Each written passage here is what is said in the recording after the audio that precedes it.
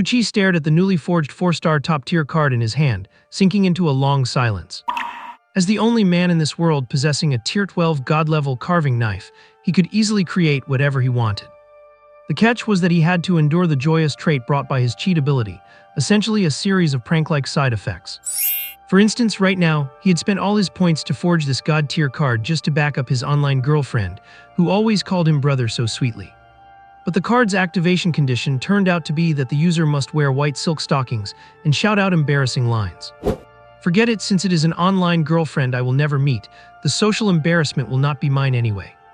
With a clear conscience, Chi filled in the address and sent it off with a single click. After finishing everything, he opened his bedroom door and happened to bump into his nominal sister, Liu Yuan.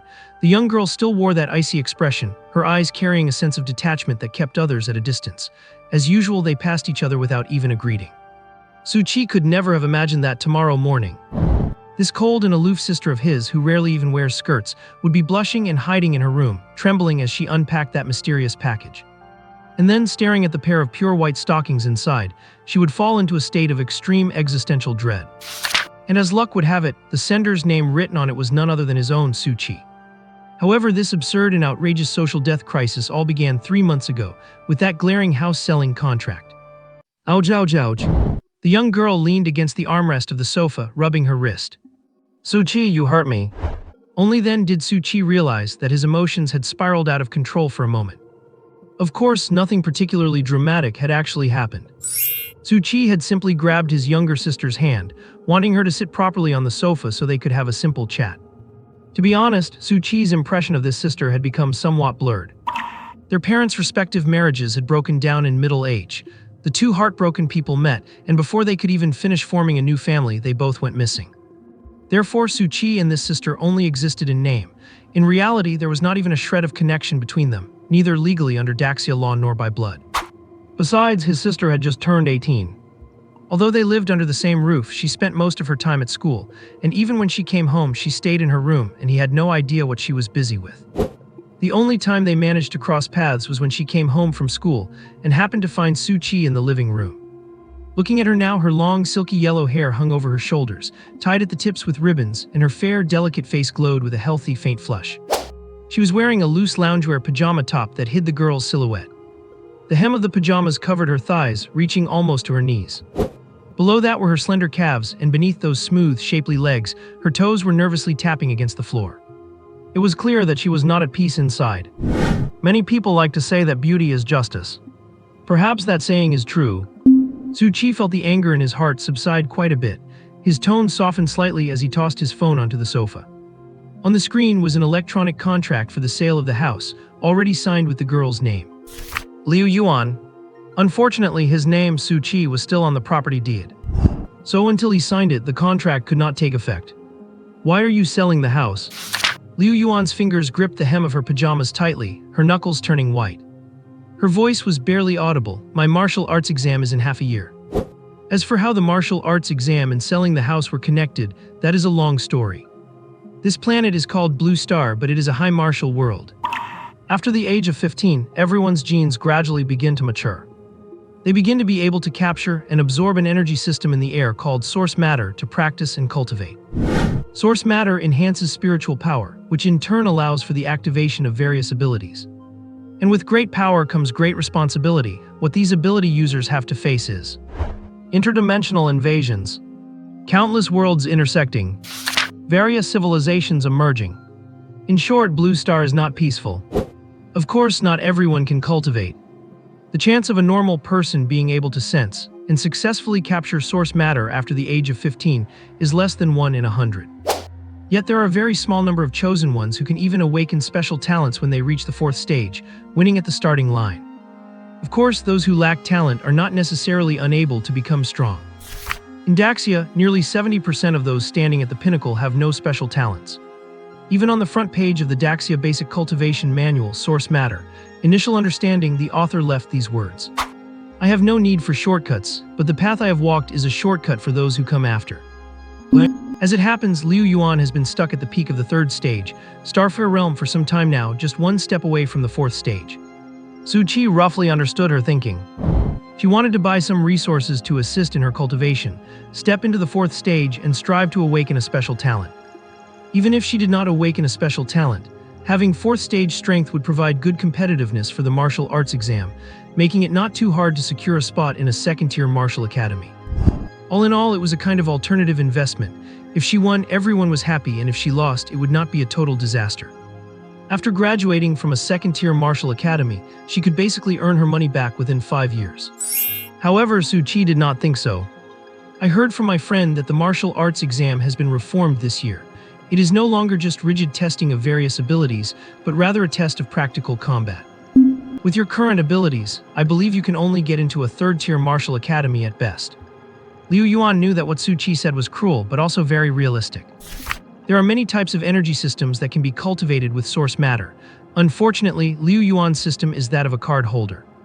It is the system with the most stable combat power fluctuations, and also the most expensive one to run. There is basically no possibility of performing beyond one's limits. But if everything were analyzed so rationally, without even the courage to try, I am afraid the basic cultivation manual source matter, initial understanding that spread across Daxia, would not exist.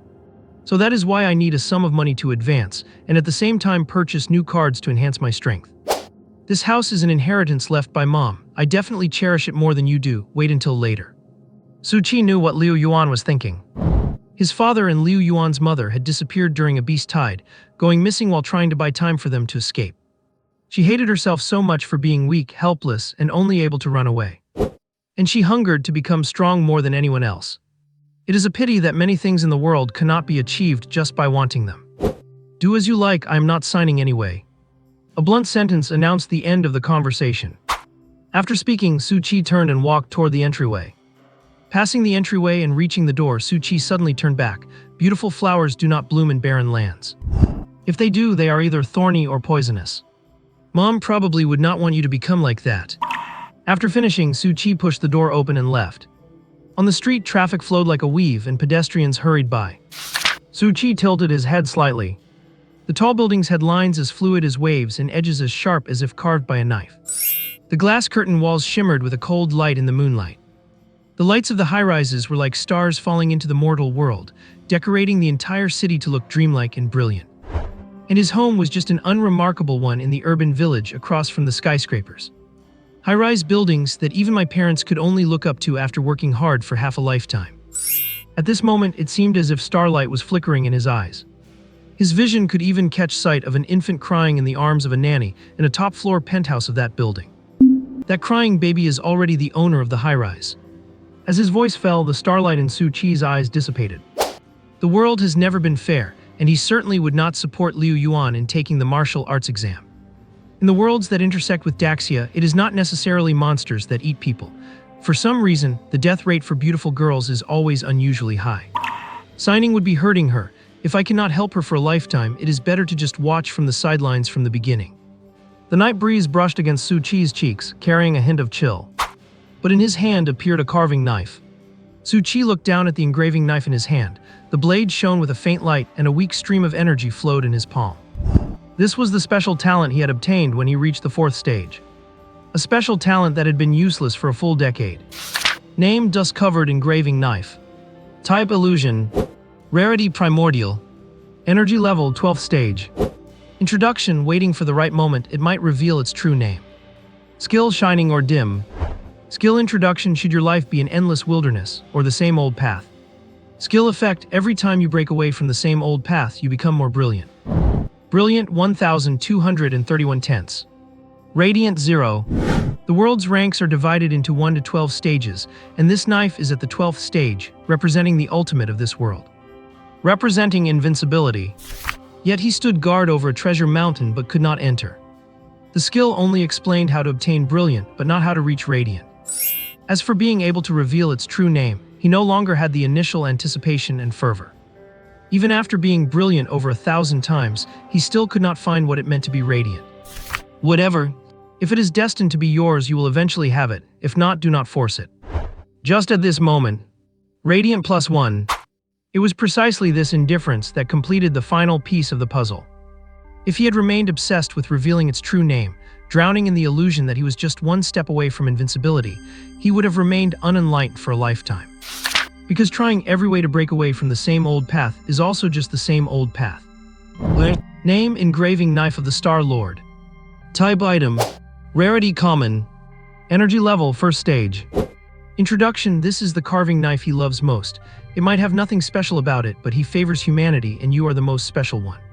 Skill 1: carving the miracles of humanity through time. Skill effect: whatever the holder seeks, I shall grant one by one. Skill 2: inscribing the glory of the race upon the tombstone. Skill effect: whenever the holder is in danger, I shall protect them one by one. Equipment requirement: human. Bound to Suchi. 3 months later. Noon, bedroom. Suchi lay on the bed, staring blankly at the ceiling. He had already uncovered the true name of that carving knife.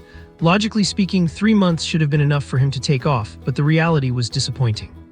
He summoned the light screen and fell into deep thought. Shine 12. Radiance 0. Pleasure 421. This corresponds to the skill description: whatever the holder desires, I shall grant. In plain English, that means as long as you have enough points, you can turn any desired thing or outcome into reality.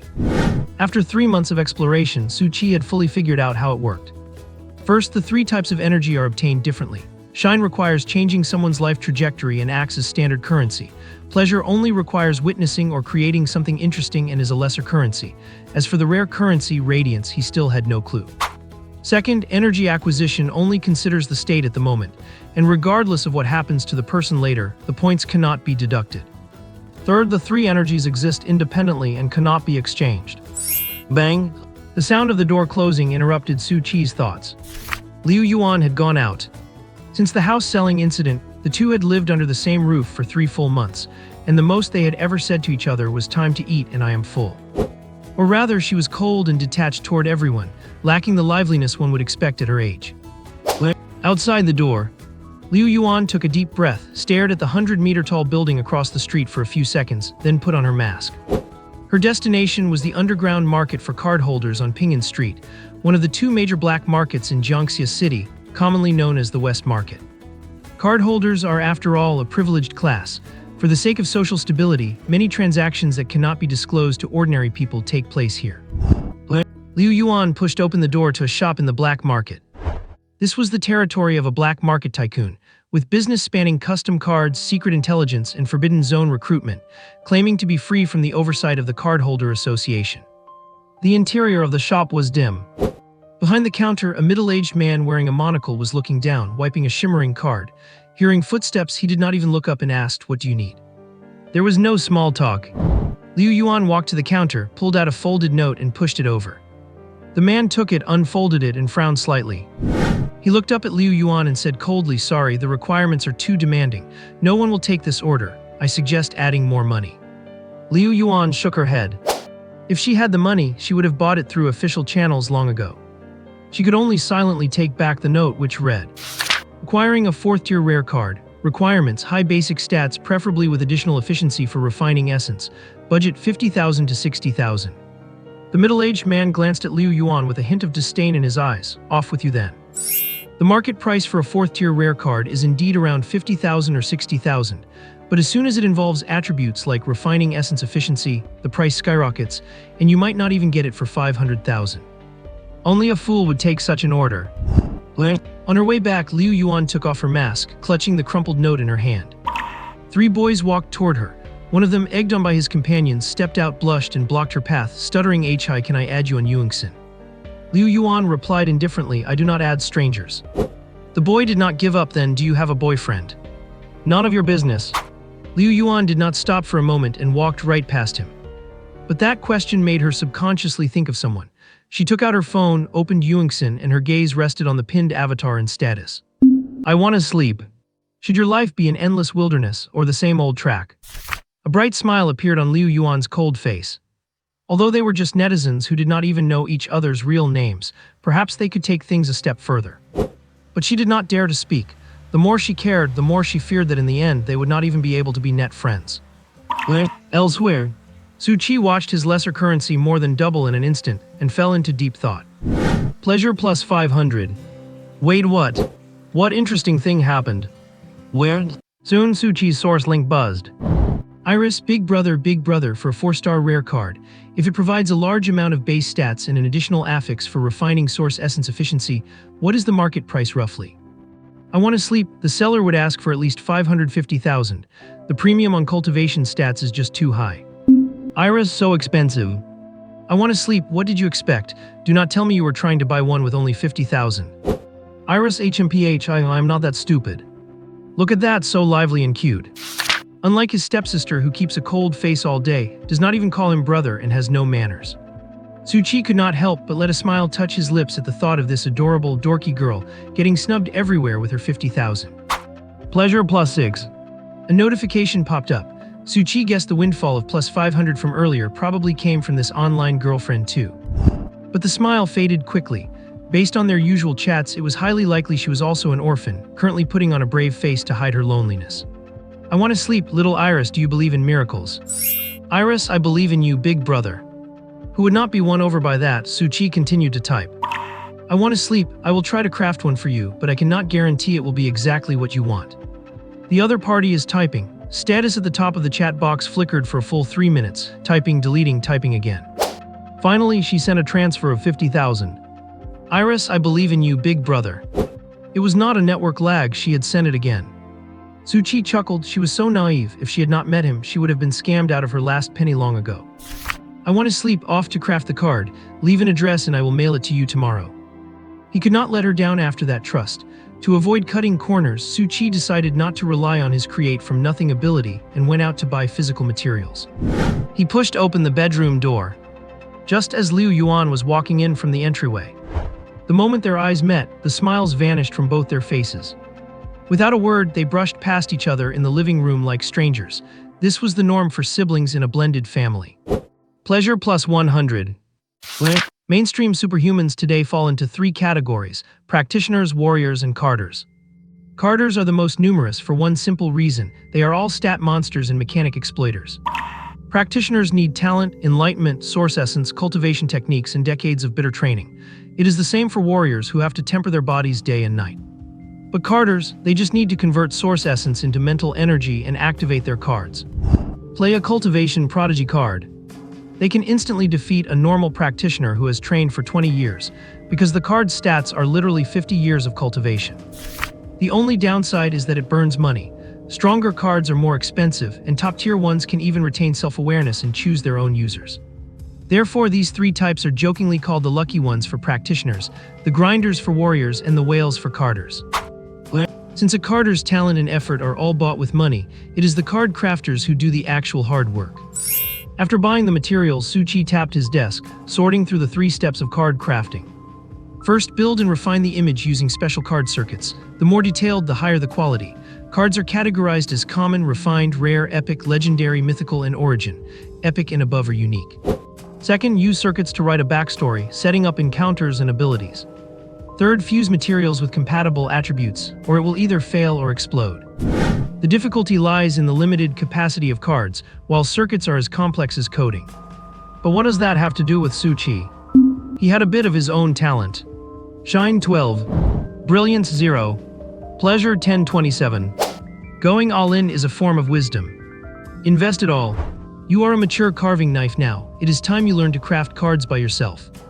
I need a 4-star rare card that provides massive base stats, includes an affix for refining source essence efficiency, and is bound to the user.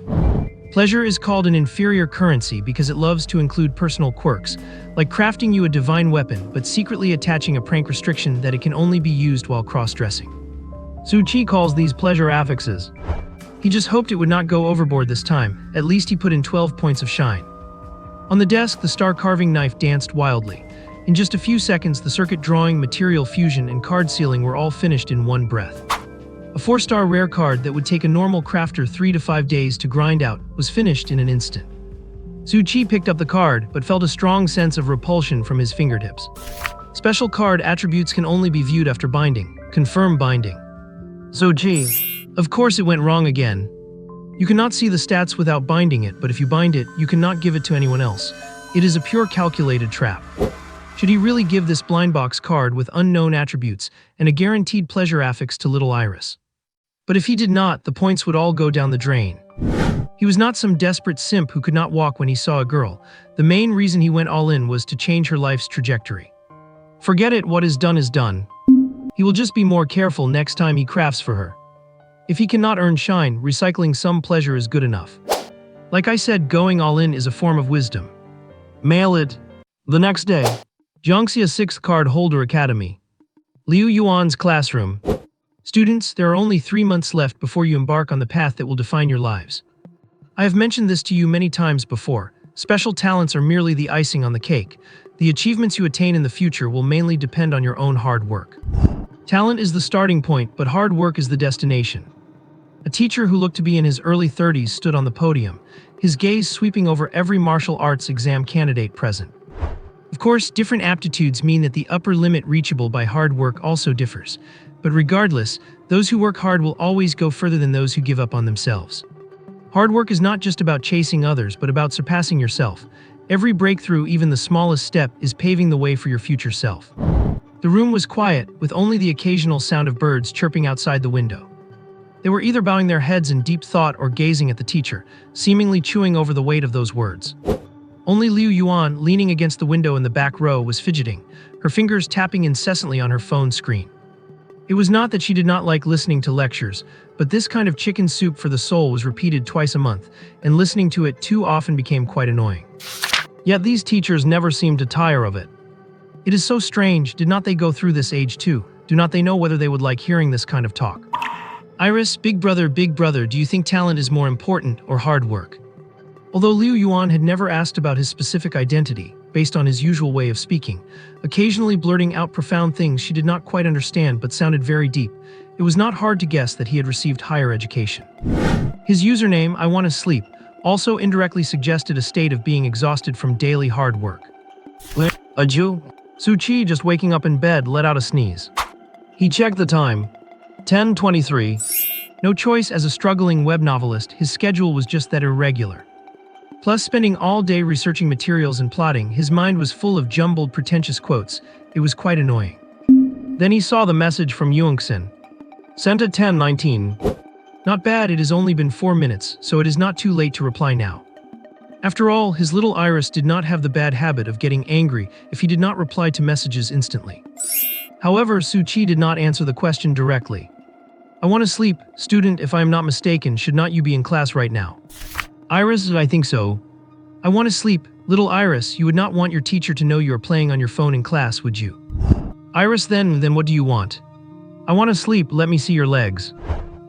A faint, unnatural blush flashed across Liu Yuan's face while she was still in class. Iris, wait until I get home, I will think about it. Iris, no, brother, you are not allowed to change the subject. Hurry up and answer my question. I want to sleep, thanks for the invite. Having just awakened a special talent, I think the physical constitutions of people cannot be generalized. I want to sleep. I have reached heights in a state of confusion that most people would find difficult to attain in a lifetime. I want to sleep. Perhaps what I do on a whim is a masterpiece that others cannot even glimpse after a lifetime of hard work. Iris, brother is bragging again. I want to sleep, all right then. I want to sleep. I personally think that talent is greater than effort. This world has never been fair. Iris, but in Daxia, among the few who stand at the peak, nearly 70 of them have no special talent. I want to sleep. If 1% of the world controls 99% of the wealth, does that mean everyone is collectively wealthy? I want to sleep. You need to understand one thing. 90% of people have no special talent, 10% do, and in the end, the ratio of those who become the strongest is 70 to 30%. I want to sleep. Sticking to the 3:7 ratio without looking at the population base is ignoring the facts. I want to sleep. It is a pity, little Iris, but having talent is just being superior. I want to sleep, but it does not matter. Brother will make cards to provide for you. I want to sleep. That reminds me, the card has already been mailed to your school. Remember to go pick it up at noon. All right. The teacher on the podium suddenly shouted, giving Liu Yuan a start. Feeling a bit guilty, she glanced at the teacher and found that he had not noticed her. Because of this year's educational reform, special courses will be implemented for the next 3 months. This might be the last lesson your teacher can give you. Class dismissed. I wish everyone a bright future. Only then did Liu Yuan notice the time on her phone was 10:45. 20-some minutes had passed without her even realizing it. She slipped out of the classroom through the back door. Although her brother told her to pick it up at noon, she could not wait an hour. In a sense, this should be the first gift he has ever given her, right? To be honest, when she transferred the 50,000 yesterday, it was not just blind infatuation. Deep down, she was a bit scared, which is why she hesitated for 2 or 3 minutes before saying anything. But on second thought, aside from the high chance of getting the money back if it were a scam, their 3-year acquaintance should be worth more than just 50,000. Besides, the card she wanted was worth over 500,000. Although her brother said to give it a try, he would not have brought it up without being sure. Was she supposed to say, "Mail the card over first and then I will pay you"? That would seem too distant. Lost in thought, Liu Yuan arrived at the package pickup center of the 6th Academy. She provided her phone number, and the staff member quickly placed a seemingly light yet heavy box into her hands. Jiangxia 6th Academy for Iris. Trust is not blind, at least she had not left her real address or name. Liu Yuan held the box, her heart racing involuntarily. She found a quiet corner and carefully unwrapped the packaging. Inside lay an exquisite card, the surface glowing with a faint blue light. Special card attributes can only be viewed after binding. Bind now. As her fingertips touched the card, a prompt flashed before her eyes. This is too valuable. As previously mentioned, being a card holder is a pay-to-win career, but not absolutely. If managed well using versatile cards, one could buy for 50,000 and sell for 50,000 once they outgrow them, making it the most cost-effective career. However, using mass-market goods results in mediocre combat power. Exclusive cards are the exact opposite. It is roughly the difference between public transport and a private car. But accordingly, a private car is definitely more comfortable and convenient, but also more expensive. At this point, sending a message saying the gift was too expensive, and she could not accept it would be too hypocritical. If she wants it, she wants it. She wants it so much. At worst, she could return a gift of equal value later. If she really cannot afford that, becoming the gift herself, that would not be impossible either. Liu Yuan took a deep breath, gently touched the card with her fingertip, and injected her soul power so the card would recognize her. She silently murmured in her heart, "Activate." A soft glow spread across the card's surface, then it turned into a stream of light and merged into her body. Liu Yuan felt a warm force spreading from her fingertips throughout her body, and she was wrapped in a faint halo. Binding successful. Card name. Type exclusive equipment illusion. Rarity rare. Energy level 4 stars tier 4. Attributes. Strength +7. Agility +7. Magic +7. Special passive 1, talent and effort while equipped, manual cultivation is not possible. Every hour it automatically acquires the cultivation results that the wearer would normally obtain at tier 4 in 1 hour, and refreshes the card's status. Special passive 2, infinite possibility, this card seems to have the possibility of promotion.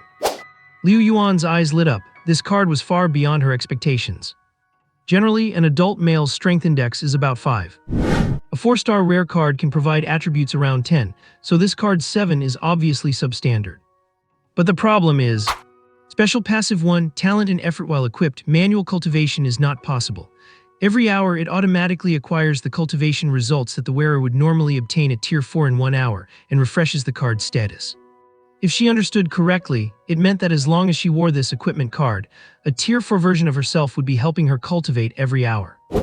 For someone like her, without advanced means to capture essence and relying only on the basic technique essence primer, and unable to afford potions, the actual time she could spend capturing essence per day was only 2 to 3 hours.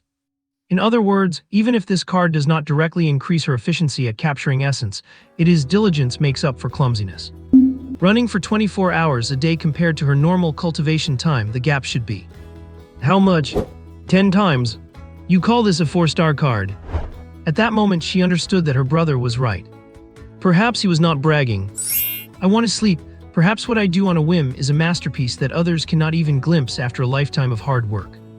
Even with her poor professional knowledge, she could guess that the value of this card was far beyond 50,000 or a million. Iris, brother, I received the card, I love it so much. Big hug.jpg. Looking at the little Iris's reply, Suchi felt like he was sweating. He had seen the things Joy made, none of them were meant for humans to use. Is it really that easy to use, little sister? They say a woman's heart is a needle at the bottom of the ocean. She would not be saying the opposite of what she means, would she? Suchi cautiously sent a message. I want to sleep, so what is the negative attribute? Negative trait.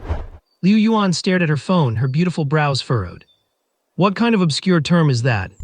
Should not it only appear on tier 8 or even higher legendary cards? Because the power is so immense, the user must pay a certain price to control it. It is both a power and a curse. Are you saying that this Maritier 4 rare card also has a negative trait? How come she did not see a negative? Wait a minute. Finally, at the very bottom of the card panel, she discovered a line of gray text that almost blended into the background. Special Skill 3, so what is the cost? Requires completing the daily adventure to activate Special Skills 1 and 2, otherwise the card only has base stats. You know, cards below Legendary rank usually have white text on a black background. So this Special Skill 3 was written in gray on a black background. May I ask, is today's Adventure Vision test? Complaints aside, Liu Yuan still channeled her soul power into the card and chose to equip it. In the next second, Liu Yuan felt a chill on the skin of her legs. Something with a delicate texture, soft and comfortable to the touch, clung to her skin. Armor? Leggings? With a bit of curiosity, she slowly lowered her head. Her slender legs, dangling slightly off the bench, swayed, revealing a white curve. So this piece of equipment is white silk stockings. Liu Yuan. White silk stockings count as equipment. But that is not the point. Liu Yuan tried moving her feet and walked a few steps. She found that the white stockings clinging to her legs not only felt non-restrictive, but actually made her feel much lighter. Of course, do not get any ideas, it is just the agility attribute at work. Afterward, she chose to activate Special Skill 3. Soon, she received feedback. Please say, so what is the cost? Allowed to receive today's adventure content. This. Is not this too embarrassing? Liu Yuan looked around somewhat guiltily. Fortunately, there was no one else. She whispered, so what is the cost? In a voice so low even she could barely hear it. Daily adventure, aim for the name that has appeared most frequently in the user's mind today and say, you are amazing. Current target, I want to sleep. Daily adventure reward, today's usage rights for special passive 1 and +1 permanent agility for equipment. Liu Yuan felt the blood rushing to her head. She knew without looking that she must be blushing terribly. Should she say it? It is only 11 o'clock. That means 13 more hours of automatic cultivation, equivalent to 5 days of her hard work. Plus the permanent 1 point of attribute. If it were for brother. Her hand hovered over the voice message button, pressing and releasing, pressing and releasing. She had even sent 5 silent voice messages already. Seeing these 5 messages, her eyes suddenly lit up as if she had an idea. If she sent a few more and hid it in between them, brother would not go through them one by one, right? But it is not like she does not want to say it. It is just that saying something like this, it is just way too embarrassing. And would it make her look too casual? On the other side, Suchi saw the incoming voice messages. He tapped one to listen. He could only hear the sound of the wind and the girl's breathing. So what does she mean by this? It is a good thing the messages were only 2 seconds long. If they were 60 seconds, he definitely would not have dared to open them. Because Suchi knew that 60 seconds is not the limit of a voice message, but the limit of the messaging platform.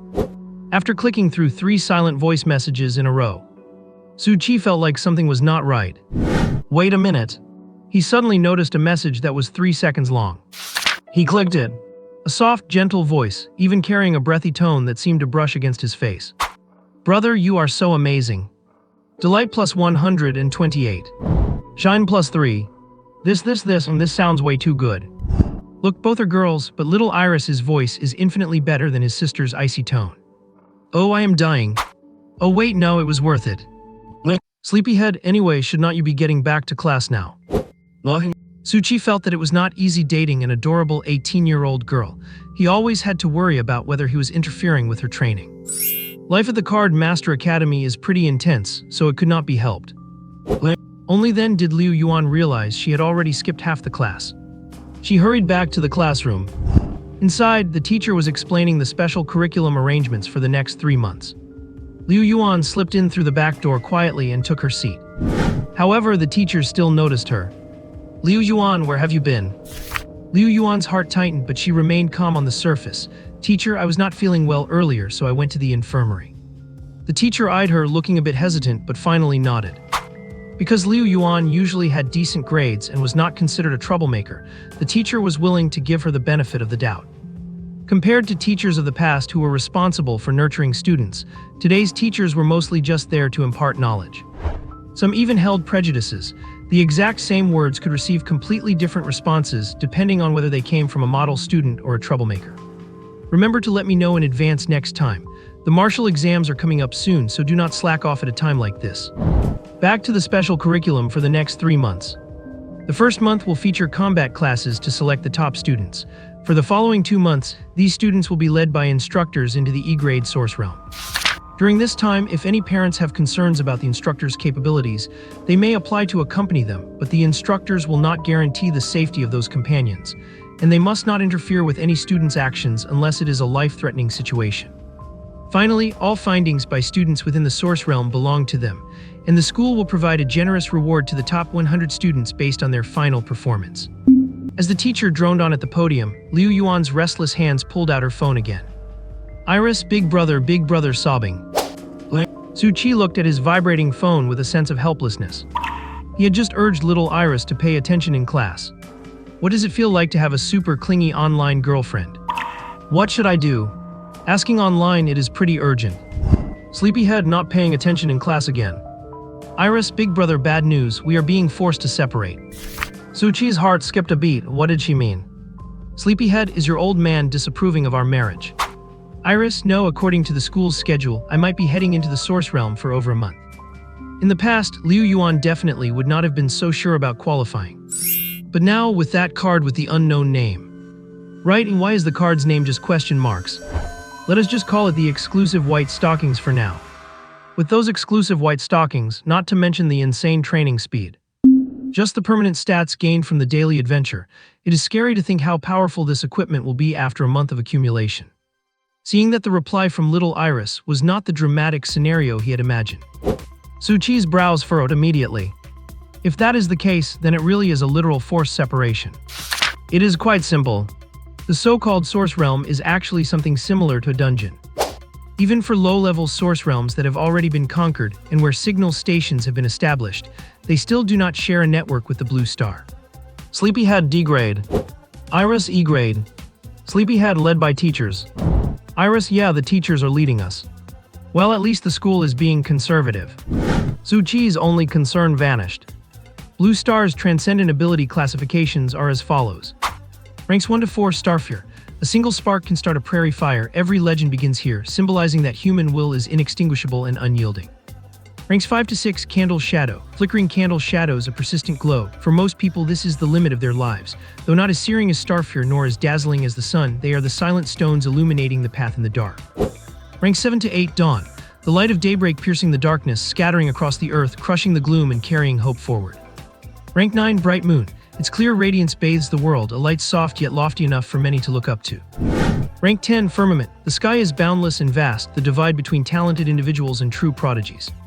Rank 11 Galaxy. The brilliant galaxy shines with the radiance of the sun and moon.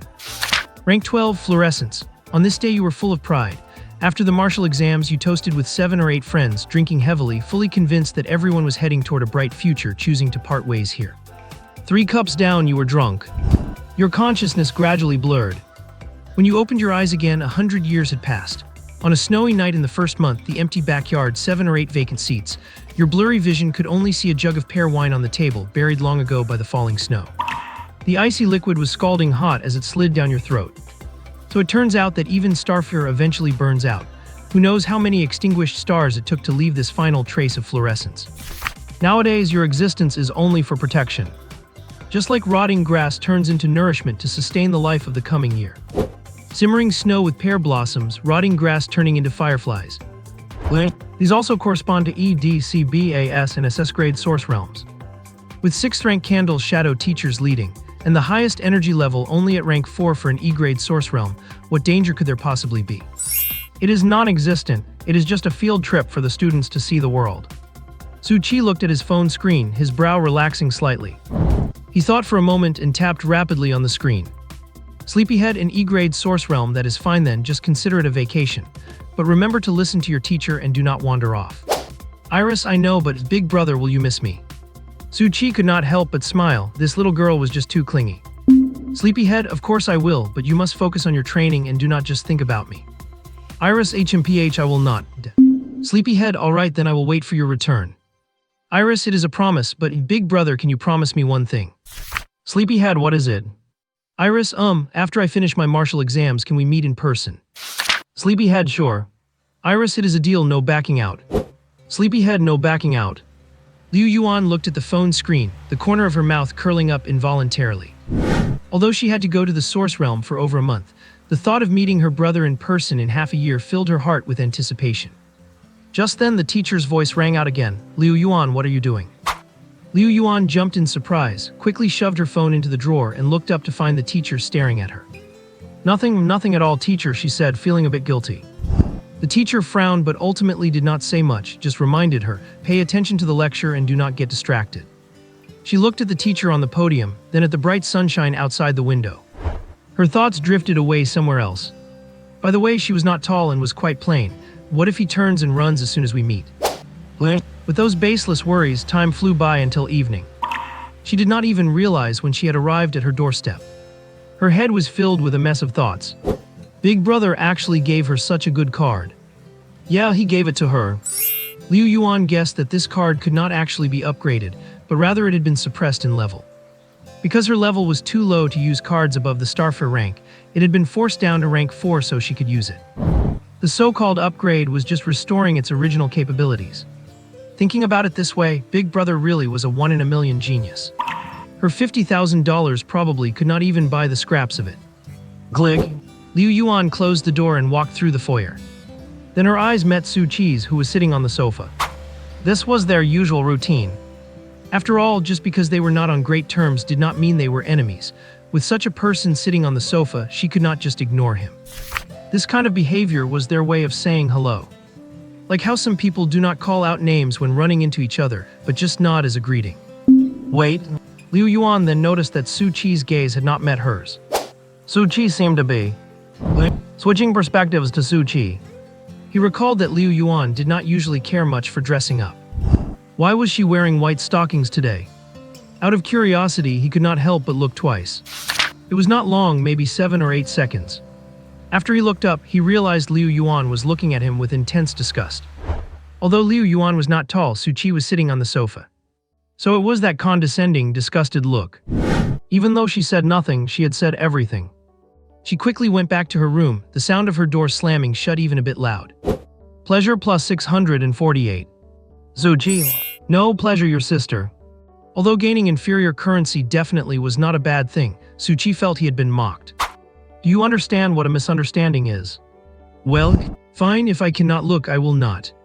It is like he was some kind of creep. He pulled out his phone. Big Brother also has a cute little sister, get it? Sleepyhead, little Iris, little Iris. Iris, if it is Big Brother. Iris, it is okay. See that? Pleasure, what pleasure? Hurry up and give me some shine. Pleasure plus 648. Su Qi. P.S. 1,000 words short today, got some things to attend to tonight. Triple update with 6,000 words tomorrow.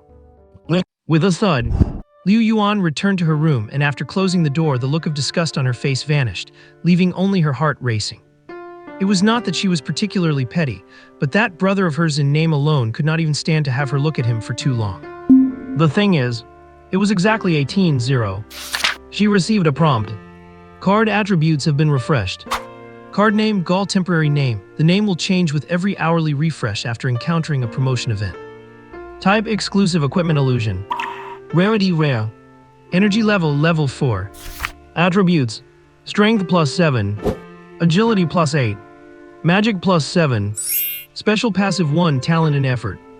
Special passive 2, infinite possibilities. This card seems to have the potential for further promotion. The wearer is being watched for a long time by a brother full of malice. If you were to give in to his wicked impulses, how could you, only at the 3rd level, resist him at the 5th level? Interrupt his gaze immediately. Interrupt his gaze immediately. After interrupting his gaze, the promotion adventure will begin. That was the reason for what happened just now. Liu Yuan leaned against the door, her mind replaying the look Su Qi had given her. Although she did not usually pay much attention to what she wore.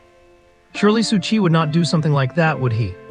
With a skeptical attitude, she checked the card's attributes again. Promotion adventure, ensure the target person stares at this equipment for no more than 5 seconds at a time for 7 consecutive days. 0. Current target Su Qi. Just then, a notification sound from her close contacts interrupted Liu Yuan's thoughts. She hurriedly pulled out her phone. I want to sleep, little Iris, take a photo for me to see. She looked down at herself, feeling conflicted. Should I take one for my brother to see? Liu Yuan muttered softly, her cheeks turning slightly hot. She walked over to the mirror by the wardrobe and looked herself over carefully. Although she was not tall, her legs were well proportioned, and the texture of the white silk stockings made them look even more slender and long. She bit her lip, still feeling hesitant. Anyway, he is my brother, it is not a big deal. Liu Yuan cheered herself on in her mind. Iris flower if it is for brother, and shy face. Iris flower, okay. Two completely different attitudes. As the saying goes, a goddess is not cold or incapable of taking the initiative. She is just cold and passive towards you specifically. What 18-year-old girl does not have romantic dreams? Liu Yuan opened the camera app on her phone, adjusted the angle, and took a few half-body photos in the mirror. After finishing, she carefully picked the best one, hovered her finger over the send button for a moment, and finally tapped it. Iris flower brother look and shy face. After sending the message, Liu Yuan immediately threw the phone onto the bed and flopped onto it herself. She buried her face in the pillow, her ears burning red. Oz, what am I doing? She screamed in her heart, feeling like she was going to burn up. Her phone vibrated, and after a few seconds of hesitation, she reached out to grab it. I want to sleep, pretty.jpg. Liu Yuan's face turned even redder. Iris flower, that is not it, I was just keeping my promise to brother. Looking at the photo on the screen, the corners of Liu Yuan's mouth curled up involuntarily, and she felt sweet inside. She hugged her phone while lying on the bed, daydreaming about what her brother might look like. They talked for quite a while longer before she drifted off to sleep. The next morning, Liu Yuan was woken up by her alarm. She rubbed her eyes, remembered she had a special class at school today, and scrambled out of bed. After washing up, she changed into her school uniform, grabbed a quick breakfast, and headed to school. Only then did she notice her daily adventure ad refreshed. Daily adventure, greet the first human wearer sees today with a friendly good morning. Current target Suchi. Daily adventure reward, access to special passive 1 for today, permanent +1 strength, and a 100 temporary boost to base attributes for today. Just then, Liu Yuan locked eyes with Suchi as he pushed open his door. Why is Suchi awake at this hour?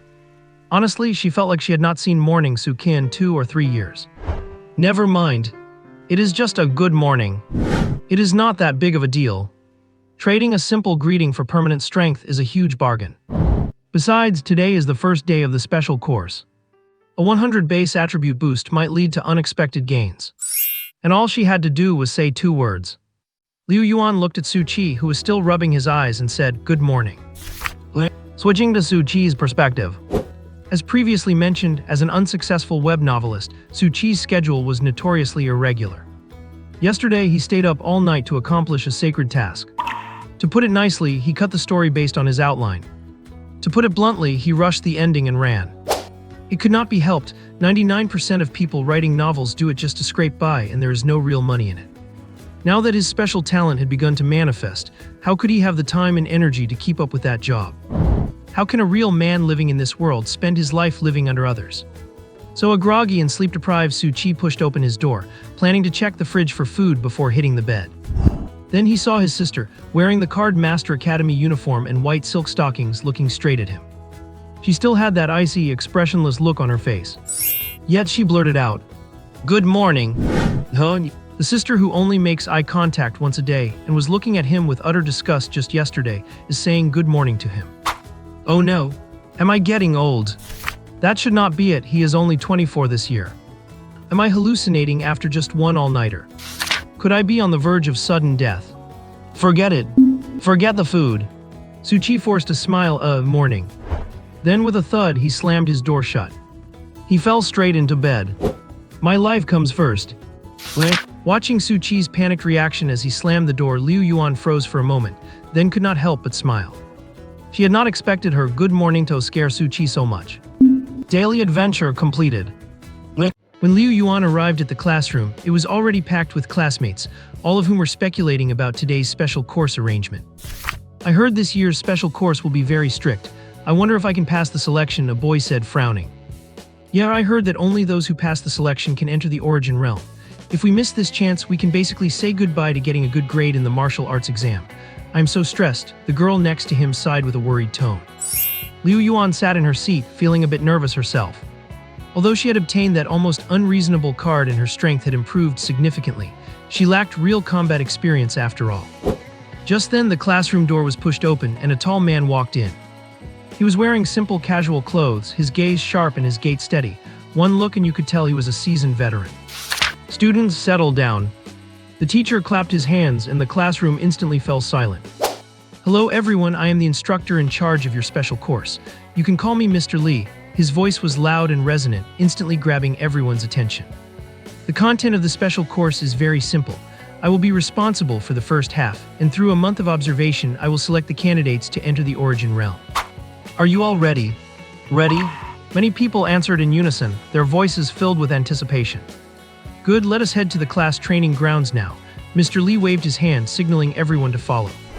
At this moment in the 6 Academy's training room, it was clear that other classes had already set up several battle platforms, with teaching assistants standing around, obviously there to supervise and record grades.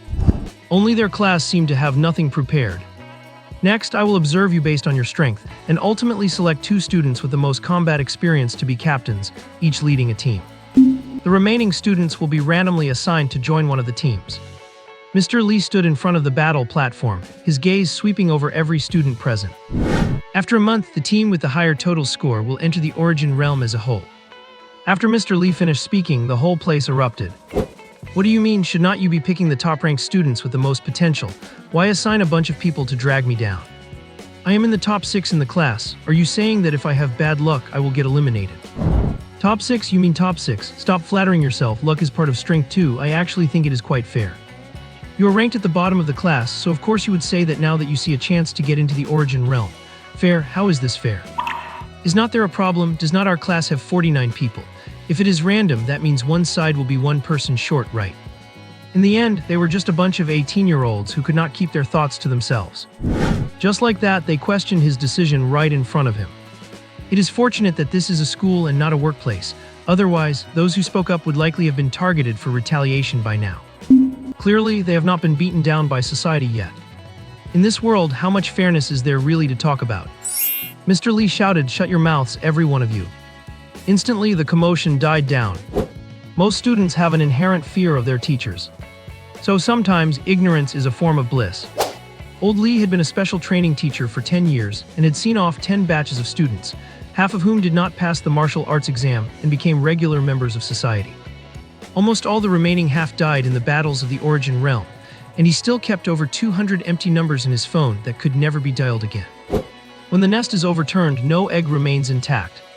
Once the origin realm invades, there is no country to speak of, no home to return to.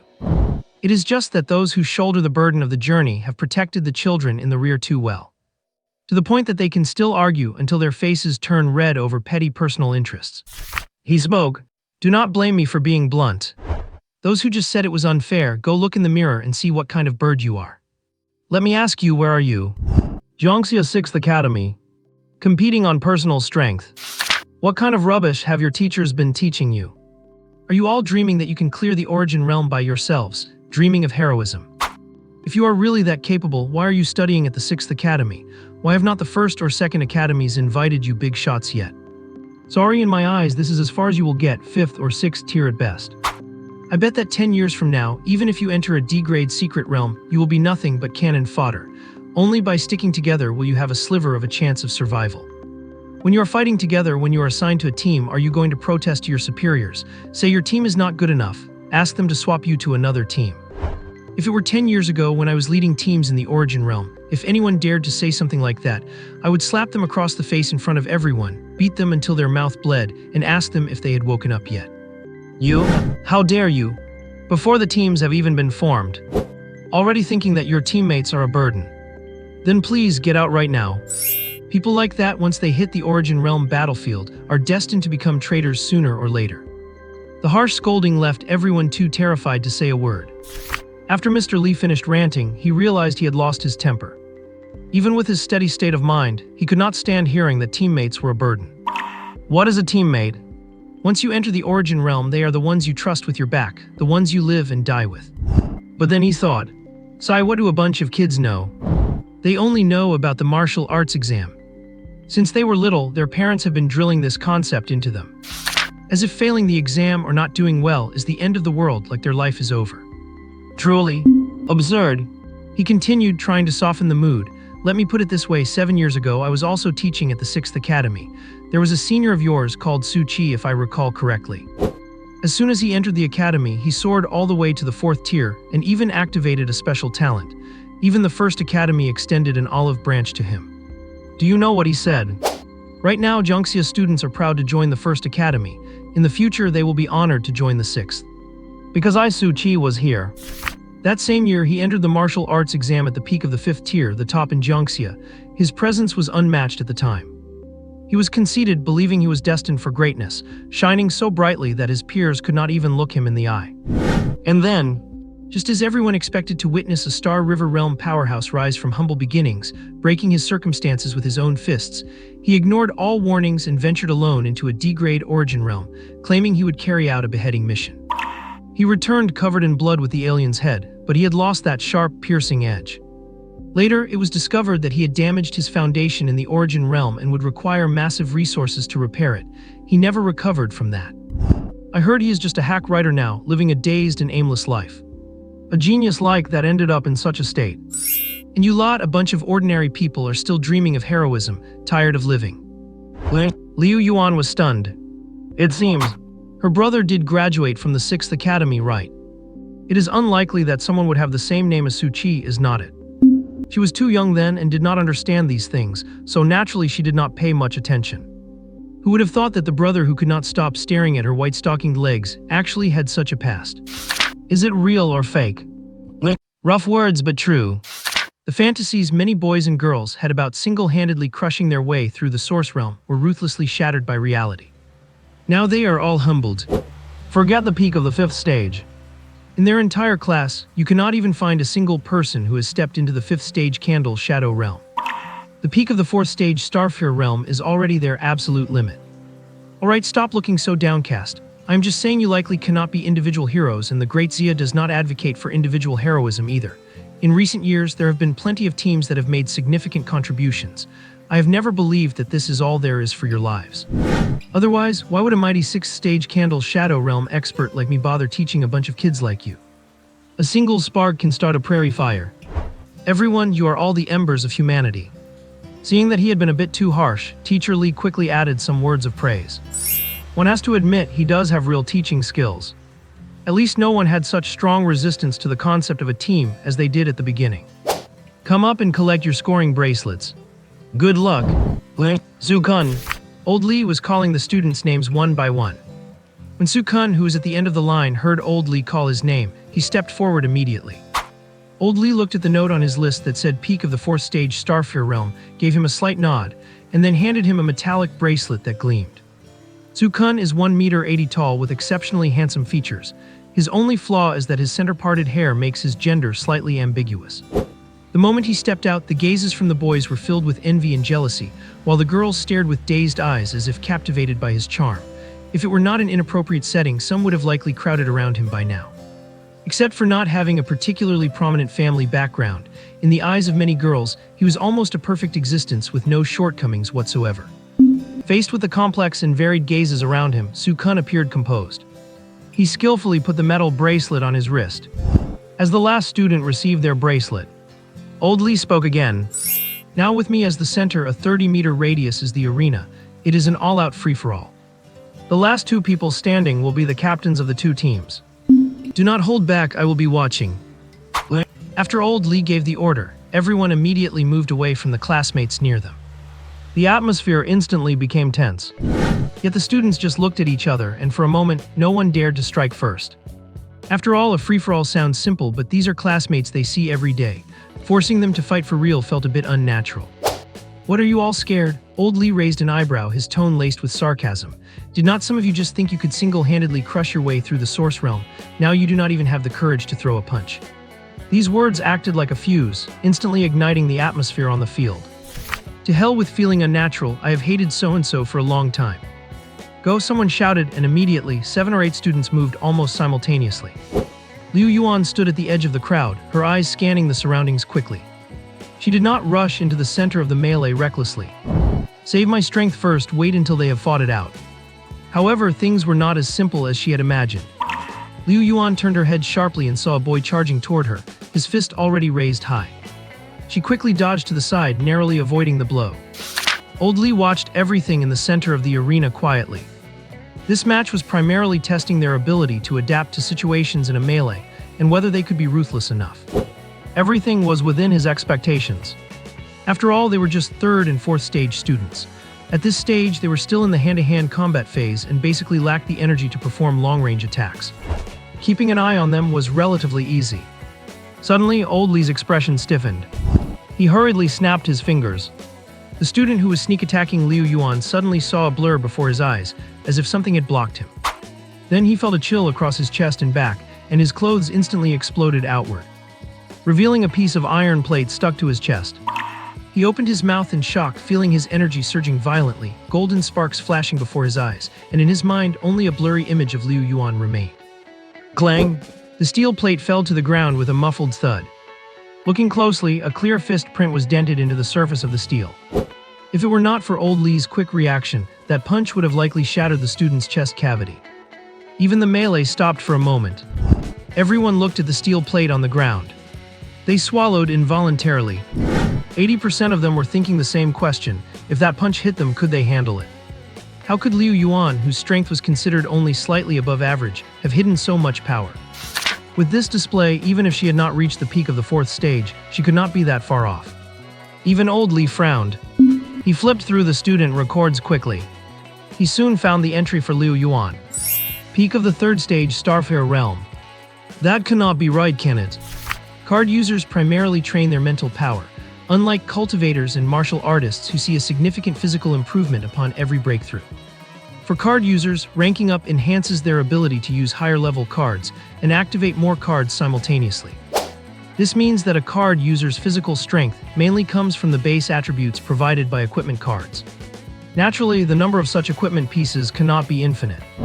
Setting aside some low-consumption special cards, a Starfire Realm user can usually only have about 2 equipment cards active at once. Any more would easily cause a mental power collapse. The strength index of an adult male is about 5. The punch Liu Yuan just threw must have unleashed at least 35 points of strength. If we calculate based on 10 attribute points per 4-star rare card, so is she currently carrying at least 2 4-star epic grade equipment cards. Liu Yuan, come out here. Hello? Liu Yuan wore a somewhat innocent expression. Did I cause trouble? This was really not her fault. Even Liu Yuan herself did not expect that punch to be so powerful. Her current strength attribute should be 4 + 7 + 8 + 16. 2 3-star rare equipment cards with 7 or 8 attribute points each, plus the silk white stockings. That is right. It was only the moment she threw the punch that she realized that the lustful heart and evil intent card had a hidden attribute. It seems that when its special ability 1 is activated, it can be self-sufficient. If she does not have extra spiritual power to maintain it, it can function on its own. Losing the automatic cultivation feature, or rather, to be precise, it converts the gains from automatic cultivation into the energy needed to keep it activated. It is equivalent to stacking this card on top of her own limits. Could it be that my brother was born into some ancient family and stole the top-tier cards meant for his future wife just to give them to me? I am not overthinking it. I have really never even heard of cards like this. Liu Yuan was called out of the lineup by Old Lee, feeling a bit uneasy. She walked up to Old Lee with her head bowed, a look of confusion and helplessness on her face. Liu Yuan, your files show you are at the peak of the 3rd Order Starfire Realm, but the strength of that punch just now reached at least the peak of the 4th Order. Old Lee's voice was calm, but there was a hint of scrutiny in his eyes. If I am not mistaken, you must have equipped 2 4-star epic equipment cards, right? Old Lee frowned. He looked down at the documents in his hand, then back up at Liu Yuan, seemingly weighing something. Liu Yuan pursed her lips and chose silence, her mind racing as she thought about how to answer. Should she just say, I have a super powerful card that my brother gave me? Even if she was not particularly clever, she understood what such a perfect stack of stats beyond her own capabilities implied. Revealing it would not bring any benefits and could only cause trouble for herself and even her brother. These things become more troublesome the more you explain, so it was better to remain silent. If the teacher wanted to misunderstand, she was happy to let him. By comparison, 2 4-star epic cards were really nothing. Back at first high, they might even be considered standard equipment for an average student. Old Lee stared at her for a few seconds before finally sighing, all right, if you do not want to talk about it, I certainly have no right to force you. A teacher is not a database, and I am willing to respect everyone's privacy. However, if you ever run into any difficulties or grievances, you can talk to me. Although my own strength is quite average, a few of my former students have made something of themselves. I would not boast too much, but here in Jiangxia I do have some connections. Although he did not say it directly, the implication in his words was fairly clear. He was worried that this student had encountered some unfair treatment, and was then fobbed off with 2 hush money cards. Do not be surprised, while such things are not common, they are not exactly rare either. Even a rice jar can breed weevils, let alone a place like Jiangxia. If you insist that Jiangxia is a paradise while the outside world is in agony, just ask the people of Jiangxia if they believe that or not. Liu Yuan nodded, feeling a weight lift off her heart. Thank you, teacher. I will, but I have not encountered anything lately that has made me feel distressed or wronged. If she had to name the biggest difficulty, it would be biting the bullet and saying good morning to that somewhat unfamiliar brother of hers today. Alright, as long as you are fine, then I must have been overthinking it. You can step aside for now, you do not need to participate in this brawl. He was not organizing this brawl on a whim either. It just so happened that Liu Yuan's class had 2 students at the peak of the 4th Order Starfare realm. Without any surprises, they would have been the last ones standing, each leading their own team. Clearly, Liu Yuan's unexpected outburst had disrupted his plans. If one team had 2 peak 4th Order fighters, it would be a completely one-sided affair. Continue with your follow-up courses as usual, but you will not be graded. When the winning team is decided, you can go into the secret realm with them. Then old Li waved his hand, signaling her to go to the spectator seats below. Liu Yuan walked quickly to the spectator area beneath the training platform, and her classmates cast complicated looks her way. There was envy, jealousy, and awe. Yet no one voiced any objections. Although the little interlude had disrupted the atmosphere slightly, everyone soon plunged back into the intense brawl. Finally, old Li announced the choice of team captains. As expected, Su Kun and another student at the 4th Order peak were chosen as the captains of the 2 teams. Alright, the teams are set. Remember, teamwork is key, do not let me down. In the following time, old Li continued to organize the students for training, and soon the day had passed. After school, just after leaving the training room, Liu Yuan could not wait to share the good news. Iris, brother, the card you gave me is amazing. It is only the first day and I have already passed the selection by exception. It is confirmed I am going to the Source Realm. Want to sleep? Is it really that good to use? Iris, yeah, it is great. Want to sleep? Are you sure? Iris, yep, sure. Want to sleep? Do not the negative traits make things difficult for you? Iris, it is alright, it is a bit inconvenient, but you can ignore it. It is just losing some stats for the day. If you complete the requirement, you get a permanent stat boost. Want to sleep? Let me see the card. Su Chi looked at the message from his little Iris and fell into self-doubt. Why were the few things he experimented with before completely unusable if you could not handle the negative attributes? Like for instance, a greatsword that could only be equipped if your face exceeded the beauty of 95% of women after cross-dressing. Or like, a torch that could only be used for one day after finding a new girlfriend and breaking up with her on the same day. In little Iris's case, it only meant losing some stats for the day. Is it because women have higher magic resistance, or is his ability better suited for making cards? Or perhaps is it growable? What kind of stat and pleasure trait is that? His damn insatiable curiosity. He could not figure it out, so he stopped trying. Why not just ask directly? Want to sleep? Let me see the card. Iris, HMPH, I will not show you. Zoji, what is going on? It is not like he asked her to send another photo of herself, so why would not she show it? Want to sleep? I really want to see it. Iris, HMPH, even if you really want to see it, I still will not. Su Chi scratched his head, unable to figure out where things went wrong. How did things go from perfectly fine to not wanting to share? Sai women's hearts are as deep as the sea. Girls are not much different. However, does not this imply something? 3 flowers gathering at the top, I have done it. After constant trial and error, was he finally about to show his true potential? It is almost enough to move him to tears. 3 months, do you know how he spent these 3 months? Every attempt made with full anticipation, every time ending up with those sweat-inducing pleasure traits. That sense of disappointment almost made him recall the shameful incidents of his martial arts school days. Of course, some might ask, why not just dump everything into Sparkle? Then Su Chi would ask you, where is he supposed to collect so much Sparkle? He collected for 10 whole years just to get a little over 1,000 points, and he wiped it all out in one go during the activation. Changing someone's life trajectory is easier said than done. It is not like breaking someone's leg, leaving them unable to work as a corporate slave for half a year, and calling that changing their life trajectory. That is at most changing that person's short-term path. Once the leg heals, they go back to work, they are still a corporate slave. You cannot say there is absolutely no gain, but you might have to do 10 such things just to harvest 1 point of sparkle. The real big gains come from something like this, making someone who was destined to study medicine their whole life realize that studying medicine cannot save the great Zia. Then having that person abandon medicine for martial arts and slash their way through secret realms. Only that truly counts as changing someone's life trajectory. And the more magnificent this person's future achievements are, the more sparkle Su Chi reaps. The 12 points he invested when making the card were the result of saving for a month. He finally saved for a month and he dumped it all on little Iris, get it? However, the results are good. After going all in just 2 days, he has almost earned it back. Sparkle 3. Radiance 0. Pleasure 1424. Click. The crisp sound of the door closing interrupted Su Chi's grand dream. He saw Liu Yuan walking in from the entryway. Su Chi's eyes scanned from bottom to top, finally meeting the other person's gaze. Still the same look of disdain. Without a word, she quickened her pace, taking only 4 seconds to return to her room and lock the door tight.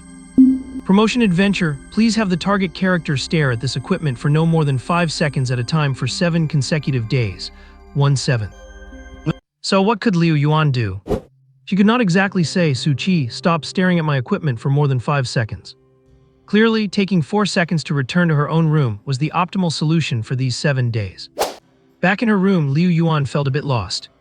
Normally speaking, an 18-year-old martial arts student like her goes to school 5 days a week, working from 8 to 5.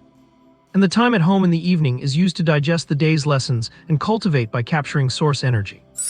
It sounds easy, but in reality, you end up tired as a dog. But she can cultivate automatically now.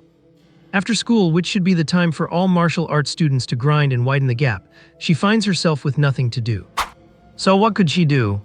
She could only take out her phone and find her dear brother to chat and be clingy for a while. Of course, definitely not that Su Chi outside the door who stares at other girls, his eyes glued to them, not even bothering to pretend otherwise. Happy times are always short.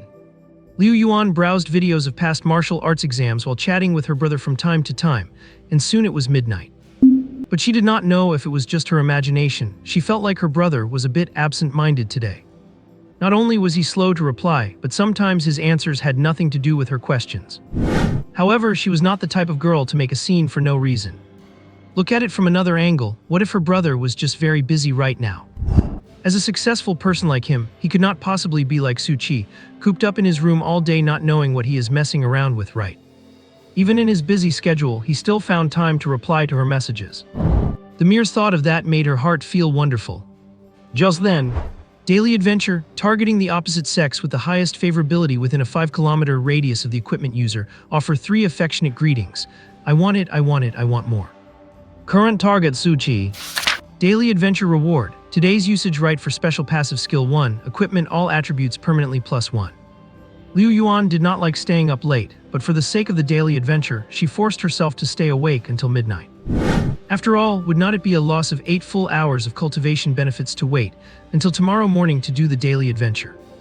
But after seeing the mission, Liu Yuan, yesterday's friendly greeting was good morning, which she could understand. But could someone tell her whose affectionate greeting is like this? Is it supposed to be an advertisement for some TV show? Maybe she should not do today's mission. She was not a 3-year-old child anymore. Although she did not know much, she was not completely ignorant either. Online information is so developed these days. She definitely would not do something like betraying her brother. Not even in words. Just a measly bit of all attributes. She did not want it. Iris, brother, I am going to sleep, good night. I want to sleep, little Iris, good morning. Liu Yuan. See, this is what she meant by being a bit absent-minded. Just as she was about to shove her phone under the pillow to go to sleep, her gaze suddenly lingered on the chat history. Facts prove that no matter how much a man likes a woman, there will always be times when he is absent-minded. Su Chi was very busy today. Of course, he was not playing games. He was doing something big. He was chatting with another woman behind little Iris' back. Su Chi saw such a message on the Jiangxia cardholder forum. Huang seeking a solution, how to kill the woman who gave birth to me. Serious replies only, private chat will delete in a minute. Normal people seeing such a message would either jeer, troll, or pretend to be someone else. But this is the cardholder forum. Probably no one was willing to pay her any mind. However, Suchi's eyes were practically glowing. The level of excitement he felt seeing something like this was second only to white silk stockings. Next, Suchi decided to give this girl a good lecture and counseling through the screen. A person like this unwilling to even call her mom, using the woman who gave birth to Manstead. World-weary, rebellious. Of course, it could also be that she was suffering from domestic abuse.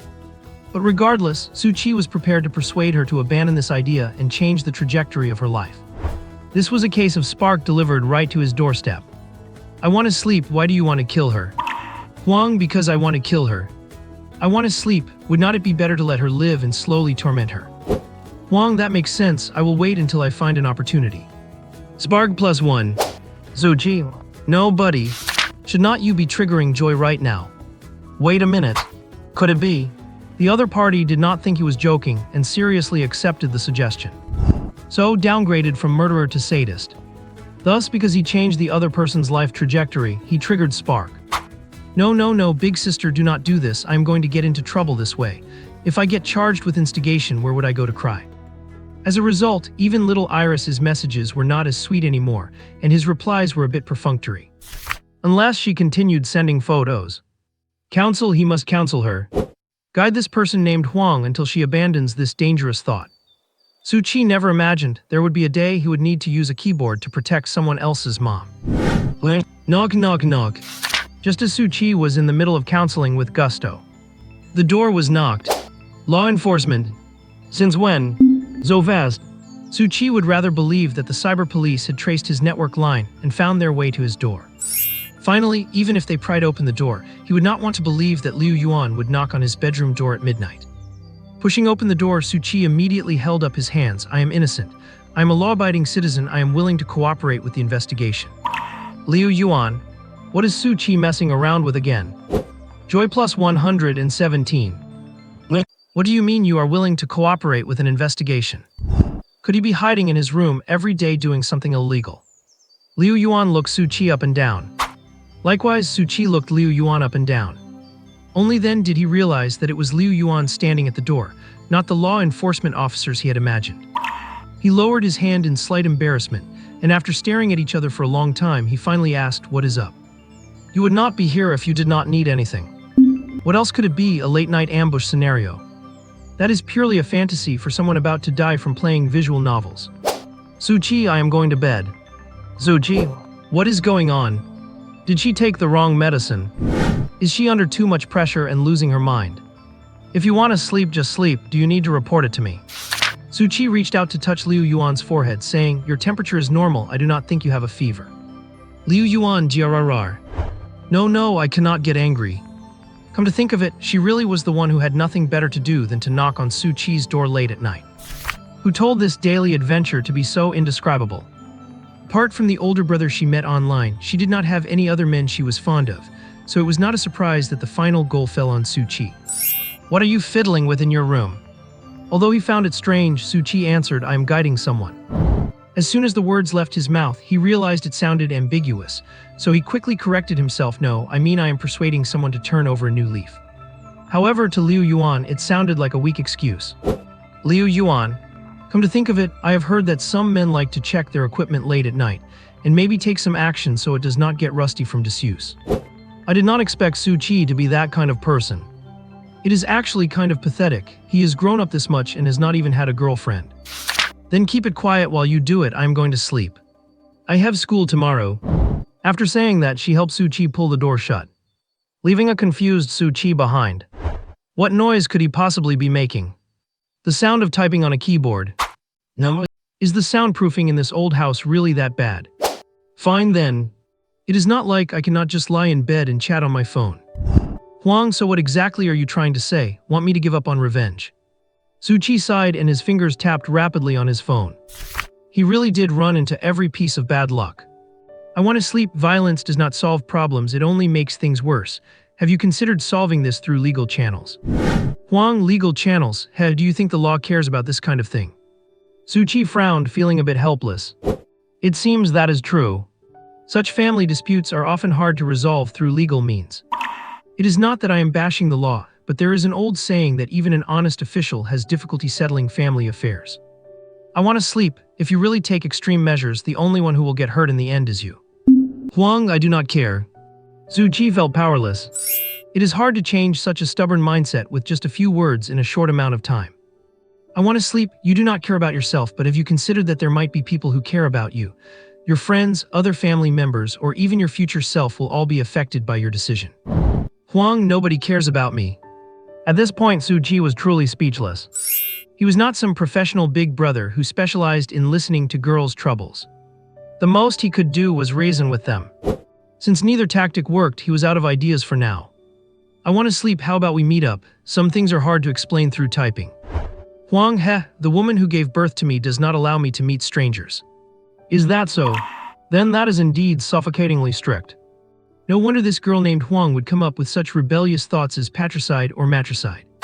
Zhu Qi was about to formulate his thoughts further when he noticed the other person's name had changed. This user has deleted their account. Zhu Qi clicked on her profile, which was abnormally blank. It was not a prank change of name, the account was truly deleted. Phew. Zhu Qi let out a long sigh. That is fine too, we are not related and I have already done my best to persuade her. Even if she does kill the woman who gave birth to her in the future, it will not have anything to do with me. The chat history serves as proof.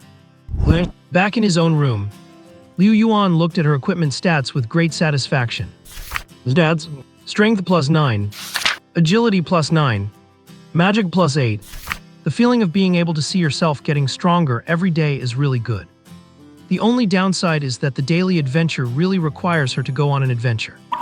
Thanks to her quick thinking, she broke those embarrassing words down into normal conversation, otherwise she would have missed out on a full point of attributes. They say good things come in pairs. Just then, the big brother she had been thinking about must have finished his work. I want to sleep, little Iris, good night, have sweet dreams. Liu Yuan lay in bed, looking at the good night message on her phone screen. She put down her phone, closed her eyes, and the corners of her mouth curled up slightly. Sleep. Now even when she sleeps, she automatically cultivates.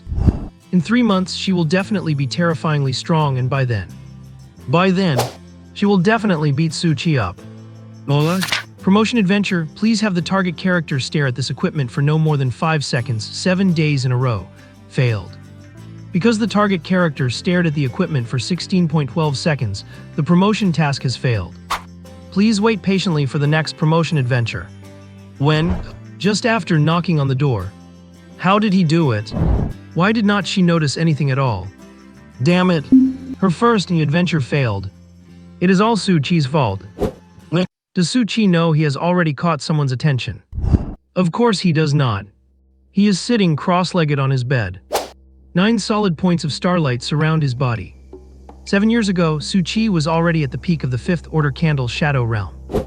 It is a pity that he spent all his time thinking about how to reach the final step of the Brilliance Realm to activate his 12-star special talent and become invincible, which was putting the cart before the horse.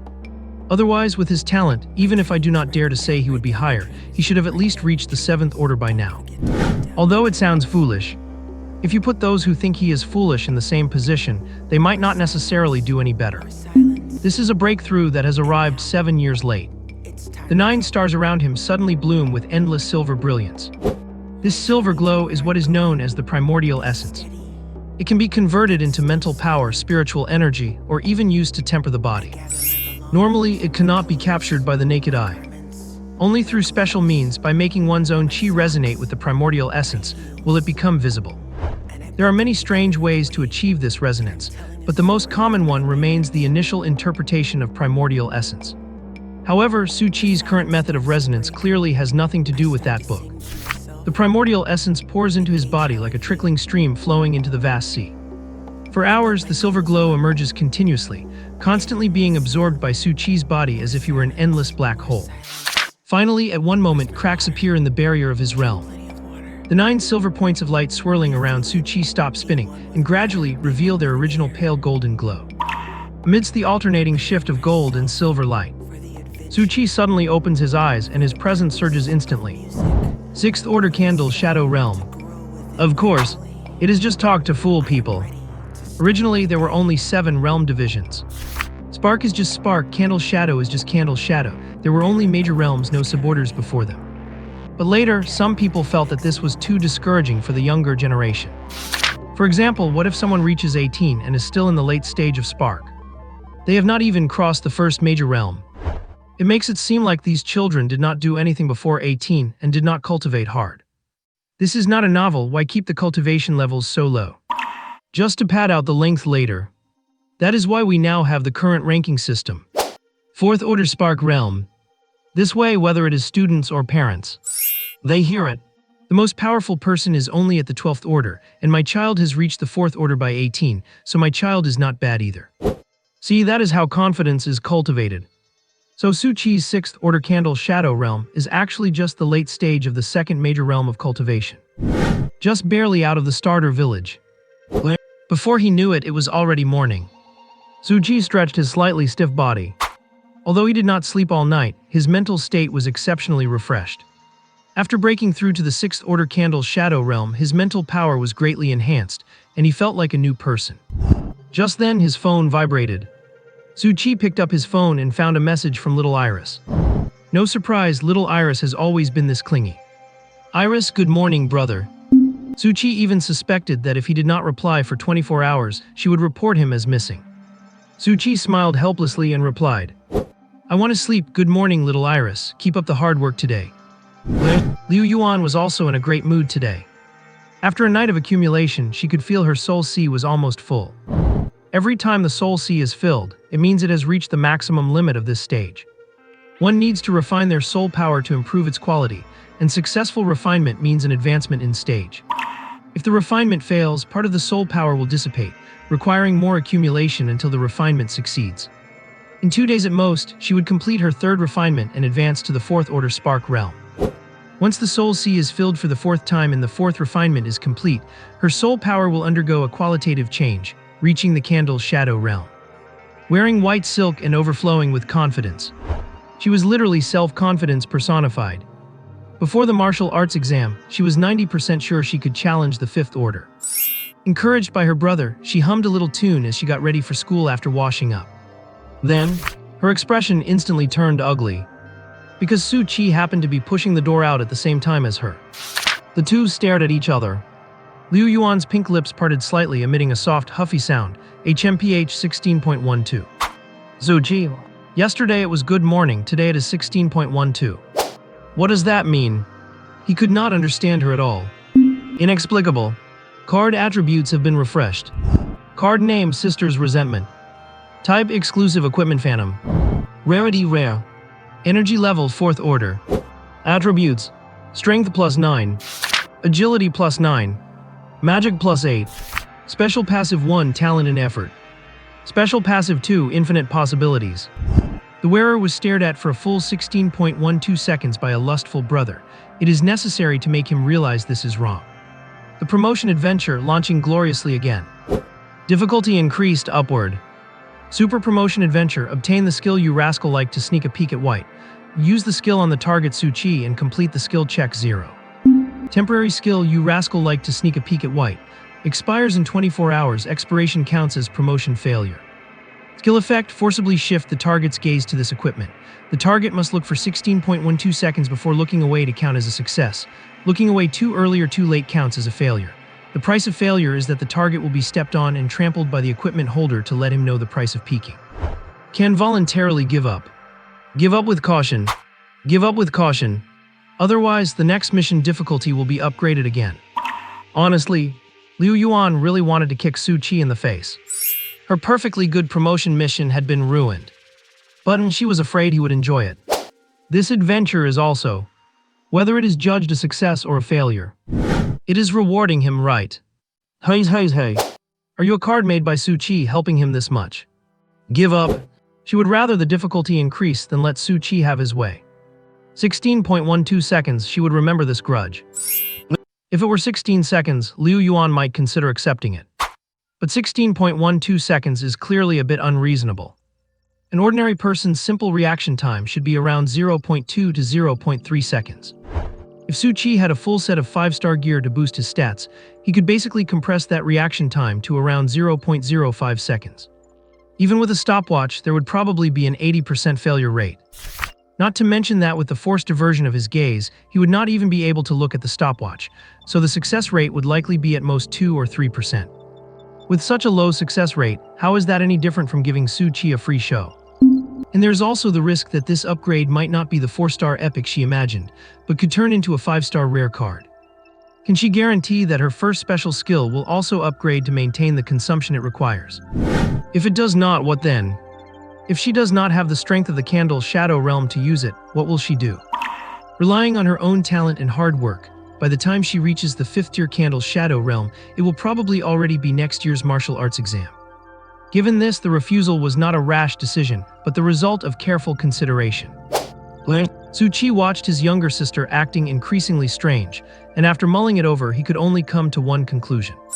It must be that time of the month for her, or else she has caught a case of middle school syndrome.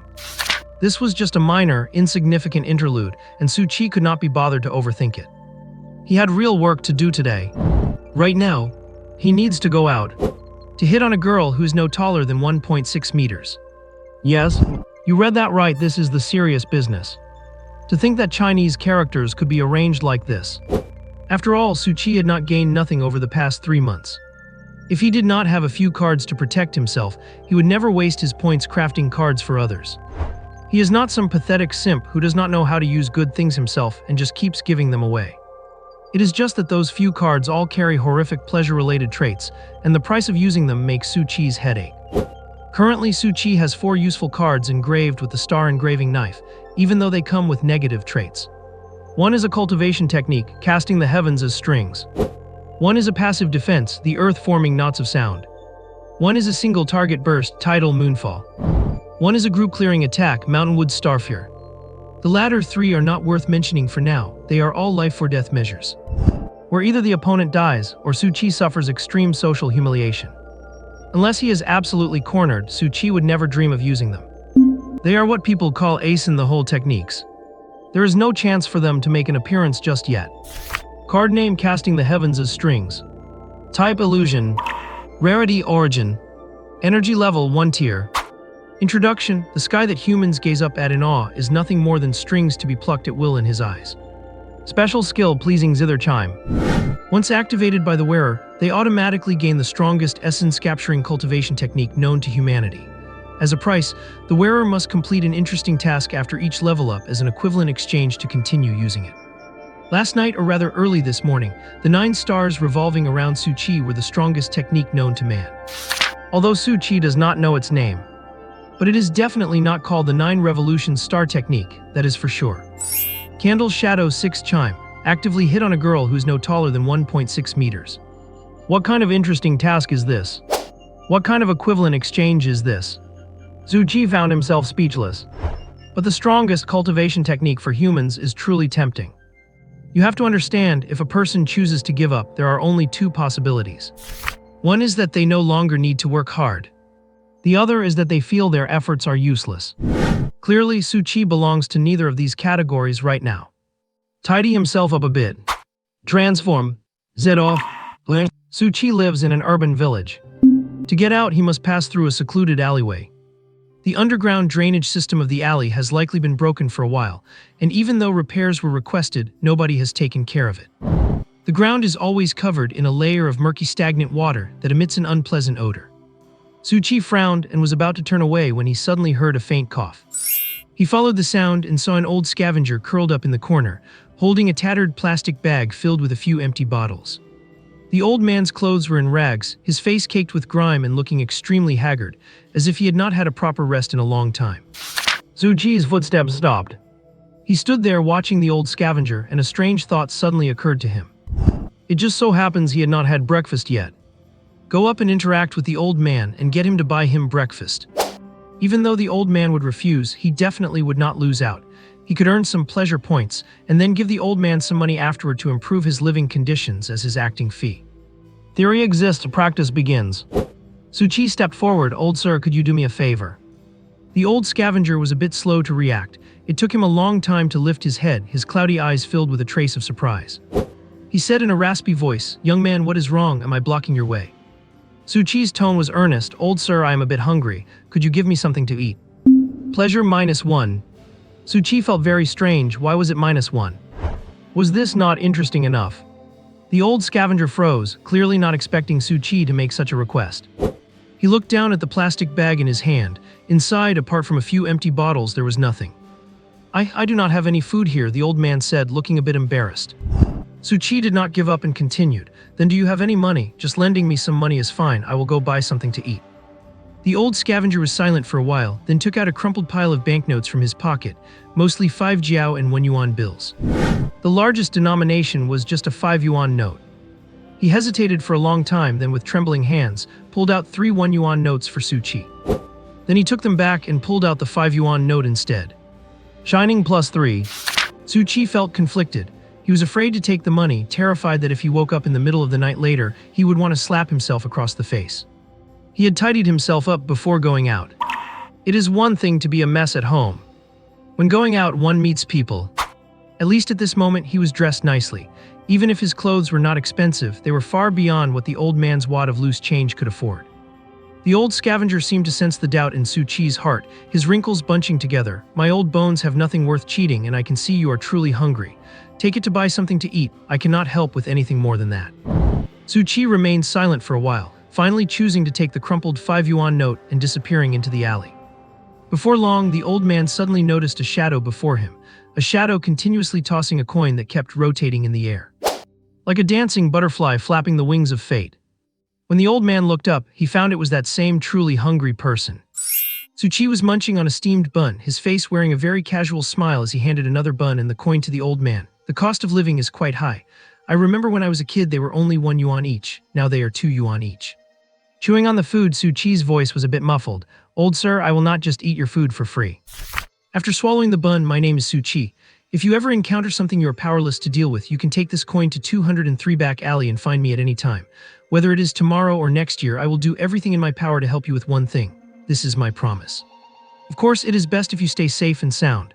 Keep it for 3 or 5 years, and even if you do not need to use it, you can sell this promise for a decent price.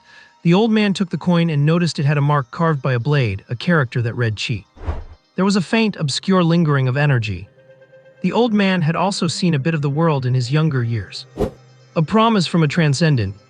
It is truly worth a lot. Even now, if he opened his mouth, he could ask for thousands.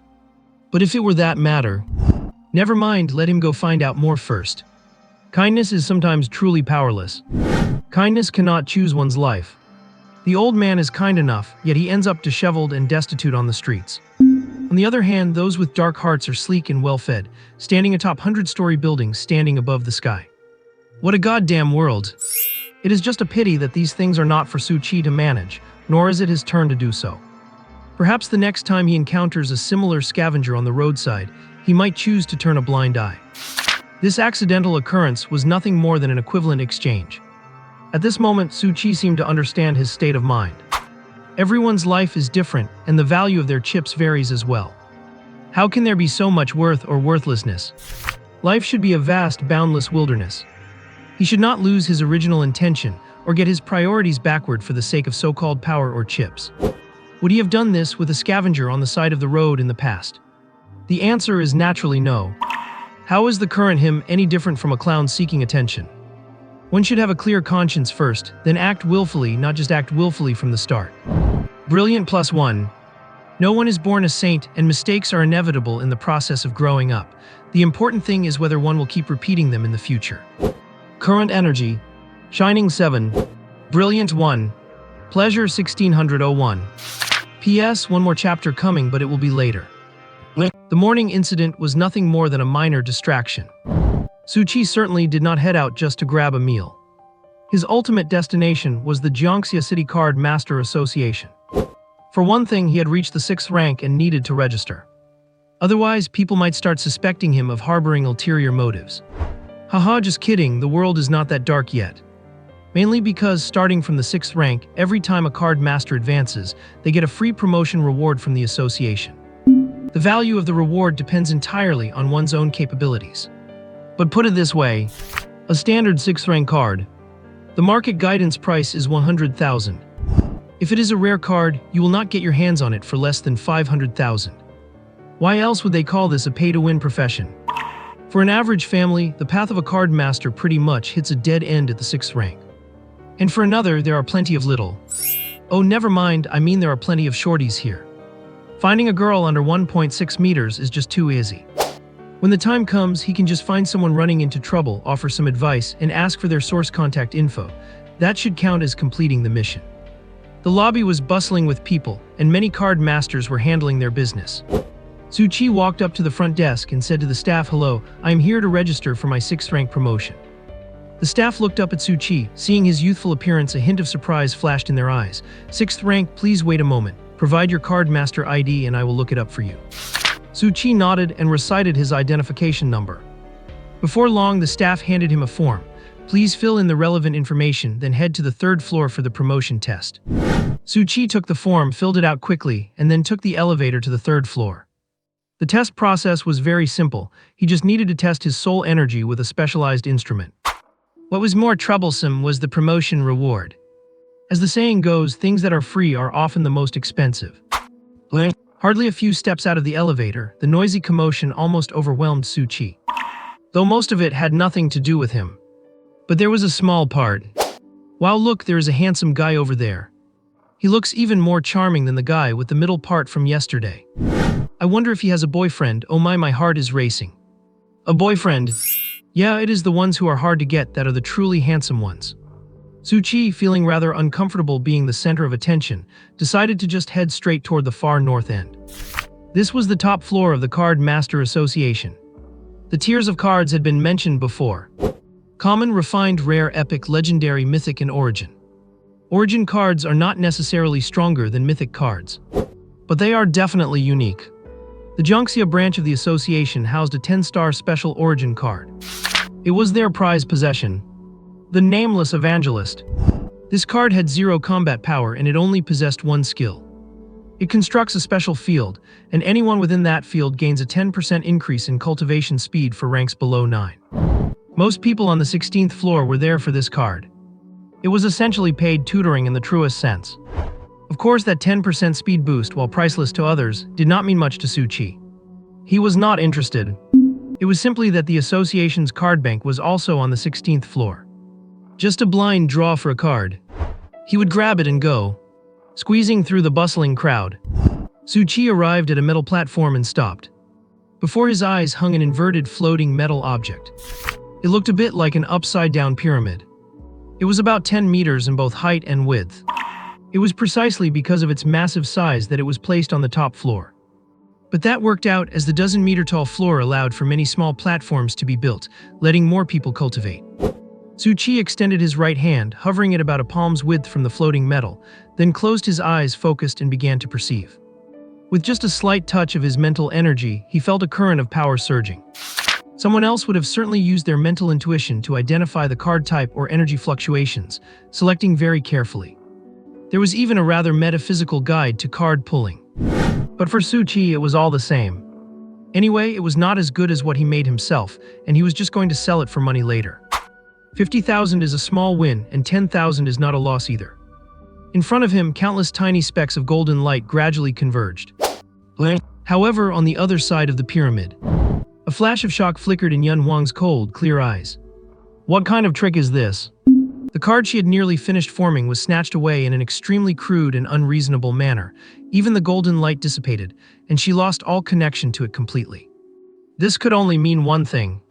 On the other side, there is a master. Suchi was fully focused, channeling his soul power to manifest the card he had just drawn.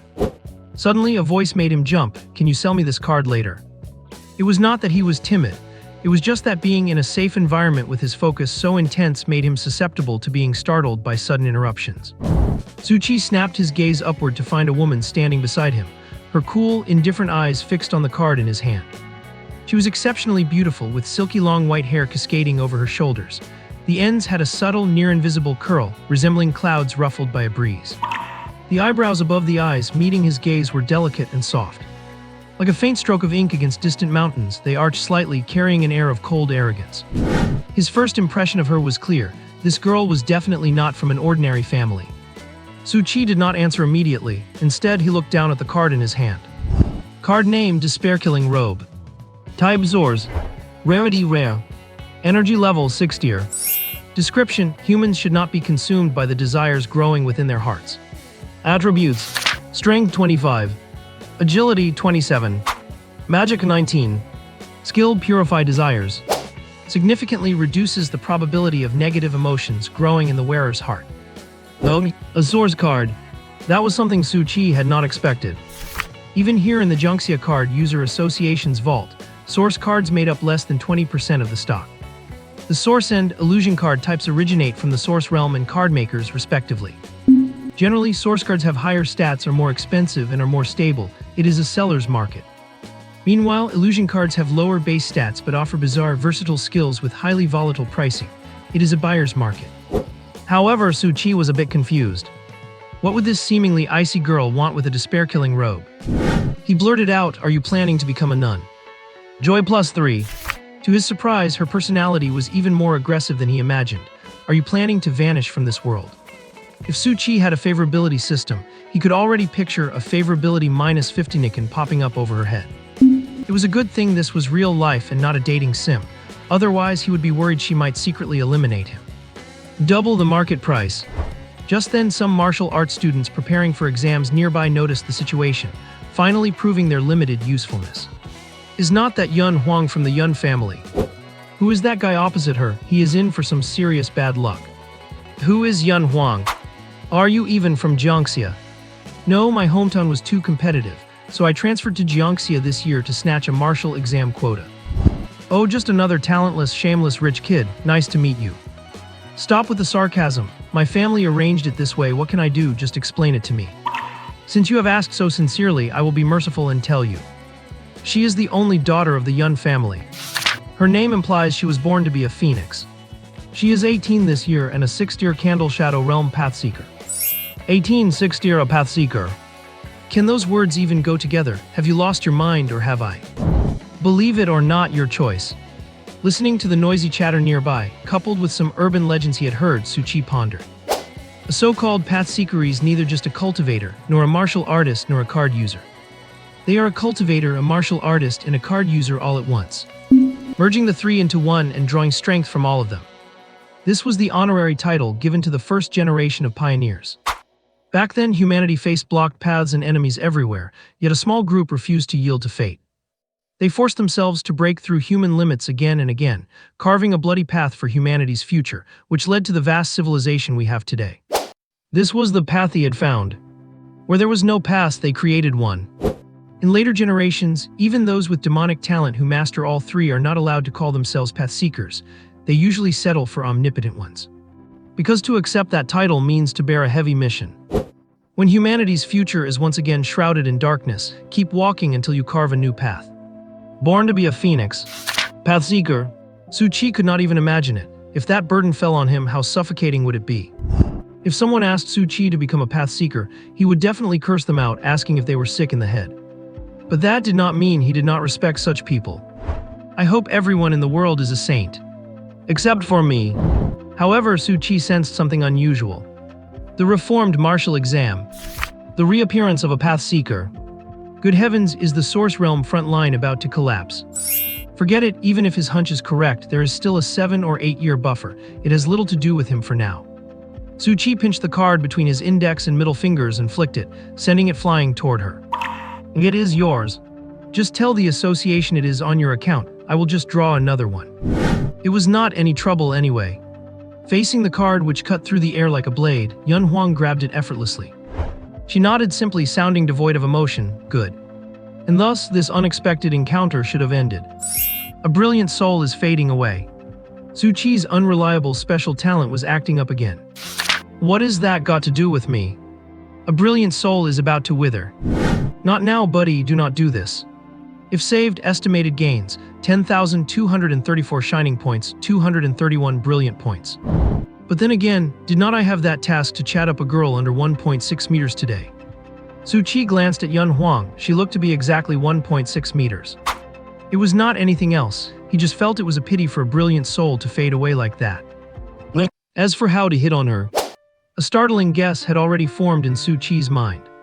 If his hypothesis was correct, then things were about to get very interesting. So last night I was on the floor. However, the moment he started speaking, Su-Chi felt Yun Huang's gaze turn instantly sharp, and the surrounding air seemed to freeze. An invisible pressure surged toward him, making him feel as if he would be crushed into dust the next second. But it was just for a fleeting moment before it vanished into thin air. A very cliché pickup line, and words can often lead to trouble. Su-Chi felt goosebumps breaking out all over his body. So this is a pathseeker. Though they are both at the 6th rank, his intuition told him in that split second that if she really wanted to strike, he would not have the slightest ability to resist. Of course, that was assuming Su-Chi did not use his hidden trump cards. But hey, he was once a pretty big deal himself. If you are trying to please me, get close to me, or suck up to the Yun family with this card, there is no need. With that said, Yun Huang tossed a bank card at him. There is 540,000 in there. The password is 265,664. The Robe of Desires is a 6-star rare card, so that is about the right price. Su-Chi, is she crazy? Where did he ever show any sign of wanting to please her? Is she that narcissistic? What an insufferable woman. Wait a minute. Years of experience with dating games told Su-Chi something was wrong. There is a trap here. He pondered it carefully. First of all, for the Robe of Desires, 540,000 is a reasonable price. But the specific number 540,000 is a bit subtle. If Su-Chi puts himself in the shoes of the Yun family heir, she could have offered 500k, 700k, or $1 million, but it definitely would not be 540,000. She was after this card and he happened to grab it first, that much is true. But if she anticipated that someone might take it, she should have prepared an irresistible offer. 540,000 just is not a very competitive price. In other words, if this card had even the slightest value to Su-Chi, he definitely would not sell it for 540,000. Zoe, 540,000, password 265,664. Instead, it brought a mental image to Su-Chi's mind. Like writing a distress signal on money and throwing it around, hoping someone would find it.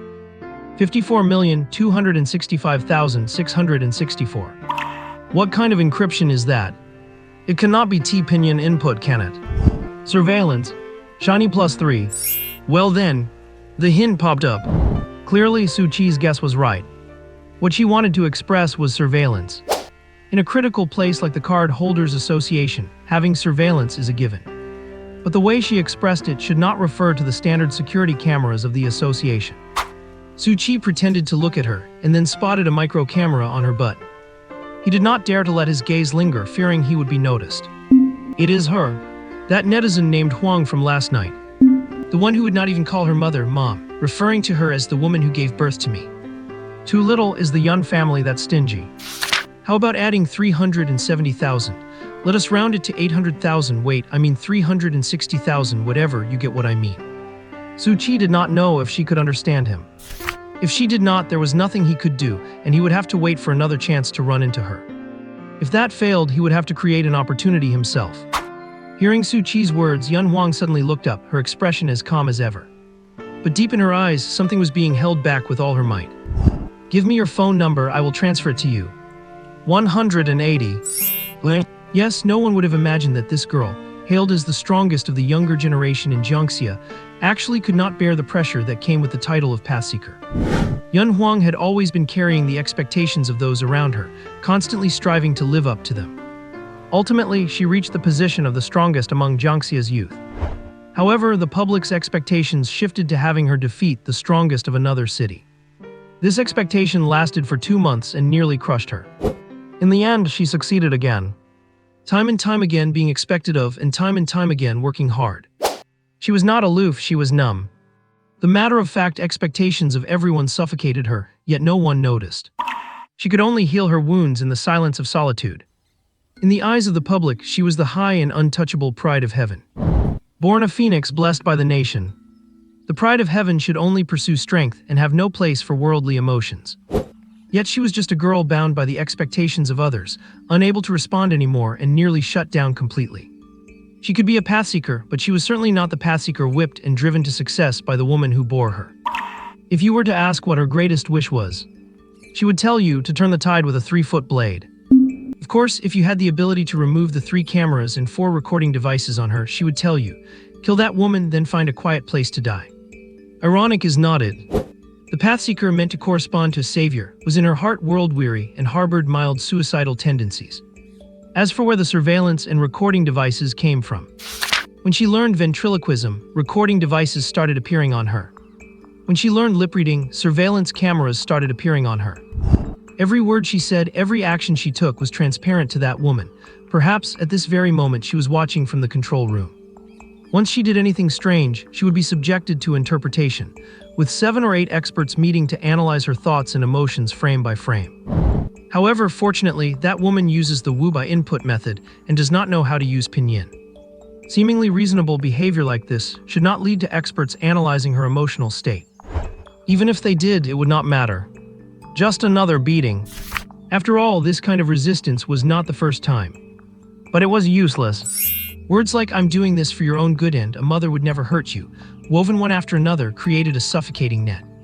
Orphans envied her for having a mother, and she envied others for being orphans. There was no malice in it. It was just pure, simple envy. A child with a mother is not always treated like a treasure. Her name is Yun Huang, a pathseeker whose life script had already been written. Honestly, she should not have posted that last night. It was just that when she saw that person's signature on the same channel, her eyes turned red in an instant.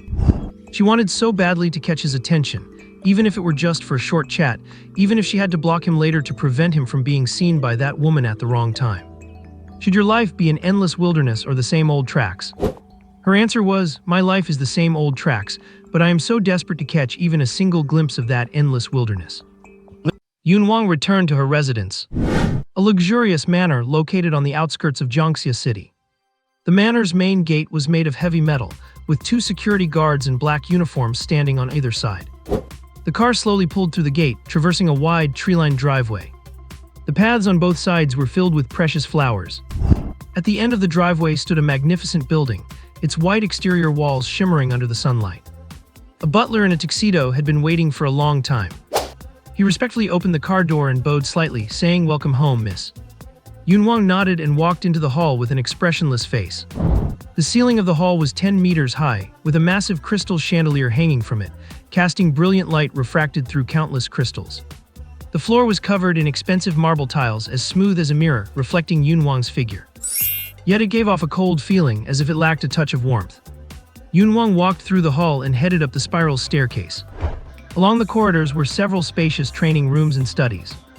Yun Wang reached the northwest corner and pushed open her bedroom door. The walls were a pale off-white and the floor was covered with a soft rug. Apart from a bed in the center and a desk and bookshelf against the wall, nothing else could be seen. It did not look like a normal girl's room at all. Yun Wang walked to the window and looked at the scenery outside, but felt a sense of emptiness in her heart. Although this mansion was luxurious, it was a gilded cage that kept her firmly trapped inside. Of course, some might call her pretentious. Living in luxury and not knowing how lucky she was, no one knows how many people dream of being born into such a wealthy family. Yun Wang looked at the surveillance camera mounted on the wall. Her fingers trembled slightly. Do people who say such things really think she has any so-called leisure or time for enjoyment? 3, 2, 1. Yun Wang counted down silently in her heart. Knock, knock, knock. A hurried knocking sound echoed. A soft, delicate voice came from outside the door. "Yun Wang, the butler said you're back." "Yes, that is the woman. She monitors her for more than a dozen hours a day, yet still pretends to be very understanding. Or perhaps it is precisely because she can see her condition through the surveillance that she knocks so hypocritically, pretending to respect her so much." Yun Wang dares to bet that if she were to destroy the camera, the woman on the other side would immediately change her tune and barge right in. "Did you get the item?"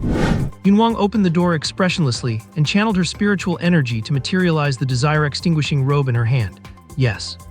Standing outside the door was an elegant woman with impeccable, exquisite makeup. Her clothing was made of high-end fabric, tailored perfectly, clearly the work of a master designer and worth a fortune. Diamond earrings hung from her earlobes, a gemstone-encrusted necklace adorned her neck, and a delicately designed jade bracelet graced her wrist. Every piece of jewelry perfectly highlighted her noble temperament. It is just a pity that while each of these items alone is a stunning piece, putting them all together, it actually feels too deliberate, more like a tacky nouveau riche. "Good that you got it. Go to the training room and see how it works. I asked a friend about it. Do not let the fact that it is only a rare tier card fool you. It has the effect of calming the mind and soul. At the tier 6 stage, the auxiliary effects on cultivation are excellent. You are a seeker of the great Zia. Honestly, Mom hopes you can appear at the martial arts examination as a tier 7. Ever since your father passed away, there have been too many people secretly coveting the Yun family's wealth. For us two poor women, the Yun family must have enough value so that your father's old connections will continue to recognize us, protect us, and value us. Mom is doing this for your own good. In the past, one word from me would have had the Card Master Association sending the card right over. How could it be that you had to go and fetch it yourself now? Do they not know how precious your cultivation time is? Blah blah blah. Yunwang did not hear a single word of what was said afterwards. She had long ago mastered the skill of mentally filtering out this woman's nonsense. Until, by the way, when you went to the association to pick up the card today, were you chatting with a boy for a long time? I looked into him for you. His name is Suchi. He was decent once, but it seems he fits the old saying, early promise does not guarantee late success. He faded into obscurity later on, and now at 24, he has only just broken through to Tier 6. You handled this matter wrongly. You should not have used your own phone to transfer money to him. What if, like a toad trying to eat swan meat, he tries to add you on Yungxin using your phone number? Stay away from such dregs of society next time. As a seeker, you should be interacting more with the geniuses among your peers. Normally, Yunwang would nod expressionlessly and say, I understand. But for some reason, this time she wanted to argue back so badly. Someone lacking talent, capability, or good grades has nothing to do with their character. Why do you adults think these people are bad people or dregs of society? Zlab. A loud slap landed directly on Yunwang's face, and the woman's voice turned shrill instantly. Who taught you to say such things? I am asking you who taught you. Yunwang showed no fear. Garrison Commander Jiang. You can go ask him if that is what he said. The woman fell silent instantly. The person Yunwang mentioned was the garrison commander of Jiangxia, the strongest person in the city, a powerhouse at the Tier 10 Sky Realm. Even at its peak, the Yun family was only on par with him. The woman would naturally not go to question him over such a minor matter. To put it bluntly, she is a bully who fears the strong. A gold digger who just happened to marry into wealth. Now the wealthy family is about to collapse, and she is acting like a cornered dog. The Yun family does not really have any seekers. It is just a lie woven by the Yun family's madam to protect her own status. I am going to train. The only 5 words that could make that woman shut up. No matter how dissatisfied she was, she would never interfere with her cultivation time. After all, massive piles of resources, reckless use of pills, and 20 hours of daily cultivation. That is what made Yunwang who she is today. 5 hours later, Yunwang stood in the training field covered in blood. While her peers were still fantasizing about working hard and trying to enter the Origin Realm to see the world. She was already accustomed to slaughtering captive Origin Realm creatures. Today it was 3 Tier 6 Swiftlight beasts which specialized in speed. She deliberately exposed a weakness, letting herself be nearly ambushed, and only then did she strike at the last split second. The price was being splattered all over with foul-smelling blood. Not for anything else, just to be able to have a good bath. Only then could Yunwang briefly escape the surveillance. After all, even that woman would not dare install a camera in the bathroom. The internet is so advanced now that if someone interested or an insider in the Yun family leaked the surveillance footage, the facade that woman painstakingly built would instantly collapse. He understood. Yunwang whispered to herself, a glimmer of hope flashing in her eyes. But that flicker of hope was like a shooting star, leaving behind only a fleeting phantom. How so what if he understood? Her situation can no longer be changed by her own efforts. The woman who gave birth to her has gained such suffocating control that even her thoughts and emotions are under strict surveillance. Could he possibly save her? Yunwang dragged her exhausted body into the bathroom, and the moment she closed the door, she finally felt a brief sense of liberation. Water poured down from overhead, washing away the blood and exhaustion from her body. She closed her eyes, letting the cold water soak her long hair, as if that alone could wash away the suppression and pain in her heart. Curled up, Yunwang was gradually drowned out by the sound of the water. The night is deep and quiet. Aju? Suchi, lying in bed, suddenly sneezes. Good heavens, could I have caught a cold? No, it must be little Iris thinking of me. Suchi tugs at his quilt, smiling foolishly at his phone in the dim room. Iris, good night, big brother. I want to sleep, good night, little Iris. What is wrong with smiling like a fool? Ever talk to a pure high school girl? If it were you, you would be smiling too. Just as Suchi was about to fluff up his pillow and drift off to sleep. Huang wants to add you as a friend. Number, Yun Huang. At this hour again. Suchi tabs accept. Unexpectedly, the first thing she says is a bombshell. That woman is investigating you.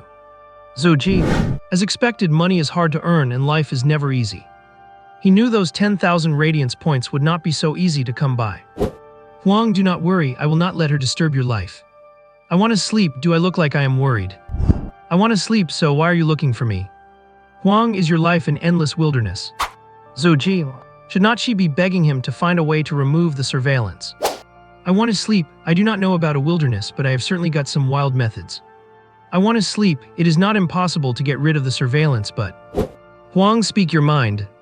I want to sleep, it will cost you more. It cannot be helped, right? Do you think crafting cards is free? Let us put it this way, the cost to craft a card out of thin air is 100, but if he gathers the right materials, he can compress that cost to 5 or even less. He only has a few radiance points on him, he has to be frugal. You cannot expect him to pay to work, can you? That makes no sense. Huang, I cannot send you a transfer for now. That woman monitors every cent I spend. We cannot appear to have any direct connection. I want to sleep, never mind the money for now. Let me ask you this, do you have the resolve to defy your predetermined fate? If not, just go to sleep. Huang, I do not, but I want to try. Huang, as long as I do not harbor hope, I will not be disappointed. Radiance plus 13. Oh my god. Zhu Qi nearly drops his phone on his face. What kind of wealthy benefactor is this? 13 radiance points at once. Keep in mind, a second ago, his total net worth was only 10. And this is just the beginning. Right, he has made up his mind. He and Yun Huang share a perfectly pure relationship of satisfying each other's indescribable needs. I want to sleep, it is early Friday morning. Come find me Saturday at noon. Huang, I cannot get out, I have to cultivate. I want to sleep, evening works too. Huang, any time is impossible. Without special circumstances, I need to cultivate 20 hours a day. Zhu Ji, Chinese can be phrased like that. If he remembers correctly, a day only has 24 hours, right? Behind a glamorous exterior, there might be deep scars. Honestly, it is miserable. Setting the radiance points aside, Zhu Qi actually wants to help her now. I want to sleep, not a problem, it is nothing I cannot handle. I want to sleep, let me tinker with something, I will have old Jiang deliver it to you tomorrow. I will take you to a movie on Saturday. Huang Wang, are you done washing yet? You have been in there for 10 minutes. It is not good for your health to soak for too long. Yun Huang ignores the woman's screeching. She stares at the screen, her thoughts drifting away. Old Jiang, Overseer Jiang, that could indeed reach her. But the only thing she does not understand is, how can Zhu Qi's status allow him to have contact with Overseer Jiang? It is just Saturday, a movie. Can Chinese really be arranged like that? Numbers? I should not look forward to it. Do not hope and you will not be disappointed. Knock, knock, knock. Just as he finishes dealing with Yun Huang, Zhu Qi's door knocks again. But having learned from last time, he certainly will not foolishly raise his hands. What is it? I am sleeping. By the way, has not Liu Yuan been interacting with him a bit too often lately? Of course, Zhu Qi would not fall for one of the 10 great illusions of life. She likes me. If you asked him, he would say, even if Liu Yuan liked a dog, she would not look at him. Meanwhile, Liu Yuan outside the door is also very distressed. She does not want too much contact with Zhu Qi either.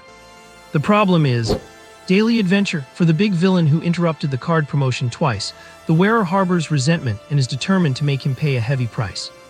For instance, make him slowly fall in love with the wearer, then ruthlessly dump him. Please make the big villain's heart race for you once. Current big villain Zhu Qi. Daily adventure reward. Today's use of special passive skill 1, all equipment stats permanently +2. Make Zhu Qi fall in love with her. What a rotten idea from a broken card. She definitely will not do anything to betray her brother. But that is 2 whole points of stats. And the automatic cultivation from special passive skill 1. Having enjoyed the feeling of automatic cultivation, she really has no interest in the trickle of efficiency from cultivating by herself. I have got it. There are always more solutions than problems. She gathers her courage and knocks on Zhu Qi's door. Zhu Qi, open the door, it is urgent. Faced with that, Zhu Qi can only climb out of bed grumbling. As he opens the door, Liu Yuan is standing there in her pajamas.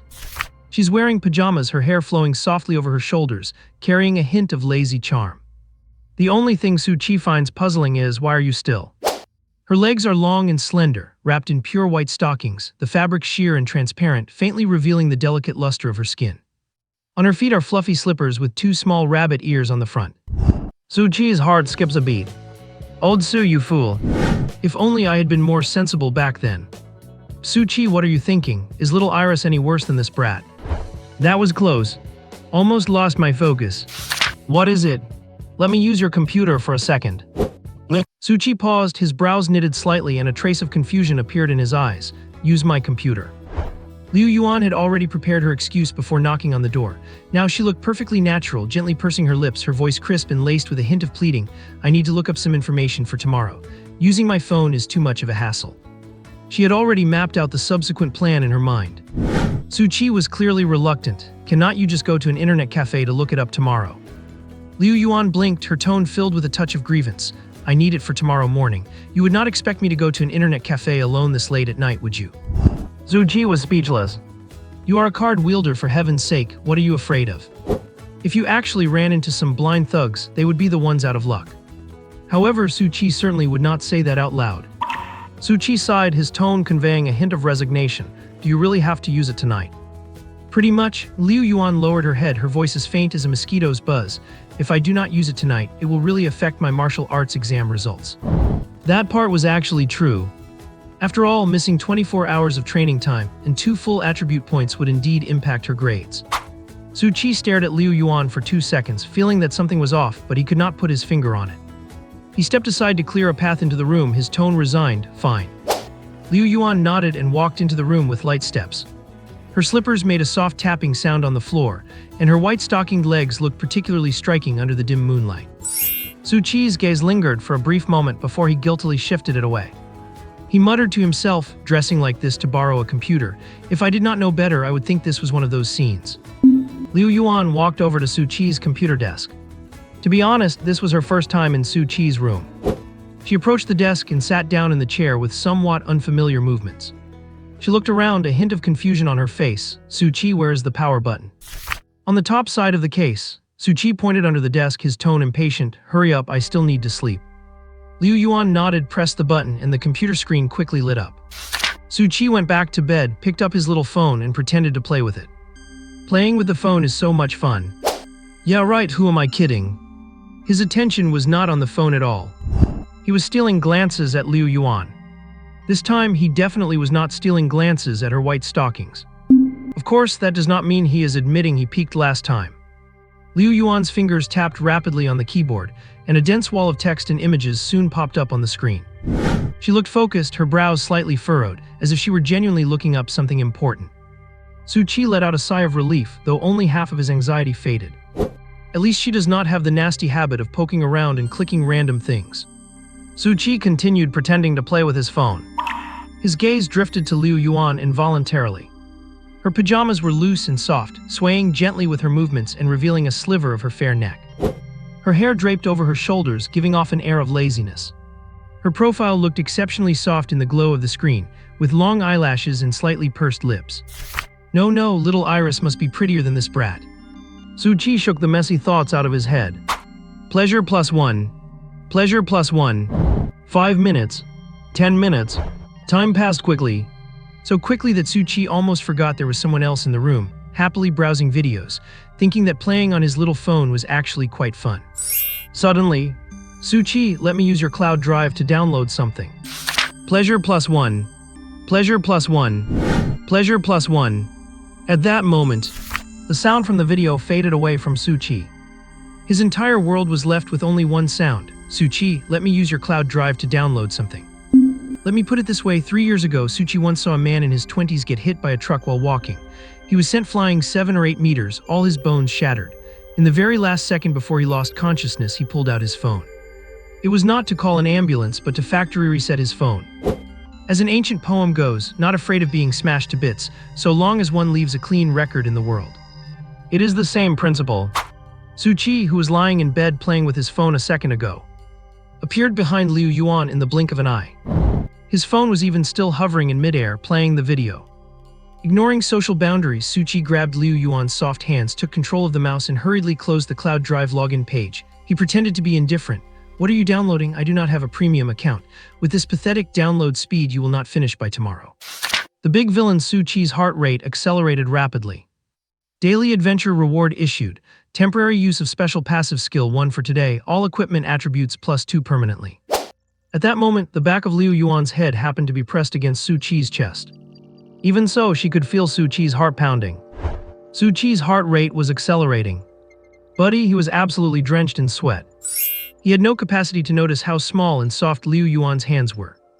I hate these brats who have no concept of personal space. Is the cloud drive something you can just open randomly? Pleasure +1. If Liu Yuan had seen things like how to discipline a disobedient brat, white-stocking lowly twins, or the sister with zero presence, how could Su Chi ever face anyone again? He might as well hang himself in the living room. I will help you register for one. Use your own account. New accounts get 3 days of free premium. It will download fast. The mission was complete and Liu Yuan had no intention of staying. She slipped out from Su Chi's encircling arms. Never mind, downloading it on my phone is the same. Liu Yuan closed the webpage and stood up. Su Chi nodded repeatedly. That is even better. Get some rest early. Liu Yuan walked to the door, suddenly stopped and looked back at Su Chi. Su Chi, you get some rest early too. Su Chi was distracted and yeah. Liu Yuan left the room and gently closed the door. She walked through the living room and let out a long sigh of relief. At least the mission was accomplished. She pulled out her phone. The browser was still open. It was a website called Jihu, where everyone is supposedly an expert at acting cool. Title: How to Make a Guy's Heart Race. The answers below were bizarre. Seduce him, wear a JK outfit with white stockings and a short skirt. Those who do not have their hearts race are just like this. Thumbs up image. Play a prank and scare him. When someone gets scared, their heart rate increases. Make him run. Lots of exercise will definitely increase his heart rate. Of course, those answers had very few replies and likes. But there was one answer with thousands of likes that was far ahead of the rest. Just tell him you want to see his E-drive and cloud drive, and will not he just explode? This answer put an end to the question. The replies beneath were unanimous. You really are a wicked person. Pleasure +100. The next day, the garrison headquarters. A middle-aged man in his early 30s leaned lazily on the office sofa. He had a composed face, with an air of authority in his brow that demanded respect even without anger, a natural aura of someone in a high position. However, he was completely out of sync with that dignity right now. He had a skewer in his mouth and was holding a copy of the hottest adapted manga, White Silk Sister, reading it with great relish and occasionally letting out weird chuckles, clearly lost in the story. Buzz buzz. The phone on the desk suddenly rang. Garrison Commander Jiang frowned, a hint of annoyance flashing across his face at being interrupted. He did not even look up, just casually raised his right hand and flicked his fingers. The next second, the phone on the desk hovered into the air as if by magic and drifted steadily into his hand. He pressed the answer button, his tone tinged with impatience. Who is it? There was a moment of silence on the other end, followed by a low voice. Old Jiang, it is me. Commander Jiang paused, his brow furrowing slightly. He put down the manga, took the skewer out of his mouth, and tried to recall who the voice belonged to. However, after thinking for a long time, he still could not place it. Who is this? Commander Jiang asked with a hint of confusion, sitting up straighter unconsciously. Not many people knew this number. The voice on the other end remained calm. Su Chi. Su Chi, Commander Jiang repeated the name, his brow furrowing even tighter. He searched his memory for the name, but still had no impression of it. Su Chi, who might that be? There was a hint of impatience in Commander Jiang's tone, clearly having no affection for the person interrupting his reading. The person on the other end did not seem to care about his attitude. The Shadow Realm, we have met there. He chewed on the skewer and gave a vague grunt. I know. How should I put it? The Shadow Realm incident was somewhat of a scandal for Jiangxia City, one you would not be able to find even if you searched online today. It was about 6 years ago, I think. Back then, he was not a garrison commander yet. To make a long story short, the Shadow Realm used for the freshman training had been incorrectly evaluated in terms of difficulty. It should have been a D- level secret realm, but who would have thought the source creatures inside possessed a special bloodline ability that only triggered after a certain number of their kin had been sacrificed. By the time they erupted, rescue efforts could not reach all the freshman teams in time. Casualties were inevitable. The hardest hit team had to face 3 Tier 6 creatures at the same time. As luck would have it, he was the poor guy in charge of that team. Even though he followed every procedure perfectly, keeping a distance at the very back of the team to ensure he could support them at any moment, fearing that his own aura would scare the creatures away, he was at the limit of his range.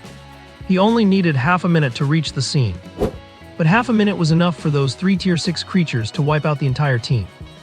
Luckily, one student on the team had a moment of desperation, ignoring the limits of his mental energy to activate 6 cards simultaneously, managing to hold off the 3 Tier 6 creatures for 20 seconds. Combined with his own frantic rush, which compressed the half-minute journey into 20 seconds, everyone survived. The only regret was that the student suffered a fracture in his soul C, requiring a massive amount of soul energy to heal, leaving him with almost no chance of promotion for 3 to 5 years. He privately tried to give the student resources to help him recover quickly, but the student refused, even taking the blame himself by saying the team was put in danger because he had ignored warnings and ventured too deep.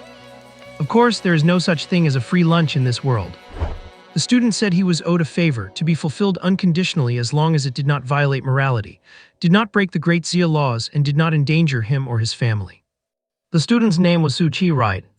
Commander Jiang lowered his voice. Tell me, who are we killing? Do you want them left in one piece or dismembered? Suchi still felt furious when he recalled that incident. He thought saving the whole team against all odds would be enough to stand out and shine right. Who would have thought he got absolutely nothing? As the saying goes, a thief never leaves empty-handed. He had tricked his mentor at the time into owing him a favor. Who would have thought that 6 or 7 years later, that same mentor would become a garrison commander? It is just the way he started this conversation. That is a bit extreme. Seriously, buddy, your moral compass seems a bit low, does not it? Or is it that once you reach a high position, you can kill without violating Great Xia law? Help me deliver a movie ticket to the Yun family and give it to Yun Huang. The other end of the phone fell into a long silence, and it took half a minute for a response. Commander Jiang's tone was filled with disbelief. You want to hit on the Yun family's girl? He paused and his tone became serious. She is pretty sure, but I advise you to give up on that idea. I am not helping you with this.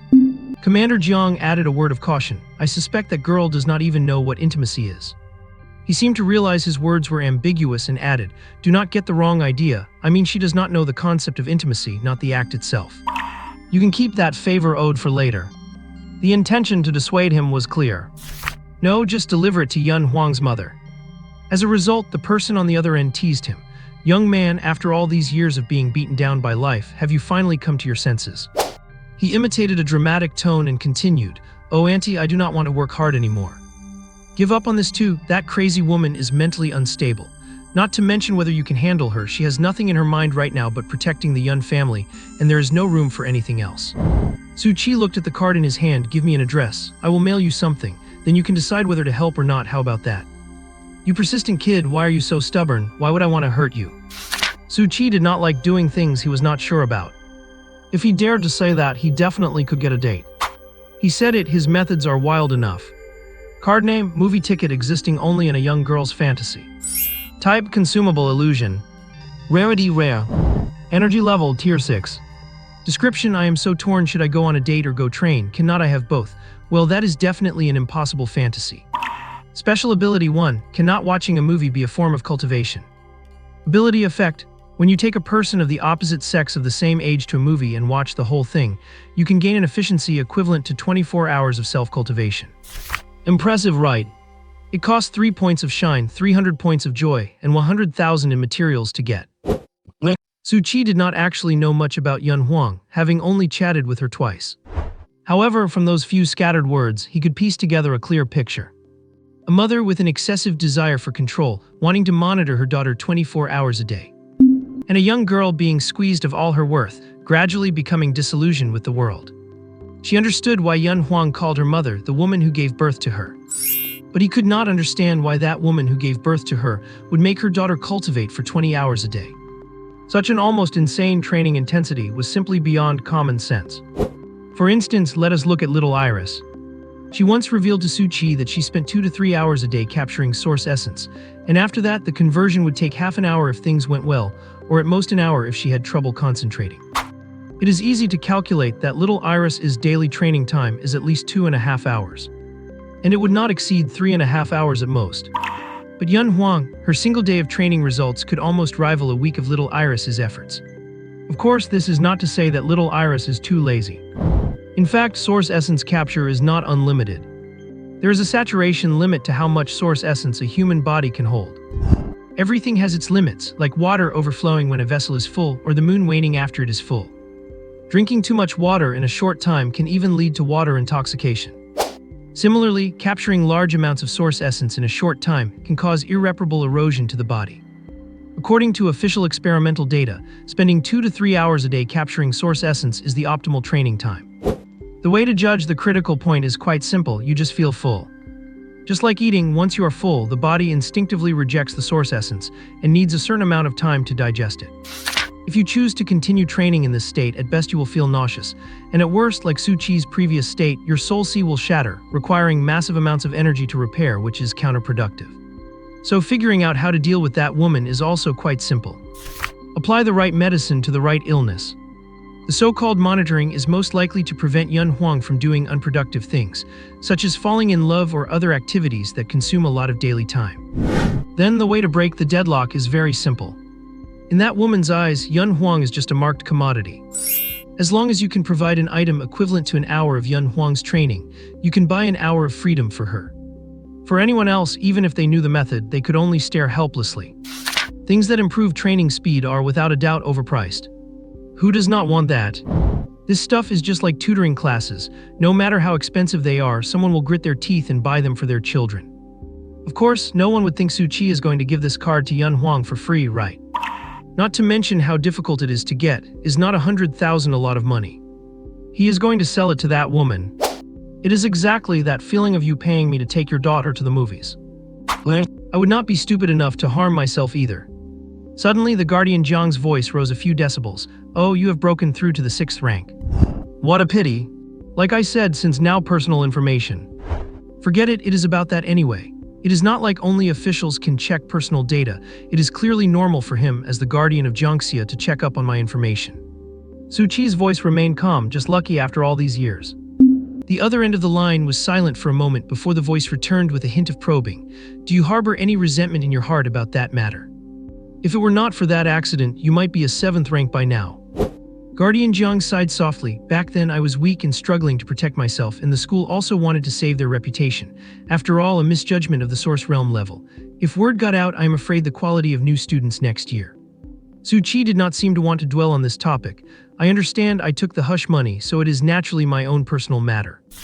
Guardian Jiang seemed to want to say something more, but Su Chi interrupted him directly. I am not here to discuss this with you. The other end of the phone fell into a brief silence again. How about this? You go deliver the item yourself, and I will give them a heads up saying you are my registered disciple. But I can only guarantee you can deliver the item. I will not interfere with anything else. The favor I promise still counts. Using it for such a trivial matter would make me look cheap. What do you think? A fool would not take advantage of such a deal. What do I think? For the other party to say something like that, there is somewhat of an intention to compensate. To be honest, with the identity of being a registered disciple of the Guardian of Jiangxia, while I cannot say I have smooth sailing throughout the city, at least few people would dare to give me a cold look. With the Guardian of Jiangxia stepping in, there was little left for Su Chi to worry about. Another day drifted by without me noticing. It is 1 minute to midnight. Someone is giggling at their phone again. Iris, good night, big brother. Su Chi suddenly noticed a blind spot. By the way, has not little Iris been going to sleep a bit late lately? Staying up until midnight every day, what if it affects her physical growth? Come to think of it, would not that be fine too? Small and soft. No, Su Chi, snap out of your weird thoughts. Health is the most important thing. I want to sleep. Little Iris, why have you been sleeping so late lately? Iris, because of some reasons with my cultivation. It is not too late, I am going to sleep now. I want to sleep. Good night, little Iris. On the other side, Liu Yuan was also very distressed. What should she do? Who makes this shitty task refresh at midnight every day? If it refreshed at 5 in the morning, she definitely would not even look at it and would just fall asleep. However, come to think of it, why has the task target been Su Chi for the past few days? Liu Yuan lay on the bed, swinging her 2 little feet in the air behind her. Have a heart, could you change the target? She really does not want to interact with that guy Su Chi anymore. If she goes to his room in the middle of the night, what if he loses control? But if she goes there wrapped up tightly, is not that too insulting, as if she does not trust Su Chi's character? The card seemed to have heard Liu Yuan's wish. It is midnight, the task has refreshed. Daily adventure, Saturday is a good time to relax, for example, watching a whole movie. Daily adventure reward, 1 day access to special passive 1, equipment power +1. Alright, this task is way too simple. How is this any different from a free gift? The best part is not having to deal with Su. Wait a minute. Although she does not watch many movies, but usually do not cinemas open at around 10 or 11. Does not that mean She did not just waste her time staying up until midnight today, she also lost 11 hours of cultivation experience. Suddenly, she missed Su Chi a little. Is it actually not bad to have Su Chi as the task target? At least she could get feedback at midnight. P.S. There are no drafts for this book for now. I have been busy for the last 2 days, so there is only one chapter today. I will resume tomorrow. I will see how it performs in March and consider adding more updates. The next day, 10 o'clock, Su Chi woke up early. He tidied up a bit and prepared to head out. After all, it was not like he was going on a blind date. He pushed the door open and stepped out. He walked along the alleyway where the drainage system still had not been fixed. He saw the old scavenger again. But this time the old man seemed preoccupied, staring blankly at the sky and not noticing Su Chi at all. Su Chi did not intend to ask what was bothering him. His promise was already there. A drowning person will grab onto any straw they can reach, unless their situation is not actually that bad yet. That is just reality. The whole thing started simply because he felt guilty after taking a joke too far. There are many ways to get rid of guilt. Some people would just give the 5 yuan back. Some would give more, 100, several hundreds, or even thousands to try and improve the old man's life. In fact, many would think that those who give hundreds or thousands are kinder and more socially adept than Su Chi, and that the old man would have a better life because of it. He did not care about that. Let people think whatever they want. Anyway, Su Chi felt that most of the time, it is easy to take money but hard to get things done. By accepting the old man's 5 yuan, he was accepting the old man's goodwill. Likewise, his promise was a return of that goodwill. You treat me to a meal and I will handle things for you. It was not some sort of pity from the well-off towards those struggling at the bottom. Walking out of the alley, he pulled out his phone to hail a ride. A driver accepted quickly, but the car was a bit far away. He waited for about 5 minutes. The driver was a middle-aged man with a look on his face that clearly said he did not want to be at work. Give me the last 4 digits of your phone number. Su Chi got in the car, 1XX. The driver nodded and started the engine. As the car pulled onto the main road, Su Chi leaned back in his seat and looked out the window. The trees lining the street flew backward, and sunlight dappled through the leaves onto the car window. Maybe because the trip was long, the driver seemed bored. Hey kid, heading to the rich district in Jiangxia, visiting friends or looking for help with something? Su Chi smiled and replied casually, taking care of some business, I suppose. I do not look for help. I have never asked anyone for anything in my life because it is useless anyway. The driver seemed to be reminded of something unpleasant. True, might as well burn incense and pray to Buddha. That is about as reliable. Burning incense and praying to Buddha is not reliable either. The driver turned the steering wheel. Well, it gives you peace of mind at least. Su Chi thought for a moment. If praying really worked, you and I would not even be able to get through the temple gates. The driver pondered that for a second and realized he was right. Damn, that is true. Screech. Before he could finish, he slammed on the brakes. Then there was a loud bang. 2 cars in front had collided at the traffic light. Damn, I do not know who came up with a 2-minute light. The road is not even busy, but they will not let us pass. Anyway, kid, want to watch the show? Though he asked, he had already rolled down the window. And a stream of colorful swearing drifted into the car. Damn it, are you blind? Driving that fast, are you in a rush to be reincarnated? Sorry, my fault. I pulled an all-nighter for a project and did not sleep. I am rushing to deliver it to a client. Tell me how you want to handle this. Do not waste too much time. I have got to get to work.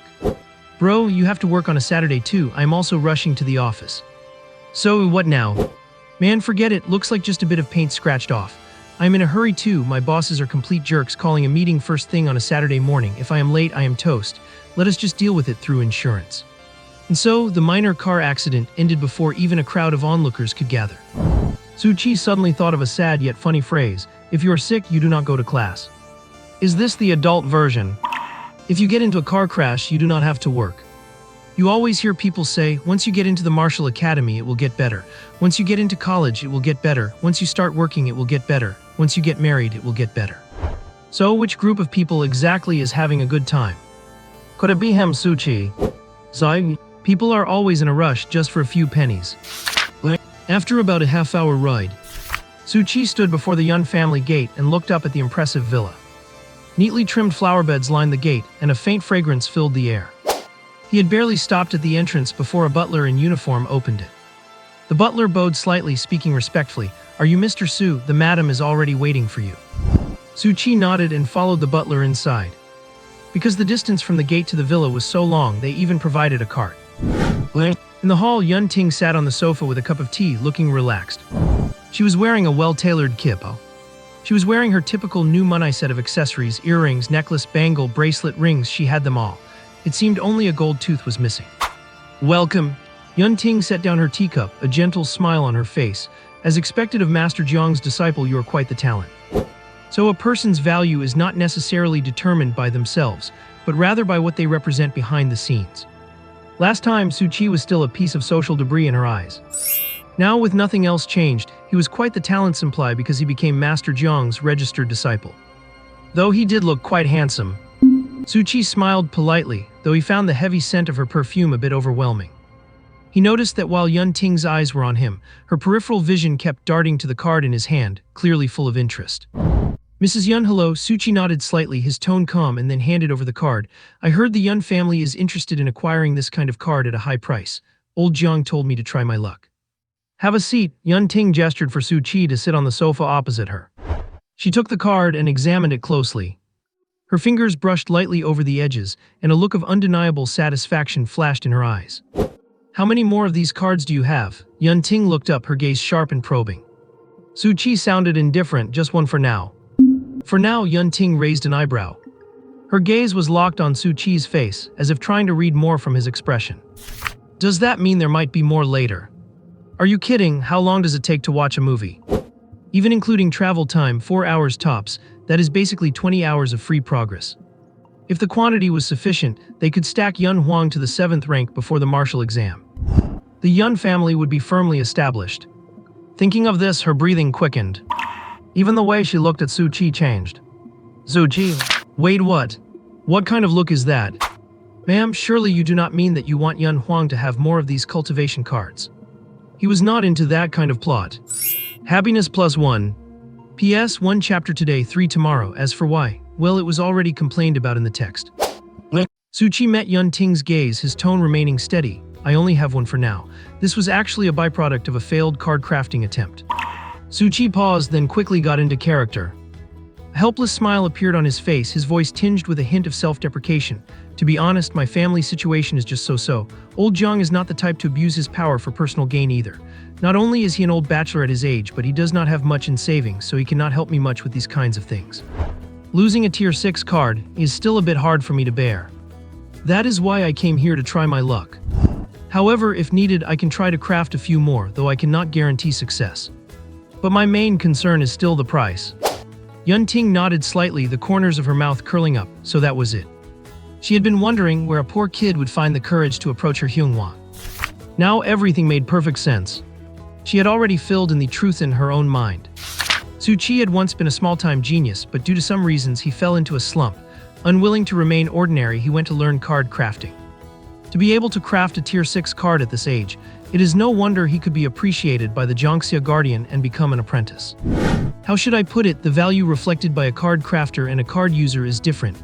It is often a tier higher for the former. For instance, the status of a normal tier 6 card crafter is basically equivalent to a normal tier 7 card user. The main reason is that the card user's combat system is almost inseparable from cards, and the output from the source realm simply cannot keep up with public demand. Unlike practitioners and martial artists who cannot take pills or soak in medicated baths, which just makes them slightly weaker without rendering them completely useless, it is different here. Secondly, the card user system is an emerging one. After all, deep down, the people of the Xia Kingdom still admire practitioners and martial artists. Who does not have a dream of becoming an immortal hero? It was only later, when they discovered the card user system was too simple and mindless, that the official authorities of the Xia Kingdom began to promote it vigorously. This made it hard for the card crafters. It is like how smiles do not disappear, they just transfer from one person's face to another. If the card user system is mindless, then a card crafter's hair loss is comparable to that of a programmer. With alchemy, it either works or it does not. If you accumulate enough experience, practice makes perfect. But if you ask what a card crafter is like, why was I able to craft a card this time? Why could not I craft a card this time? I messed up the process, why did not the card explode? I followed the process exactly, why did the card explode? You want another one, do not even think about it because, even I do not know how I managed to craft that one. It is fortunate that card attributes can be checked, otherwise there would be a whole new class of card testers. It is even more ridiculous than doing scientific research. Therefore, she did not suspect for a second that Su Qi had ulterior motives with a card whose attributes were so clearly designed for Yun Huang's needs. Let us put it this way, if he could actually master targeted card crafting, either his household registration would be cancelled, or the highest authorities of the Xia Kingdom would tear open space to come to Jiangxia that very day. Yes, the authorities would make time to see him. He would be afraid that something might happen to Su Qi on his way there. Of course, it is not that the card Su Qi crafted is so important, but that this methodology of targeted card crafting is of great significance. It is like how the first electronic computer seems bloated and useless today, yet the very idea of going from nothing to something was the most precious part. Once you have the idea, development in this field can progress by leaps and bounds. Yun Ting tapped the edge of the card with her finger, her tone probing. So how much do you think this card is worth? It mainly depends on what you think it is worth. After all, I do not really have anywhere else to sell it, but I would at least like to recoup my losses. Yun Ting showed a meaningful smile. He really was just a young kid, revealing his bottom line so quickly. Unlike those old foxes who have to spend half a day guessing the other party's psychological price point, hiding and withholding, both wanting to fight for more benefits. I can only give you 350,000. After all, it is a consumable, so I definitely cannot offer the market price for a Tier 6 rare card. Besides, to put it plainly, this thing only speeds up a normal person's cultivation progress by about 6 or 7 days. If it were a Tier 4 card, selling it to low-level martial arts examinees would definitely carry a huge premium. 6 or 7 days of progress would mean more than tens of thousands of people. Unfortunately, it is a Tier 6. Those who can afford to use this will definitely get a good score, so they naturally will not care about these 6 or 7 days. Otherwise, you would have sold it long ago and certainly would not have come to me. After finishing, Yun Ting observed Su Qi's face and saw a trace of conflict there. How about this? I will give Guardian Zhang some face and make it 400,000. Any cards with similar effects in the future can be sold to me. Su Qi was indeed quite conflicted, and his expression this time was not an act. He had not been able to define the value of Shining and Pleasure Rewell before, and he just added them based on feeling when crafting the card. Now that the cost in terms of willpower is 100,000, and 3 Shining plus 300 Pleasure can sell for 350,000, and that is assuming the buyer thinks they got a huge bargain, the actual value should be between 500,000 and 600,000. Which means 1 Shining plus 100 Pleasure can be converted into 150,000 Xia dollars. Did I put too much into the card I made for Little Iris? Spent 1.55 million in cost for a Tier 4 card. It seems the market price for a Tier 4 mythic card is only 1.8 million. Small workshops are just too generous with their materials. Whatever.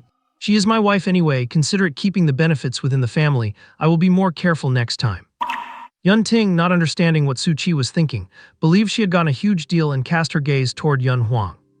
Yun Huang was sitting on the sofa capturing essence, her expression indifferent, completely unconcerned with everything around her.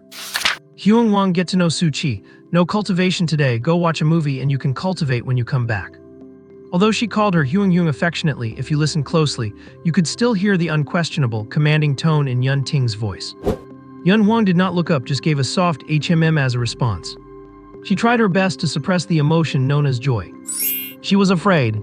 She was afraid that if even a hint of a smile appeared on her face, this once-in-a-lifetime opportunity would slip through her fingers. All she had to do was act. I do not want to go, it is such a waste of time for cultivation. Though she did not know if she could act as well as Su Qi. After all, she had been watching Su Qi for a long time, and given how his expressions changed, she would have been fooled too if she did not know the truth. The only thing she did not understand was how Su Qi did it. If I tell you to go, then go. Are you disobeying your mother again? Do you think I would try to hurt you? Watching a movie counts as cultivation too. Yun Huang put on a very difficult expression. Oh, so then I will go. Su Qi had realized long ago that the dynamic between this mother and daughter was a bit strange. Yun Ting had an extremely strong desire to control Yun Huang, and Yun Huang acted like a puppet being manipulated, with no room to resist. Yet they seemed to have no intention of hiding it in front of an outsider like him. To this, Su Qi could only pretend not to notice. Su Ting checked the time and stood up, saying, I have some business to attend to. I have already ordered the servants to prepare lunch in advance, you can just eat here later. Su Qi was stunned and just about to politely decline when she continued, Hyung Huang, get to know Su Qi. Yun Huang still did not look up, only nodding slightly, which counted as tacit agreement. Yun Ting seemed to have something urgent, as she hurriedly left after giving Yun Huang a few instructions. Before leaving, she took a special look at Su Qi. Once Yunting was gone, Yun Huang finally stopped her cultivation, stood up, walked to the tea table, and skillfully brewed a cup of tea, handing it to Su Qi. "Thank you." Su Qi picked up the cup and gently blew on the steam, his gaze involuntarily landing on Yun Huang. Yun Huang stood before him, arms crossed, her eyes filled with a hint of condescending disdain. "You are really something, managing to find my house, and using such underhanded methods to make that woman agree to let you take me to the movies. But we are just going to see a movie together, nothing more." Su Qi was stunned. What kind of development was this? The coerced ice-cold high school girl. First it is a movie, who knows what is next? He did actually kind of like this type. Slip of the tongue, he was not that kind of person and he did not like this type. He then realized that the living room had surveillance, and Yun Huang was acting for that woman to see. He adopted an extremely perfunctory tone. Fine, fine, we are just going to see a movie." Yun Huang glanced at him. "Good for you to be so understanding." Not far away, watching the surveillance feed on her phone, Yun Ting felt the last shred of her worry vanish. The young man is still too young. He does not really think he can steal her daughter away just by watching a movie, does he? See, he got snubbed, did not he? Before they knew it, they had finished a meal that was neither breakfast nor lunch. Su Qi instinctively went to wash the dishes. Yun Huang did not even look at him. "You do not need to clean up, someone will come to do that. Go wait for me at the door." What could Su Qi say? The evils of... At the entrance of the Yun estate, the spring air of early March was still quite thick, and a fresh, cool crispness filled the air. A moment later, a convertible sports car of a brand Su Qi could not recognize slowly drove out and stopped smoothly in front of him. He just could not recognize the brand, and Su Qi wondered where those passers-by practiced the skill of naming a car's make and model with a single glance. Yun Huang lifted her eyelids slightly and moved to the passenger seat, swaying her slender waist. "I do not have a license, you drive." Then she paused and added, "Getting a license is a waste of time." Su Qi did not stand on ceremony and sat straight into the driver's seat. Afterward, the car hit the road, slowly merging into the flow of traffic. During the drive, Su Qi, while focusing on the road, suddenly said, "You look especially beautiful today." Saying things like that, "You do not really think I want to watch a movie with you, do you? After this movie, you are you and I am me." After speaking, Yun Huang turned her head, used her seatbelt to block one of the cameras and her hand to block another. And since the third one could not capture her face from this angle, she finally allowed a small curve to form on her lips once she was sure. Pity there was still a voice recorder, she could not say what was in her heart. Though the noon sun was scorching and dazzling, her eyes were even hotter. Like a caged bird longing to soar in the sky, she was full of yearning for freedom. But after the brief smile, a flash of uncontrollable disappointment crossed her eyes. It was true, how Su Qi managed to get a card like that was already unbelievable. Just as she said, she would be her and he would be him. Honestly, she would rather she had never made this trip, nor had she ever met Su Qi. If she did not know what freedom was, perhaps she could still stay peacefully in her birdcage.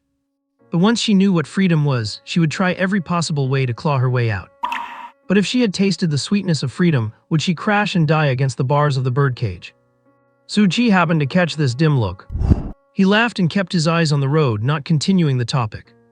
Half an hour later, the car pulled into the underground parking garage of a mall called the Gate of Jiangxia.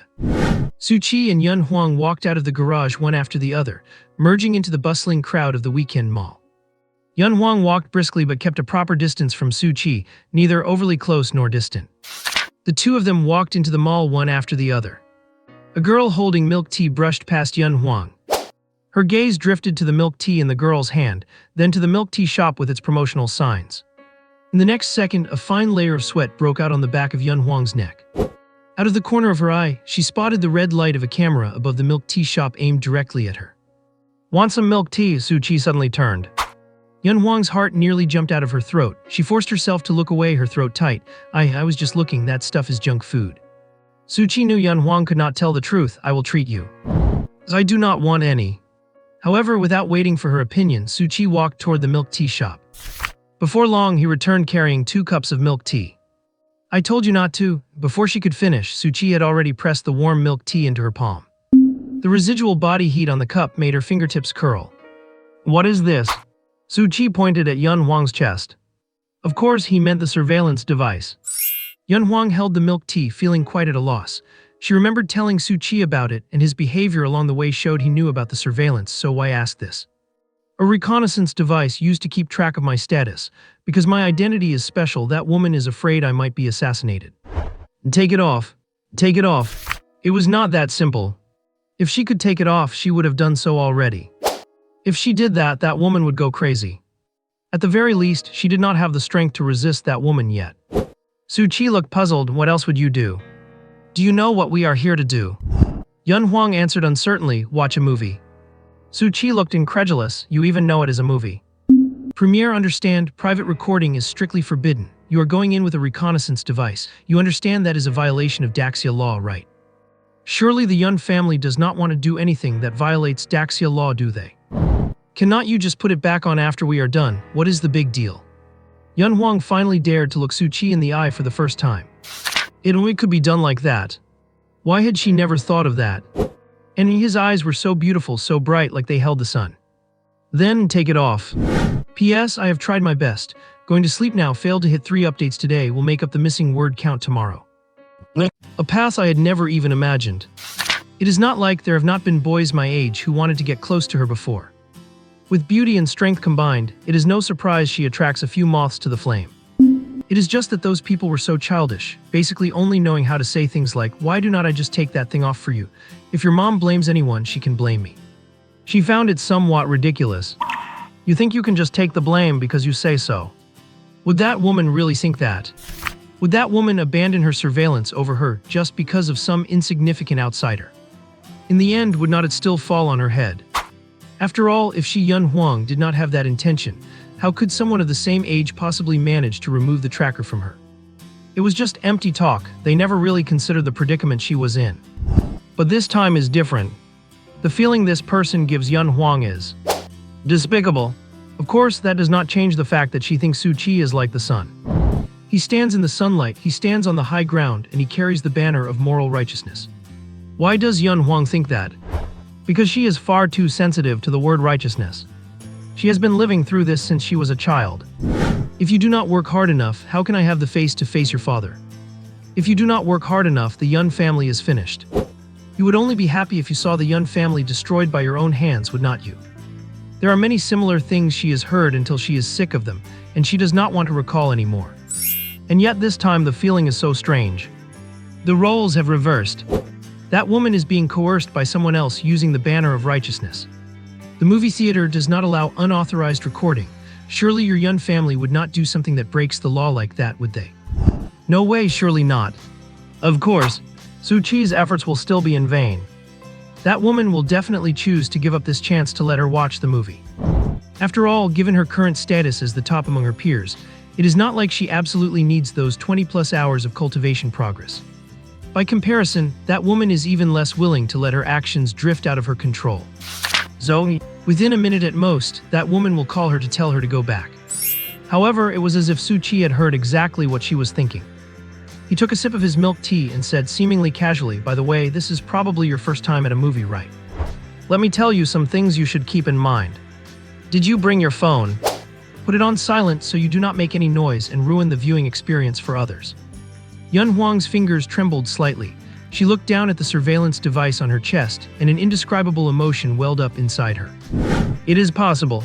Remove the tracker, set the phone to silent. This is her first chance to escape that woman's surveillance, even if it is just for a few short hours. Although she would still be scolded afterwards.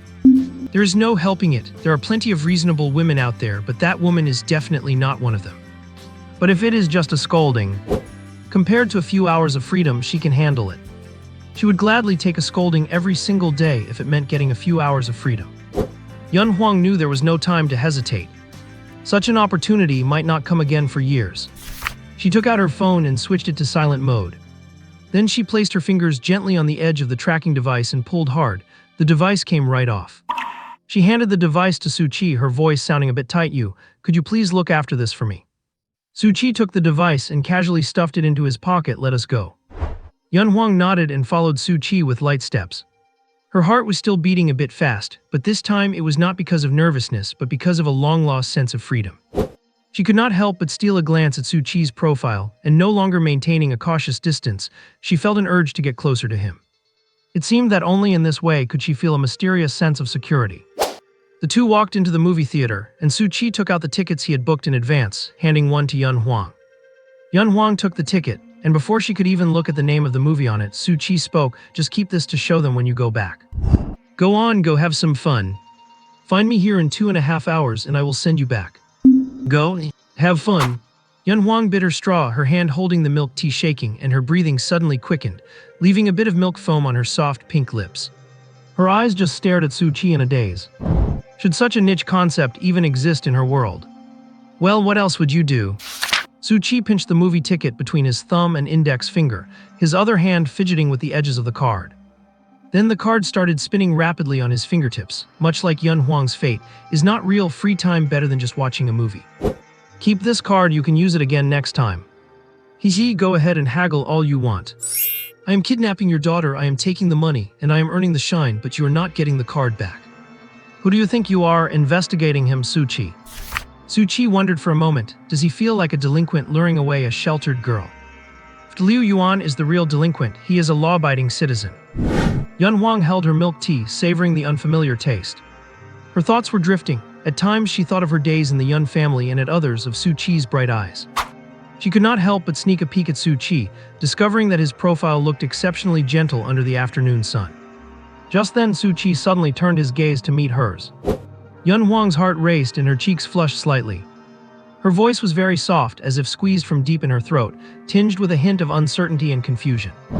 Her fingers gripped the cup tightly until her knuckles turned white, as if she were desperately trying to hold on to something ethereal. You are taking me to have fun. I do not even know what that means, having fun. Shine plus 17. Not far away, Liu Yuan, who had just come out of the movie theater, spotted Su Chi and the girl by his side. She instinctively hid behind a pillar, her eyes fixed intently on their backs. What is going on? Did that old bachelor Su Chi finally get a girlfriend? Joy plus 999. Current data. Shine 37. Glitter 1. Joy 2410. With the neon lights flashing at the entrance of the arcade and young people moving in and out, Yun Huang felt a bit uneasy. She had never been to a place like this, and had never even imagined that one day she would set foot in such a spot. The sound effects of various game machines blended together, and Yun Huang looked around, feeling quite at a loss. Her gaze swept over rows of flickering screens and excited young boys and girls, and a sense of novelty welled up in her heart. Su Chi walked to the coin machine, exchanged a pile of game coins, and handed a full basket to Yun Huang. Hey, I have never taken a girl out to play before, so just play whatever you like. Yun Huang took the coins, her fingers trembling slightly. She looked down at the coins in her hand, then looked up at Su Chi. Is this your first time too? Su Chi, what kind of provocative words are those? Su Chi was about to retort that he was a veteran of many battles when his expression suddenly changed. Without hesitation, he grabbed the hand that had suddenly landed on his shoulder, instinctively trying to twist it back. But to his surprise, the strength of that hand was unexpectedly great. He turned his head in astonishment, meeting Liu Yuan's slightly distorted face. Why are you here? Su Chi asked in surprise. Facing Su Chi's tier 6 attributes, even without him going all out, she was struggling. She managed to squeeze out a few words. You first, let go of me first, then we can talk. Oh, sorry. Su Chi let go, it was just a reflex. Liu Yuan's cheeks were puffed up like an angry pufferfish, and she seemed to be chewing on something. Su Chi, you hurt me again. She then looked at Su Chi with confusion. Since when did your strength become so great, it hurt so much? Su Chi, what kind of provocative words are those again? However, Liu Yuan's eyes were not on Su Chi at all, they were fixed on Yun Huang. Pretending to be indifferent, she asked, Su Chi, are you dating? She secretly congratulated herself on the decision to follow him. Whether Su Chi was dating or not, it really had nothing to do with her Liu Yuan. Given her relationship with Su Chi, it was logically impossible for her to come up and say hello. But that person, if she was not mistaken, that was Yun Huang, right? Yun Huang was almost a legendary figure among the martial arts candidates of her year. A tier 6 pathfinder. Even before the martial arts exam started, she was already the recognized number 1, and no one dared to dispute it. By comparison, they were just a bunch of ants crawling on the earth. So the question is, the higher one's cultivation realm, does one's eyesight get worse? Otherwise, why would a proud daughter of heaven like her, with countless suitors, fancy Su Chi, who only tinkers in his room all day and acts like his life is on the line if someone just glances at his cloud drive? Su Chi paused for a moment, then replied helplessly, you are overthinking it. I am just taking her out to have some fun. Liu Yuan swept her gaze over Yun Huang. Since when did you two get so close? Su Chi did not want to tangle with this brat we just met. She has never been to a place like this, so I am taking her to experience it. Besides, I already have a girlfriend. Liu Yuan looked confused. Since when did Su Chi have a girlfriend? How come I have never seen her? We met online. Have you two met in person? No? Do you know her name? No? Suchi, I have heard that meeting people online is unreliable, and that is Yun Huang, should you not consider. Delight plus 999. Her voice came to an abrupt halt. Liu Yuan realized that her emotions were a bit too intense. Even if the other person was Yun Huang, she should not have said such things. Putting herself in his shoes, if someone said the same thing to her brother, she would definitely be furious. Who said meeting someone online is unreliable? Sorry. After saying that, Liu Yuan ignored Suchi. She turned to face Yun Huang. Hello, sister-in-law. Yun Huang looked at the yellow-haired little girl who was half a head shorter than her and whispered in almost inaudible. If it is Suchi, it is okay. She did not dislike being called that. She had actually been eavesdropping on their conversation just now, and for some reason, when she heard the girl call her sister-in-law, she felt as if a weight had been lifted off her chest. Just a moment ago, she had an inexplicable feeling of being caught in the act of having an affair. So it was just Suchi's sister. Are you Suchi's sister? You are so cute. Seeing the two girls start chatting just like that, Suchi was more than happy to see it. He waved his hand. Liu Yuan, why do not you take Yun Huang to play? Two girls definitely have more to talk about. As a grown man with a girlfriend, bringing Yun Huang out felt inexplicably like a date, which was quite awkward. However, he just wanted to earn some shine points. What did he do wrong? Time flies. 2.5 hours is not a long time. Hey Yuan, I have to go back. Yun Huang asked in a low voice, what should I do with these? She looked down at the game tokens in her hand. A little less than half remained. They slipped from her fingertips into the basket like sand that could not be held. Liu Yuan, unaware of Yun Huang's situation, just thought it was normal, then come back and play next weekend. A glimmer of expectation flashed in Yun Huang's eyes, but it was quickly masked by a complicated emotion. Next time, perhaps that day is far off. There were some things she did not say. The same excuse really cannot be used twice. Suchi's plan was destined to fail. Next time, the Yun family could just set up a temporary movie theater. Consider that card the payment for this instance of freedom. Although they say that if you do not hold out hope, you will not be disappointed. But sometimes holding a little expectation does not seem like such a bad thing. When a person is alive, it is impossible not to have any expectations at all. Just in case. Huang, you are back. Just as she walked through the door, Yun Ting's voice came from the living room. Yun Huang looked up and saw Yun Ting sitting on the sofa, holding a cup of tea, her gaze scanning Yun Huang sharply. Her fingers tightened slightly, but she kept her face calm. Yes, I am back. Yun Ting put down her teacup, her eyes landing on the movie ticket in Yun Huang's hand, and her brow furrowed slightly. Was the movie any good? Yun Huang nodded, her tone indifferent. It was pointless. If it was not for cultivation, I would not have wasted the time. A trace of satisfaction flashed in Yun Ting's eyes. She seemed reassured by Yun Huang's answer. That is good, go cultivate, do not delay it for too long. Yun Huang lowered her head and replied softly, I understand. Yun Huang watched Yun Ting's back disappear around the corner of the stairs and felt a sense of relief in her heart. That woman did not seem to notice anything unusual, right? She returned to her room, closed the door, and leaned her back against it, her fingers gently brushing over the surveillance device on her chest. Suchi, she whispered, those bright eyes appearing in her mind. A brief moment of freedom. But true freedom is being able to control one's own life. She walked to the window and looked out into the distance. The March spring breeze brushed against her cheeks, bringing a touch of fresh coolness. A sudden impulse surged in her heart. She wanted to do something, she wanted to change something. Meanwhile, it was almost 1 o'clock when they left the Yun residence. With the half-hour trip, the 2.5 hours at the arcade, and the hour spent taking Yun Huang back, it was just in time for dinner. Suchi was not so stingy that he would not treat Liu Yuan to a meal. After the meal, the two sat by the window on the top floor of the shopping mall. By 6 o'clock in spring, the sky had already dimmed. Liu Yuan propped her chin in her hand, gazing at the cruise ship moving slowly across the lake and the beautiful lights along the riverbank, a look of longing flashing in her eyes. Suchi, how long do you think it will take for me to have my own little place on this land? She asked softly. If she had that, she could live in a house she bought herself, and then she could bring her brother home without any worries, right? Otherwise, with Suchi still at home, while it does not really affect anything, there would always be times when it is inconvenient. Right here, Suchi thought for a moment before speaking slowly. Housing prices in this area are currently between 35 and 40,000 per square meter. If you want to buy a 100 square meter apartment, even with a 40% down payment, plus renovation costs, furniture, and all sorts of miscellaneous expenses, it would probably cost around 1.7 or 1.8 million. If If card masters do not go to the front lines, the pay is just so-so. The average monthly salary in Jiangxia is about 4,000. Of course, you definitely cannot be counted in that average. Your salary after graduation will be at least several times that. Let us say 30,000 a month, which means an annual salary of 360,000. After daily expenses, if you save 200,000 a year, you could afford the down payment for a place here after about 7 or 8 years of hard work. By then you would be just turning 30, and then you would have 10 years of mortgage payments. Life would have more to look forward to every day. After hearing Su Qi's words, Liu Yuan's mood instantly dropped. She glared at Su Qi, a flash of annoyance in her eyes. Su Qi, are you doing this to provoke me on purpose?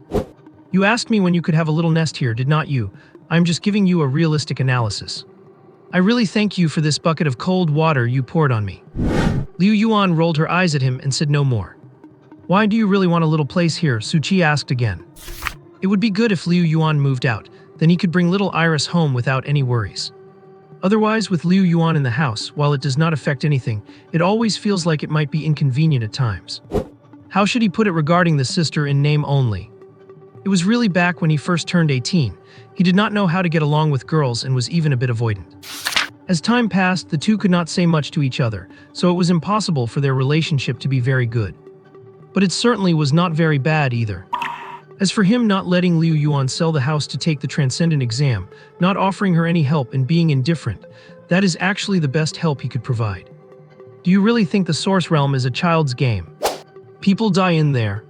Failing the exam and living a life as a beast of burden is better than dying in some unknown corner of the Source Realm.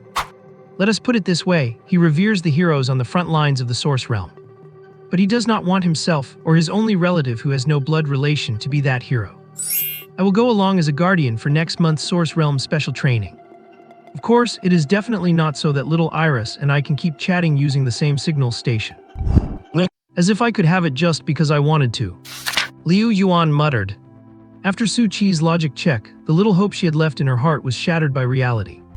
Sometimes, no matter how beautiful a wish is, it can never overcome the limitations and constraints of life. Her mood instantly soured. If you say that a barren land cannot produce a beautiful flower, then why did you go to pick such a high-climbing flower? Su Qi did not expect Liu Yuan to dwell so much on a casual remark he had made back then. He explained helplessly, it really is just a normal friendship. However, Liu Yuan looked at him earnestly. Su Qi, keep it up, the gap in status does not mean anything. It was not just because of her admiration for Yun Huang. It was because she thought of herself. And her brother, whom she had never met. He must be a chosen one like Yun Huang, right? Probably. If one does not have enough confidence deep down, how could they say things like, I reached a height that most people struggle to attain in their entire lives, all by some inexplicable twist of fate. Perhaps my casual actions are masterpieces that others could never dream of reaching, even after a lifetime of effort. At least she did not even have the courage to think such thoughts. Though Su Qi might actually say something like that. First, because his skin is thick enough, and second, he is just a cheesy novel writer, but those were lines designed for the protagonist in his story. In a sense, only a true child of heaven could say such things with a clear conscience. Suddenly, she felt a sense of inferiority. She was not eye-catching like the bad girl with big breasts, nor did she have a tall, graceful figure. Her family situation was even more of a mess. Telling Su Qi to keep it up was, in reality, a form of comfort for herself. Joy plus 666. Really, it is not like that. The situation is more complicated than you think. Su Qi hesitated, his mind racing to wonder if Liu Yuan was the type to blab about things. Maybe not, but you cannot always count on a maybe. Su Qi decided to modify the truth slightly and gave her a rough idea of Yun Huang's situation. For instance, describing the excessive surveillance as overly strict parenting and the world weariness as just high pressure. So you get it now. I get it, Su Qi, all you are missing now is a modded scooter. A scooter, boy, huh? Of course, Liu Yuan was just joking. She never expected that Yun Huang, who was worshipped by so many peers, would have such an unknown, hidden side. However, Su Qi is actually quite bold. He is not some reckless delinquent, and Yun Huang is not pregnant with his child. Is not he afraid of being beaten to death for sneaking someone else's girl out to play? But as she thought about it, she started feeling depressed again. Could her dear brother have also been born into such a family, burdened with his parents' high expectations? Zoe, am I a girl from an NTR story? No, anything but that. Then both of them fell into their own thoughts, and the atmosphere grew quiet once more. Even so, they had spoken more in the last month than they had in the entire year prior. It was about time to head back. The two of them walked out of the mall, one after the other. It was similar to the distance Yun Huang used to keep from Su Qi, about 2 meters apart. Not too distant, yet not too intimate. The evening breeze brushed by as they wandered aimlessly through the square. Su Qi looked at Liu Yuan's profile from behind. Her hair cascaded down like a waterfall, resting gently behind her shoulders. In the breeze, a few strands drifted across her eyes. Liu Yuan tucked her hair behind her ear. The image of her tucking her hair echoed in Su Qi's mind. Liu Yuan's beauty was the kind that made your heart skip a beat at first sight. What was even more rare was her youthful, tender beauty, just like the girl next door you knew in your ignorant youth. So what if she is pretty? I would still tease her just the same. Back then, I just thought of it as ordinary. But after many years, I realized that what you cannot hold on to is not just autumn leaves or winter snow. It was also the girl who moved away. That is truly what leaves one with eternal regret. Combined with this perfect evening breeze, the faint lights of the square, and the hazy moonlight. Some beauty in this world is beyond words. Like the legendary heart of Shangri-La. Or the deep, mysterious seabed at the northernmost point of the earth. Or perhaps an accidental moment of warmth found in a small city street. Su Qi quickly gathered his senses. To be honest, he had a moment of infatuation just now. But he should not be thinking like that, at least not that way. He was overthinking. Do you want to walk around anywhere else? No. Su Qi was stunned, unable to read much from Liu Yuan's eyes. Su Qi was a bit confused. Yun Huang is really pitiful, unable to choose her own life, forced to be at the mercy of others without even a chance to resist. Liu Yuan stopped and looked at the crowd nearby. By comparison, I am much luckier. Even though I have never felt warm affection or understood that kind of heavy love, at least no one plans my future for me. Even if I feel lost about this future. Su Qi followed her gaze.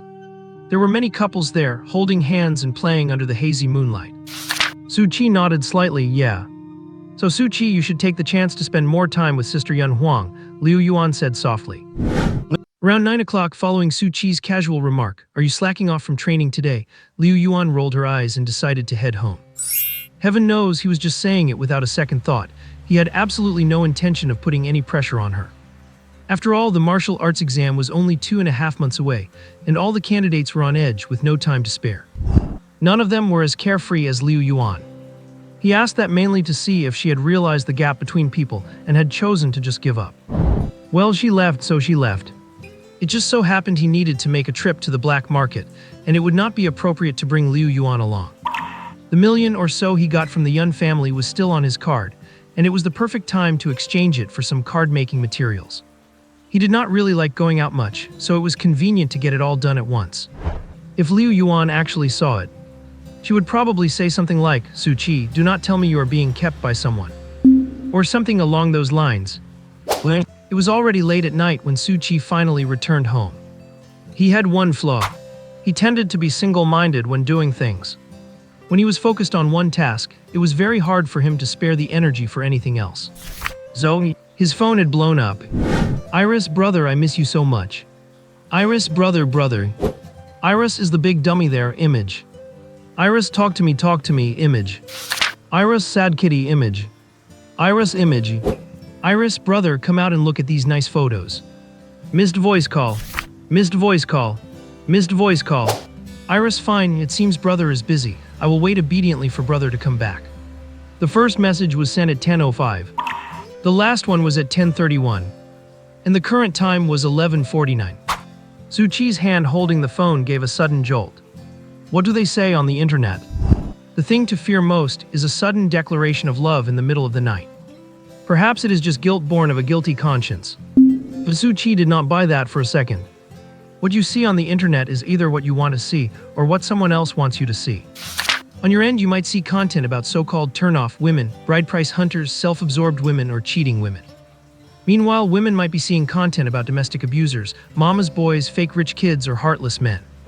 So let me ask you, is the majority of men actually domestic abusers, mama's boys, fake rich kids, or heartless men? Clearly not. It is a big world and there is all sorts of people. Individual behavior should not be generalized to an entire group. It is just that under immense pressure, people at the bottom desperately need an outlet. So they turn social contradictions into the internal conflict of gender division. And then they go and complain about the low birth rate. Anyway, I digress. So it was just little Iris missing him. I want to sleep, got busy with something, forgot to turn the ringer back on. He had turned it off in the afternoon when he pretended to go to the movies. After all, if you're going to commit to the act, you have to do it properly. Iris, brother, I really do miss you so much. I want to sleep, I miss you too. I want to sleep, can you send a few more? I want to sleep, they look great, I love them, give me more. Iris. The affection Liu Yuan had just built up vanished by more than half in an instant. Of course, at the same time, that sense of feeling wronged and inferior also faded quite a bit. Iris image loading. Iris image loading. Iris image loading. Of course, she had not actually taken any, she just typed that out. I want to sleep, damn it, when I am rich, I am definitely going to buy a phone that can see white stockings. Iris image. I want to sleep, nice image. Seeing the reply on her phone, Liu Yuan tossed and turned on her bed, curling her blanket into a ball. Sure enough, brother is still quite down to earth, not at all like that stuck-up Yun Huang. Was she being overly worried? He gave her this card. Is not it obvious he likes looking at this kind of stuff? Right then, it hit midnight. In that instant, she felt as if something had been drained from her vibrant, energized body. Replacing it was a sense of bottomless loss. Sigh, it was just the automatic training period expiring. Daily Adventure. Su Chi has been randomly targeted as the Daily Adventure target multiple times, and can now be selected as a specified target. Please choose your Daily Adventure target. Option 1, Su Chi. Option 2, Random. Liu Yuan. Yesterday she was wishing that if Su Chi were the task target, she could finish the Daily Adventure at midnight, and today it lets her choose him directly. Liu Yuan, in her pajamas, pushed the door open just a crack to peek at Su Chi's room across the hall. It looked like the lights were out. She had not heard any sign of Su Chi returning either. Damn, she missed Su Chi again. She had absolutely no awareness of being just a tool for the task. Wait a minute. Did he get a room somewhere else? Maybe she should call and ask. But would not that be a bit inappropriate? What if he misunderstands? Making it seem like she cares about him so much. And what if she ruins something good for him? Forget it. Random target. Random target, the name the user misses most at this moment. I want to sleep. Daily Adventure Special Edition. The user fears being discarded by the target for having no value, so boldly demonstrate your value. Please record a video, use this equipment to attack the phone camera, and include an ad-lib of at least 10 characters that fits the scenario. Liu Yuan. What does this have to do with value? Could her brother really be such a shallow, lecherous person? Daily Adventure Reward. Today's use of Special Passive 1, Task Target Agility +3. The target gets 3 points of agility. Liu Yuan finally noticed the task reward. If that is the case, for brother's sake, she could, even though for someone of her brother's level it is not really much. But every little bit helps. However, she had to find a good angle. She should not let her brother see her face just yet. There is still half a year until the promised meeting day. Iris video. Why did she suddenly send a video? Su Chi clicked on it with curiosity. The perspective of the video was narrow, not showing much, but what was there was easy on the eyes. And there was the young girl's cute, bashful voice. Stinky brother, took you so long to talk to me, hit you. Pleasure +66. Pleasure +66. Agility +3. Pleasure +66. Pleasure +66. Wait a minute. Did some strange data get mixed in there? Su Chi looked at his stats, deeply shocked. Is this for real, getting a permanent attack speed buff? Silence in time can be terrifying too. In the blink of an eye, over half a month has passed. Su Chi lay on the bed, his eyes slightly open, his gaze sweeping hazily across the ceiling. He sat up slowly, the quilt sliding off his body. He reached out to touch the phone under his pillow. The screen lit up, showing a few unread messages. Iris, brother, I am heading to the Source Realm tomorrow. I am a little nervous. Iris, darn it, why is brother sleeping in again? No wonder you chose a name like that. Iris, angry face. Iris, I have decided to ignore brother until you talk to me. Leaning by the window, Liu Yuan was listening to the teacher babbling on stage when she suddenly felt her phone vibrate. I want to sleep, do you know which Source Realm you're going to? She glanced at the teacher, and seeing he was not paying attention, she quickly started fidgeting with her phone. Iris, I heard it is an E-Class Source Realm north of Jiangxia. Seems like it is over 70 kilometers from school. We have to meet at school at 6 tomorrow morning. I want to sleep does not ring a bell. Are all the students from the 6th Academy going there? Iris, I think so. They say that Source Realm is quite vast. Iris, crying, having to be away from brother for almost 2 months. I do not want this. I want to sleep. Do not be so pessimistic. I will give you a gift tomorrow. A gift? Liu Yuan chewed on the word. Is that so? What could it be? A bracelet, a card, or some little toy? If I look at the gift while in the source realm and think that brother is accompanying me in another way, that might actually make things feel a bit better. As expected, although brother seems unreliable, he is actually quite attentive in his own way, knowing when to be casual and when to be careful. Just as Liu Yuan was lost in her daydreams, old Li on the podium suddenly called her name. Su-kun, come answer this question, and Liu Yuan, be prepared. Old Li pointed to the PPT projected on the screen. Talent, family, effort, martial exam. Which one do you think is the most important?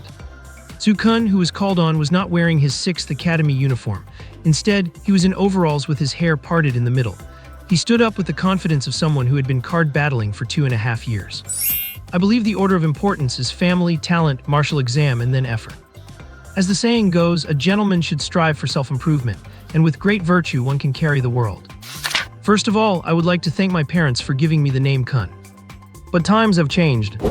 People always say the martial exam is the first truly fair opportunity we have had in these 18 years. Is that really so? As far as I know, there have been at least 30 transfer students in the 6th Academy over the past 2 months. They did not have the courage to compete against the geniuses in Shanghai or Kyoto, so they only dared to come to our second-tier city to show off. This is the convenience their families provide them. Their parents have paved a grand road to the top for them. And the only chance we see to get ahead is nothing but a tool for them to gild their resumes. Failure in our martial exam is basically equivalent to denying all the hard work of these 18 years. While they are almost impossible to fail, for a moment the atmosphere in the classroom became heavy. After all, as students of the 6th Academy, they are the majority who would be denied by the martial exam. It has been like this for years. Everyone hated Su-kun's rhetoric, yet no one could refute him. Reality is just that cruel.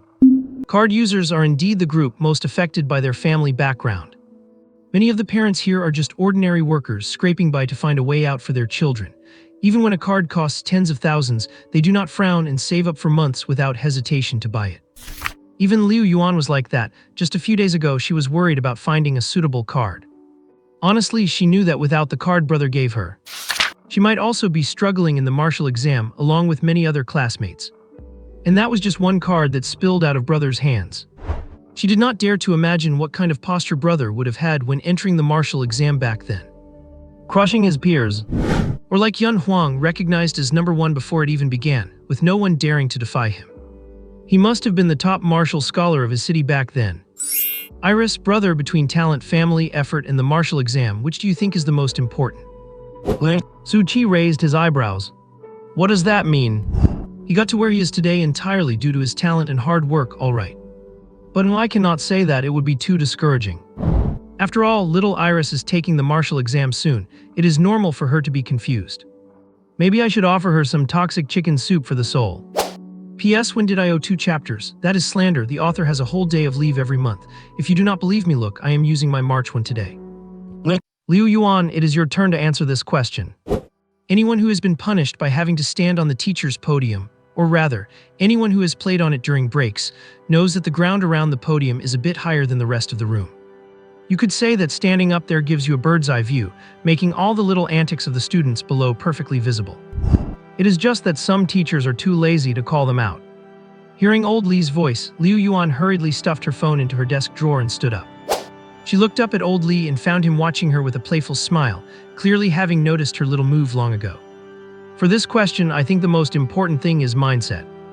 Mindset, old Li raised an eyebrow. I do not recall offering that as an option. Then do tell, why is mindset the most important? Liu Yuan searched her brain to recall the conversation she just had with her brother. I want to sleep. I think everything is important, but then again, it is not that important.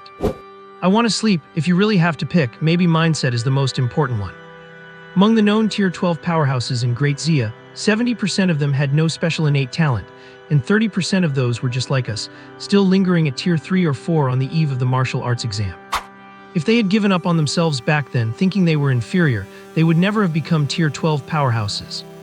Or think of the darkest times for humanity, when they had to face, with only mortal bodies, the massive wings of 1,000-meter dragons that blocked out the sky. If everyone believed that talent, effort, and background were all powerless before the dragons, then there would have been no path seekers and certainly no us. Since ancient times, Great Zia has never lacked people who dive into the unknown, defying their own mediocrity to kindle a surge of courage for those who follow. The classroom was silent, everyone looking at Liu Yuan, seemingly moved by her answer. Even Su Kun, who always loved to show off, was unusually quiet, looking down in deep thought. Even old Li was taken aback for a moment. To put it bluntly, his lesson today was essentially just feeding them toxic chicken soup for the soul. Perhaps their previous teachers had already fed them a round of it before the special training started. But what else could he do? Never mind the fact that even in the peaceful era of the previous civilization, you could not escape a 100-day pre-exam oath ceremony. This year's notification for the Origin Realm field training policy felt like the higher-ups were drunk when they impulsively decided on it. And it was the people down below who suffered. Working yourself to the bone would not solve some of these problems. Educational resources are limited, and so are the spots for the Origin Realm. No matter how you divide them, in every class, there are nearly half of the students who will not get a spot for the pre-exam special training. What happens if they do not get a spot? They just watch their classmates get a head start before the martial arts exam, feeling helpless. Anxiety, giving up on themselves, or even developing a sense of resentment towards the school and their classmates. Why do they get to go and I do not? Why are all the resources spent on them and not me? I want to kill you, kill you, kill you. This is by no means an exaggeration. Human nature is such, people do not worry about scarcity but about inequality. And many antisocial personalities are born precisely because they were treated unfairly during their student years. Although using such tactics might seem a bit low for students, there has never been true fairness in this world. In the end, it is all for Great Zia for the sake of stability. The only thing that surprised him was Liu Yuan's answer. That sense of using grand righteousness to get young people fired up. From his perspective, it was almost impossible to have come from someone with Liu Yuan's family background. Rather, it was more likely to come from some powerhouse who had long held a high position. Connecting that to her strength, which did not match her student records at all, and the fact that she was always giggling at her phone during class, her attributes were getting increasingly bizarre. I see, so that is how it is. Are you in a long-distance relationship with some young master from a prominent family? The person on the other end of her phone has probably already molded and groomed her from head to toe. This is perhaps the one student in this Origin Realm trip he has the least to worry about. Well said. Wait. After Liu Yuan sat down, she clearly was not listening to old Li's rambling. I want to sleep, little sister, let me see your legs. Iris, brother, I'm in class right now. I want to sleep. Oh, so you mean you will send me photos after class? Iris, I did not say that. Iris, brother, you are amazing. Our teacher kept praising your point of view just now, and so did my classmates. The ones who did not get a spot were so lifeless before, but after I repeated your take to them, they are full of fighting spirit again. I want to sleep. It is a real shame I did not get into pyramid schemes then. I want to sleep, they can just listen and leave it at that. Little Iris, do not you get too carried away, the Origin Realm is very dangerous. Iris, why? I think what you said was quite right. I want to sleep, let us put it this way. If one day in the future I become a powerhouse and Great Zia faces an irredeemable crisis and I step up to stop it, what do you think I am? Iris, then brother would definitely be a hero of Great Zia. I want to sleep, but I do not think so. At that moment I might be a hero in their eyes, but only I would know that I was confident I could solve the crisis, and because I was used to life in Great Zia and did not want to leave, that is why I stepped up. I want to sleep, I did not do it for anyone else, I only did it for myself. I want to sleep, but by the time I took action, there were already scholars preparing to write eulogies for me. I want to sleep, in everyone's eyes I am a hero brighter than the sun, everyone except myself. I want to sleep, of course I do not deny that true heroes do exist. I want to sleep, it is just that, whether it is them or a hypothetical version of me in the future, our growth is almost impossible to replicate. I want to sleep, those who mimic me will live, but those who try to be exactly like me will die. I want to sleep, little Iris, listen to your brother. There are only two things you need to remember when you enter the Origin Realm. I want to sleep, first, we are human. I want to sleep, second, they will die, and it has nothing to do with you or me. They are killed by enemies, not by you or me. If you cannot save them, run. You do not need to feel guilty, and definitely do not go up there and throw your life away. Classes only last for half a day today. The second half of the day is left for students to adjust their state of mind.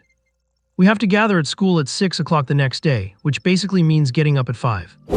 We cannot exactly have students heading into the Origin Realm with giant dark circles under their eyes, right? On her way home, Liu Yuan looked at the messages on her phone screen, feeling a complex mix of emotions. Each word was like a bucket of cold water, dousing the passion that had just been ignited within her. She lowered her head in thought for a moment, her fingers tapping gently on the screen. Iris, brother, but if everyone thinks that way, who else is left to stand up? I want to sleep, because not everyone thinks that way and there will always be someone who stands up, but I do not want it to be you. Liu Yuan pursed her lips, feeling a bit unconvinced yet unable to argue. On one hand, she understood that her brother was doing it for her own good. But on the other hand, she could not help but feel that if everyone thought like that, would not the world become a very cold place? So conflicted. Of course, she certainly would not resent her brother for this. After all, nobody is perfect. Before she knew it, she had arrived home. She glanced at Su Qi, who had finally decided to leave his room for some reason and was now lounging on the sofa playing on his phone, and prepared to head to her own room. At that moment, Su Qi looked up from his phone, noticed Liu Yuan was not looking at him, and with his gaze dropping lower, he spoke up, "Wait a second." At the same time, Liu Yuan received a notification. Equipment status updated. Card name the white thigh highs that got peeped at again. Type exclusive equipment illusion. Rarity rare. Energy level 4 stars tier 4. Attributes. Strength plus 15 please promote. Agility plus 15 please promote. Magic plus 15 please promote. Special passive 1 talent and effort. Special passive 2 infinite possibilities. Clearly, the dream of infinitely stacking attributes had fallen through. At the very least, this card could not grant any attributes until it was promoted. Promotion Adventure Deluxe Edition, in a sense, is not being constantly peeped at a manifestation of charm. Promotion Adventure, without prompting the target, have them peep at this equipment a total of 1999 times, 211 out of 1999. Can be abandoned manually. Abandon with caution. Abandon with caution. Otherwise, the next mission difficulty will be upgraded again. 211 times. Since when? At most, she had only had this card for a month. That averages out to 7 peeps a day. Su Qi, are you even human? Even so, even at this frequency, it would take 10 months for the card to be promoted. Should I accept it or not? A bit conflicted. No. Liu Yuan, what on earth are you agonizing over? 2,000 looks for my brother would be one thing, but when did it become Su Qi's turn to get 2,000 looks? Let the difficulty increase then. Besides, I did not even notice what was so difficult about it this time. After this whole mental process, she finally met Su Qi's gaze. What is up?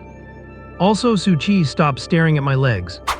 Su Qi immediately sat up from the sofa, panicked. I was not looking. 212 out of 1999. Liu Yuan looked at her quest prompt, her heart completely calm, even finding it a bit amusing. Really not looking. Su Qi was naturally righteous and dignified. There is nothing to look at with your thin arms and legs. I like busty older women. 213 out of 1999. Although the progress is fast, but... Abandon. Of course, the reason Su Qi was peeping was not because of how good they looked. He just felt they looked a bit familiar. It seemed like the photos little Iris sent him looked like that too. But then he thought, are not all white thigh highs pretty much the same? It is easy for them to look very similar. It is not like they have some special letter branding on them. Then, as if he did not want to dwell on this topic, Su Qi threw his phone onto the coffee table in front of the sofa. Take a look at this. Liu Yuan did not respond, but sat down about half a meter away from Su Qi, picked up his phone and fixed her eyes on the screen. The screen first showed an image of the entryway, followed by close-ups of a pair of siblings' faces. She glanced at the progress bar. The video seemed to be titled Sky of Fate. So why did Su Qi want her to watch this? With questions in her mind, she was just about to continue watching when Su Qi jumped up from the sofa. Good heavens. He snatched the phone back, swiped up and switched to another image. Do not go snooping around on my phone. Liu Yuan corrected him. This was what was on the screen when you threw it down. Su Qi thought carefully and realized he must have accidentally swiped when he let go of the phone. Luckily, his reaction was fast enough. The content that followed was not something for kids. He just wanted to end this conversation quickly, sign this guardianship agreement. Liu Yuan frowned. At this moment, the only guardianship agreement she could possibly sign would have to be related to the Origin Realm. You want to go to the Origin Realm with me as my guardian? Su Qi raised an eyebrow. Why not? An elder brother is like a father in fatherly love. Liu Yuan stared at Su Qi with a hint of suspicion. Since when do you care about my safety? Are not you usually too lazy to even cook, just spending your time tinkering with things in your room all day? After taking his phone back, Su Chi's tone turned listless again, and he leaned back on the sofa. Special circumstances. In a place like the Source Realm, who knows what might go wrong? I'm just worried about you going alone. Liu Yuan felt a slight warmth in her heart, and her tone softened, losing some of its chill. The team leader is at the 6th rank, and an E-level Source Realm only peaks at about the 4th rank. The chance of an accident is almost zero. Besides, the school would not risk our lives either. Just relax. Su Chi smiled. I am at the 6th rank too. Liu Yuan. For real? Su Chi actually has 6th rank strength. Now that she thought about it, she had heard old Li mention in passing that Su Chi used to be a genius, right? Thinking about it that way, it was not actually that hard to believe. With that, she reached out to grab Su Chi's phone. Startled, Su Chi pulled the phone back and looked at her warily. What are you doing? Joy plus 66. Liu Yuan rolled her eyes, her tone tinged with helplessness. The electronic signature. Are not you supposed to be my guardian? Su Chi breathed a sigh of relief and handed the phone over. He had feared she wanted to keep reading the sequel to Sky of Fate. Liu Yuan took the phone and opened the guardianship agreement page. As she filled in the information, she muttered, "We need to gather at 6 tomorrow morning, do not be late." Su Chi took the phone back and waved his hand lazily. "Do not worry, when have I ever been late?" Liu Yuan mercilessly exposed him, "And when have you ever been on time?" Su Chi did not respond, just let out a lazy yawn and got up to head toward the entryway. She did not know why Su Chi would make such a request. But it was a good thing. The thought process behind Liu Yuan's willingness to sign was as follows. First, although the teacher is a 6th rank, they have too many students to watch. Their range of activity is definitely limited. They must stay within a distance where the teacher can provide support, which limits the effectiveness of the training. Second, there was the rather annoying daily adventures. With Su Chi as a designated target, he could resolve quite a few troubles, compared to suddenly being tasked to find a stranger and do inexplicable things. She would rather match wits with Su Chi. Just treat him as a mobile power bank. Following that, Liu Yuan quickly took out her phone, wanting to chat with her brother. If she did not talk to him now, it would be over a month before she saw him again. However, she sent 4 or 5 messages, and they were all met with silence. Fine, it seemed her brother was busy with something else again. After all, he was not as idle as Su Chi all day. Strange. Very strange. The time had shifted from noon to evening. Yet Liu Yuan's source messaging was still dead silent. She finally could not help but continue sending messages. Iris, brother, where did you go today? Iris is not brother back yet. Iris, voice call missed. Iris, crying cat image. Iris, white stockings image. Iris, Yuan was wrong. Next time you want to see, I will take photos immediately. I will not be naughty. Iris. She did not feel like the submissive one. Rather, the concept of love Liu Yuan held onto. The world of emotion she embraced was like a calm lake. And yet, someone was stirring up waves in the lake of her heart. But this emotion was sincere beyond words, feeling both within reach and yet intangible, separated by the screen of a phone. Combined with a lack of romantic experience and her own insecurities regarding the other's identity. It ultimately led to her being prone to anxiety. She was afraid everything would vanish inadvertently, like a sudden tornado, leaving nothing behind but a mess of memories. On the other side, Su Chi, having just finished buying field supplies, noticed several unread messages on his phone and felt a sense of foreboding. I want to sleep. I want to sleep. I was busy with something important and forgot to check my phone. I want to sleep, little Iris, do not cry, do not cry. However, Su Chi was different. He knew why that tornado had formed. He would go with the flow, using small tricks to make the tornado's presence even more spectacular, until it filled the sky. In love, sometimes you need small lies to add to the pleasure. So at this moment, he did not tell the truth. If a normal person were in Su Chi's position, they would have panicked upon seeing little Iris's bombardment of messages. They would explain hurriedly, I got the qualification to go to the Source Realm. We do not have to be apart for over a month after all. I was just buying supplies, so I did not notice. But Su Chi did not think so. It was far better to wait until tomorrow morning when little Iris entered the Source Realm, and then send her a message. This is the gift I promised little Iris yesterday. I was busy all day yesterday. I went and stole the signal station from the Source Realm. This was the confidence he gained from playing gal games. Received the reply. The lost look in her eyes instantly transformed into longing. Liu Yuan could not help but curl her lips into a smile, as ripples of happiness surged in her heart, spreading outward.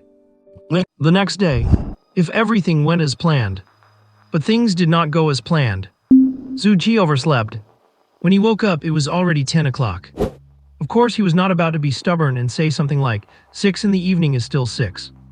Even if he hurried over now, he would not be too late. Suchi scrolled through his chat history. Iris, I heard it is an E-rank origin realm north of Jiangxia, seems to be over 70 kilometers from the school. We are supposed to meet at school at 6 tomorrow morning. He opened his exclusive card holder map. North of Jiangxia. He quickly found an E-rank origin realm. Nestled between mountain ranges, it was marked on the digital map as a medium-risk zone. Civilians were forbidden from entering, and only superhumans of Tier 4 or higher were qualified to step foot inside. Centuries ago, this place used to be a small county town, but it was wiped out during an other-dimensional invasion. A B-rank origin realm had overlapped with the county town, which corresponded to Tier 9 power. The county town fell, and nearly all the superhumans and civilians perished. The scale of the loss shocked the Daxia authorities and other cities. It was then suppressed in a fit of rage by a Tier 10 guardian.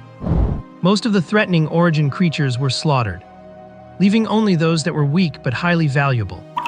Exactly, you could call it farming. Since then, the B-rank origin realm was downgraded to an E-rank. Over the past few centuries, this E-rank origin realm has provided a steady stream of abundant resources to Daxia and has also served as an initial leveling zone for new blood, helping many students get over the hurdle of their first time seeing blood. In short, it is very stable. Suchi took a taxi to the edge of the low-risk zone and got off. The surroundings looked desolate with hardly anyone in sight. The area beyond this was not somewhere a taxi driver could explore. Suchi had to continue on foot. With the enhancement from his card stats, Suchi's physical condition was significantly boosted. Even though he was not fond of exercise, trekking long distances was a breeze for him. After a 30-minute brisk jog, Suchi arrived at the entrance of a blockade. He saw a group of guards in special uniforms. They looked serious and stopped him immediately. Hello sir, this is the entrance to Origin Realm EB, please show your clearance, or we will have to escort you out. It is understandable. Every year there are people who think they are destined for greatness, fantasizing that the air in the Origin Realm is sweet, thinking they will make a fortune inside, only to end up as corpses in the wilderness. Suchi opened the backend of his card holder app and handed it over. I should already be registered, take a look. The guard took his phone, checked it carefully, and nodded after confirming everything was correct. Go ahead, be careful. Suchi waved his hand. Don't worry, I know what I am doing, I am a regular. Honestly, at that moment, the guard talking to Suchi had the urge to detain him on the spot. I mean, what kind of person calls themselves a regular right off the bat? Whatever. He was not part of the vice squad anyway, so he just handed the phone back. As Suchi took back his phone and was about to cross the blockade, a mature woman in a professional outfit with black stockings and flowing black hair stopped him. The black-haired woman asked with a smile, "Respected cardholder, would you like to purchase accident insurance before entering the Origin Realm?" Suchi, he had not seen this kind of business when he came here in previous years. Are things getting this wild now? The insurance business has actually penetrated into a place like this.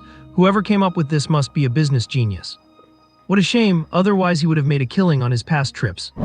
Before Suchi could react, the woman in stockings handed him a contract filled with dense text. This Origin Realm entrance accident insurance provides effective protection for you and your family for just 50,000 yuan. In case of an accident, we will provide your designated family members with a quadruple pension, and even for severe injuries, we will cover 70% of the medical expenses. The more dangerous the place, the higher the demand for insurance. But even insurance companies are only willing to offer quadruple compensation. Life is just that worthless inside an Origin Realm. The woman in stockings did not give up and continued to pitch. It's extremely dangerous inside and no one can guarantee your safety. If an accident happens, hardly anyone will jump in to help, but it is different if you buy our insurance. Maybe someone will end up helping you out by chance. After all, our company provides a bonus of 20 to 40,000 yuan to anyone who rescues a policyholder. Suchi gave an awkward laugh. I'm an orphan, I cannot fill out a beneficiary, sorry. The woman in stockings paused, clearly not expecting such an answer. The smile on her face stiffened for a moment and she looked guilty. I'm sorry, I did not know, how about I be your girlfriend? Before Suchi could reflect on his unstoppable charm, she continued, that way you can name me as the beneficiary. Suchi. 1 hour ago, a total of 23 students lined up at the entrance. All right, everyone gather around, stand closer to me. Old Lee held a slightly dirty card in his hand, the material looking like some kind of plastic. Card name, Beacon of Unity. Type, illusion. Rarity, exquisite. Energy level, 5 stars. Active skill, boundary breaker. After activation, creatures within a specified range will be treated as a single unit. What are you brats looking at? I only use this thing once a year, so I do not maintain it much. Is it really that weird that it is a bit dirty? Still staring, we are leaving. As Old Lee spoke, he stomped his foot, and a ring of light flashed across the ground instantly like a pebble thrown into a lake. The ripples spread rapidly, engulfing Liu Yuan and the other 22 students. The entrance to this origin realm is unstable, so it is highly likely to cause a random teleportation. If we use this card, we will not get separated after arriving in the origin realm. The teleportation range only covers 7 meters around me. Do not move around during the process, keep your eyes on me. You all signed the liability waiver with the school yesterday. If you do not listen and end up thrown elsewhere during the transfer, you will have to fend for yourselves. Do not blame your teacher for not being responsible. The deep, resonant voice made everyone present nervous. Of course, this was just Old Lee's way of scaring the students. They would have a hard time countering the effectiveness of a 5-star card. It is just that these kids are so mischievous now. Who knows what kind of trouble they would stir up if he did not scare them a little. In an instant, Liu Yuan felt a massive force pulling her upward. Then with a whoosh, she felt like she had been shot out by a burst of energy. By the time Liu Yuan regained her senses, her feet were already on the ground. But the feeling of landing was like suddenly missing a step on a staircase, and she nearly twisted her ankle. Liu Yuan could not worry about anything else and quickly looked around. Around her were her classmates in Old Lee, and underfoot was a patch of withered grass, so sparse that the soil beneath was visible. Not far away were sparse, tall and short trees, and a brick path that looked like it had not been tended to in a long time. The ground was weathered and peeling, with weeds growing stubbornly from the cracks. In a few years, you would not even be able to tell there was a path here without clearing away the grass. After a quick scan, her eyes suddenly locked onto something. She saw something. It was a dilapidated and rotten wooden bench. The kind of common park bench. The bench had tipped over backward. The wooden parts that had originally been treated for rot were now completely decayed, and while the iron legs were still intact, they were covered in rust. Hey, what are you doing? I almost threw up my breakfast. A few steps away, Su Kun scrambled up from the ground in a sorry state. He was clearly unaccustomed to this method of teleportation, to the point where he had face-planted upon landing. A student even further away was even less lucky, having fallen straight into a small mud pit. There is no harm without comparison. Liu Yuan was surprisingly the luckiest one. Count off. Old Lee walked over from the side. He was already used to the teleportation process, so he appeared calm and unhurried. 1, 2 of 23. Seeing that everyone had arrived, Old Lee nodded and continued speaking. This is everyone's first time entering an origin realm, right? Although many of you should have learned the corresponding knowledge from textbooks, I will still introduce it, just in case some of you did not pay attention in class. After saying this, he specifically glanced at Liu Yuan. Once an origin realm is formed, it usually will not disappear on its own. Using the mindset of you young people, you can think of it as an instance dungeon in a game. The area where the origin realm actually intersects with reality is not large. It is more like a portion of space from 2 worlds overlapping. The place where we just entered can be understood as the entrance to the dungeon, but the monsters in this dungeon can also enter the territory of Great Xia through that entrance, which is why the warning lines you saw earlier exist. And only by defeating the final boss in the dungeon, or destroying the core that supports the existence of the origin realm, will it disappear from the map of Great Xia. Moreover, if you leave an origin realm alone, the longer it remains, the larger its area of influence will become, like a drop of ink in water. If it is not cleared in time, eventually the entire Great Xia could be eroded. For example, the well-known Neon Island of the past fell into an origin realm because of its arrogance, becoming dust in history, without even having the chance to apologize to anyone. Great Xia did not even rank this one, because its level of danger has already exceeded what any rating system can measure. Even a 12th-tier powerhouse would not dare to step into it easily. It is one of the few restricted zones in the world, but despite such danger, countless transcendents still risk entering it every year in search of opportunities. An entire nation fell because of an origin realm. Liu Yuan marveled to herself. Let us not talk about Neon Island, it is too far away from you. Even the scope of this current origin realm is quite vast. According to our projections, its predecessor must have been a fantasy civilization, a major city with a population of over 5 million before its destruction. And there are also some scattered villages, farmland, wilderness, lakes, and forests around it. So after it descended upon Great Xia, it unsurprisingly wiped out the small county at the dungeon entrance. In this origin realm, your main enemies will be fantasy creatures or even humans from that fantasy world. Of course, there might also be some special things that have turned into monsters due to the influence of certain factors in Great Xia's atmosphere. Besides that, you must also be careful of other transcendents. The school does not have the right to claim this place. Apart from the martial arts candidates from the Jiangxia 6th Academy, there are over 500 other transcendents who have entered this origin realm. Alright, enough talk. Open your suitcases and start setting up camp. Old Lee scanned the students present. Almost everyone was carrying a suitcase at least half a person tall, and Su-kun was even pulling 3, which was particularly eye-catching. Not bad, at least you know to bring supplies. Of all the students I have taught, you are the most worry-free bunch. This will be our temporary gathering point. I will clear out the 4th tier creatures within a 5-mile radius as your free activity zone. As for those below the 4th tier, if you die at their hands, I will give you 2 words. Serves you right. Do not blame me for being harsh, but when dealing with some mindless creatures below the 4th tier, it is not shameful to ask classmates for help even if you cannot beat them. If you do not have the strength but still dare to run around, not knowing your own limits, you are useless, and staying alive is just a waste of resources. However, after Old Lee finished speaking, no one moved. He frowned. Did he speak too harshly? Past experience told him that the origin realm is no place for laughing and joking. Only with this attitude can students quickly integrate and grow. And just like that, Old Lee stared at the 23 students all by himself. Set up camp. Do you need me to help you? If you do not know how to set up camp, just build a doghouse to live in. It is not like I am the one living there. However, still no one moved. Just as the atmosphere became a bit stiff, Su-kun took the lead. Teacher, setting up camp is fine, I can learn, but where are the tools for it? Tools? Old Lee raised an eyebrow. You are asking me, I should be asking you. You all have suitcases, what is inside them? Where are the tents? Where are the sleeping bags? Old Lee kicked Su-kun's suitcase, the metal case echoing with a dull sound. Speak, I am asking you what kind of junk is inside this. Seeing that Su-kun would not speak, Old Lee kicked the lock open with force. The contents of the suitcase spilled out in a cascade. The top layer was pink burger buns branded with a thimble logo. I have heard these pink buns are supposedly quite tasty. The packaging even had a buy 5 get 1 free promotional sticker on it. A vein bulged on Old Lee's forehead. Su-kun, you love these thimble-branded pink buns that much. Do you think coming to the origin realm is a spring outing? With that, everyone except for Liu Yuan was left empty-handed. Subconsciously, everyone lowered their heads, not daring to meet Old Lee's furious gaze. What about you guys? What exactly is packed in your suitcases? Are you waiting for me to ask you to open them one by one? Even after saying that, no one stepped forward to open their luggage. Old Lee had no choice but to do it himself, opening the second suitcase, only to have colorful bags of puffed snacks scatter all over the ground. Fine.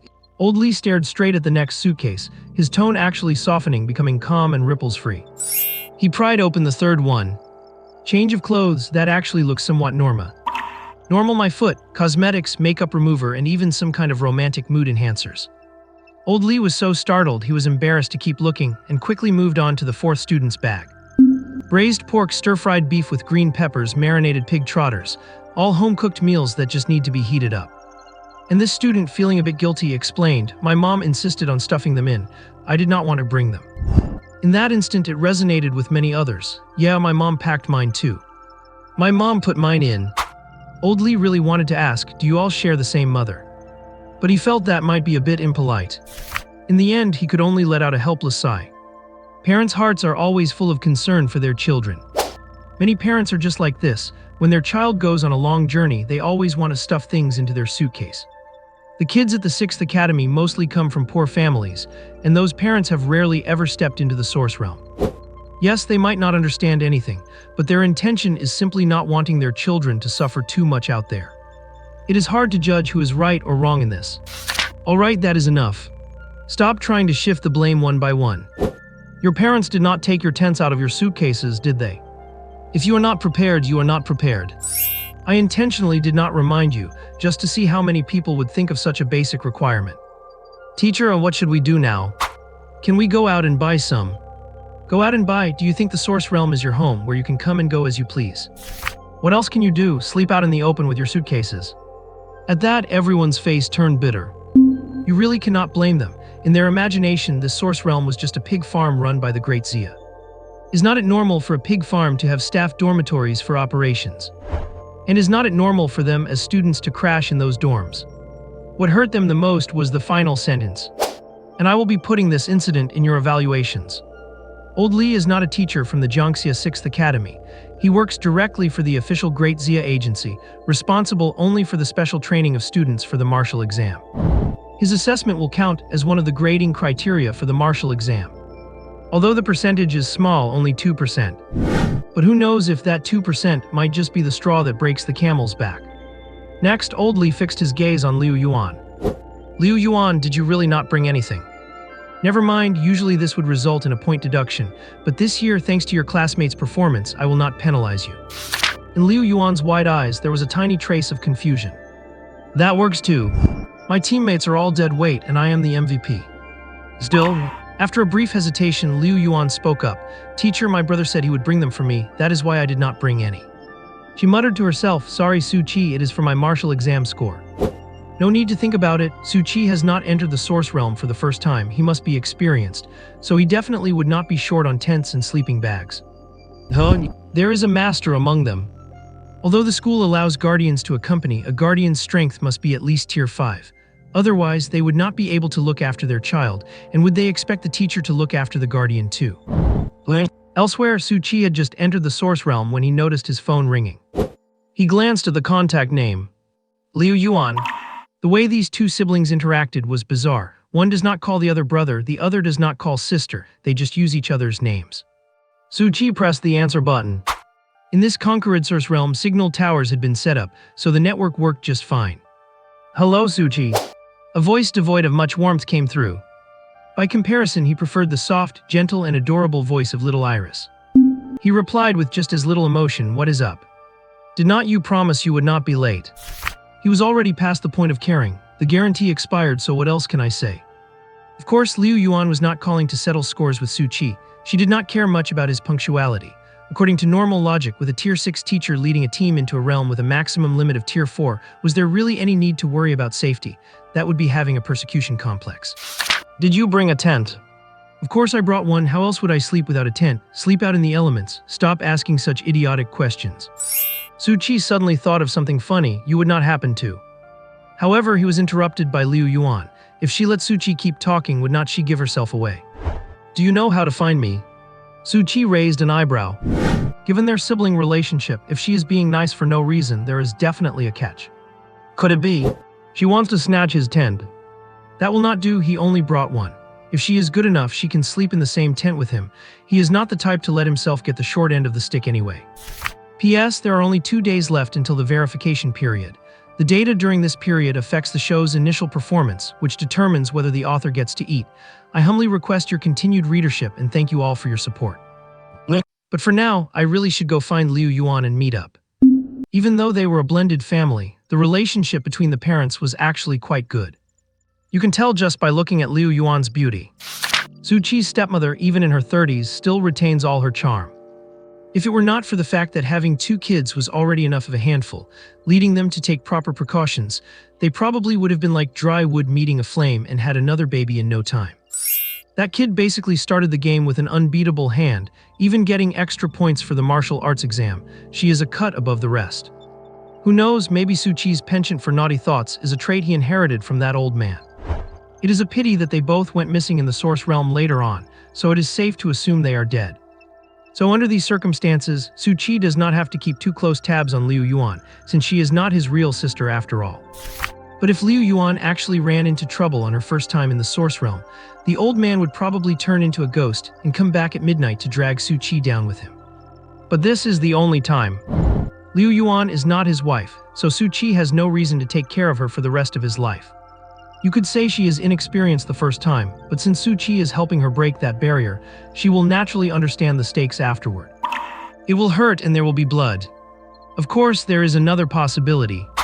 Su Qi just wanted to hitch a ride into the source realm. He is probably already imagining how he can surprise little Iris once they have set up camp.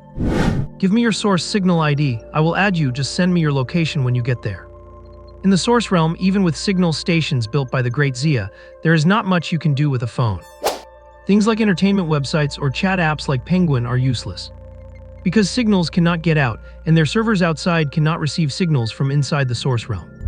The only 2 things that work are phone calls with others near the same signal station, and a very limited set of features on Source Messenger. Most of the time, it is not much different from a half-brick. Just by the name, you can tell that Source Messenger was specifically designed for this purpose. Elsewhere, Liu Yuan furrowed her pretty brows. Su Qi does not have her on Source Messenger. Well, Su Qi's presence has indeed been very low-key over the past few years. She never thought to reach out and add him either. Alright, my Source Messenger is why. Liu Yuan's voice cut off abruptly. She suddenly remembered, while dialing, that she had not completed her daily task yet. The name Daily Adventure sounded too cringy, so Liu Yuan just called it her daily task. She did not specifically stay up for the midnight reset last night because she had to get up early. Now that she was free, she could check what it was. And at that very moment, she saw the content of the task. Please choose your daily adventure target first. Choice 1, Su Qi. Choice 2, random. Su Qi. Daily Adventure 3-Day Special Edition. Su Qi, who promised to arrive on time, finally crawled out of bed at 10 in the morning just as you expected. Such untrustworthy behavior from Su Qi is truly annoying. Please go back on your word with Su Qi 3 times in a row, letting him experience the same feeling and helping him regain his credibility. Daily Adventure Reward. Each act of going back on your word grants 3 days of use for Special Passive Skill 1. Rewards can be perfectly stacked. Your base stats have reached the current equipment limit, so please trigger and complete the promotion adventure as soon as possible. Note, the adventure is considered started after the first time you go back on your word.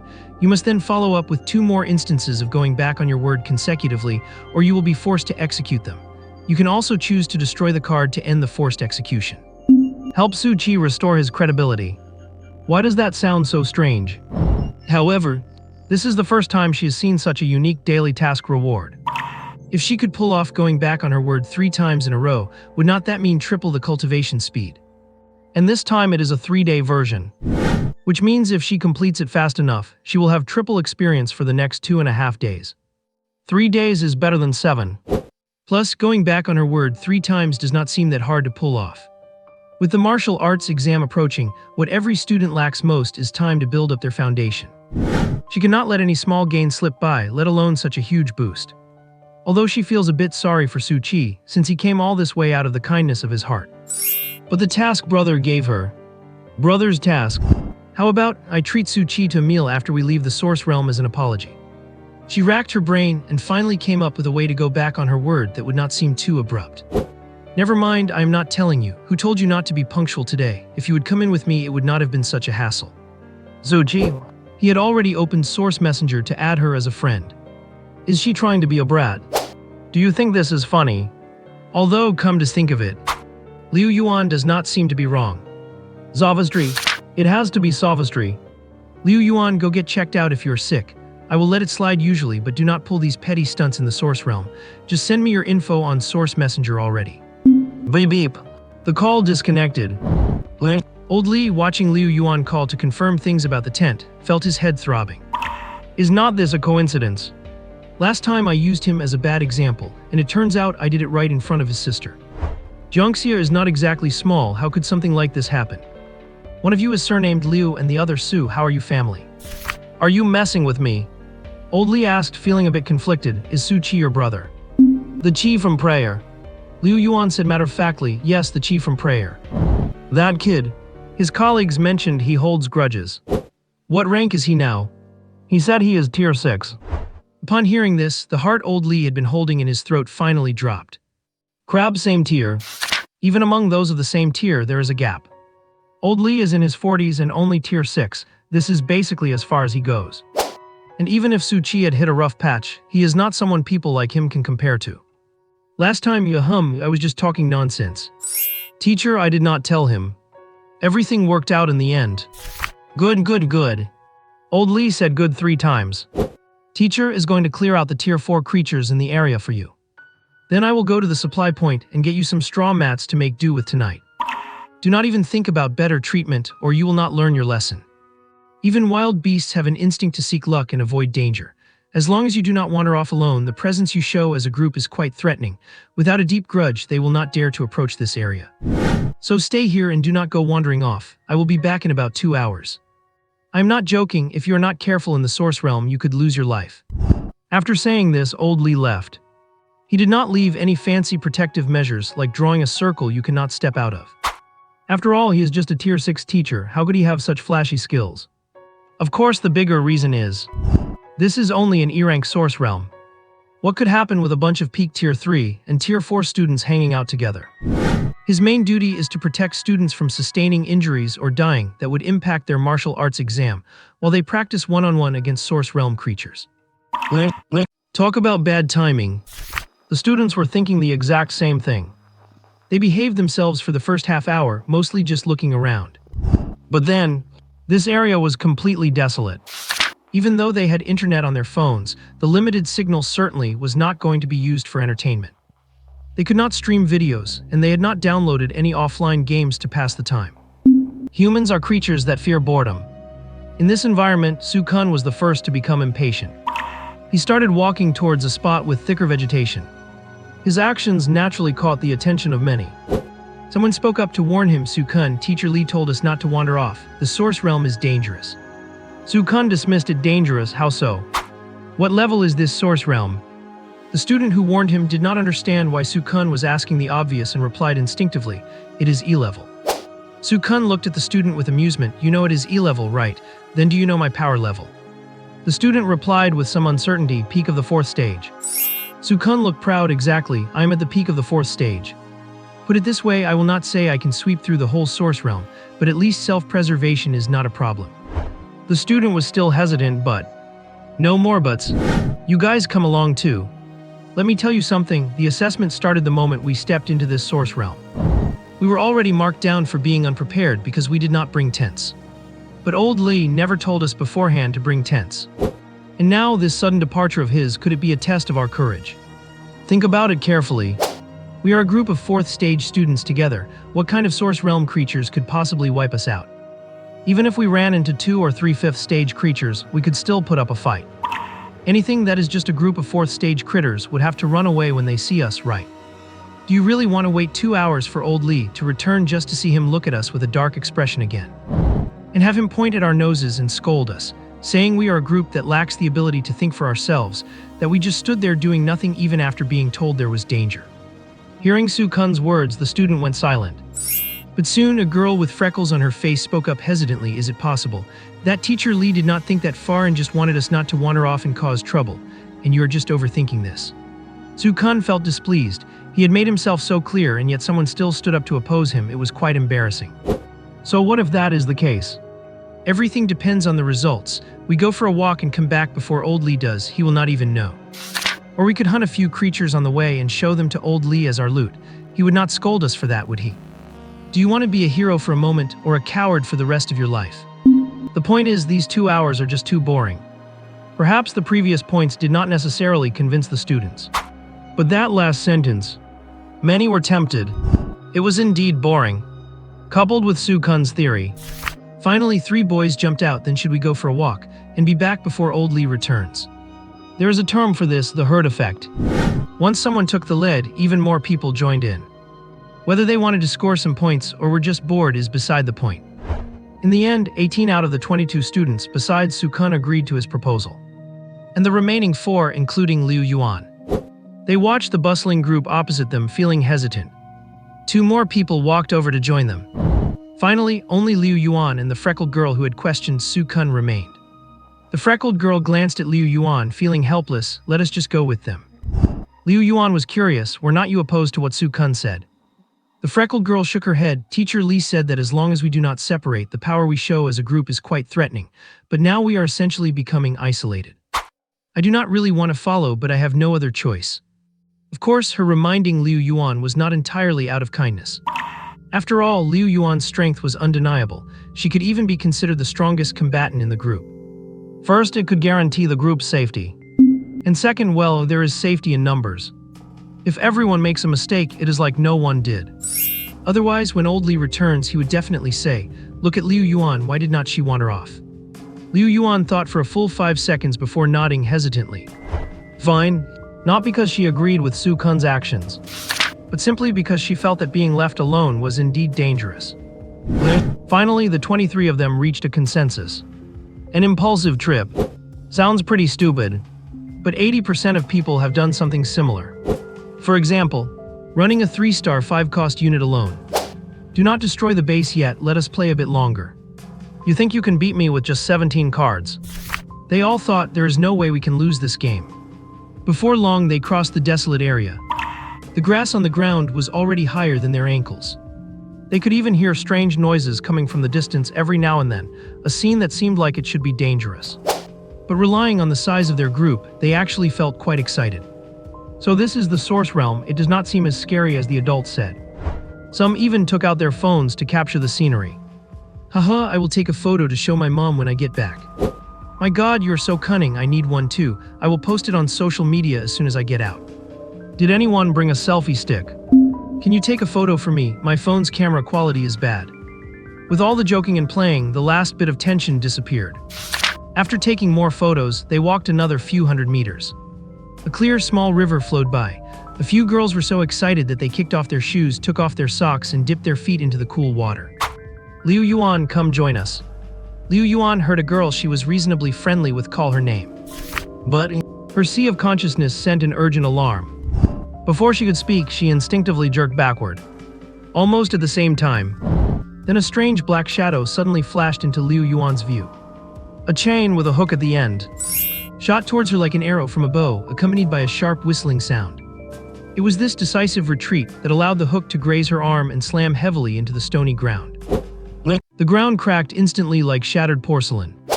Then dust filled the air as the iron hook embedded itself deep into the earth. A deafening roar finally followed. Boom! Liu Yuan pressed her fingertips against the red mark on her arm where the chain had grazed her. Only after she calmed down did she feel the needle-like stinging pain. As the adrenaline ebbed away, she finally heard her own thunderous heartbeat, an illusion of it pounding against her ribs. Her sweat-soaked shirt clung to her back. As the wind blew, it felt like an icy hand gripping her spine. Only then did Liu Yuan realize her entire back was drenched in cold sweat. Just a little bit closer. The scariest part was not the moment the chain tore through the air, but the delayed fear hitting her now. Her memory remained frozen at the moment the wind swept past her with the scent of blood. She dared not imagine what would have happened if she had not trusted that sudden impulse to step back. Pierced through the chest, or having her entire chest cavity crushed by sheer force. The others fared no better. For a full 3 seconds, the riverbank fell into dead silence. The girls still had their ankles submerged in the creek, the smiles on their faces frozen into terror. Until the chain, as thick as a baby's arm, suddenly went taut, ripping a block of earth the size of a person out of the ground. Just when everyone thought it would retract, the chain bent at an unnatural 90-degree angle. A boy who had been taking photos earlier was not as lucky as Liu Yuan. Unable to dodge in time, his ankle was snagged by the chain. Then it dragged him, body and all, toward the depths of the woods. His phone finally hit the ground just then. The selfie frozen on his screen created an absurd contrast with his current distorted expression of terror. 2 more seconds passed. After the boy let out a series of screams for help, someone finally snapped back to reality. It was Sukan. His face turned ashen. It was his own unilateral decision to bring them out here. If anything were to happen, he knew he would not be able to escape the blame. A blue light flashed in his hand, and with just a thought, a 2-meter-long spear materialized into reality. He pushed off the ground with all his might, his body launching like an arrow toward the chain dragging the boy. As he approached, seeing the boy about to be dragged into the woods, Sukun leapt up, holding the spear backward with the tip pointing down. He struck hard, driving the spear through the links of the chain, pinning the tip firmly into the ground. Using the ground as a pivot, he used the spear shaft to forcefully hold the chain back. It must be said, Sukun's on-the-spot reaction was truly sharp. This was one of the optimal solutions, far more reliable than trying to grab the chain or struggle to pull the boy away. Even so, Sukun felt the immense tension transmitted through the spear. His hands gripped the spear like iron clamps, refusing to let go an inch. His muscles strained and veins bulged on his forehead. The chain shook, producing a harsh grinding screech against the metal of the spear, but it could no longer move forward. Soon others reacted, rushing forward to pry the chain from the boy's ankle bit by bit. The boy lay on the ground pale, his clothes tattered and skin covered in bloodstains from the friction. But his eyes were filled with the relief of having survived. He looked at Sukun with profound gratitude. Sukun did not dare to lose focus, simply saying, "Get to the back." He then yanked the spear out, clashing against the chain and sending a shower of sparks flying. The iron hooks then began to retract. Sukun was already imagining the look of admiration on his classmates' faces. He spun the spear in his hand, performing a fancy flourish. "I am at the peak of the 4th stage. Just a bunch of clowns here to give me experience points. I only need to lift a finger." His words went unfinished. He heard cries of terror from his classmates behind him. Looking up, he saw a group of undead creatures in tattered armor and rusted weapons swarming from all directions. Their eyes glowed with an eerie green light, and they let out incoherent, chilling growls. And that was not the end of it. As the hook retracted, a large tree 30 meters away from Sukun was smashed open by the iron. The master of the hook emerged from the shadows, a mountain of flesh piled together like corpses. Layers of useless flab hung from its body, drooping onto the belly wrapped in chains. Its 5 eyes all stared at Sukun simultaneously. For some reason, Sukun felt his hand holding the spear trembling for no apparent reason. Truth be told, this monster was not actually that strong. It was roughly a bit shy of the 4th stage peak. But with every step it took, the undigested remains in its sutured stomach pushed against its necrotic, decaying skin, creating gruesome bulges. Human skin of various colors was crudely stitched together with hemp rope, maggots breeding in the seams falling off with every step, accompanied by puddles of yellowish-green slime and plumes of white smoke. On its left arm, a butcher's knife was skewered through half a human thigh, so fresh the nerves were still twitching. Uncomfortable. An intense sense of discomfort. Sukun was the closest to it, and he saw it the most clearly. His throat felt like it was choked, the words he had intended to use for showing off stuck firmly in his windpipe. He could only feel bile burning his throat. An intense wave of nausea. Sukun bent over and emptied his stomach of his morning meal. Yet the monster would not wait for him to recover. It dragged its fat, heavy body, stumbling forward toward Sukun. Waving its right arm, the iron hook whistled through the air as it smashed down. Sukun could not care about the nausea. He lunged off the ground and swung his spear, the head accurately meeting the hook. With a resounding clang, the spear and hook collided, spraying sparks. Sukun felt a massive force, his arm going numb. His instincts told him something was wrong. He could last at most 5 more seconds. He could not block it. But why could not he stop it? He was at the peak of the 4th stage. The enemy's level was clearly lower than his. Yet he could only muster 40 or 50% of his full strength. Sukun leaned into the spear, adjusting his breathing, trying to suppress the fear and force himself to calm down. But could he do it? He could not. He knew this monster was no match for him, but his body was resisting the effort. That monster patched together from human parts. It triggered a primal fear in humans. Some might think Sukun was useless. But the truth is, if you replaced him with 99% of people, they could only do as much in this moment. The human body is so inexplicable. Many times you simply cannot control yourself. Let us use an example. On a balance beam half a meter off the ground, even a normal person can play around on it or walk across with ease. But what if the dimensions were the same, yet it was 100 meters above the ground? A balance beam with no safety gear, where one mistake means falling to your death with no chance of survival. How many people would still be playing around on it? How many would still be able to walk across with ease? Or consider standing against a railing on a 100-story building looking down. You know perfectly well you will not fall, but when you look down, at least 90% of people will feel some degree of resistance or fear. Your thoughts simply cannot override your body's instincts. And Sukun right now was like the person on that 100-story railing. What 4th stage peak?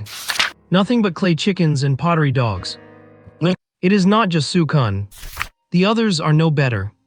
That skeleton soldier was only tier 3, yet it gripped a bone club and swung it toward one of the students. That student was clearly at the peak of tier 3 strength, yet he was so terrified that his face turned deathly pale and his body froze, his mind going completely blank as he helplessly watched the bone club about to strike him. That is no exaggeration. Even before the existence of the transcendent, soldiers had to undergo desensitization training before heading to the battlefield. I do not mean the kind of desensitization training used for adjusting sensitivity. It was purely to combat the fear brought by the battlefield, to prevent exactly this kind of situation. Or rather, due to the martial arts exam reforms this year, the purpose of this Source Realm trip was meant to be that desensitization training. Only unfortunately, someone took matters into their own hands and led the team into danger. Old Lee never dreamed that one person could cause such a disaster. Sukun would lead the entire student team away from the zone he had carefully selected. And he certainly would not have thought that this student could be lucky enough to reach this extent. Old Lee was right. The momentum created by this group of students sticking together was enough to scare off most creatures in the Source Realm. The only exception, the undead. They possess no rationality, only a thirst for blood, and their eerie green gaze holds nothing but greed for the living. The more people there are, the more excited they get. They will not consider whether a group of Tier 3s and one Tier 4 can defeat two peak Tier 4s, a group of other Tier 4s, and several peak Tier 3s. Under these various coincidences, it was a scenario that should have been almost impossible. This student team was about to be wiped out in an instant. Clatter and crash. Human bones were scattered all over the ground. Just at this critical moment, Liu Yuan punched the skeleton soldier's body. It seemed to sense the danger and shrunk back suddenly, but it was too late. It was still struck hard by the punch. An easy one-hit kill. This is the disparity in strength. These monsters are indeed not that strong. With the same setup, an experienced team could have wiped out this batch of undead in less than 3 minutes. But unfortunately, there are no ifs in this world. A heartbreaking scream pierced through the air with great intensity. I saw a crimson butcher's knife slide out from Su Kun's chest. Su Kun was skewered like a piglet on the butcher's knife of that mountain of flesh. The monster did not seem in a hurry to attack the other students. It just stood there as if showing off its trophy. The eyelids of the head-like protrusion on its belly were sewn shut with thick thread, while its rotting mouth curved into an eerie grin. It was enjoying the fear of its prey before death. Only 7 seconds. Su Kun, whose strength was on par with Liu Yuan and who could be considered one of the strongest in the team, was defeated. Total devastation. Another scream rang out. A skeleton soldier had smashed a student's arm. Of course, there had been some resistance during this time. Aside from Su Kun, one student in the group had lost their left arm, and another had their right leg broken. Meanwhile, 7 skeleton soldiers had fallen. Compared to the terror brought by that rotting mountain of flesh, these skeleton soldiers clearly lacked a certain impact. However, the undead do not fear death. There is no such thing as morale for them. When their comrades fall, their attacks only become more ferocious until they are destroyed or have torn the flesh before them to shreds. Looking at the student team, on the other hand, Su Kun pierced by the long blade and the students with broken limbs. Fear had taken root in their hearts and they were crumbling. And so, someone who had not been tangled up by a monster yet shamefully fled. His remaining sense of conscience led him to find a high-sounding excuse to convince himself, I will go find the teacher, you guys hold on. The source realm is dangerous. Old Lee had emphasized that many times. Only now could they truly grasp the weight of those words. People cannot learn from mere words. But a single experience teaches them everything. Watching the students fleeing, Liu Yuan recalled her brother's words. They will die, it has nothing to do with you and me. They were killed by the enemy, not by you or me. If you cannot save them, run, do not feel guilty, and do not go and die with them. Yeah, they will die. They were killed by the skeleton soldiers, by the rotting mountain of flesh. As long as she runs. With her agility score, which could even rival a Tier 5, she could definitely escape and survive. But, even though Su Kun is very annoying, even though she is not that close to these classmates. Still, brother also said, remember, we are human beings. In a situation where you are stronger than the opponent, if you abandon your companions to die because of fear and run away, can you still be called human? Run, save yourself, you still have the martial arts exam, you still need to go see your brother. Save them, you have the ability to save them. Overcome the fear, these monsters are nothing. 2 voices were tangled in her mind, leaving her conflicted. Suddenly, a third voice interjected. When facing immense fear, the true nature of a person is laid bare. Their soul's facade fades away and their true colors are revealed. They reflect on their lives, what they sought, what they wanted to achieve, and what they regret. Death itself allows one to glimpse the other side of life. When confronting death, courage is a flame far more intense than fear. Liu Yuan did not know who was speaking. Or rather, her mind went completely blank. Fear, courage, or perhaps neither existed. She ran. No, or rather, she began to move. Racing toward the rotting flesh mountain, she snatched up the long spear Su Kun had dropped on the ground. Although it would not provide her with stat bonuses, the material of the spear itself was part of her combat power. Using raw brute force, she smashed the monster's left arm that was holding the blade. Su Kun fell to the ground, taking half of the severed arm with him. The monster roared, its 5 eyes flashing with insane fury. It swung the iron hook on its right arm wildly in the air, launching a frenzied attack against Liu Yuan. Fear can spread, and courage can be contagious too. As the leading flesh mountain began to retreat steadily under Liu Yuan's assault, everyone's desire to live erupted.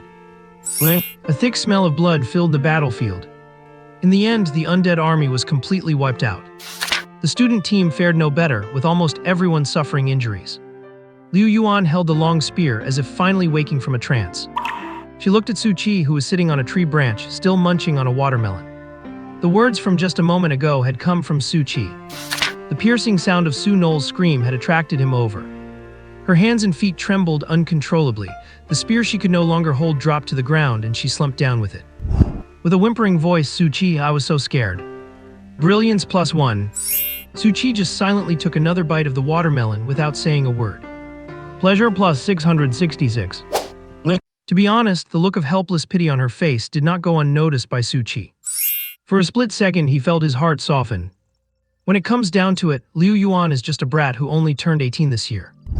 I have no idea what their teacher was thinking, starting them off with such a brutal devil's training, practically forcing them to stare fear in the face. Still, Su Qi could not deny that it was the most direct and effective way to train. Do not let Liu Yuan's crying fool you. It is really just the aftermath of her tightly wounded nerves finally snapping back. It is good for her to let those pent-up emotions out. After this crying spell, her mindset has already surpassed 99% of other martial arts examinees. Next time, even if I am not around, she will have the courage to face creatures from the secret realm of her own rank. As for meeting higher-rank creatures, Su Qi would only say, once is enough for being a fool. Why stay and wait for a medal? Run. However, the battle had already ended. Where was their teacher?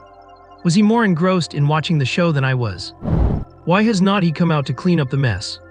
Looking at Su Kun, who was pathetic enough to be lying on the ground, Su Qi judged he would not last much longer. That is right, Su Qi even suspected this was an ambush scenario arranged by their teacher. And that teacher must be hiding in some dark corner, watching them struggle in such a wretched state.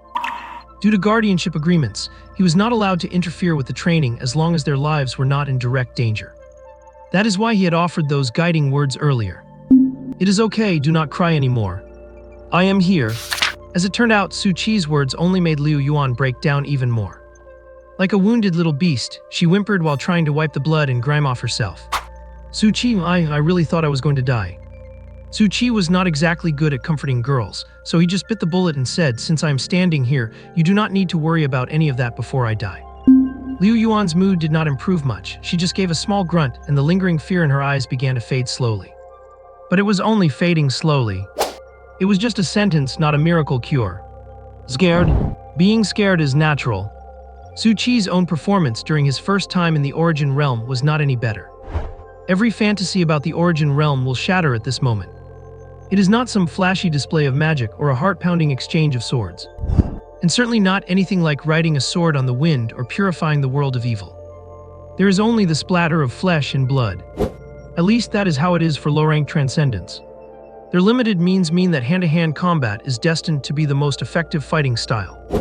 As for those novels where characters feel absolutely no fear their first time killing monsters or people, and even feel a sense of excitement, that is not how you show a protagonist's uniqueness. Su Qi would only suggest they go see a psychiatrist instead of causing trouble for everyone else. What on earth would they be excited about anyway? Getting covered in putrid slime, stepping on guts and blood, or seeing their companions' internal organs scattered everywhere. In fact, most insane criminals showed similar traits when they were young. Of course, once you get used to it, it is just business as usual. At least look at Su Qi, he is still in the mood to eat watermelon right. Unfazed, Su Qi continued munching on the slice of watermelon in his hand before hopping down from the thick tree trunk. However, he did not look at Liu Yuan, but toward the other side of the river. There was a decent presence approaching rapidly from that direction. Old Li was seen sprinting through the bushes. Then, with a leap that defied common logic, he jumped across the 10-meter-wide river. Leaning on his knees with one hand and wiping sweat from his brow with the other, he gasped, "You guys. You are honestly the most troublesome bunch I have ever taught." He was about to start scolding them when he saw Su Kun, whose chest had been pierced and was bleeding profusely. The agony made Su Kun writhe on the ground, his face twisted into a terrifying expression. Even the long spear he had summoned began to dissipate as he could not maintain it. His time was running out. "Save me." He clawed at the dirt, trying to crawl towards Su Qi. Of course, Su Qi was not about to help him. After all, he was enjoying the show. This teacher was quite the seasoned actor. Look, he had clearly been in control of the situation all along, yet he played the part of the hero, arriving just in time perfectly. Check out that exhaustion from the sprint, the tension on his face, and that feigned, barely controllable anger. He really went to great lengths to leave a lasting memory for these students. Honestly, if you asked Su Qi to act like that, he definitely could not pull it off. Tuzg. Since when did schools have the budget to hire such good teachers?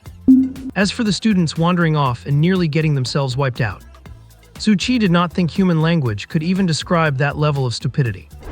Anyway, he had never seen anyone so foolish. Old Lee's roar was caught in his throat. He had discovered undead creatures while clearing the area and immediately abandoned his plans to rush back to the encampment. Undead creatures do not know anything about being afraid of the strong. As long as they sense life, they charge. And yet, only a bunch of suitcases left behind. But there were no signs of a fight. Do these little brats think they are on a field trip? If they had run into undead creatures, Old Lee did not even dare to imagine the consequences. Even if they were not all wiped out, half of them would have been killed or injured. His teaching career would effectively be over. He might even face the Transcendent Court to stand trial for potentially leading his students to their deaths on purpose. As it turns out, the more you fear something happening, the more likely it is to happen. Teachers always carry perception-type cards for situations just like this, so they do not have to look for a needle in a haystack. When Old Lee recklessly expanded his spiritual perception, he nearly fainted. 24 life signatures were tangled together with 30 undead signatures. Based on his years of teaching experience, these students were doomed. Undead are like ghosts. Most humans are born with an innate fear of them. Old Lee just cursed his mother for only giving him 2 legs. He sprinted the whole way.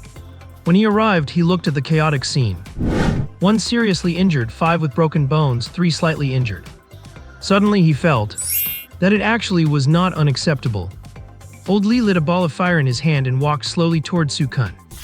He pressed his hand firmly against Su-kun's chest. In an instant, there was a sizzling sound. The sound of burning rotten flesh mixed with the stench of charred skin made the surrounding students go pale. Su-kun's pupils contracted sharply. His body started convulsing. 2 of you come here and help me hold him down. Old Lee's shout snapped them out of their daze. Instantly, 4 boys, perhaps out of a desire for petty revenge, grabbed one of Su-kun's limbs each. After all, if it were not for Su-kun's instigation, would they have ended up in this mess? One boy even wanted to stuff a chain into Su-kun's mouth to stop him from screaming so miserably, but Old Lee glared at him and said, "What are you doing? Want to shatter his teeth? Find something softer."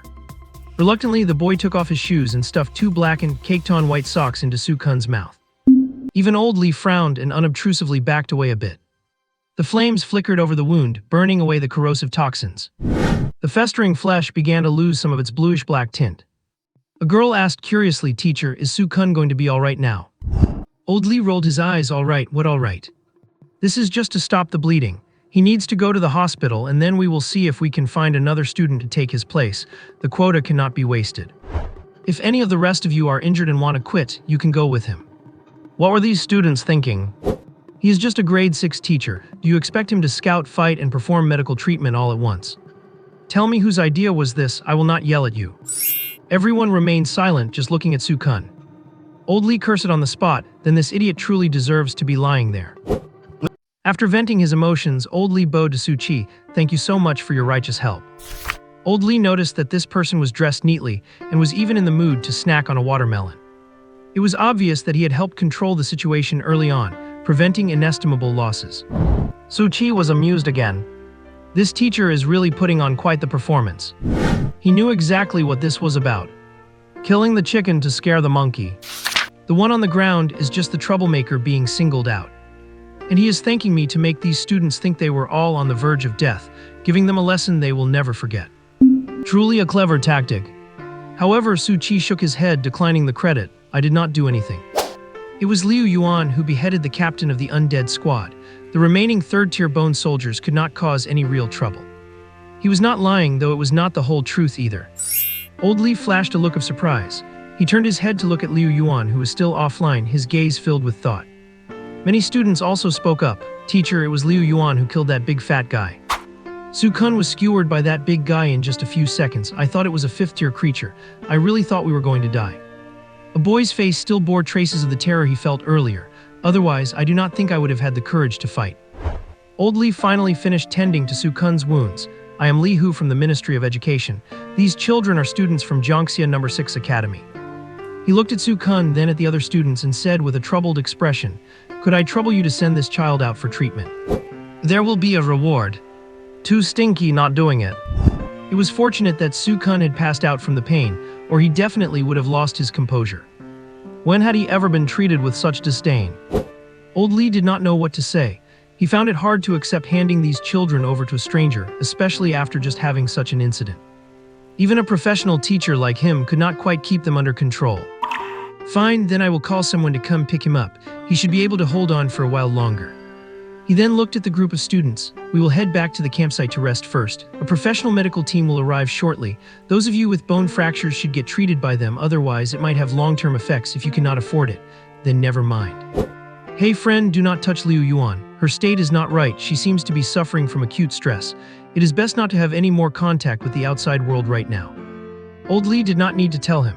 Su Qi could already see that Liu Yuan was not in a normal state. Venting her emotions should have ended with some crying. She should not have been in a daze for this long. Do not worry, I know what I am doing. This is not about whether you know what you're doing. I will call a professional team for psychological counseling. Please leave immediately, or I will consider you a provocateur and attack you. I am Liu Yuan's guardian. Old Li's forceful tone was abruptly cut short, and he asked uncertainly, Su Qi. Well, that is me. Even so, Old Li was still uneasy, as rumors of Zhang Qi being hanged reached him. If you are not sure, please leave it to the professionals, do not hurt your sister. As she was the main force in this battle, I will cover the medical expenses. No need to worry about the cost. It is fine, you guys go back to rest first. I will bring Liu Yuan over in a bit. Faced with Su Qi's attitude, Old Li could not argue. In major decisions, the guardian's authority clearly outweighs that of the lead teacher.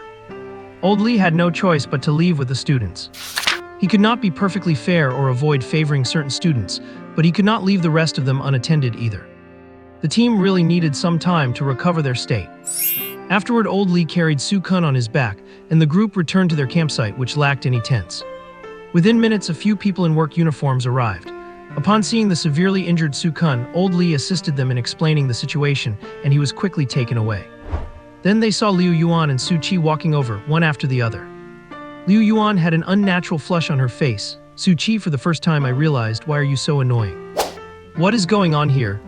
A miraculous recovery. As for what actually happened, let us take a look back at half an hour ago. Old Li left with the team. Su Qi walked up to Liu Yuan and waved his hand in front of her. No response. Su Qi tried speaking Liu Yuan at his dinner time. No response. Liu Yuan, I stole your snacks. Still no response. The undead army is back. Still no response. Su Qi nodded thoughtfully. He pulled out his phone. Click, click. He took a series of rapid photos. Su Qi grinned from ear to ear. It is rare to see you in such a sorry state. You are an adult now, yet you were so scared you wet yourself. Better take a few pictures. Liu Yuan suddenly snapped back to reality, hurriedly defending herself. I did not. Su Qi feigned confusion. Then what is that mark on your pants? Liu Yuan's face turned beet red. I was just nervous. Is it so strange to sweat? Su Qi teased her. Really? Yes, really. Let me verify that. Pervert. Wait. You creep. Liu Yuan kicked him in anger. The kick felt like hitting a steel plate, and it hurt so much she clutched her foot, tears welling up in her eyes. Su Qi, you are so annoying. I have to say, the timing of Su Qi's appearance was just too perfect. At that moment, the sense of security he gave to Liu Yuan was unprecedented. But just as Liu Yuan was thinking that Su Qi looked so cool today, and that maybe he was not such an annoying person after all, Su Qi opened his mouth and ruined everything. When you wet your pants as a kid, Dad scolds you. When you wet your pants as an adult, Dad praises you. What source realm? What undead army? What putrid meat mountain? Liu Yuan threw it all to the back of her mind. She was so angry at Su Qi now she could barely speak. Su Qi, delete that photo. Su Qi held down the little girl with one hand as she clawed and swiped, trying to snatch his phone. Not a chance. Liu Yuan was steaming red. A young girl's blush surpasses everything. Su Qi, for the first time, I realized how incredibly annoying you are. Su Qi felt no shame at all. Do not worry, it is my first time realizing how fun you little brat are too. Joy plus 666. No, still earning points. Su Qi, his finger already hovering over the delete key, silently pressed the back button instead. Do not blame your brother for being heartless, blame the points for being too tempting. Old Li watched the bickering siblings from afar and could not help but sigh. It is good to be young. And it is good for siblings to get along so well. Normally, for a student's first combat in the Source Realm, teachers select source creatures that look relatively gentle, so they can adapt to combat more quickly. even though this teaching method has often been criticized for easily raising a bunch of greenhouse flowers. But haste makes waste. Years of data show that while this may not be the most effective, it is one of the best solutions. That is why old Li was so worried about Liu Yuan's state. As a newcomer to the Source Realm, starting off with a high-intensity battle against an undead army can easily leave psychological scars. Looking at it now, his worry was clearly unnecessary. Just in time, the students had basically recovered from the aftermath of the battle. Old Li stood under the shade of a tree dressed all in black, his expression as cold as ever. He bellowed from his throat, "Assemble." Many students were startled by the sudden shout, but they all moved quickly toward where old Li was. Everyone was assembled. Count off. 1 to 21. Then Liu Yuan broke away from Su Qi, trotted over and said, 22. Old Li glanced at her. Liu Yuan, you take the day off.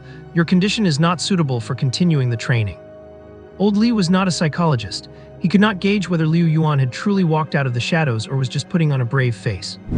It was clear that the siblings were very close. Perhaps she was acting like nothing happened just so Su Qi would not worry. Then, thinking it might be inappropriate, he added, the main point of today's lesson was to build the courage to face source creatures. I have already marked your performance as excellent, do not overthink it. After saying that, he gave a thumbs up. Even with my critical standards, I have to praise you. Well done. Yes, excellent. No matter how pathetic one looks after the fight, as long as you did not retreat and fought to the very last moment, you are the most excellent warrior. We are all made of flesh and blood. Getting hurt will cause pain, and fearing death is only natural. Fear is the instinct of living things. Courage is the anthem of humanity. Hearing old Li say this, Liu Yuan nodded and accepted it. She really was not in the mood for training today, her mind full of how to get Su Qi to delete her embarrassing photo, so this suited her perfectly. As for the others, they were not so lucky. Old Li immediately started scolding. You little brats really opened my eyes. Wiping out a tier 4 undead squad. He made a strange noise in his throat. Heh heh heh, I would not dare speak for other schools, but at least in the 6th Academy, this record is one of a kind. Teacher Li, you do not know I broke 2 skeletons by myself just now. Should I get an excellent to? One student asked. That is right, I broke 2 as well. I finally managed to take down one only for another to appear. Another student chimed in. Teacher, I held off 4 of them by myself. Surely that counts for something. Another student added excitedly. They reported the situation to old Li one after another, hoping to see him look surprised and then praise their performance. However, old Li said expressionlessly, seems like you are quite proud of yourselves. His tone revealed a hint of dissatisfaction. Disorganized formation, no defense, panicking the moment something goes wrong. There were even people who abandoned their classmates and ran away. If you go to the battlefield later, are you planning to be deserters? It is a good thing you are students, otherwise I would have executed them on the spot. To put it nicely, you wiped out a tier 4 undead squad. To put it harshly, a peak tier 4 team was almost beaten into a rout by a fledgling tier 4 undead squad. Even Su Kun, one of the top fighters, was seriously injured. How dare you ask me for credit? Look deep into your hearts and ask yourselves, what is the difference between you and losers? A ray of sunlight shone through the gaps in the leaves onto the side of old Li's face, making the other half look even gloomier. Many people could not help but feel a chill. Not only was there no praise, but they were met with such severe criticism right off the bat. And I told you to stand by, none of you have ears right. Like to walk around that much? Come on then, I will take you out to run for 5 hours. Until I say so, no one is allowed to stop. Teacher Li, but we have not had lunch yet. A student thought old Li might not be aware of the situation. It was really terrifying. The fact that they managed to do what they did was already remarkable, was not it? Old Li responded expressionlessly, did I have lunch? Perhaps feeling he had been a bit too harsh, old Li softened his tone slightly. There will be plenty of missions in the future where you will not have a chance to eat, so think of this as getting used to it early. The students gasped, and finally their last shred of fantasy about the Source Realm was shattered. Either comply or leave, old Li said firmly, does anyone have any objections? At that, Liu Yuan raised her right hand but quickly put it back down. However, old Li caught the movement, what is it? Liu Yuan said with a lack of confidence, teacher, can I have lunch? The stern look on old Li's face faded and he smiled with a hint of speechlessness. Go ahead, eat up, get some food, and then get some good rest. At that moment, who knows how many people were mourning in their hearts, complaining that the teacher was playing favorites. But no one spoke up to protest. They knew in their hearts that if Liu Yuan had not taken down that big guy, 1 or 2 of them might have been lying on the ground forever. Old Li took the students and left. On the vast open ground, only a lonely suitcase remained, with the brother and sister standing face to face. Su-Chi silently pulled out his phone, calculating in his mind. Since Liu Yuan is fine now and with him around there should not be any major trouble, it is time to try and reach little Iris. However, Liu Yuan acted as if a sensitive nerve had been touched. As soon as she saw Su-Chi take out his phone, she immediately puffed up like a startled cat, crushing a broken branch under her feet. Delete it, hurry up and delete it. As the saying goes, the best way to forget one thing is to fully immerse yourself in another. From this perspective, Su-Chi's guidance was clearly quite effective. But the problem is, he was so successful at it that Liu Yuan still harbors a grudge about it to this day. Her mind is filled with nothing but how to make Su-Chi delete those photos. Liu Yuan asked anxiously, Su-Chi, what will it take for you to finally delete them? Countless thoughts instantly flashed through Su-Chi's mind, enough to write a steamy novel of at least 200,000 words. Little sister, you would not want those photos on my phone to get leaked, right? To get me to delete them, you would probably be willing to do anything, would not you? Then show me your sincerity first. Do not look at me with those resentful eyes. No. Use your own imagination for the rest. But is Su-Chi really the type of person who would take advantage of the situation to make demands? Obviously Su-Chi is a little tempted. But being tempted and taking action are two different things. Then go ahead and help me set up the tent first. Upon hearing this, Liu Yuan's eyes lit up immediately, and she stared straight at Su-Chi as if she had seen hope. If I set up the tent, you will really delete the photos. Su-Chi rolled his eyes and retorted impatiently, I might consider it, but do not try to bargain with me. Su-Chi, you are so annoying. Su-Chi could not be bothered to pay more attention to Liu Yuan. He still had to contact little Iris once he was done. Then go get the tools, but I have not set up a tent before, so I might need you to teach me. Only then did Liu Yuan notice that Su-Chi had not even brought a suitcase. That means he has a storage card. Generally speaking, cards are divided into several major categories: equipment cards, skill cards, field cards, character cards, and special cards. Card users spend most of their time filling the card slots in their Soul Sea with equipment cards, using basic stats to prevent various emergencies. But when a real battle starts, they will leave one slot empty to constantly switch cards and unleash various skills. As for the combat style of Liu Yuan and her classmates, it is too plain and simplistic because they are only at the Spark Realm and can only activate 2 slots, which is basically the stage where stats mean everything and they are just rookies pecking at each other. Still, they have not eaten pork, but have not they seen pigs run? Sure enough, as Liu Yuan expected, Su-Chi snapped his fingers, and a suitcase almost as tall as Liu Yuan appeared out of thin air and slammed heavily onto the ground. How does Su-Chi have so much money to buy such a special storage card? She did not think that their parents were biased and secretly left a fortune for Su-Chi. Could it have been given by Yun Huang? As long as Su-Chi does not open his mouth, he is definitely the type to attract girls. It is not impossible that he is living off Yun Huang. Why are you staring at me? Get to work. Stop dawdling as if you are not staying here tonight. Liu Yuan pursed her lips tightly. Who wants your tent? However, right after she said that, both of them heard a notification almost at the same time. Daily Adventure Special 3-in-1 version. Su-Chi, who promised to arrive on time, finally crawled out of bed at 10 in the morning as you expected. Such an untrustworthy Su-Chi is indeed irritating. Please go back on your word with Su-Chi 3 times to let him experience the same feeling and help him regain his credibility. 1/3. Please complete the second time of going back on your word immediately. Pleasure plus 666. Liu Yuan felt her scalp tingle. She almost forgot about this thing. It is not that there is anything wrong with staying in the same tent. She even lives in the same house as Su-Chi, which counts as living together in a sense. A clear conscience is the best pillow. If it is there, it is there. If it is not, it is not. The key is, how is she supposed to bring herself to go back on her word? She is not Su-Chi with a skin so thick, always giggling all day long. She had no choice but to bite the bullet. But if I am the one who sets up the tent and I do not get to sleep in it, that makes no sense. Su-Chi, what is going on? Saying one thing but meaning another. The bread is soft and fragrant all over, but her mouth is stubborn as a rock. If you really want to handle it, you probably need to find something tougher to collide with. Maybe then one side will soften up. Seeing how reluctant you are, forget it then. Liu Yuan glared at Su-Chi and decided to ignore him. She silently opened Su-Chi's suitcase. 1 hour later, Liu Yuan was using a dagger to whittle the tent pegs. The metal of the dagger suddenly reflected someone sitting on the suitcase with puffed-out cheeks, crunching away on shrimp strips. So frustrating. Su-Chi, are you a pig? Su-Chi slowly sucked the remaining seasoning powder off his fingertips. Oh. He was a bit absent-minded. Why has not little Iris replied to his message yet? Is she busy? There really is not much time to reply to messages in the source realm. Suchi estimated that little Iris probably would not reply until tonight. Damn it, what are you doing, you brat? Suchi felt the wind change and quickly jumped off the suitcase, holding the nearly collapsing tent frame in place. He then tied a standard double fisherman's knot on the nylon rope at the connection. Liu Yuan was a bit aggrieved. Suchi, I asked you several times how to tie the knot, but you ignored me. No? Is his absent-mindedness really that bad? Should not be, right? Although women affect the speed of drawing a sword, little girls do not. After some busy work, Suchi's tent was finally set up by Liu Yuan. She put the useless tools back into the suitcase. When she turned back, Suchi was already sprawled in the hammock inside the tent, having swapped the shrimp strips for bear-shaped sandwich cookies, dragged the suitcase in.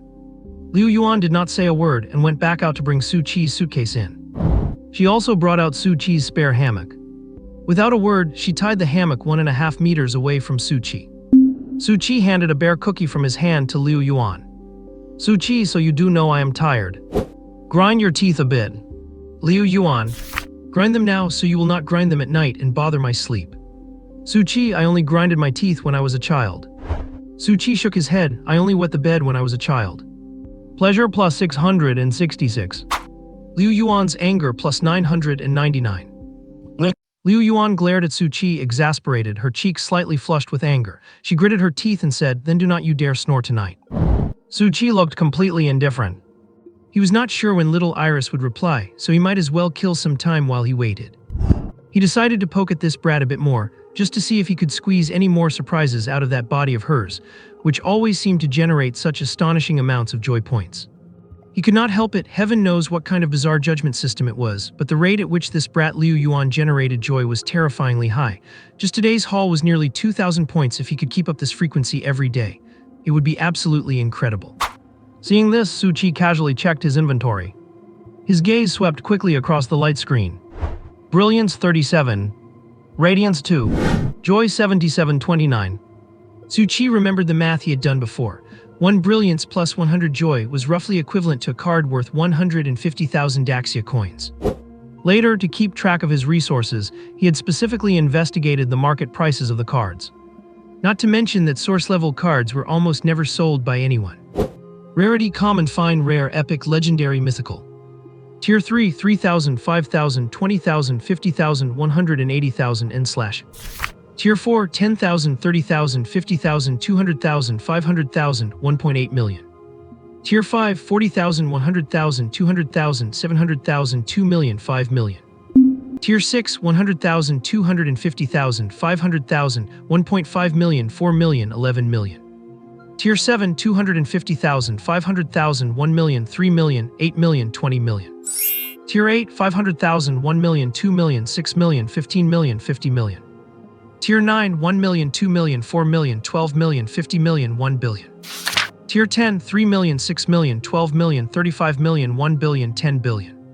Tier 11, 6 million, 12 million, 25 million, 5 billion, 15 billion, 80 billion. Tier 12, 200 million, 1.2 billion, 6 billion, 17 billion, 800 billion, and slash. 37 brilliance plus 7729 joy was worth roughly 8.5 million Daxia coins. He was not sure about radiance yet. He felt this was enough to go all in on a Tier 6 mythical card. Or getting a Tier 7 legendary card would not be difficult either. He had not calculated it too carefully, but Suchi felt that 5,000 or 6,000 of those joy points had been provided by Liu Yuan.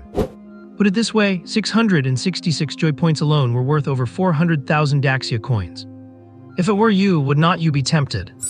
Action speaks louder than thoughts. Suchi went straight for the trump card. So what if I snore? If you find it annoying, just kick me in the face to shut me up. At this moment, Suchi was invincible. He had no weaknesses. Liu Yuan had wanted to turn the tables, but ended up having her defenses thoroughly pierced by Suchi. A tree without bark is sure to die. A person without shame is truly invincible. She decided to stop engaging in verbal battles. She realized she could not break Suchi's defense with her words anyway. Besides, Liu Yuan did not dare answer that question directly. Do not forget, she still had one special backtrack state to complete.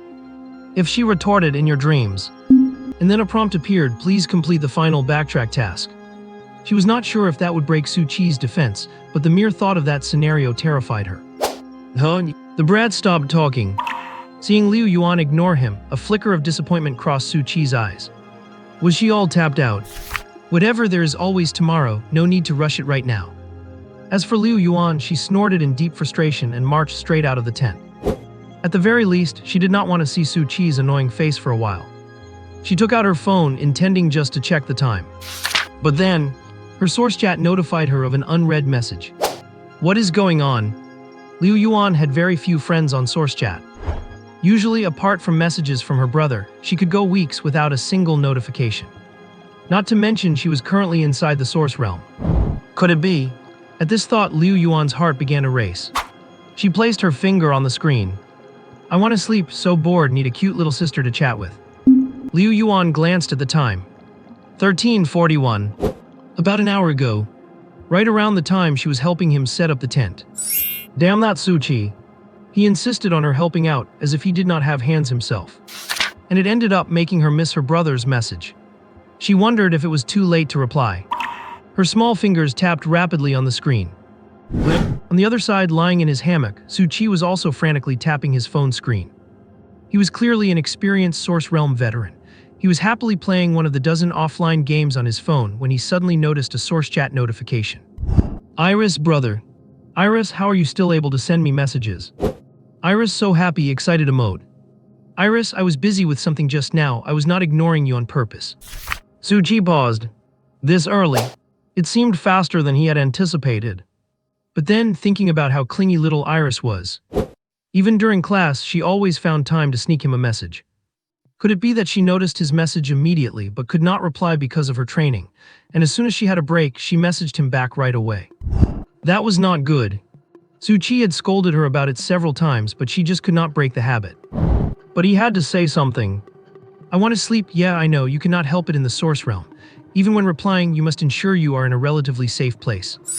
I want to sleep. Some source realm creatures love to ambush people when they are distracted, like when looking at their phones. Just look at that. The difference between people is so easy to see. Su Qi was basically a fake brother who only knew how to pester her. Look at her real brother, how considerate he was. He was not even angry that she had replied so late. He even worried about her safety and shared his experience with her. And Su Qi, he would not help with anything, only knowing how to make her set up his tent.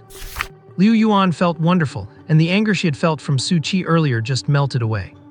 As expected, her brother was her comfort. Next time she was fuming, pouring her heart out to her brother would definitely be the right call. Iris, it is safe for now, do not worry, brother. However, Liu Yuan soon realized something. The source realm is connected to the outside internet now. Iris, wait a second. Brother, how are you able to message me? Want to sleep because I am in the mystic realm too. Want to sleep, this is the gift I mentioned yesterday. Iris, I have heard that entering a source realm is really expensive and there is no way brother is only at tier 4, right?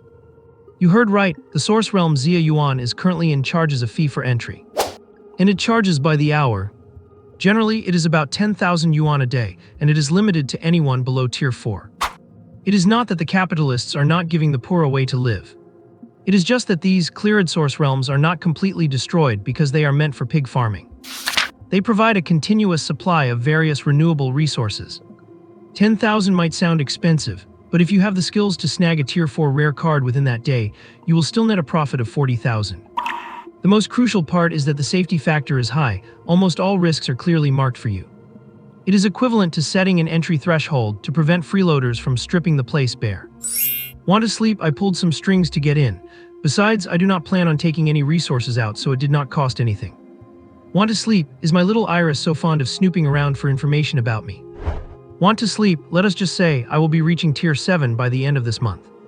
Want to sleep? Why do not you send me your location? I will come find you.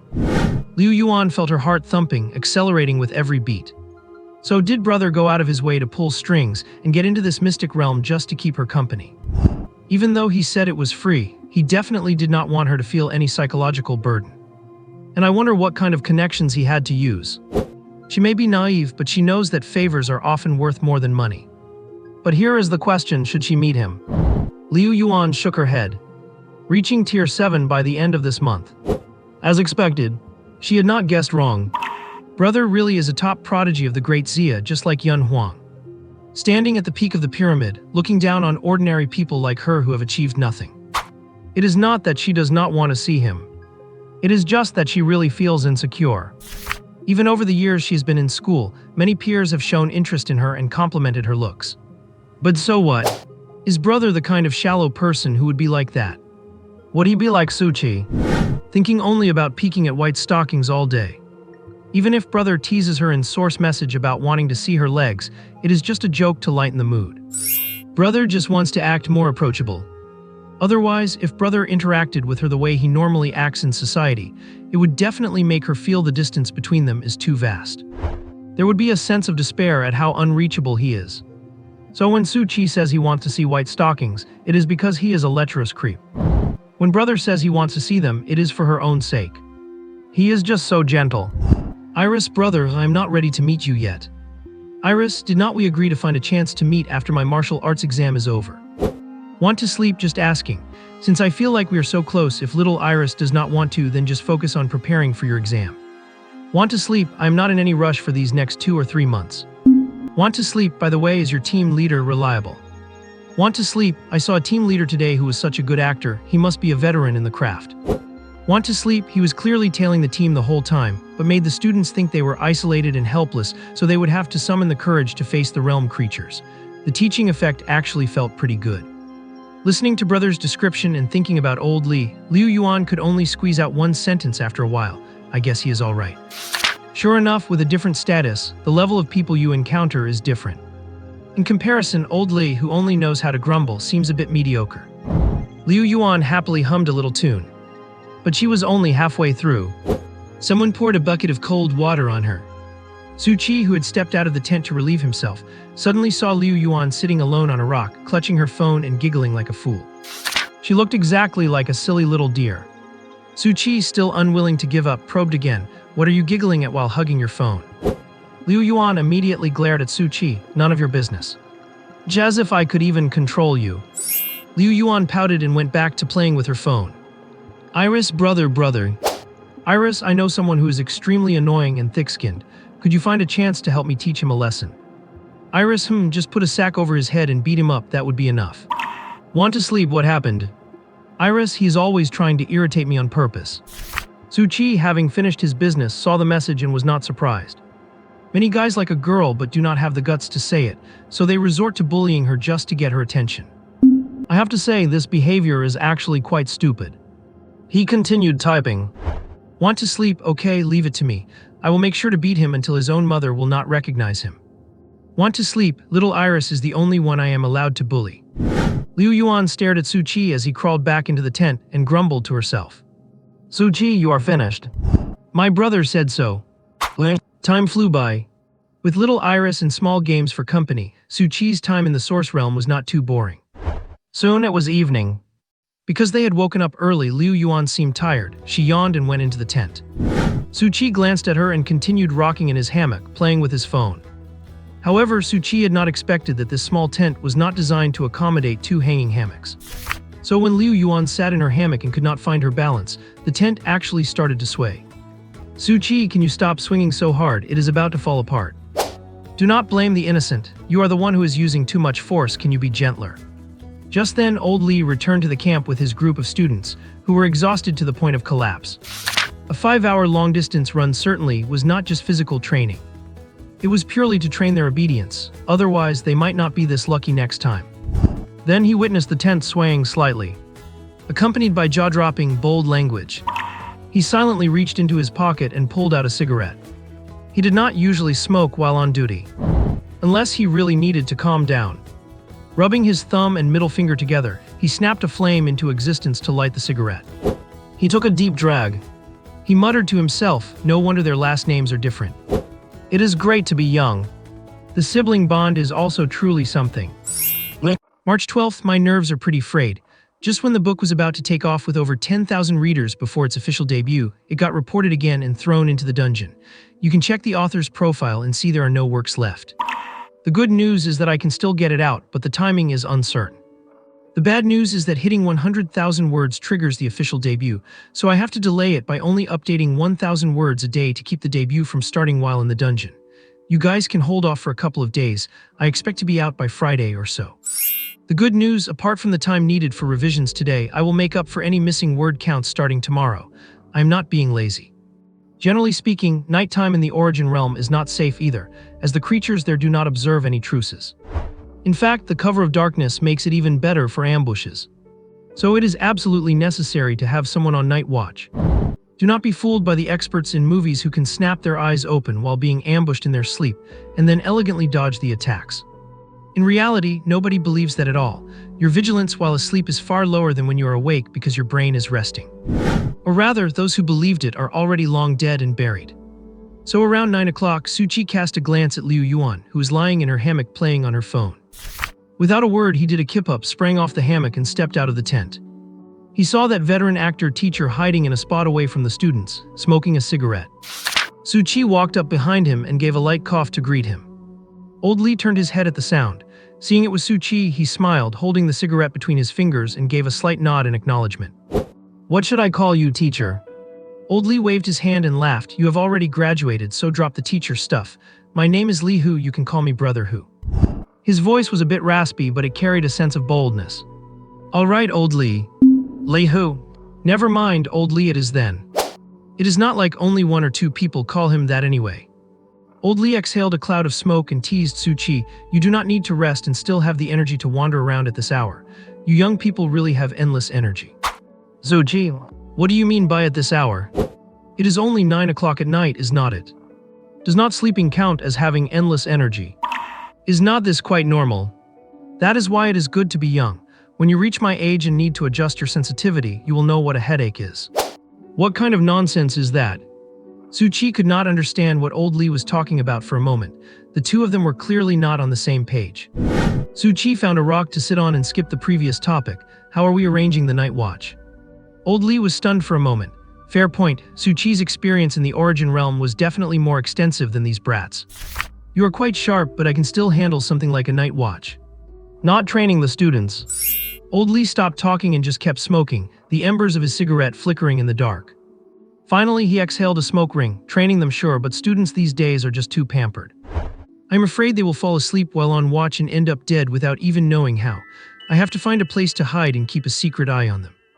As expected, Suchi was right. This teacher had been hiding in the shadows, observing them all along. What a veteran actor. Suchi patted Old Li on the shoulder. "Keep it up, Old Li. Once you get some good results, I will ask the higher-ups to give you a raise." "Old Li." "Wait, Suchi, why do you sound like such a boss right now?" Anyone who did not know better would think a superior had come to inspect the work. March 13th, the review failed, so I have to keep revising. I am aiming to get it out by Friday, otherwise it will have to wait until next week. I'm sorry to everyone for not being able to update much while it is under review. The main thing is that 94,000 words is a very delicate length. Hitting 100,000 words automatically triggers the premiere, which is a recommendation slot. I definitely cannot waste the recommendation qualification while stuck in the review void. It was late at night. The night in the Origin realm seemed exceptionally quiet. There was nothing but the occasional chirping of insects. Suchi glanced at Liu Yuan, who was already asleep in the hammock. The little brat did not even know who she was guarding against. She was actually sleeping with her back to him. In truth, that left her even more exposed. Furthermore, with the martial arts exam approaching, he had not noticed any signs of Liu Yuan practicing all day today. Suchi felt he could not quite figure her out. But Suchi was different. No matter how terrifying one's talent is, it only counts for something if it is converted into actual strength as quickly as possible. Do not let the fact that he only broke through to the 6th order a month ago fool you. He had just told little Iris this afternoon that he was almost at the 7th order. In reality, there was not even a shred of exaggeration in that statement. Card name Heavens Cast as Strings. Type Illusion. Rarity Origin. Energy level 1st order. Description: the firmament that humans must look up to is, in his eyes, nothing more than strings to be plucked at will. Special skill: the pleasing melody of strings. Once activated by the wearer, it automatically grants the strongest essence-capturing technique known to humanity. As a price, the wearer must complete an interesting task after each advancement as an equivalent exchange in order to continue using it. Suchi initially thought this strongest meant the strongest in the Great Zia or the strongest on Earth. But as time passed, he realized he had not been bold enough and had misinterpreted it. It was the strongest known to humanity, not the strongest currently possessed by humanity. And it was not certain that Earth was the only place where signs of human existence could be found. Perhaps this technique was not even specifically designed for capturing essence. It is just that essence happened to be the only energy with any value on Earth. Combined with the name of his own special talent and the stellar trajectories that surrounded him while he cultivated. He inferred that this was very likely a technique used at some point by the he mentioned repeatedly in the description. And he is typically a third-person pronoun used for deities. In other words, as long as Su Chi continued down this path, he would very likely be the first existence on Earth to break the 12-order limit. However, Su Chi closed his eyes.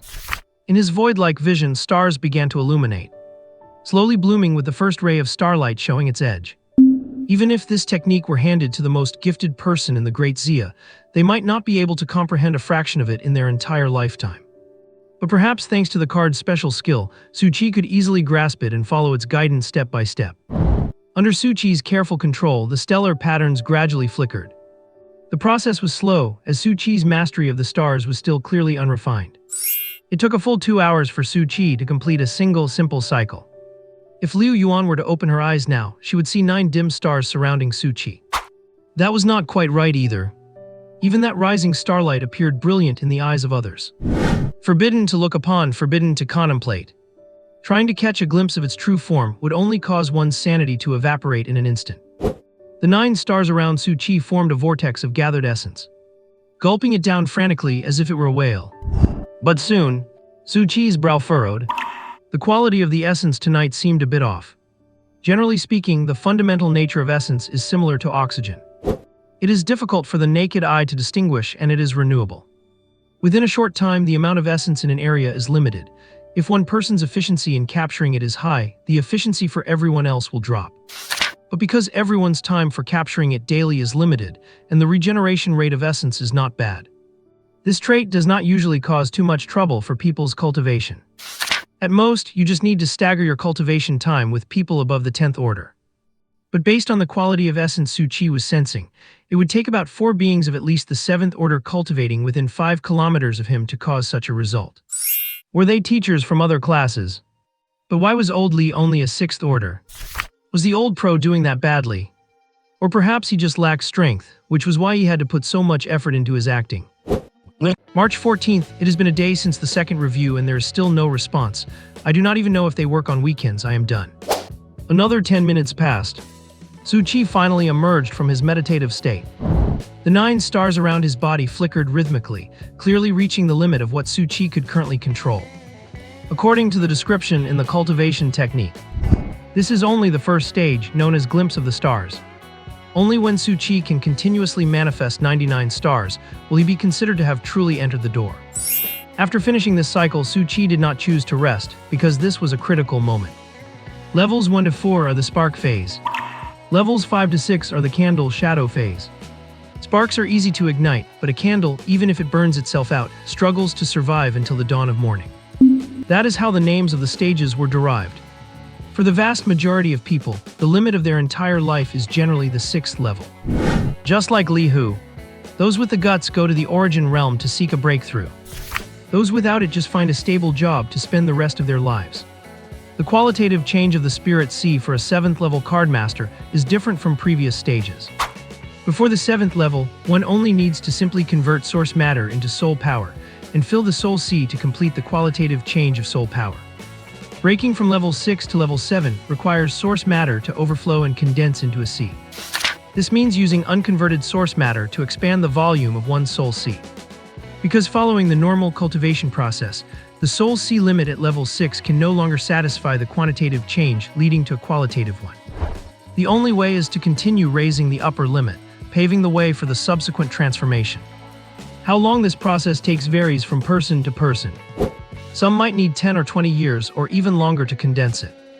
Others can achieve it in just a few short years. Of course, there are those with extraordinary talent who take even less time. Such people are regarded as geniuses or even prodigies. He slowly sank his consciousness into his body, feeling the overflowing source matter. Using his intent as a guide, he drove the source matter scattered throughout his body to expand his soul sea. Su Chi estimated that the time he would need would be 1 to 2 months. Perhaps because his soul sea had been severely damaged in his early years, it became more resilient after being repaired, making it better able to withstand the strain. For normal people, this process is like crossing a single-log bridge, extremely cautious, and any slight negligence would result in damage to the soul's seat. But for Su Qi, it was like running on flat ground. It is not really a blessing in disguise, though, as the time spent on the repair was likely longer than this process itself. It was late at night and the moon and stars dotted the sky. Su Qi pushed open the tent flap. A faint moonlight spilled onto his body. After the energy consumption from capturing source matter and expanding his soul sea, Su Qi was physically and mentally exhausted. If you were to ask Su Qi what the downsides of being a card master are besides spending money, he might answer that even if you reach the 12th level, you still cannot escape the basic needs of life. I will find a secluded spot to relieve myself and then get ready to sleep. He walked about 300 meters away from the tent. It is just like how guys need to leave an empty urinal between them when using the restroom. He was now beyond the range of old Lee's perception, unless he activated a perception-type card specifically to boost it. Just as Su Qi was about to undo his belt, the hair on his skin stood on end, and his soul sea trembled violently, sending him frantic warnings. Behind him, an inexplicable force was closing in on him rapidly. March 15th, the second review failed again, so it is straight to a full board hearing. I am exhausted from rewriting. Are all those doomsday stories next door exempt from inspection or something? In that instant, Su Qi shook off his drowsy, dreamlike state and became wide awake. He could hear the air vibrating with a sharp, piercing hiss. A blade sliced through the night, leaving behind a ghostly afterimage. Before the ring of the blade had even faded, Su Qi had already activated a card with a backhanded motion. Like an arc of electric light, a brilliant blue flash formed the prototype of a sword in Su Qi's hand in just half a heartbeat. Card name: Earthly Harmonic Melody. Type: Illusion. Rarity: Primordial. Energy level: First tier. Description: the land upon which humanity depends for survival will also offer up songs of praise when he casts his gaze upon it. Special skills: Morning Dew Splendor, Crumbled Mountains and Rivers, Soaring Kites and Dancing Orioles, Lightning and Retribution, White-Headed under Bathing Snow. Part of the power of the world can be actively controlled by the wielder, or it can automatically block one attack when the wielder suffers a fatal strike. As a price, the wielder gains a layer of negative status after each use, which can only be removed by completing an interesting task as an equivalent exchange. To be honest, Su Qi really did not want to fight. As mentioned before, Su Qi had spent 3 months working and crafted a total of 4 cards for himself. 1 cultivation technique, Heaven Cast as Strings. 1 defensive passive, Earthly Harmonic Melody. 1 single target burst, Tides of the Fallen Moon. 1 area of effect, Clear, Burning Stars of Mountain Timber. And yet they were useless. It is not that the cards were weak. In fact, each one was more absurd than the last. As for the energy level showing only Tier 1, Su Qi even suspected it was not some attempt to show off, but simply that it only required Tier 1 energy consumption to achieve what mortals considered impossible. So what about the price? Completing an interesting task. You are not always lucky enough to get a task like the previous one, where I just had to hit on a 5'3" girl. What if it asks me to reveal my browser history to all my contacts? Su Qi asks, what would you do then? But at this moment, Su Qi did not hesitate at all. Stay alive first, then worry about the browser history later. The opponent's overflowing murderous intent was not masked at all. They wanted him dead. The sword, like lightning and surging waves, clashed with the blade descending from behind. The collision produced a rapid series of clinking sounds. Sparks bloomed like ephemeral night blooming Sirius, and the scorching heat wave singed the bangs on Su Qi's forehead, causing them to curl slightly. This was followed by a violent vortex of airflow. Debris from the surrounding grass and trees flew everywhere in the wake of the battle. With a slight tremble of the sword tip and a thunderous roar, he forcibly knocked the opponent's blade back several meters. Only then did Su Qi have the chance to observe who his assailant was. However, the other party seemed intent on hiding their identity. By the moonlight, Su Qi could only see a dark silhouette shrouded in a black cloak. Bad intel. The deliberately lowered voice gave no clue as to whether it was a man or a woman. Su Qi sensed no panic or fear from the other side, only confusion. So what was this person here for? Why would they suddenly attack him? Was it ordered by the Yun family? Surely they would not go to such extremes. Or was their target actually Li Hu or the students he brought along? Su Qi did not bother asking. Even if he asked, the opponent would not tell him the truth and might even leave behind misleading, half-true information. The only thing Su Qi was certain of was that his opponent was a 7th-tier expert, and a standout one at that, not far from the 8th tier. Do not let the clean and decisive parry fool you. In reality, half of his soul power had been drained in that single moment. daring to hold back while a sixth tier fights a seventh tier. Are you tired of living? Of course, Su Chi still had an ace up his sleeve, but he certainly did not want to see that situation unfold. The opponent was not moving either. What was he thinking? His damn right hand, the one holding the blade, felt like it had been charred by lightning, the pain piercing his marrow until he nearly passed out. What was he thinking? He wanted to run. He could block at most 2 more strikes. The third one would definitely kill him. But he was afraid that if he turned his back, Su Chi would take him out in one shot. And so the two stood there staring at each other, both harboring their own ulterior motives. Su Chi stared at the black-robed figure before him, his mind racing to calculate a strategy. The opponent's strength kept him from relaxing for even a second. Coincidentally, his silence at this moment proved more intimidating than any words could have been. Lightning flickered in Su Chi's hand, ready to strike again at any moment. The black-robed figure trembled slightly, the shape beneath the cloak seemed to waver. But suddenly a low wailing sound emerged from the cloak, a warning sign of an impending attack. I really did not want to fight you, but if you have to blame someone, blame yourself for knowing too much. Su Chi, what the heck? He just came out in the middle of the night to take a leak before bed. What could he possibly know? Does he know that I had a good time peeing under this tree? Or is it because the feng shui here is good, and sleeping here means dreaming of cute girls and white thigh highs? Are you sick or something? The moment the black-robed figure launched his attack, Su Chi moved, fast as the brightest shooting star in the night sky, instantly transforming into a dazzling bolt of lightning that struck straight at his opponent. The black-robed figure clearly had not expected Su Chi to be so decisive, and could only raise his blade in a frantic defense. Yet how could mere human effort contend with the wrath of the heavens? The power of this strike far exceeded his imagination, and the collision between the lightning and the blade erupted with a deafening roar. The black-robed figure was knocked back repeatedly by the force, looking all the more wretched under his cloak. Su Chi seized the opportunity to press in, every strike aiming for a vital spot. Unfortunately, his soul power had bottomed out, and his subsequent attacks were reduced to simple swings. Even so, the black-robed figure was forced into a steady retreat under Su Chi's fierce onslaught, clearly on the losing end. Every time Su Chi swung his sword, he would roar in his heart. Clang! Run away! Clang! Why the hell are not you running yet? Glash! Never mind that you did not hear anything, even if you did, cannot you just cancel your plan for now? Jiang! Are you stubborn or what? Cannot you come up with a new plan? Zud! Cannot you just go with the flow? Grash! Do you even know how to be a villain? Do you need Su Chi to teach you how to be one? Do not let Su Chi's every strike deceive you with their heavy, murderous intent. Anyone with a bit of experience could easily spot the escape route. His technique was too stale, the old force behind every swing was spent, and the new force struggled to keep up with his exhaustion. As long as one could dodge a single strike, a counterattack would be easy. If you could not dodge it, you could just take the hit head-on and use that force as momentum to put at least 30 meters between you and Su Chi. At most, it would cost a minor injury, which would heal in 3 to 5 days. Although Su Chi's behavior seemed quite irresponsible if he just kept dragging out the fight, Li Hu should notice the disturbance here soon enough. By then, Li could contact the other teachers in the secret realm, and 5 or 6 experts closing in would definitely catch this suspicious character. It might even lead to accidentally uncovering some huge conspiracy and earning a big credit in the process. But Su Chi would ask you, what even is responsibility?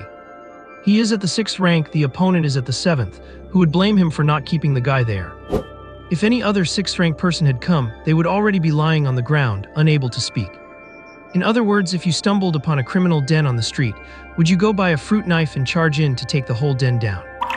Would not a normal person's first reaction be to call the authorities and let professionals handle it? Of course, the main reason was that his house was too shabby. Hanging a commendation flag there would only make the flag look pathetic. However, the opponent did not act as Su Chi expected at all. The black-robed figure could not dodge, and he was not willing to run. He chose the most incredibly stupid method, a head-on confrontation. Unfortunately, Su Chi could not hear him. The black-robed man was roaring inside too. Clang! He was not faster than the lightning, so he could not dodge. Bang! But yes, I cannot run. Clang! If I expose my back to him, I will definitely die. Bang! Only by taking this head-on is there a glimmer of hope for survival. Both their brains were running at high speed in the clash, until both were grimacing, pushed to their limits. Finally, under the threat of death, the black-robed figure let out a roar. Underneath that black robe, the capillaries all over his body began to burst, and blood seeped out from his skin without restraint. Then he unleashed a powerful yet alien energy, and after taking Su Qi's sword strike head-on, he actually managed to stand his ground. Following that, a backhand strike, carrying crimson flames that expanded like dragon's breath, lunged towards Su Qi. In just an instant, it was about to swallow Su Qi whole. Su Qi's reaction was not slow, as he set up a defensive barrier just before he was hit. But that thunder barrier, burning with faint flames, shattered into countless cracks in an instant. Looking at the black-robed figure, his situation was no better. Using power that did not belong to him placed a massive burden on his body, and even his internal organs had begun to bleed. Next came vomiting blood. His frame began to sway, a sharp, ringing buzz jolted his brain, and his heart convulsed violently, nearly stopping on the spot. The black-robed man's state was dire, even his senses were about to be ripped from his body. However, looking at the charred and ruined land, he still managed a cruel smile on his face. At least it was all worth it, was not it? A sixth ranker in their 20s is not particularly remarkable, but what about one who can force him to this extent? Has Jiangxia been blessed by this era? First there was Yun Huang, and now another genius hidden so deep. Previously, it might not have taken a century to see even one of them. However, it does not change the outcome at all. Another human prodigy has fallen. That day is not far off. Old Li arrived late, but he arrived. With lightning followed by fire just a few hundred meters away, if he had not been alerted by such a massive commotion, what kind of night watchman would he be? The reason he did not rush over immediately was the fear of being lured away. After setting up defensive measures for the students, he finally set out to investigate. Just as Li Hu ran a few steps, he felt a hand press on his shoulder. Li Hu was instantly alert and shook the hand off. Who is there? Me? The moonlight revealed half of Su Qi's face. The other half was in shadow, appearing exceptionally sinister. It was a stark contrast to Su Qi's usual lazy expression, to the point where Li Hu did not quite dare to recognize him at first. Who are you? Zhu Ji. Who is your younger sister? Liu Yuan. After the simple Q&A, Li Hu lowered his guard by half. What is the situation over there? There is a 7th-rank cultist. Although there are many transcendents in this era, private fighting between them is rare. Mainly because of the frequent invasions from the Source Realm, humans need to be united against a common enemy. The Great Xia even created specific rules. Private duels between transcendents are forbidden. If there is an irresolvable life-or-death grudge, both parties must sign an agreement, and only then can they fight fairly in the death ring. So anyone attacking people indiscriminately can only be a cultist. Where there is light, there are shadows. Where there are people, there are traitors. They call themselves the Arrivalists, and their actions the Human Completion Project. They exist to welcome the arrival of the Source Realm. They believe that humanity needs to adapt to the environment instead of closing the country off, or else they will surely repeat the same mistakes in history. Of course, these were not the true reasons for Su Qi's grim expression. Negative status, energy exhaustion. Equivalent exchange, have a cute sister help restore his self-confidence. Finally finished, everything's been changed beyond recognition. I will resume normal updates tomorrow. With Su Qi's speed boosted by lightning, it was ridiculously easy for him to dodge the black-robed man's explosive attack. The opponent did not even see Su Qi's escape route, smugly assuming his finishing move had completely engulfed him. In contrast, look at Su Qi. The moment he made his escape, he still had the leisure to observe the black-robed man's condition. Seeing the man in such a half-dead state, he finally retracted his weapon. Do not let the intensity of the fight fool you. It actually lasted less than a minute from start to finish. And yet this single minute was enough to completely drain Su Qi. Following that, Su Qi felt an inexplicable emptiness in his body. It was not the kind of emptiness that comes from exhausting one's soul power. It was just a pure illusion, as if he were floating.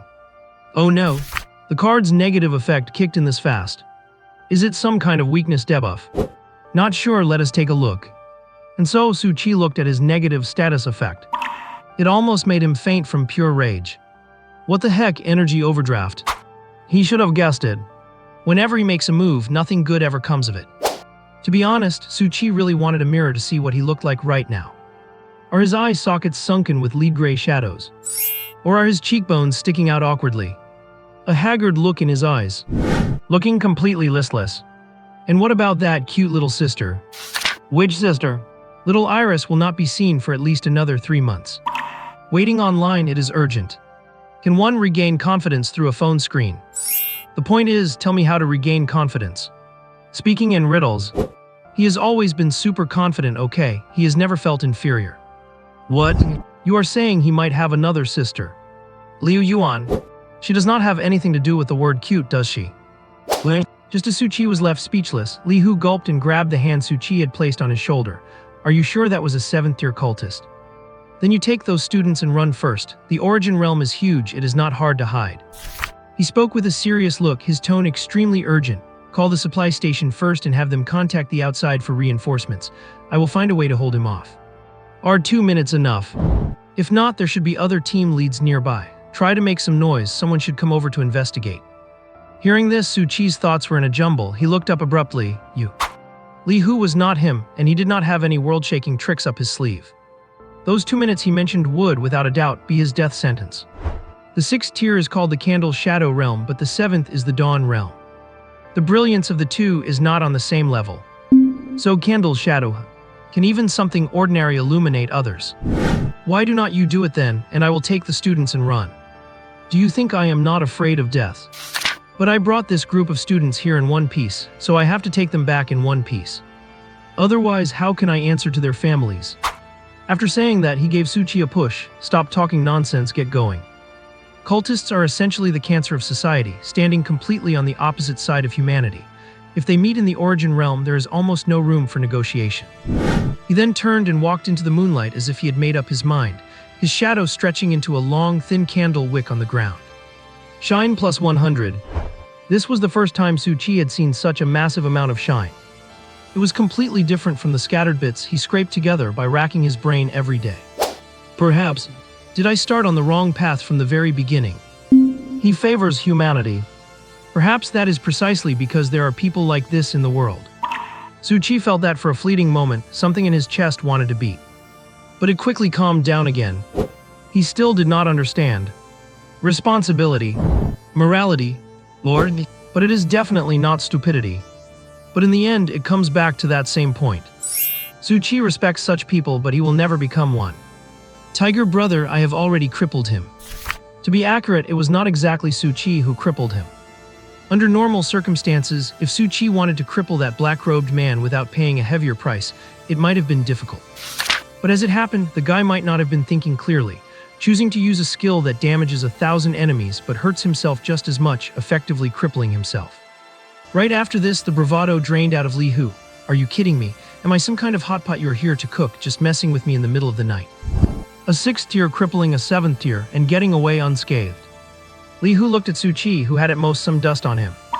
He did not think Chinese could be arranged like that. He just felt that Su Qi could not sleep in the middle of the night and was looking for someone to kill time with. If you have got nothing to do, you can come listen to me brag, but do not joke about things like this. You have been into the origin realm several times, you know what should and should not be done. Even if our best person in Jiangxia, Yun Huang, came here, she could not possibly win against a 7th tier while being 6th tier and walk away without spilling any blood. Su Qi was not angry, looking very serious. A 7th tier cultist was really crippled by me. Just a few hundred meters away. This was the result of Su Qi's careful deliberation. He needed Li Hu to shoulder this burden. Oh no, that is not right. He needed Li Hu to take credit for it. A 7th tier cultist suddenly appearing in such a training origin realm for martial arts candidates, there is no doubt that there would be a thorough investigation. In the end, his achievement of defeating a 7th tier while at the 6th would be exposed. It was not that he was afraid of being caught and sliced up for research. Human intelligence is not that stupid. But he certainly would not be as free as he is now. He was afraid that concepts like grand cause and mission would be attached to him. A bunch of resources shoved in his face, then an old leader speaking earnestly. Su Qi, humanity is now facing internal and external troubles. In dire straits, the great Xia needs you. He was perhaps a bit afraid of emotional appeals. Just thinking about that scene made him feel so stifled he could not breathe. However, pulling Li Hu in would be different. 2 6th tiers defeating 1 7th tier is still a bit exaggerated, but not completely unbelievable. And finally, embellish it by saying that Li Hu, despite looking so honest, was cunning with his sneak attacks, claiming at least 70% of the credit, blah blah. Li Hu finally became half convinced. Then why did not you bring the guy over? Su Qi had one virtue: he did not like to lie. I was afraid he would blow himself up. Su Qi was genuinely afraid. Cultists, or as they are called, descenders, are just a group of guys with abnormal brain wiring. Nobody knows how the leader of the descenders brainwashed them. Just like how Su Qi did not understand Li Hu, how he could willingly die for a group of students he had only known for a month. Sometimes, to keep their secrets safe, descenders could shout with fanatical faces, "The descent is my life." Then they would detonate all the energy in their bodies, turning into fireworks, burning until they were completely consumed. By now, Li Hu believed him mostly and started being sarcastic. "You mean you want me to collect the corpse? Is it because my skin is thicker than yours, so I will not be blown to bits?" "Do not be like that, old Li, the credit will be yours." The two walked and talked. A few hundred meters was not very far. At this point, the black-robed man had finally managed to catch his breath, struggling to grab his long knife, stumbling as he tried to stand up. The nerves from his forearm to his fingertips were twitching, and his hands were completely powerless. Dizzy from the pain, he failed to stand up several times, eventually swaying and falling flat on the ground. Hearing Su Qi describe it did not feel like much. But when Li Lu actually arrived at the scene, looking at the lingering smoke, the trees scorched by lightning, and the black-robed man lying on the ground. After mentally reconstructing the fight just now, he felt that 2 minutes was an overestimation of himself. 30 seconds at most. And that was only if he used trash talk to stall for time. Do not laugh, 30 seconds is pretty impressive too. Li Hu reached into his pocket again, took out a cigarette and lit it. "How about this? I will help you tie him up, but..." Before he could finish, Su Qi placed a hand on his shoulder. "Do not plot in front of people loudly." Hearing Su Qi's voice, the black-robed man seemed incredulous, and his struggle became noticeably more intense. "Are you?" Unfortunately, he could not finish his sentence before spitting out another mouthful of blood. He could only listen to the footsteps of the two people stealthily entering the forest. After getting a certain distance away from the cultist, Li Hu exhaled a smoke ring. "What is wrong?" Su Qi looked solemn. "Old Li, you take the credit for this. I, Li Hu, do not have much talent, but I also do not engage in fraud." Su Qi retracted what he said earlier. He was starting to dislike this kind of person. Stubborn, dead set in their ways. But Su Qi was not without options. "It is not fraud, it is that I cannot take it." Li Hu's curiosity was immediately piqued. "Oh, what do you mean?" Su Qi had no virtues, but he was a bit honest. "Old Li, have you heard about me being a genius back in the day?" Li Hu instantly choked on his cigarette, something that should not happen to a smoker like him. He stammered, What about it? Do you think I am steady enough?" Li Hu immediately recalled Su Qi's words. "I was afraid he would blow himself up." Come to think of it, he really was quite steady, maybe even too steady. And then, Su Qi looked around first, then lowered his voice. "Do you think I am the kind of person who would go deep into the origin realm seeking fame and glory?" "Does not seem like it." "You mean you were framed back then?" Su Qi was not here to complain to Li Hu. He understood why the Martial Institute did what they did to protect their reputation back then, and the hush money was sincere enough, so there was nothing to say. Come to think of it, he still had a guaranteed spot. Do not know if it is still valid. "I mean, I am the seeker of the great Zia." With a clatter, old Li's mouth hung slightly open, the cigarette falling to the ground without him even noticing. Li Hu began to re-examine his previous analysis. Even if Yun Huang came, there would be blood shed. How could Su Qi possibly walk away unscathed? He believed it. Li Hu truly believed it. The kind without a shred of doubt. Right, that explains everything. Only that wayfarer who shoulders the future of Great Zia could possibly accomplish such a feat of fighting across tears. So you must be the one to claim this credit, do you understand? It took me so much effort to fade out of the public eye and live in obscurity. However, Li Hu still had a question in his heart. Then what about Yun Huang? A flicker of reminiscence flashed in Su Qi's eyes. He sighed, then said with a tone of pity, "Sai, she is not a wayfarer, she is just a puppet." See, he said he was speaking the truth, did not he? Li Hu believed him again. That sigh was definitely heartfelt. Without genuine emotion, it could not be expressed so convincingly. This way, she will help me block all conspiracies and assassinations targeting the wayfarer. Why would I be afraid of him self-destructing? You do not think I am the type of person who is afraid of death, do you? It is because I simply cannot die. Li Hu believed him again. That is right, how could someone who can fight against a 7th-tier opponent as a 6th-tier fear a mere self-destruction? But he still felt like he had heard something he should not have today and was hesitant to speak.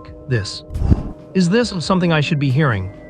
I do not think an instructor willing to sacrifice his life for a student he is only known for a month could be a bad person. I trust you. Li Hu was nearly moved to tears. Is this what it feels like to be trusted?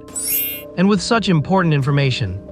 6th-tier card instructor ID number L017, Li Hu, swears to guard this secret with his life. Until I see with my own eyes the wayfarer break through the plight and lead humanity to a bright future. The only thing that puzzled Li Hu was, since Su Qi's identity was so important, even with his ability to fight across tiers, should not the authorities have helped him cover it up quickly? Wait a second. Could it be that too few people know this important information? By the time it reaches the ears of those in the know, will it be too late? Good. It is not deception, it is not falsely claiming credit. It is claiming credit for the rise of Great Zia and for the future of humanity. No need to say more, I admit it, I killed him. Zhou Ji, old Li, do you have blood on your hands? You are so practiced at this. Too excited, I mean I was the one who injured him. Zhu Qi corrected him, it was the two of us together. I risked my life to engage him head-on, and you succeeded through an underhanded and cunning sneak attack. Li Hu, listen to yourself, are those the right adjectives to use? Then would you prefer an upright and honorable sneak attack? Li Hu, forget it, let us just go with underhanded and cunning. After finishing the story, Su Qi rubbed his fingers together. Li Hu looked at him with some confusion, what now? Pay up. Li Hu did not quite understand, this topic had taken a huge leap, what? You take the credit, I take the money. Whatever bonus the authorities give out, give it all to me, you keep the honorary flag. We need to prepare for two scenarios. If someone analyzes it and realizes that you're taking the credit does not make sense, and wonders why I would want nothing in return, would not they suspect me again? Li Hu realized, so I have to give you money to make the illogical logic seem reasonable. I think adding another 50,000 makes it reasonable. Then I will add 100,000 for you. Finally, the story Su Qi fabricated formed a closed loop. As long as old Li keeps the secret, it is as if he said nothing today. He is not a wayfarer at all. What if old Li does not keep the secret? Sorry, Su Qi is just greedy for money, and it is all a story he made up.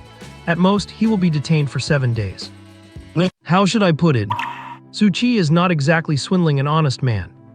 If it were just a tier 6 cultist, he would have jumped at the chance to claim the reward.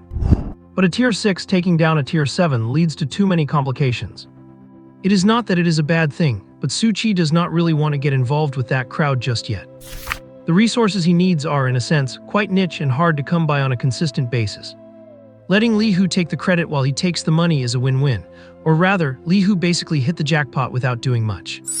I cannot guarantee a promotion, as it depends on what they find out later. But having a tier 7 cultist pop out of an E-rank secret realm is definitely no small matter. The substantial benefits this will bring to Li Hu are worth far more than 50 or 100,000. At old Li's age and power level, he has pretty much hit his career ceiling in this position. Do you really think being an awakened means you can ignore human connections and office politics? Middle-aged, average strength, no connections, nobody's going to promote him. Unless he reaches tier 10 or above and becomes a rule maker, that is a different story. Su Qi pointed at the man in the black robe. Logic check, is it clear now? Clear as day.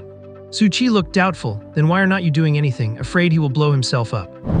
Li Hu rubbed his hands together, looking a bit awkward. Wait, I need to go back and get some special rope.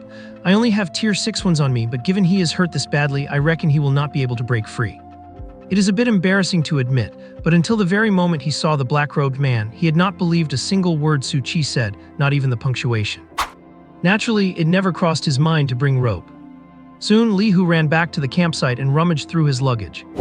As a guy, you cannot really expect his things to be organized in any orderly fashion. Before long, Li Hu dashed back and tied up the man in the black robe without a second word. Only, Su Qi stared at the man in the black robe, who was bound in a complicated shibari knot.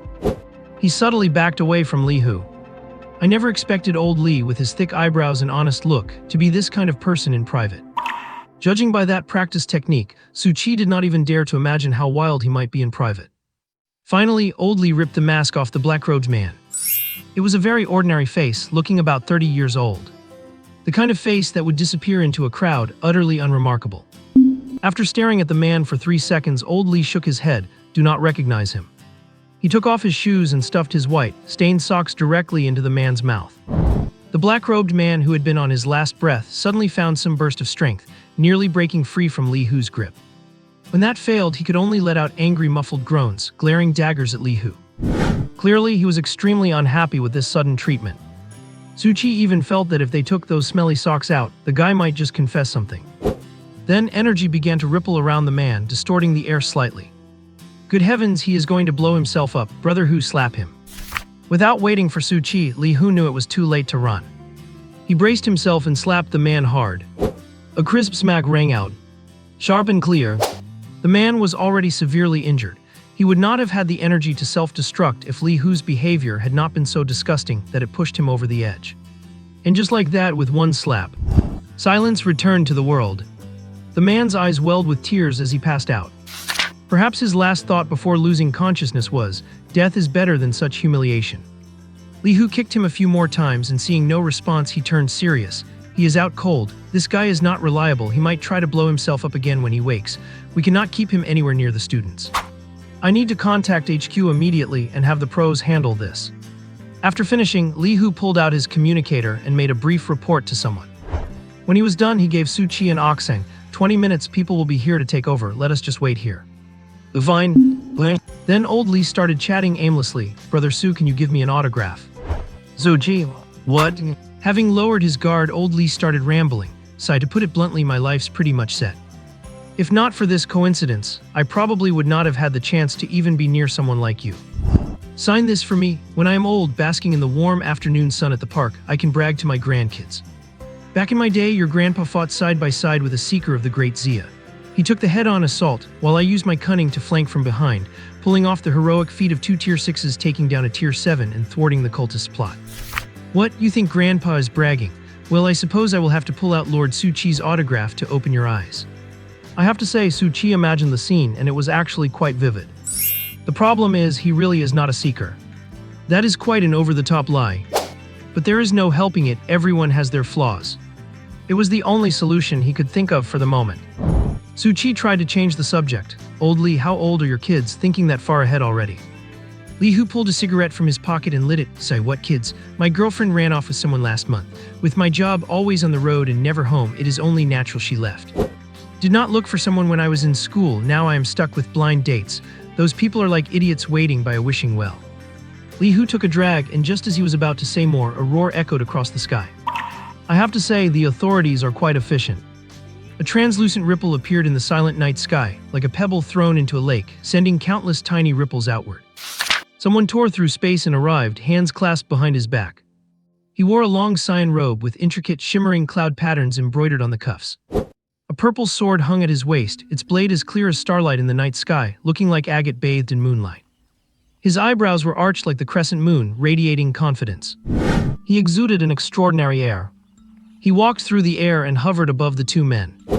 Li Hu looked up, suddenly energized. He hurriedly tossed his cigarette butt away and even stomped it out in a panic. "Why are you the one who came?" Su Qi did not recognize him, but he definitely was not a card user. He had to be a cultivator. He rarely paid attention to these things. But that ability to tear through the origin realm space. At least of Tier 10. But he is at most Tier 10. Because those at Tier 11 or 12 would not have time to deal with such small matters. "Who is this?" Li Hu lowered his voice and explained, "The Tier 10 peerless king Qiu Fuchen. Do not let his cool entrance fool you, he is a bit." Li Hu immediately shut his mouth. Because Qiu Fuchen had already begun to eye Li Hu and Su Qi. He glanced at the unconscious man in the black robe. He frowned deeply and ignored Li Hu's comment, "Just the two of you." There was no arrogance in his tone, just pure confusion. That cultist was not just any Tier 7, he was only a couple of months away from reaching Tier 8. Once he hit Tier 8, he would have been a significant figure. To fail in such a pathetic way, he must have had the worst luck in 8 lifetimes. I am taking him now. In this origin realm right now, the highest-ranking Great Zia official is only Tier 6. With so many students present, I had to come as fast as I could. Su Qi frowned, the highest ranking was only Tier 6. Before Su Qi could think, Qiu Fuchen flicked his finger and the black-robed man flew toward him like a shot. Then with a gentle wave of his sleeve, the man landed smoothly in his hand. That was an incredibly clean and graceful move. However, his coolness did not seem to last even 3 seconds. He could not maintain the master image he had worked so hard to project. The moment he got his hands on the guy, he dropped him on the ground and stepped back 3 paces. What the hell? What could possibly smell this bad? The unconscious man woke up with a jolt as he hit the ground. The severe pain made his pupils dilate, and he began to whimper, preparing to self-destruct again. Qiu Fuchen had to pinch his nose and step forward, slapping the self-destruct mechanism out of him. For heaven's sake, have not you showered in months, and you are acting like you are the victim. And just like that, the hot potato was finally handed over. Qiu Fuchen came fast and left even faster. With a wave of his hand, he tore through space and vanished. Tell you what, when you brag to your grandkids, say you faced off against a tier 10 at tier 6, and he did not even dare to step closer. Li Hu. The chaos for the day finally came to an end. Su Chi exchanged a few more meaningless words with Li Hu, finally putting an end to his desire for an autograph. Under the moonlight, he prepared to slip back into his tent. Liu Yuan was sleeping on her side, back to Su Chi facing the tent entrance. Su Chi gently pulled back the tent flap, moving as quietly as he could. Moonlight spilled in like fine silk threads. The cramped space was plated with a layer of silver radiance. Just then Liu Yuan seemed to sense something. Her eyelashes fluttered and she slowly opened her eyes. Their eyes met. The moonlight shone upon her face. The gaze lasted for a full 5 seconds. Only then did Su Chi let go of the tent flap, his tone calm. Did I wake you? I will be more careful next time. With that, he prepared to return to his hammock. However, Liu Yuan sat up in her tent. Because of her sudden movement, the tent swayed slightly. This made Li Hu, who was just about to head to his own tent, shake his head. Who would have thought there would be another battle after the big one? Are they going to fight way above their weight class this time? It is great to be young. They really do have a close sibling bond.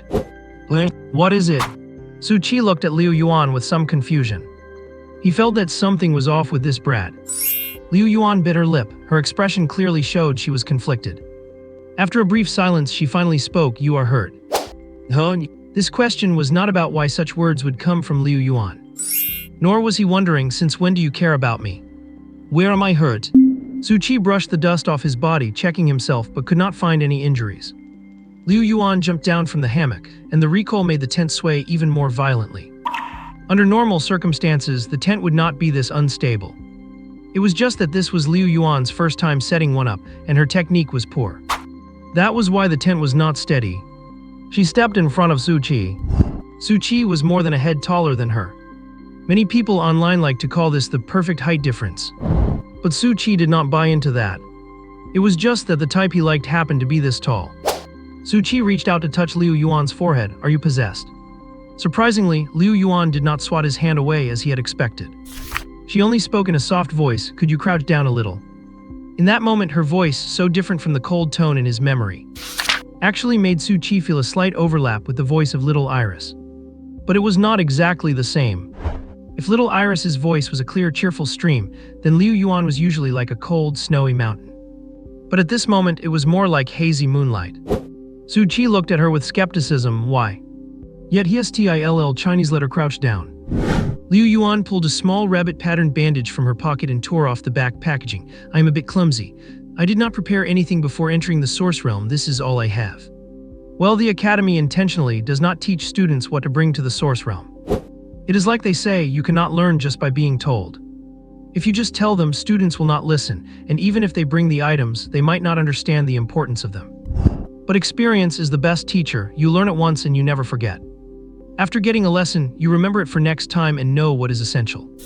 Su Chi watched Liu Yuan's movements and judged where she was aiming. He subconsciously touched his own face. Finally, his fingertips felt a slight, uneven scratch on his cheek. He pulled his hand back, and using the dim moonlight in the tent, he saw a trace of blood on his finger. Was it that moment? Must have been a rock fragment when dodging the guy in the black robe's big move. Most of the dust on him was from that time too. It is nothing serious, it would have healed on its own soon anyway. He was not some internet celebrity who would cry and scream over a small scrape. Still, he did not pull away. He let Liu Yuan's slightly cold little hands press against his face several times. But Su Chi felt that those hands were trembling. Why? It is a big deal. Liu Yuan's voice held a hint of tears. I saw it, and I heard it too.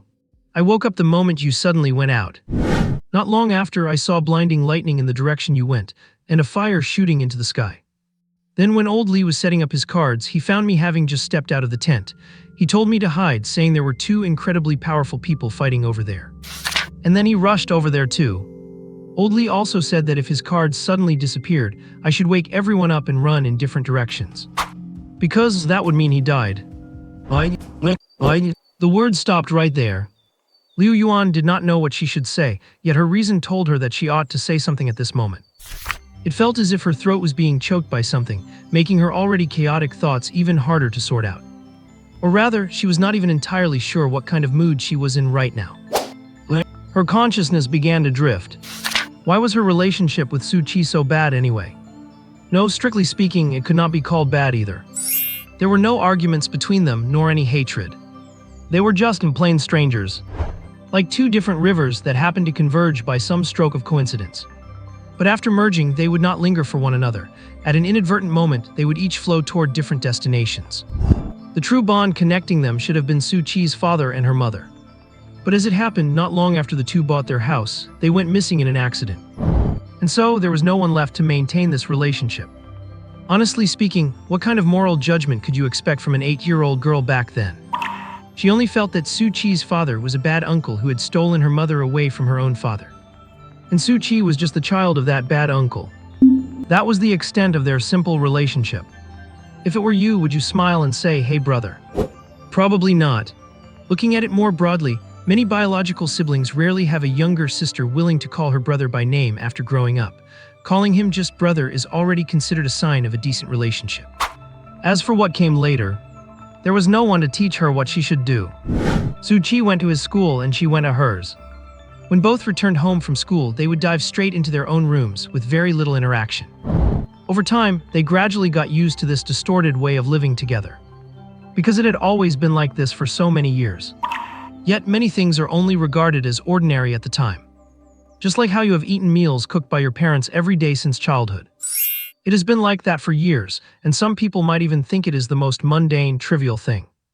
But when you return after years of being away from home, and you eat that bowl of rice again, looking at your parents' graying hair, you taste a completely different flavor in your heart. Liu Yuan was experiencing something similar at this moment. Of course, it certainly was not about Su Chi having a fatherly role. She thought about it carefully. Back then, Su Chi was only 14 and she was 8. When their parents left unexpectedly, all they were left with was that house and a meager amount of compensation money. As for their parents' savings, in Daxia, there surely would not be any bureaucratic nonsense about having to prove your father is your father just to handle the withdrawal. Definitely not. It was just that Su Chi did not know the password. The bank certainly did not intend to swallow the money, but if he did not have the password, there was not much they could do was there. Rules are rules. They could only write it off as a bad debt with tears in their eyes. If you want to blame someone, blame their parents for not thinking to tell a 14-year-old child the bank password right. Anyway, the bank is never wrong. She never thought anything of it before, assuming the inheritance was enough to spend with peace of mind. Now that she delved into it, Liu Yuan felt a tingle of numbness on her scalp. Those compensation funds alone probably were not enough to safely sustain them both until they came of age. Yet all these years she had food to eat, clothes to wear, and her annual tuition was never short a cent. Following normal logic, she should have long ago started considering part-time work or similar things. People are always trapped within their inherent impressions. So, no matter how unreliable Su Chi seemed, was he actually a very reliable older brother. He could have completely abandoned her to an orphanage and left her to fend for herself. He certainly would have lived a much more comfortable life. Coming to the Source Realm for special training, he could have just ignored her and said, "It is just a crappy E-rank Source Realm. There is a teacher watching anyway, none of my business." Yet he did not do that. Su, brother Su Chi. Even though she had not seen it with her own eyes, she could imagine the danger involved. That was a battle so intense that old Li was practically leaving his last words. And look at Su Chi. He gently lifted the tent flap and saw her eyes open. No shouting or screaming, nothing like "damn it, I almost lost my life there." Nor did he use his usual tone to fish for praise. "So I just found a cultist. Old Li was no match for him either. If I had not come, you would have been finished." He just calmly prepared to return to his own bed, saying nonchalantly, "Did I wake you up? I will be more careful next time." This was the moment that truly made Liu Yuan want to break down in tears. "I am sorry." Su Chi tilted his head, his not-so-large eyes filled with big confusion. "What are you apologizing for?" Liu Yuan bit her lip, seeing Su Chi return from a bloody battle only for her to blurt out something like this. She was truly sorry. "I am sorry for letting brother Su Chi put himself in danger for my sake." "Su Chi, what do you mean put himself in danger for you? Why is this brat so good at gilding her own lily? Who would understand? He just went out to take a leak and that idiot must have taken the wrong medicine, wanting to hit him from behind." "Hey buddy, you smell good." "What do you mean put myself in danger for you? I went out to handle some business and ran into a brainless cultist. Talk about bad luck." However, Liu Yuan obviously did not buy that explanation. "Do you need to run hundreds of meters away to relieve yourself? Afraid of old Li seeing you?" But a card user's spiritual power sensing can only vaguely tell that someone is there. It cannot detect specifics. This excuse simply did not hold water. The only possibility was that Su Chi had discovered something amiss and ended up going to investigate the situation alone. He was still being stubborn. Just then, Daily Big Adventure 3-in-1 Special Version. Su Chi, who promised he would arrive on time, finally crawled out of bed at 10 in the morning just as you expected. Such an unreliable Su Chi is indeed annoying. Please go back on your word to Su Chi 3 times in a row so the other party can also experience the same feeling and help him regain his credibility. 2/3. Please peel the bandage off the other party's face and sneer. You do not think you look cool playing the hero, do you? No way, no way. Please complete the third act of going back on your word immediately. Liu Yuan. If she remembered correctly, there should be one more of these. Note, once the first act of going back on your word is completed, the big adventure begins. You must complete the next 2 acts consecutively, or it will be forcibly executed. You can also choose to destroy the card to end the forced execution. At this moment, Su Chi was still in a half-squatting position, and Liu Yuan's hand had just been withdrawn, still lingering in midair. Su Chi was about to stand up. Liu Yuan had a complicated look on her face. She sighed in her heart. Sorry, brother. Only then did she speak. Wait a moment. Although Su Chi was a bit confused, he did not stand up right away. Then her small, fair, and cold hands pressed once again onto the spot where the bandage was. Su Chi could feel that those hands were still trembling. Have not recovered yet. Are you really that timid? But thinking about it, a little brat who could be scared into a cold sweat by a rotting flesh mountain. At this thought, Su Chi instinctively lowered his gaze a little. This time she was not scared into sweating. At the same time, Su Yuan's fingertips kept tracing back and forth over the rabbit adhesive bandage, right on the rabbit ears. She seemed to be in such a conflicted state that she did not notice Su Chi's small gesture at all. On the contrary, Su Chi sensed that Liu Yuan was acting weird again, so he asked in confusion, what is wrong now? Liu Yuan shook her head and gave Su Chi a cute smile. Nothing's wrong. She pressed down on the rabbit bandage twice more before retracting her hand, pretending to be relaxed. She brushed off non-existent dust and said it was not stuck on right just now. Only then did Liu Yuan move away from Su Chi and turn on the night light by the hammock. After that, she took out her phone, returned to Su Chi's side, and opened the selfie camera as if waiting for praise. Su Chi look is not it pretty. Su Chi looked at the slightly crooked rabbit bandage and felt speechless for a moment. Why did it feel like she had just done something incredible and was waiting for his approval? Is it that hard to apply a bandage? However, his intuition told him that it was best not to spoil the mood right now, or something very bad might happen. Su Chi chose to trust his intuition. It is pretty, it is pretty. He did not want the topic to linger on this. Were not you calling me brother Su Chi earlier? Why the demotion now? Liu Yuan was a bit absent-minded, because it feels more natural to just call you Su Chi, but brother Su Chi. Although she was still calling out the name Su Chi, the actual meaning behind it had completely changed. No, I am not used to hearing it anyway. Just call me Su Chi. Suddenly, the tent fell into silence. The two of them seemed not to know what else to say. It was Su Chi who finally broke the silence. All right, let us go to sleep. Liu Yuan nodded blankly, okay. Rustle. Zwizh. Su Chi, who was just about to fall asleep, suddenly heard a strange sound. He rolled over slightly to take a look at Liu Yuan. He saw that Liu Yuan had not gone to sleep. Instead, she was sitting sideways on the hammock, slowly, inch by inch, peeling off the white stockings on her legs. At that moment, the nightlight next to Liu Yuan was still on. One could clearly see how soft and smooth her skin was under the light. Do not look at what is improper, do not look at what is improper.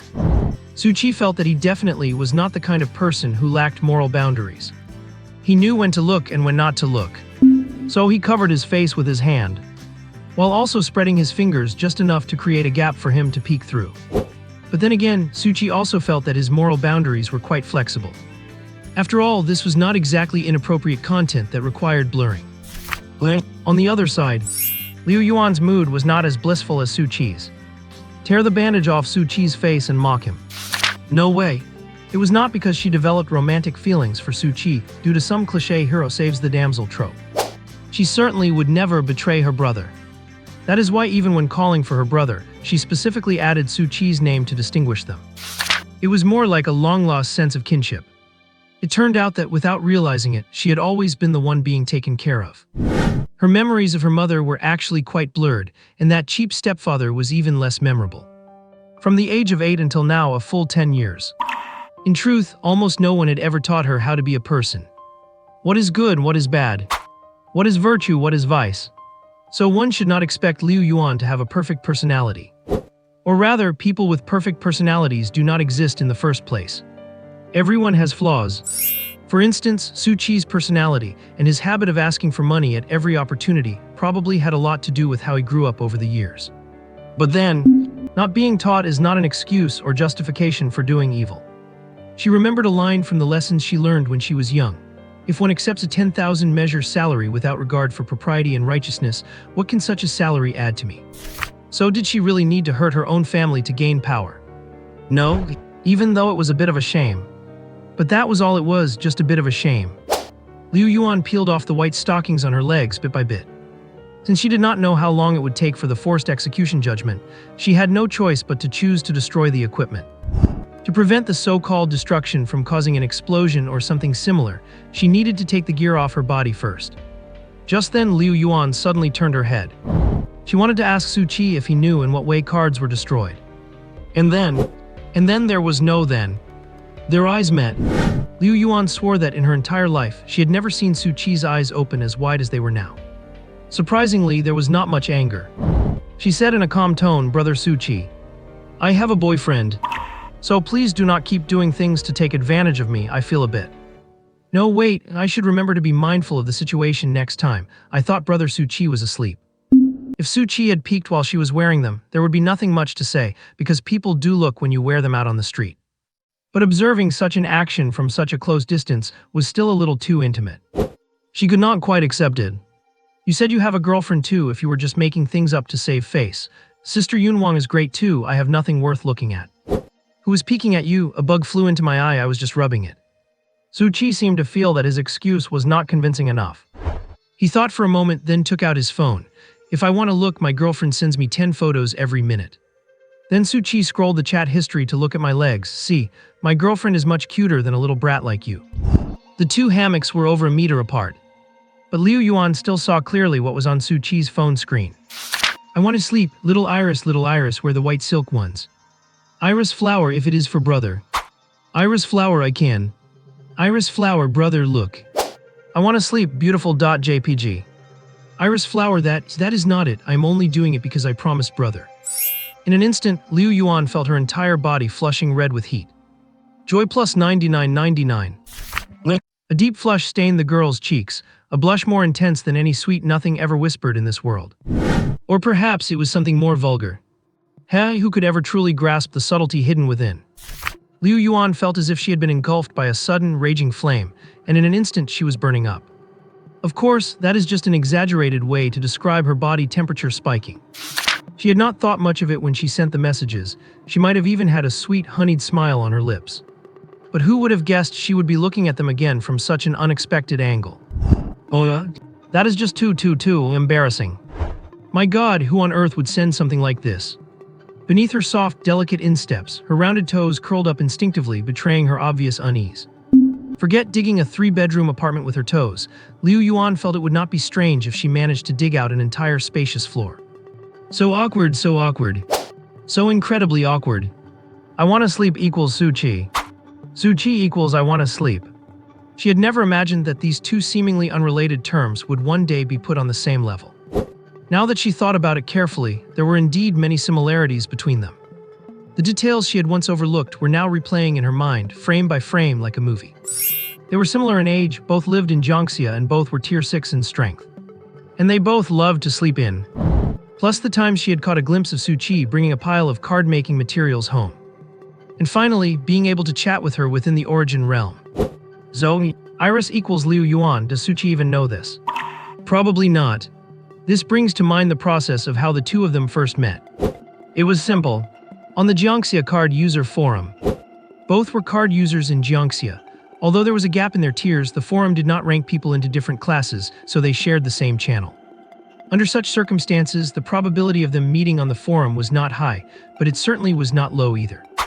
At first, she was just asking a few simple questions. Because her parents had gone missing, Su Qi did not really pay much attention to her. Liu Yuan was actually very lost regarding her future, like a stray blade of grass with no idea where to go. Because of her family situation, she seemed rather reclusive at school and did not have any close friends. In the end, after much deliberation, it seemed she could only search for answers online, even if she had not expected anyone to give her an answer. After all, the Tier 1 certification tag next to her name was obviously quite glaring. But it was nice just to vent the confusion in her heart. As it turned out, she met Brother. That is, the person who appeared on her phone as I want to sleep. Do you think your life should be an endless wilderness, or a rail you have been running on all along? If you want to change, I can try to help you. He started off saying things that made no sense. At first, Liu Yuan did not pay much attention because by the time she saw the message, it was already noon the next day, and he was not the only one who had replied. However, after she had thanked everyone else for their answers, only I Want to Sleep continued to reply. And he was very serious about helping her come up with a strategy. He acted as if he really wanted to help her walk out of her life's dilemma and chart a new course. But reason told her that there is no such thing as kindness without a cause in this world. Do I have to pay any price for this? No need, just focus on changing yourself. That is the best reward for me. She had never received such pure kindness from a stranger. A girl lacking fatherly love and care had almost no resistance to such behavior. Just like a moth that had never seen the light, she would rush toward the flame as soon as she encountered it. It perfectly matched the flower language of the iris. She craved love and care. Just like that, the two of them added each other on Source Messenger and became friends. She felt as though he was an older brother looking out for her, and it gradually evolved into the way she addressed him as brother. Actually, that is not quite right either. There had been others who showed her kindness before this. But that kindness was not pure. Because she was exquisite and cute, some peers at the academy would stuff strange notes into her drawer. They were nothing more than "I like you, be my girlfriend, or let us get married." Back then, she did not really understand those things. She just found it baffling that people who had never spoken to her would suddenly make such requests. Later, during a casual chat, she even complained about these issues to Brother. His answer was even more blunt. Why do they write so much? They could just write "I want to sleep with you" and be done with it.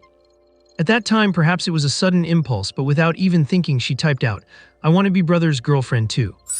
Then you should work hard and change yourself first. There were many similar conversations. "Brother, I want to." Then you should work hard and change yourself first. "Brother, I think." Then you should work hard and change yourself first. "Brother, I." Then can you work hard and change yourself? That is right, she was the one who pursued him. Gradually, she was no longer as lost or as dejected about the future. She became lively and cheerful as well. Although that liveliness and cheerfulness was only visible to Brother, which led to her foolish act of wanting to sell the house for the martial arts exam on a whim. So from this, it can be inferred that Suchi probably does not know. You can tell from his subtle attitude. Of course, there is a tiny possibility that Suchi just enjoys this kind of role-playing. What are you thinking? Is not Suchi right in front of her? Would not it be simple to just ask him directly? Brother. But when the words reached her lips, they somehow morphed into, "Is this your phone?" Suchi. If it is not my phone, is it yours? Suchi felt a bit speechless. He almost lost his grip on his phone. Pleasure plus 99.99. Worth nearly 10 million Daxia coins. What kind of crazy commotion could cause such a massive kick-ass effect? Added to the 100 points of radiance from Old Lee earlier, should not he be able to craft himself an amazing card? Come to think of it, he does not seem to have done anything earth-shattering. Wait a minute. Suchi finally noticed Liu Yuan, who was turning quite hot. For real? Is there actually someone in reality who can make an expression that looks so much like a steam engine? He suddenly realized something and, feeling a bit awkward, checked his phone's chat history again. So what kind of stupid thing did he do on a whim? Showing this kind of chat history to his younger sister. How is that any different from sharing the games in your hard drive with your sister? The joke this time, it was actually me all along. No way. That is not the point. Liu Yuan interrupted her own trip down memory lane. There seemed to be more important things to attend to right now. If Big Brother equals Big Brother, then a lot of problems suddenly became much simpler. Liu Yuan suppressed the shame in her heart and stared with a flushed little face. "Big Brother, you know how to craft cards, right?" Suchi was clearly unable to fathom why the topic had shifted so abruptly. "Of course I do, my hands are skilled and my work is top-notch." Having said that, Suchi looked at Liu Yuan with a bit of vigilance. "Do not even think about getting a free ride from me. My techniques are too good. If you want me to move, you have to pay up." Coming back to his senses, Suchi felt a bit of dissonance. Wait, how did you know I could craft cards? I came back one day and saw you carrying a pile of card-making materials. It was a fairly simple logical inference that held up, so Su-Chi did not doubt it. Oh, I see. Su-Chi clearly still did not realize that little Iris was actually Liu Yuan. Perhaps this is what they call being unable to see the forest for the trees. It is just like someone holding their phone while frantically searching everywhere for their phone. People sometimes fall into such mental blind spots, bound by stereotypes, or subconsciously ignore certain pieces of information. For example, if Li Hu's child saw someone online named Tiger roaring in the wind, would he rush up and call him daddy? Oh, excuse me, I forgot that old Li is at that age and does not even have any kids. So just because both names contain the character for Iris, they have to be linked. They met on the Jiangxia card holder forum. The other person is from Jiangxia, a card holder, did not have a good family background, attended a technical school, and was organized by the school to enter a secret realm. Is not that all perfectly logical? On the contrary, you are saying he randomly found some cute girl online to vent to, and it turned out he was venting to his own sister. What are the odds of that? Why are you asking about this? Liu Yuan bit her lip, and the blush on her face became even more obvious. Thankfully, the nightlight was not bright enough for Su-Chi to notice. I have a card here, big brother, could you help me check it?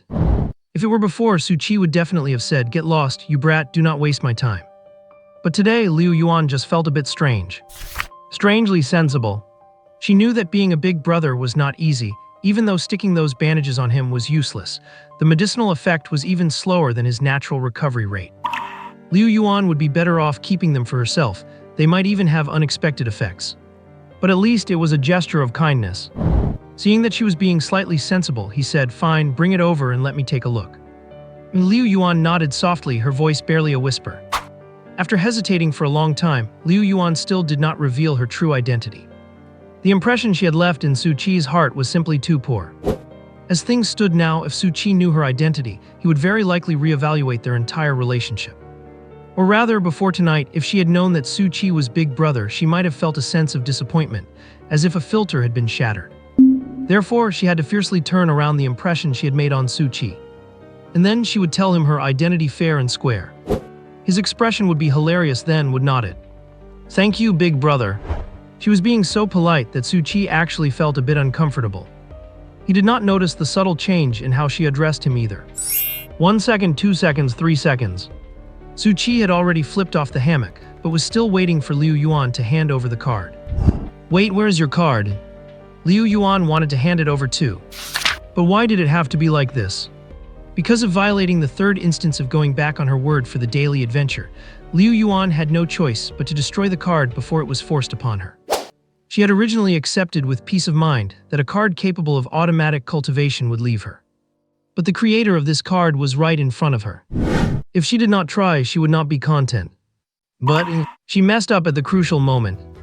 Or rather, she did not consider everything thoroughly. This is a exclusive card. What did I say earlier? General purpose cards can be bought for 50,000 and sold back for 50,000 when they no longer meet your needs, making the card holder the most cost-effective profession. It is just that they are mass-produced, so their combat power is hard to talk about. But exclusive cards are the exact opposite. It is roughly the difference between public transport and a private car. Correspondingly, a private car is definitely more comfortable to use, but also more expensive. So, once an exclusive card is activated, it cannot be transferred to anyone else. And as long as the connection between the card and the user is not severed, it will not revert to card form. Outsiders can touch it, but they cannot see the stats or enjoy the bonuses. You can refer back to the battle where Liu Yuan borrowed Su Kun's weapon. The situation now is that she needs to take this piece of equipment, which she just took off and cannot turn back into a card, and personally hand it to Su-Chi. Consequently, Liu Yuan felt her body temperature rise even higher, so much so that her brain was spinning. But if it is Big Brother, can you close your eyes? What kind of strange request is this? Something's not right, something is very not right. The way this little brat is looking at me is just too wrong. Su-Chi did as he was told. Just call me Su-Chi, it sounds so awkward hearing that. The tent swayed again, and Liu Yuan got down from the hammock and walked over to Su-Chi's side. No, I am going to call you Big Brother. Yes, exactly like that. Su-Chi took a deep breath. That feels good. That is the feeling. Wait a minute. Su-Chi felt the thin, sheer texture of the card in his hand. He opened his eyes abruptly. He felt that he was blushing a bit too. Do not judge by how much some people brag online or how many tricks they have in video games. If you really put them to the test, they might not even dare to pull the trigger. Su Chi felt his arm go a bit stiff. Damn it, it must be because that last battle was too intense. The adrenaline has not faded yet and now the side effects are kicking in. Is this your card? No, what kind of psychopath makes a card like this? After saying that, Su Chi felt his nose itch. Ajoo? He sneezed out of nowhere. As everyone knows, polite people like to cover their sneezes with their hands so as not to disturb others. Therefore, Su Chi was no exception. He used his hand to cover his mouth and nose immediately. He swore it was just a subconscious action. This sneeze felt exceptionally satisfying. Even his nose felt like it had opened its energy channels, allowing him to smell the sweet air. Wait a minute. Sweet air? Su Chi looked down at the equipment card in his hand, and then back at the even redder-faced Liu Yuan. A chill crept up his spine. Will not your boyfriend be angry? Joy plus 666. P.S. Seeing everyone urging for updates, I posted it early today. I am shamelessly asking for a few gifts. Knock it off. Su Chi could grit his teeth and accept it when it was plus 99.99 before. After all, the rewards were just too good to pass up. If it turns into a joke, so be it. But now this 666 is just a bit of an eyesore. Su Chi would dare to point at his C drive and swear to the heavens. Heaven is my witness, I have absolutely nothing to do with gambling or drugs. In other words, Su Chi really did not have the guts to do such a thing openly. At most, he would only fantasize about it in his head. Whatever, you get the idea. It gets boring if you keep digging for answers. Looking at Liu Yuan, she was blushing furiously right now. She had not expected things to take such a peculiar turn. If it were before, if Su Chi had dared to do such a thing, she might have already been ready to fight him to the death. But now, for some reason, she felt a subtle sense of joy in her heart. Could it be that she was starting to awaken some strange fetish? No, that cannot be it. It must be because after learning the true identity of her brother, the imaginary barriers she had built between them had all vanished. And another thing, Su Chi seemed surprisingly fond of the qualities she felt insecure about. Of course, it was more likely that she could tell Su Chi truly did not mean to. After all, very few people could mimic the feeling of a sneeze so authentically. Otherwise, you would not sometimes have an itchy nose but be unable to sneeze, suffering for ages. As for whether her boyfriend would be angry, she did not think so, right? Maybe he was actually secretly delighted right now. Would you like me to go ask for you, brother? No. Su Chi kept his head lowered, not daring to look Liu Yuan in the eye. Although he could tell there was not much anger in Liu Yuan's voice. But Su Chi did not see it that way. They say the calm before the storm is the most terrifying. Is not that why they say a woman's heart is as hard to fathom as the deep sea? Su Chi was this close to saying, I will do anything you want, just do not tell anyone about this. But then he realized something felt a bit off. How did he suddenly get pushed around by this annoying brat? Sure enough, the character for lust always hangs over the edge of a blade. Seeing that the atmosphere was becoming awkward, Liu Yuan quickly stepped in to save the day. Brother, why do not you hurry up and help me check if the card can be fixed? It was not that she was trying to boss him around. The problem was that Liu Yuan did not know how much time was left for that forced execution. Half an hour. Or maybe it would explode the very next second. If I wanted to be touched, or something, there will be plenty of time for that later, right? Liu Yuan, what kind of nonsense are you thinking about? Su Chi let out a sigh of relief when he heard this. He was dying of embarrassment and was desperate for anything to change the subject. Su Chi spread the equipment card out in his hand, his expression turning serious as his fingers felt the lingering warmth of the young girl on it. What seems to be the problem? It was not that he lacked skill, it was just like a doctor asking a patient where it hurts. It made it easier to get to the point and save unnecessary time. Putting his special talent aside, Su Chi was actually quite good at card making, though maybe not to an exaggerated degree. There was no help for it, there were only so many ways to make money, and the rest were all written in the Daxia statutes. And Liu Yuan was starting to get attached to this card. Although the daily quests were annoying, the stats were truly a steal. More importantly, brother loves to look at it. Can you give her a reason not to equip it? And so she cooperated fully. This card might be damaged because I used it incorrectly. Damaged, huh? Cards actually have durability, but that can usually be slowly repaired using soul power. Generally speaking, unless it suffers a powerful high-tier blow that shatters it instantly, damage should not occur. However, what do you mean by used incorrectly? Can you demonstrate? Su Chi shook the chaotic thoughts out of his head. You should take it back, it is hard for me to fix. What is wrong, brother? Liu Yuan noticed Su Qi's phrasing. It was that he could not fix it easily, not that he lacked the ability. Are the repair materials very rare or something? Su Qi shook his head. It is nothing like that. He weighed his words before explaining, I cannot sense any obvious issues for now. The circuit on this card is extremely intricate. I can only identify the problem if you equip the card, activate it, and I carefully track the soul power as it flows through the circuits to find where the error lies. You definitely would not want that. I am willing. Su Qi.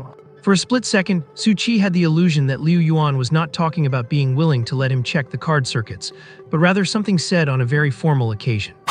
To this, Su Qi could only attribute it to her speaking carelessly, because the card was particularly important to her. Or maybe she did not understand. Su Qi had no choice but to rephrase his technical explanation into plain, simple language. I cannot quite read the card circuits. Unless you wear it on your leg to activate it, and I need to observe from close range, possibly even needing zero-distance contact to check a few specific circuits.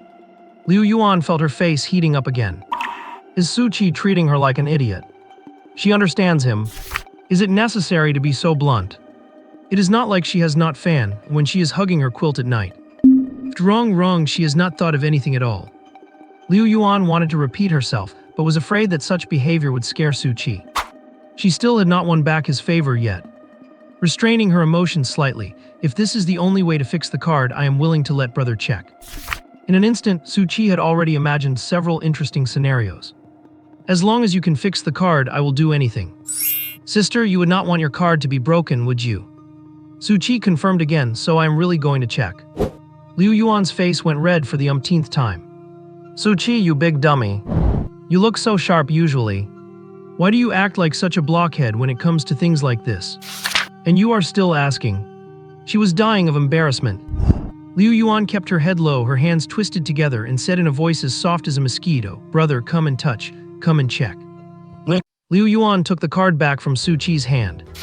Because of the limited space inside the tent, and the significant height difference between them mentioned earlier, it was a bit of a hassle to find a comfortable position for the inspection. During this time, Su Qi had already made Liu Yuan try several bizarre positions. In the end, under the resentful gaze of Liu Yuan, who had turned into a steaming kettle, Su Qi finally settled on a position. She sat on the hammock, her legs dangling and swaying slightly with the rhythm of the hammock. As for Su Qi, he did not care if the ground was clean or not, and simply sat down on the floor. Su Qi grabbed the equipment card that had been swaying in the air, making his eyes go a bit blurry. If it was just lingering heat before, this moment it felt like true, genuine warmth. His heart could not help but stir. Su Qi shook his head, forcing himself to focus his energy back onto the card. He examined the card carefully, his fingers gently tracing its surface as he tried to use his own soul energy to probe for any faults in the card circuits. This kind of unnatural damage is usually caused by a malfunction in one of the card circuits. However, as Su Qi had said before, this card was crafted very intricately. Su Qi found himself unable to locate the source of the problem for the moment. That should not be right. Is his technique really that bad? A card crafting technique. Time passed minute by minute, and as Su Qi kept touching various parts of the card circuits, beads of sweat began to form on his forehead. Big brother, it is a little itchy. I know, just hold on for a moment, I am almost done. Su Qi's eyes were filled with pure focus at this moment. It was clear that he really wanted to prove his technique. His card crafting technique. Liu Yuan rested her hands on her thighs, supporting her chin, feeling his warm breath against her as she watched a remarkably serious Su Qi. Oh my! Su Qi is so handsome when he is focused on his work. Why did I have such biases against Su Qi before? I feel so bad for big brother. I must make it up to him properly. Su Qi finally found a fault in the card circuit.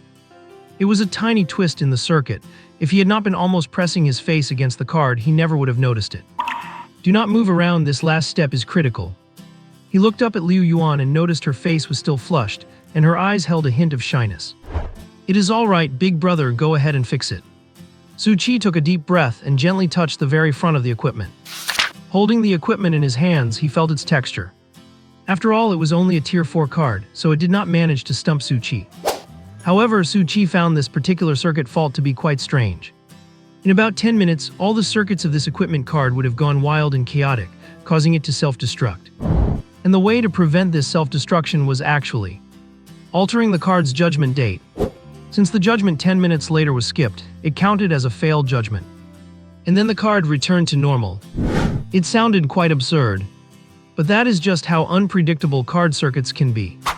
As mentioned before, many times card crafters do not even understand how they managed to make the cards they did. Not understanding why something was fixed is also quite common. There are a few popular phrases among card crafters: just tell me, does it work or not?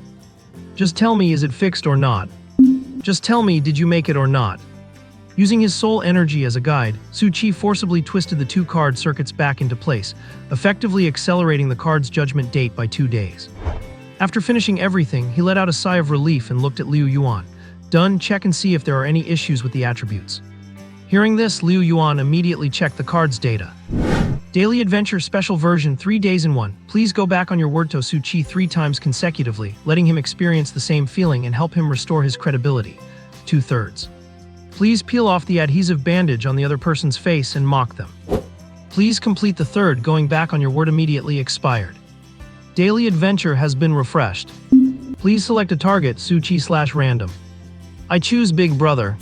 Daily Adventure. Even though the Daily Adventure has refreshed, the policy of educating Su Qi will never waver. Please attack Su Qi once immediately. Otherwise, the equipment will be damaged, nested commands are forbidden, and it will explode if repaired again. Liu Yuan, are not you a card created by Su Qi? Why do you seem to have a grudge against him? Big Brother already worked so hard to fix the card. Why is it like this? She could never bring herself to attack Big Brother. But if she does not attack, will not Big Brother's hard work be in vain? Liu Yuan fell into a brief moment of internal struggle. Suddenly, a strange expression flashed in her eyes. She looked at Su Qi excitedly. The attributes are normal. Big Brother, you are a genius. What words would one use to describe someone who is very happy? Some might say cheerful. Others might say ecstatic. In any case, Liu Yuan felt it should be dancing with joy. In that instant, Su Qi felt his vision blur, as if something was striking at him. Normally, everything should have gone black. Why was it going white this time? With Su Qi's normal reaction speed, he could have easily dodged such a weak and feeble attack. But then again, Su Qi was currently in a very abnormal state. For instance, he had just finished a battle, and his soul energy was already bottomed out. The final bits of his energy were almost completely drained by Liu Yuan's equipment card. For instance, he had just finished work that required intense concentration, and he was in a moment of relaxation. For instance, he had no defenses set up against Liu Yuan. Although this brat was not particularly likable, Su Qi did not think Liu Yuan would hurt him. And finally, there was the fatal blow of the negative card buff he was still under. So with all these coincidences combined, Su Qi was actually struck by Liu Yuan. The attack was very light, but Su Qi lost his balance in an instant. A drowning person will instinctively try to grab onto anything nearby. A person losing their balance will also instinctively grab onto things nearby to try and maintain balance. And so Su Qi grabbed Liu Yuan's little foot, the very culprit that had struck his face and caused him to lose his balance. Crucially, Liu Yuan had not expected such a light touch to make Su Qi lose his balance. Otherwise, she would not have wanted to do anything that might hurt him. So she was caught off guard as well and was pulled off the hammock by Su Qi. Zombie. The two of them tumbled together. Joy plus 666. Please attack Su Qi once immediately. Completed. Reward has been distributed. Liu Yuan felt she had not received any reward, nor was she in the mood to care about what reward has been distributed meant. Big Brother, are you okay? I am sorry, I did not think this would happen. If you ask if Su Qi was angry, actually, it is hard to define that kind of thing. If a 200-pound fat man had landed on him, Su Qi would have jumped up in 0.1 seconds, and he might have even tossed the guy out of the tent with one hand. But if it is an 80-pound yellow-haired girl sitting on his chest in a seiza position, then let us just count it as a maintenance fee. After all, he is skillful and works well. He should not work for free, right? The only thing that Su Qi found a bit puzzling was, will not your boyfriend get angry if he finds out about this? Liu Yuan blushed again and stopped calling him Big Brother. Su Qi, if you say things like that, I will get angry. Su Qi felt comfortable again. This feels right, smells really good. He had not really been used to this brat calling him Big Brother all the time. Oh no, I just remembered I have a character art image. My author level is not high enough to post it in the main text, so I have put it in the comments section for this chapter. Su Qi felt that he had been asking for advice in all sincerity. Why was she so angry? Who was that person a moment ago, the one who sternly told him she had a boyfriend and warned him to keep his distance? He was just worried that some hot-blooded 18-year-old kid would suddenly pop out of nowhere and try to fight him to the death. Should he fight back or just take the beating? If he fought back, he would be in the wrong, and he would have to pay damages if he won. Take the beating. Could Suchi ever suffer such an indignity? From the moment he was born until now, even his own father had never laid a finger on him. It had not happened in the past, and it would not happen in the future. Just as Suchi was about to get up, something strange happened. Negative status, energy depletion. Equivalent exchange. Let the cute girl help you regain your confidence in progress. Current progress 33%. Hey. Are you blind? Liu Yuan equals cute girl. But it did feel like he could confidently puff out his chest a little. Suchi fell into a brief internal struggle. Would doing this be unfair to little Iris? Probably not to that extent. There was not even any direct physical contact. Oh number, does he have the potential to be a heartless playboy? But having to endure months of energy depletion, would not that be a bit? It is all that stupid talent's fault. Borrowing the power of him comes with a truly heavy price. Once he found someone to blame, Suchi's mental burden lightened significantly. He started to convince himself, I will get up as soon as I finish the mission. But a new problem quickly arose. It seemed he had to get up in order to finish the mission. Of course, the two did not seem to be in conflict. Meanwhile, on the other side, where is the reward? Did you send it? Where is it? Suchi's favorability toward Liu Yuan increased by 1. Current favorability 1541st friendly/wife level. Wait, what? Suchi's favorability toward her is actually as high as 30. Are you serious? Besides, you are an equipment card, how can you even have this feature? However, surprisingly nice, right? Let us put it this way, as long as you can see the favorability score, what kind of girl could not the handsome readers here charm? Xia Yuan prepared to get up, only to realize that the gear she was wearing was still gripped in Jikyu Chi's hands. Because of that small delay, the display jumped again. Suchi's favorability toward Liu Yuan increased by 1. Wait, can I farm favorability? And so the two fell into an astonishing state of tacit understanding. I am farming Liu, what is Big Brother waiting for, why has not he gotten up yet? I am waiting for the mission, what is the brat waiting for, why has not she gotten up yet? Joy plus 666. Finally, after some indescribable twists and turns, Suchi's mission progress finally hit 100. He is back in business. Negative status, energy depletion cleared. At that exact moment, Liu Yuan's expression was first one of confusion, and after that it turned into a steaming kettle once again. She hopped off Suchi in an instant.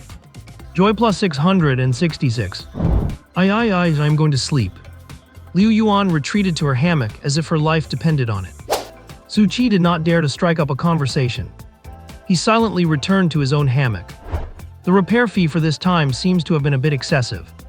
A strange silence fell within the tent. It felt a bit like how things were before the incident. The only difference was that this time, Liu Yuan was not facing away from Suchi. Suchi took out his small phone. The light from the screen illuminated his face. I want to sleep, little Iris, I miss you. They say that confessions made in the middle of the night are a sign of a guilty conscience. Liu Yuan noticed the vibration of her phone and took it out as well. The light from her screen shone on her face too. The two of them were 1.5 meters apart, facing each other, both clutching their little phones. Iris Flower, what is wrong, big brother, I miss you too.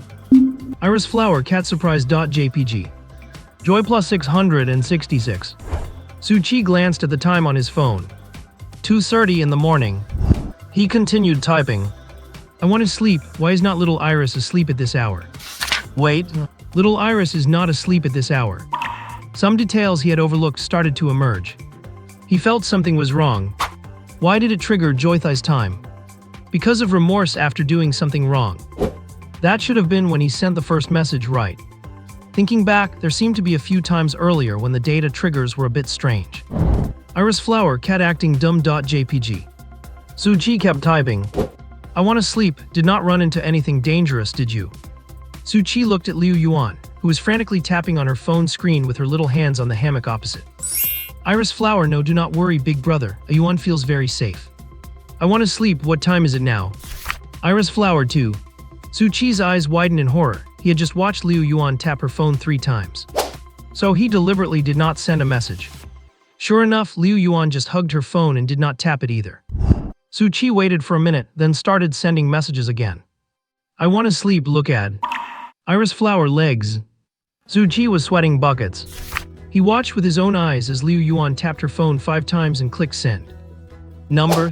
It cannot be right. Gentlemen, our opportunity has arrived.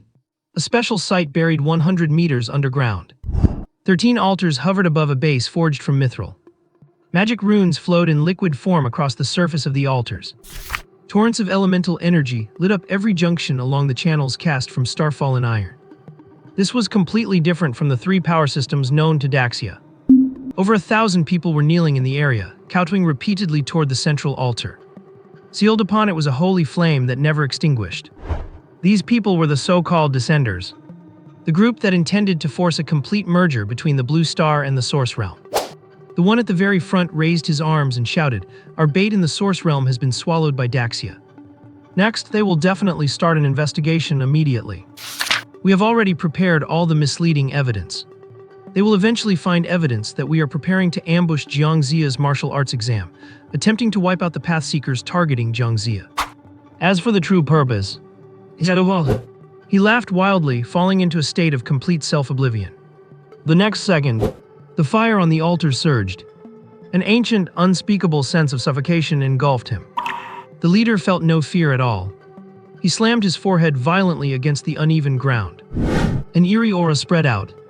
It shrouded the entire site, forming a world independent of the Blue Star. In that moment, the nearly 1,000 people seemed to realize something, also falling into a semi-manic state. He has cast his gaze down. The gazer behind the veil of eternal night. We wear the blinding darkness as our crown, and the scorching wind as our scepter. In the dark moon era after the stars have faded, with scorched bones as our pen and ashes as our ink, the dark flame that defies the light consumes our souls. Let the pale holy fire know. You are the only eternal king, the Lord of Ashes. The holy fire on the altar suddenly collapsed, then erupted the next second into a burning throne. Shadows vaguely stretched out on the throne, and the believer's eyeballs turned into dancing black flames. He has appeared, even if it is not his true form, because some methods were irregular and the number of people was insufficient. It could not support his full manifestation. What responded this time was merely a projection. But none of that matters. You only need to know that they have been answered by a god. The Descenders exist because the first Descender inadvertently grasped some forbidden knowledge that even Daxia only partially understands. There are hundreds of thousands or even more worlds in existence. And the Source Realm was formed when the boundaries of other worlds collided with those of the Blue Star. Therefore, they think the Source Realm may not necessarily be invaders or enemies. They could completely become vassals to other worlds, namely the Source Realm, and enjoy the benefits brought by a higher-level world. Like eternal life, or perhaps cat-eared girls. However, when the first Descender told the authorities about this, he received only a ruthless rejection. We cannot entrust the future of Blue Star to the mercy of others. A clash of ideologies. Perhaps the Descenders are right. Perhaps the Daxia authorities are right. Who knows until the very end? And that first Descender was not without his own schemes. He kept an ace up his sleeve. Records regarding other worlds, even if only fragments. When an individual life reaches a certain level, it can transcend the limitations of life itself. Immortal and omnipotent. Such life forms are called gods. And there is a hierarchy even among gods. The most powerful gods can even warp time and reverse cause and effect. The Chaos Era, an age where gods carved up the world. And the one who ultimately stepped over mountains of corpses to reach the peak and claim the crown of the strongest was a human.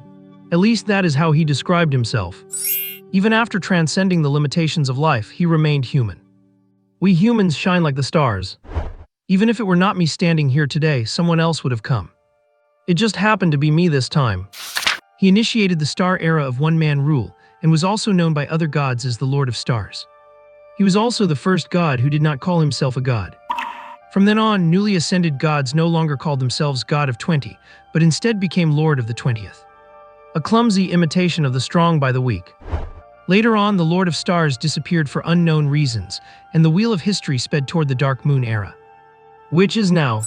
Therefore, the Descenders believe that the human race is noble. The reason the current secret realms give Daxia a headache is that those worlds are too low-grade. They are not worthy. Worlds without even gods are not qualified to know the former glory of humanity. As long as they can hitch a ride with a world that possesses gods, using the lingering influence of the Lord of Stars, they can definitely live very comfortably. The Lord of Ashes looked at his few thousand followers without joy or sorrow. Everyone present kept their heads lowered, not daring to look directly at the Lord of Ashes. "What do you seek?" When the Lord of Ashes spoke, it was in standard human language. It could not be helped, the Lord of Ashes did not want to learn this foreign language either. Can you understand his frustration? No means no. But if it is not good for you, it means something good is waiting for you. However, those who refused to learn were greeted by that gentleman knocking at their door. In a sense, the people of Daxia have already mastered the world's #1 universal language, and do not have the trouble of learning foreign languages. Among this group of descenders, there was actually an undercover agent from the Daxia organization. He had been slacking off during the ritual and felt no reverence at all. But now he too was kneeling on the ground, pale and panting. His formerly strong body was trembling uncontrollably. It was a class suppression exerted by a higher-level life form over a lower one. His worldview was on the verge of collapse. With his 8th rank strength facing the Lord of Ashes, he could not even resist the aura released unintentionally by a single projection. I fear that even the strongest person in Daxia would be nothing but a slightly stronger ant if the real Lord of Ashes were to descend. He wanted to try to eavesdrop on the conversation between the Lord of Ashes and the leader. But as soon as he had that thought, every inch of his skin felt like it was being torn apart. Drip. Blood dripped from his chin. It was not an illusion. If he had looked up just now, he would have likely been torn into pieces in an instant. His mind felt like mush. It was not until a hand appeared in his sight that he suddenly came to his senses. The ritual was over. The projection of the Lord of Ashes had also vanished. "Are you okay?" The ritual leader stood before him. "I am fine," the undercover agent replied hurriedly. "I just could not help but want to see the true face of the Lord of Ashes when I saw him, and then." The leader sneered, "Do ants dare to gaze upon the heights of heaven? We spent resources worth billions just to earn the opportunity for the Lord of Ashes to manifest once. Do you understand? This mission must not fail." The 8th rank undercover agent stood up and wiped the cold sweat that had appeared on his forehead. "Boss, why is this mission so secretive?" The leader's face turned cold instantly. "Are you asking too many questions? What you need to know will be told when the time comes. Do not pry into what you should not know." The 8th rank undercover agent realized he had been unprofessional. The shock from seeing the god's projection was just too much. "Boss, I just really want to improve." The leader patted his shoulder. "It is fine, everyone wants to improve." He then returned to the altar where the holy fire was burning. The undercover agent risked exposure to relay the information, thinking earlier preparation meant a better chance of winning. If the final information found is that they are targeting Jiangxia's martial arts exam to kill the Pathseekers, then the news might be false and they have ulterior motives. We might be facing a god's projection. We may need to mobilize a large number of high-rank forces. The leader looked at the undercover agent with a mysterious smile. "Send it, go ahead and send it. Those few are still the same, always liking to treat others as naive fools. Gentlemen, our success rate for this mission has just skyrocketed. The source realm will eventually descend." If those 2 messages could still be explained away as a coincidence, then that silly, unmistakable smile on Liu Yuan's face after she sent her reply. How do I even begin to explain that? It is not like she was reading some hilarious novel, right? Perhaps because Su Qi had been staring for too long. A slightly puzzled Liu Yuan poked half of her little head out from behind her phone, secretly observing Su Qi's state. But Su Qi was not looking at her. Instead, he was happily clutching his little phone and typing away on the screen. Was the feeling of being watched just her imagination? Perhaps. As for what Su Qi was doing, he was posting on the card user forum. Urgent, urgent, urgent, urgent. Advice needed from the experts. I just found out my online girlfriend is actually my non-blood related younger sister. What should I do? Even though it was already 2:30 in the morning. Surprisingly, a number of night owls replied almost instantly. For one, Su Qi's account bore the official Tier 6 verification badge. While not a famous big shot, he was not exactly a nobody either. For another, the username I Want to Sleep was somewhat well known on the Jiangxia card user forum, and some people had even been mentored by him before. However, not a single one of these replies was actually helpful. Autumn Heart painted unverified. Diagnosis. You have been playing too many gal games and are having hallucinations before you hit your limit. Thanks to Liang Meng for the update reminder. Hey trajectory brother, what kind of scheme are you pulling today? Love Trotter Rice Tier 4. I have actually seen your situation before, just eat more Trotter Rice and you will be fine. MHH.com Tier 6. Take it and you are welcome. Phoenix Unverified. I want it again. Su Chi was so angry he wanted to throw his phone. A bunch of useless people, not a shred of constructive help in a pinch. Do not let Su Chi's usual cunning fool you. That is only because if he were not sharp, he would not have survived this long. But his dating experience was truly limited to this one instance. He was busy making money when he was younger, and later he was busy finding people to mentor him every day. Where would he have time to date?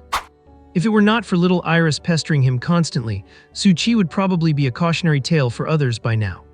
Son, if you do not study hard, you will end up like our neighbor, in your 20s without even having touched a girl's hand, bringing weird body pillows home every day. So, useless netizens are not to be relied upon. The rest is up to Su Chi alone. What to do? Let us analyze this calmly first. Liu Yuan should not know yet that she is. Wait, she knows everything. Just a short while ago, he had handed the chat logs over to her himself, feeling quite smug about it. Unless Liu Yuan is a complete airhead, his cover is absolutely blown. It all matches up. Everything matches up perfectly. So that is where the sudden burst of joy plus 99.99 came from. And Liu Yuan's hesitant, word-swallowing expression, "Is this your phone?" Su Chi had wondered at the time why his silly little sister could ask such a stupid question.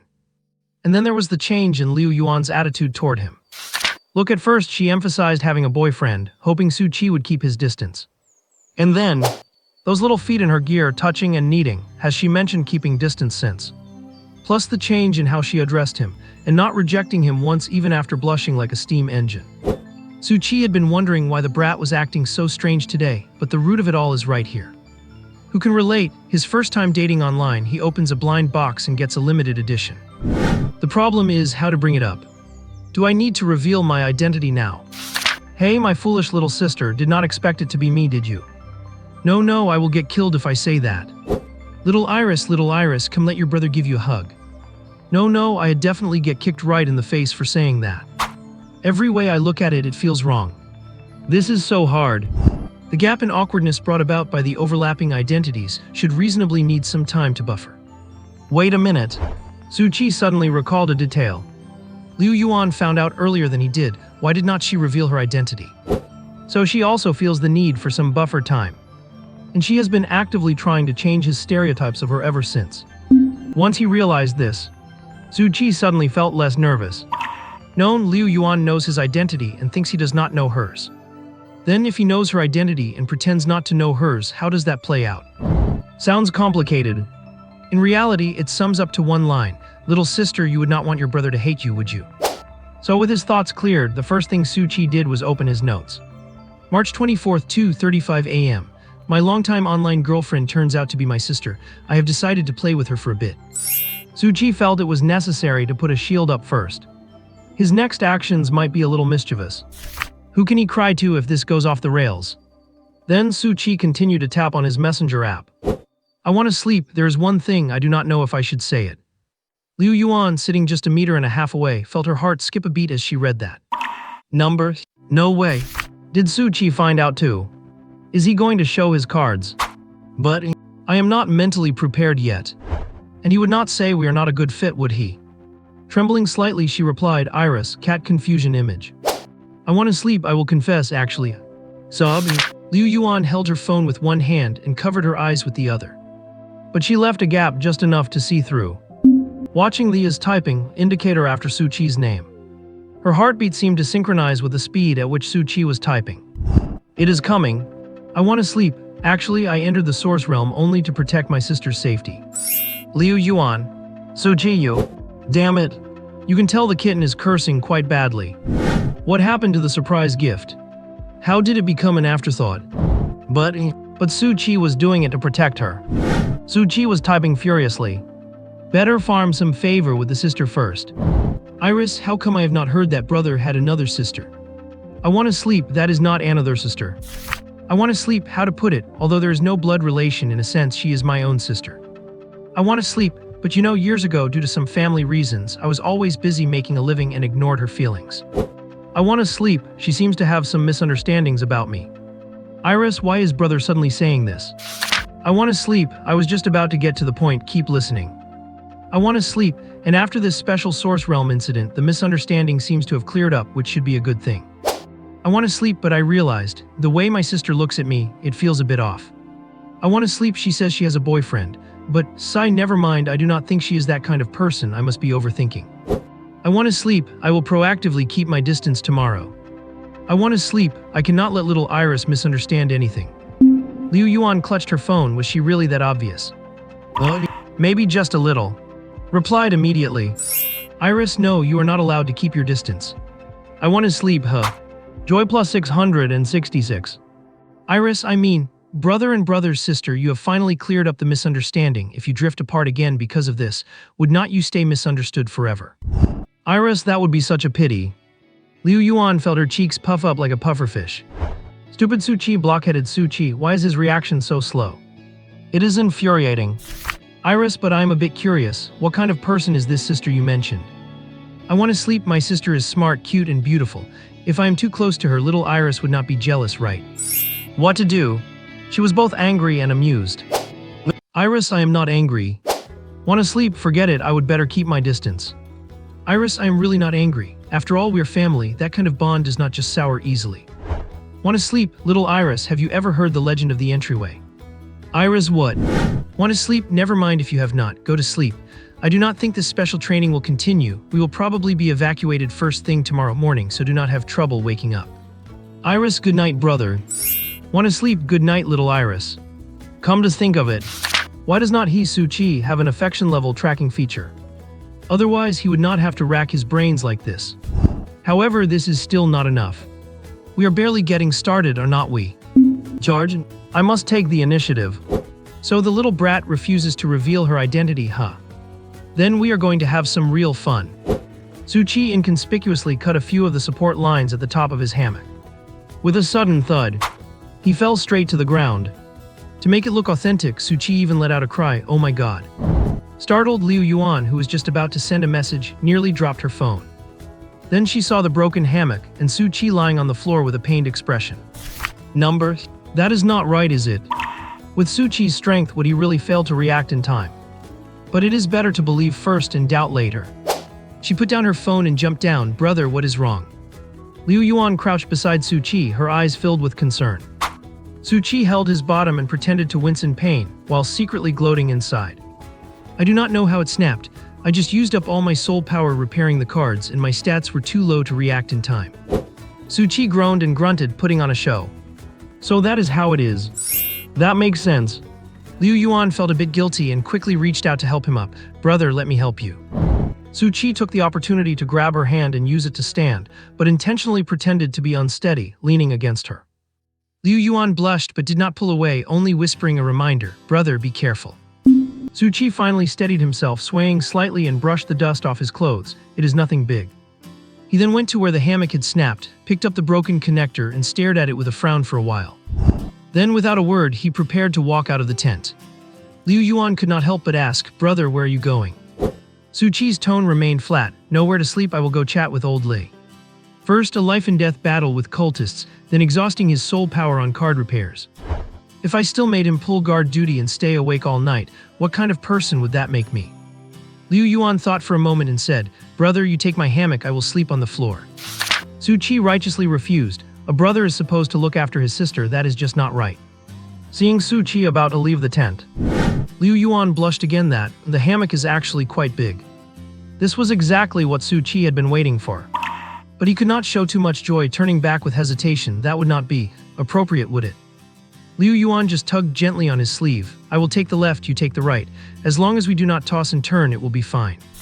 Suchi was thrilled, but on the surface he put on a reluctant face. All right then, I promise not to move around. He quickly climbed into the hammock, yawned, and gave a sleepy gesture for Liu Yuan to join him. Liu Yuan was shy, but slowly climbed up and lay down beside him. Soon a problem arose. Things did not seem to be going as she had expected. The hammock dipped slightly under the weight of two people. There was no such thing as staying on one's own side. Everything naturally slid toward the center. She happened to be facing away from Su Qi, and after sliding down, she was close enough to feel his breathing. Liu Yuan was a bit nervous. She had never been this close to anyone before, and her heart began to race. Sensing the atmosphere becoming subtle, Su Qi began to ruin the mood. How should I put it? In this kind of situation, it is too casual. Some things just are not right. Does not feel as good as the entryway. If you're sleeping in a hammock with me, will not your boyfriend get angry? If you are like this, brother, will not your girlfriend get angry? Su Qi replied instantly, nope, I asked, she is not angry. Pleasure plus 666. Su Qi, you big dummy. She suddenly really wanted to kick him off. But soon, because it was late into the night, Liu Yuan began to get sleepy. First a sense of confusion, then drifting into a deep sleep. Her steady breathing was filled with satisfaction and happiness. She snuggled closer into Su Qi's arms. Murmuring softly, brother. Su Qi stroked her little head. The night grew deeper. Little Iris, good night. The next morning, just as Su Qi expected, old Li brought news. Sorry, I have received notice that the special martial training for the 6 academies may need to be cancelled. Simply put, nobody wants to take the risk. What is a 7th tier Dawn Realm powerhouse doing in an E-level Source Realm? How did he manage to smuggle himself in? Does he have any accomplices? Until these questions are answered and we ensure there are no remnants left behind by that black-robed figure, the risk assessment is far beyond E-level. Having 6-tier instructors leading the team will not guarantee the student's safety anymore. The next day, Liu Yuan curled up in Su Qi's arms, her small head pressed against him. The corners of her mouth were slightly upturned, perhaps dreaming of something pleasant. My big brother. She mumbled incoherently, her voice so soft and sweet it felt like it could melt anyone's heart. Hold me. Her long eyelashes fluttered gently. Her nose unconsciously brushed against the arm that was half holding her, and after catching his comforting scent, the curve of her smile deepened. The day gradually began to brighten. The darkness inside the tent had been almost entirely dispelled. The fluttering of Liu Yuan's eyelashes quickened until she finally opened her eyes. Her sleepy eyes reflected the slightly unfamiliar scene inside the tent, unable to distinguish between dream and reality for a moment. Big brother, I like you so much. She whispered instinctively, her voice still holding the softness of someone just waking up. Suddenly realizing what she had said, her cheeks flushed bright red, and the sleepiness vanished instantly. She quickly covered her mouth. She had actually spent the whole night in Su Qi's arms. The distance between them was excessively close. She could even hear Su Qi's steady breathing. Liu Yuan's cheeks burned instantly, her heart pounding like a drum. She scrambled to move away, but unexpectedly, her movement made Su Qi tighten his arm and pull her closer. Big brother. She called out softly, her voice filled with shyness and confusion. Your hand on the position. But halfway through, she felt the long, steady sound of Su Qi's breathing.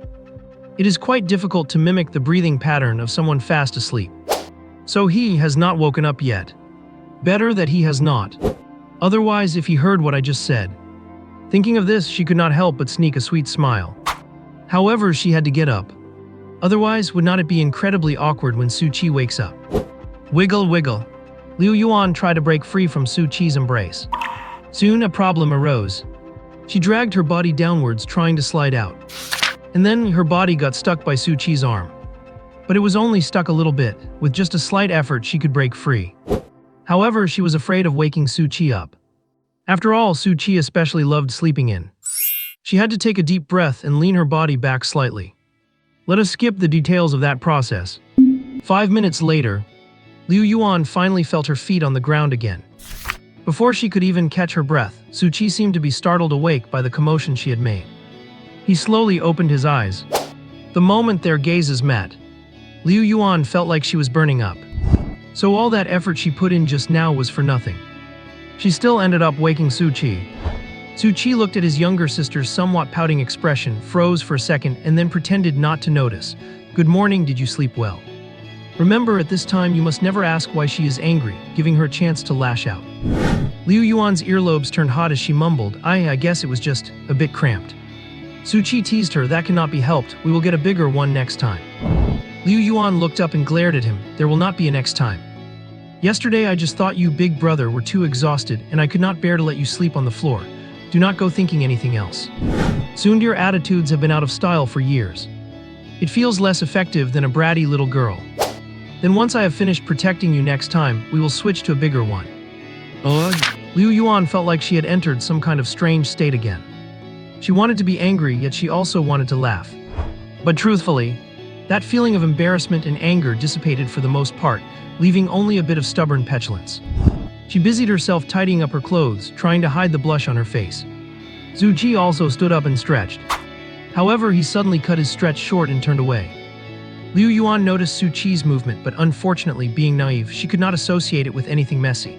It is only 7-something now, it is still early, big brother, are you not going to sleep anymore? Zhu Qi turned back around a moment later, cannot sleep anymore. Chen Yuan was startled, cannot sleep anymore. She looked at Zhu Qi with worried eyes, is there some new danger? Zhu Qi walked over and ruffled her little head, nothing like that, you will know once we head out. The two walked out of the tent side by side. The atmosphere in the camp felt particularly heavy. Quite a few students with dark circles under their eyes were rubbing their sore backs, complaining incessantly. This straw mat is way too hard, I tossed and turned all night and could not sleep. No kidding, I am aching all over, it feels more exhausting than a whole day of training. Damn it, I do not even know what kind of bug bit me, it is itching like crazy. At this moment, Coach Lee stood in the middle of the students with his hands behind his back. His brows were locked tight.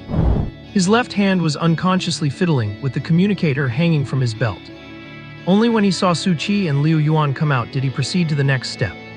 He had thought he would need to wait a while longer. After all, the tent was shaking quite violently yesterday, and a broken hammock was tossed out in the middle of the night. Ah, to be young.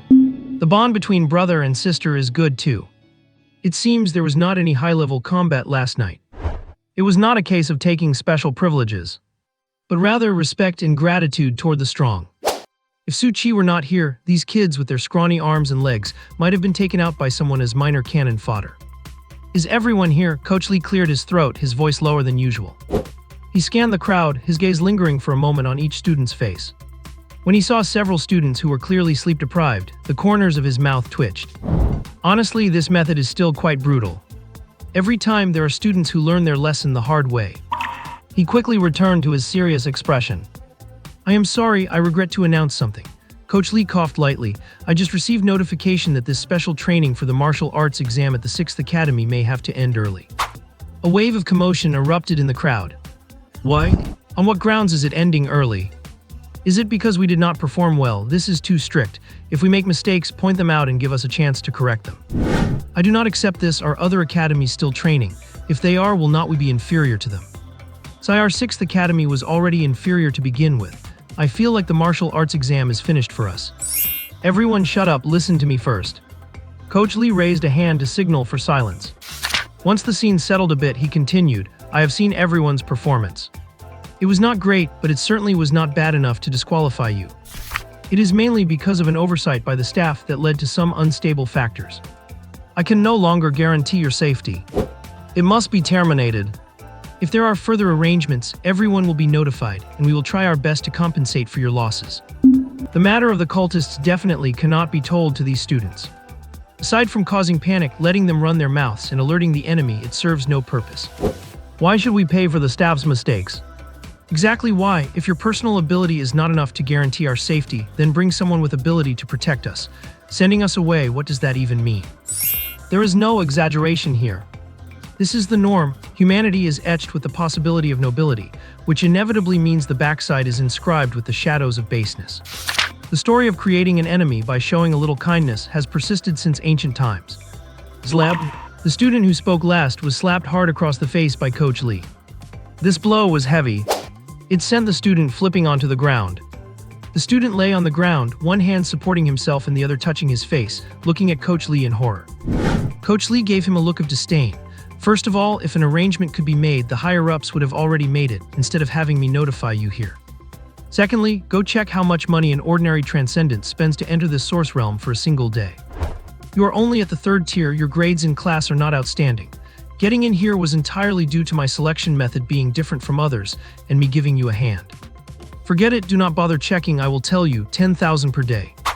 Even if you did not take away any resources for a full month and a half, you would still owe 30 to 50,000. As for me, I am not anyone special, but I have not collected a single cent from you for tuition. You are enjoying free educational resources, so where do you get the nerve to point at my nose and say I do not have the capability? If you have the ability, spend your own money to find an 8th or 9th tier personal bodyguard to protect you. Damn it, you call me Coach Lee here and I do not pick at your faults. If you were not a student of the 6th Academy, even if your father begged everyone he knew, he might not be able to find someone to give you this special training. You ungrateful wretch, you would be a deserter on the front lines too. Pun. Coach Lee spat on the ground, his shoes making a crunching sound. Suchi felt that Coach Lee's teaching ability was quite good, he just really loved to curse. And he constantly brought up how they would be deserters on the front lines. Coach Lee opened his mouth as if to say something but finally just sighed, his shoulders sagging slightly. Everyone go back and pack your things, we gather to head back in an hour. Afterward he greeted Suchi. Sorry you had to see that, if you do not want to wait, you can take your sister and leave first. With Suchi's strength, he did not need to look after him at all, and he was not someone who was that rigid. It is fine, strict teachers produce excellent students. Coach Lee shook his head, it is not like that. I really do not want to see such students on the front lines. After saying that, Coach Lee's emotions seemed to crumble. I also want to enjoy life rather than being drained dry by it. Life really is such a piece of crap. Suchi did not say anything overly intimate or profound. Everyone has their own secrets. He just patted old Lee on the shoulder and said, I am heading off. Go on then. On the way back, Liu Yuan looked full of curiosity, wanting to speak several times, but she held it back. Finally, Suchi could not take it anymore. If you want to ask, just ask. That curious look on your face all the way here is making me uncomfortable. HMPH, I think it is just my brother wanting to show off how much he knows. After making a snide comment, Liu Yuan stopped while she was ahead, her curiosity taking over. Was it about what happened last night? Was it that serious? She suddenly remembered that the message her brother sent her had mentioned it. Get some sleep, I suspect this special training will not continue, and they might organize an evacuation as early as tomorrow morning. Do not be unable to get up when the time comes. And today, Suchi broke his habit of sleeping in and woke up early. It was clear he was certain that this special training was over. Suchi spoke slowly, you know what cultists are, right? Liu Yuan shook her head. The look on Suchi's face as he prepared to explain suddenly froze.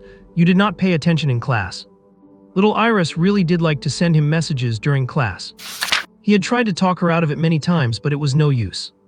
No, it is not taught in the books. Suchi thought for a moment, thinking maybe the textbooks had been updated with new terms. How about descenders? Liu Yuan shook her head again. Suchi hurriedly tried a few other terms, trapped fighters. Fugitives. Seeing the confused look in Liu Yuan's eyes, Suchi felt a wave of frustration. What have the textbooks turned into now? Are they teaching them nothing? Suchi took some time to explain to Liu Yuan what a cultist, or a descender, actually was. That one from last night was a 7th tier cultist. I was lucky and I just happened to be a step ahead in skill. Liu Yuan's heart trembled at his words. Do not be fooled by how casually he said it. That was a 7th tier target. And Suchi is only at the 6th tier. The slightest mistake could have cost him his life. Heaven knows what they are up to. Investigations take time, so this origin realm is definitely off limits for now. Liu Yuan nodded as if she understood, though it did not seem like a topic she could participate in. So she decided to shift the topic to her own. Brother, then what is a trapped fighter? Suchi replied in a relaxed tone, we are the trapped fighters. Liu Yuan's eyes widened, her expression full of confusion. Huh. Do not be surprised, we are the cornered beasts fighting to the end. You can think of Blue Star as one giant arena. And the origin realms are the beasts that keep appearing endlessly. I do not think I need to explain fugitives. When you cannot win, you run. You find another human civilization, start a family, and blend into the origin realm. Actually, those are all quite academic terms. In reality, these 3 types of people have derogatory names for each other: cultist dogs, trapped pigs, and stinking rats. Yet when Suchi said this, there was not a trace of playfulness in his tone. He suddenly realized something. The textbooks for Liu Yuan's generation have even scrubbed away such basic knowledge. Combined with the thoughtless educational reforms that have happened over the last few years. These clues all point to one thing. The front lines of Great Xia must have suffered some catastrophic change in the last few years. To the point that it is on the verge of collapse. Forcing Great Xia to accelerate the cultivation of new blood while trying to keep fear from spreading in the rear. The sky. Is it falling? No, Suchi, get a grip. Why think about all this? What does the sky falling have to do with you? There will always be someone else carrying the burden. But there is no one left in front anymore. Brother. Hearing Liu Yuan's call, Suchi finally snapped back to reality. What is wrong? Liu Yuan looked worried. I was about to ask you what is wrong. You have this look on your face, and sort of. And you have been distracted all the way here. Did not you rest well last night? We are home. Liu Yuan opened the door and paused in the entryway. However, Su Qi showed no intention of going in. I'm going out for a bit. Where are you going, brother? To ask the sister-in-law you personally approved of about something. Liu Yuan. Liu Yuan is blushing uncontrollably for the 100th time. Su Qi slowly pushed his suitcase through the doorway. Immediately after, he gave the door a backhanded tug. With a soft click, he closed the door. The entire movement was smooth and fluid. Sensing the breeze from behind her, Liu Yuan turned her head instinctively.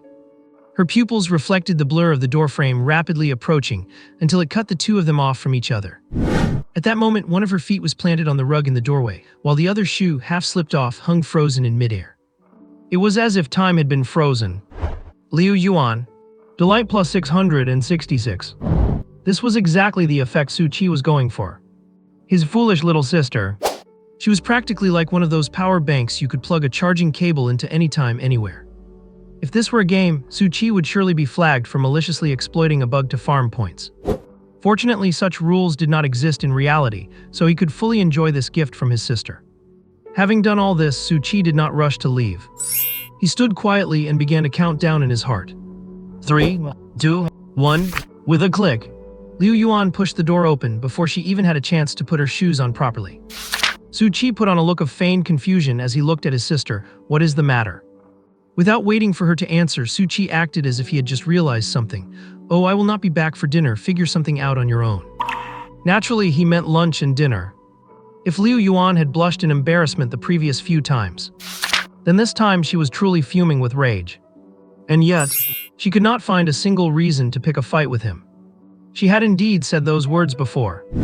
The problem was, who could have guessed back then that Su Qi was the brother she had been missing so much? In the end, she could only pout like a pufferfish in frustration. I want to go too. Su Qi waved his hand dismissively, pretending to brush her off. Why are you going? Grown-ups have business to attend to. Kids should not get involved. This statement was half true. Going on this trip was primarily to help Yun Huang deal with her cravings. Literally speaking, did not you see her message? She wants it again. What else could she want? Surely she must want freedom. It is not like she wants him personally, right? Su Qi could only say that once Yun Huang had experienced that taste, she would naturally be unable to stop. Oh, and the taste of freedom. One could endure the darkness if one had never seen the light. If Yun Huang continued to be suppressed for so long, she would very likely develop psychological issues. So resolving her cravings was absolutely the right thing to do. Plus, he could get some shimmer, and the more reward points, the better. The secondary goal was to take the opportunity to ask if Yun Huang could leak some information. To find out what the situation was like on the front lines. That way, he could be better prepared. Of course, given that woman's scheduling for Yun Huang, she might not necessarily know about such useless trivialities. Liu Yuan took a step forward, fuming. Su Qi, I am not a child, I am an adult. Su Qi swept his gaze over her. It could be said that other than the ID number on her card proving she was of age, none of her other traits were very convincing. Of course, there is always the possibility of late blooming. Fine then, let me put it this way. Brother and sister-in-law have business to attend to, do not get in the way. Liu Yuan. Delight plus 666. Why did that sound so wrong? Liu Yuan voiced her inner doubt. Su Qi, did not you say you had a girlfriend? Su Qi did not answer her directly, just pinched his throat trying to mimic her voice. Su Qi, I heard that people you meet online are not reliable, and that is Yun Huang, should not you consider? Liu Yuan quickly explained, but I said that in a moment of impulse I realized it was wrong later and apologized. However, Su Qi ignored the explanation and continued mimicking. Yun Huang is so pitiful, unable to choose her own life, just being pushed around by others, not even having a chance to resist. Liu Yuan clenched her little hands, feeling the anger that had just subsided now doubled. Anger plus 1. Su Qi went on enthusiastically. Su Qi, do not give up. The gap in social status does not mean anything. Liu Yuan's two fangs poked out, and to prevent showing her vicious side, she silently lowered her head. Anger plus 1. Su Qi clearly did not realize the danger was coming. He kept at it, walking up to her and patting her on the shoulder like an old leader encouraging a subordinate. So Su Qi, you should take every opportunity to keep Sister Yun Huang company. Anger plus infinity. People's physiques cannot be generalized. In a state of extreme rage, Liu Yuan spontaneously unlocked the skill Anger Burst. Stupid brother. I cannot take it anymore. How could this jerk Su Chi be so infuriatingly snarky? Liu Yuan struck. Technically speaking, it was not really a serious strike. Su Chi only felt a flash of white, then he was taken down and collapsed on the floor again.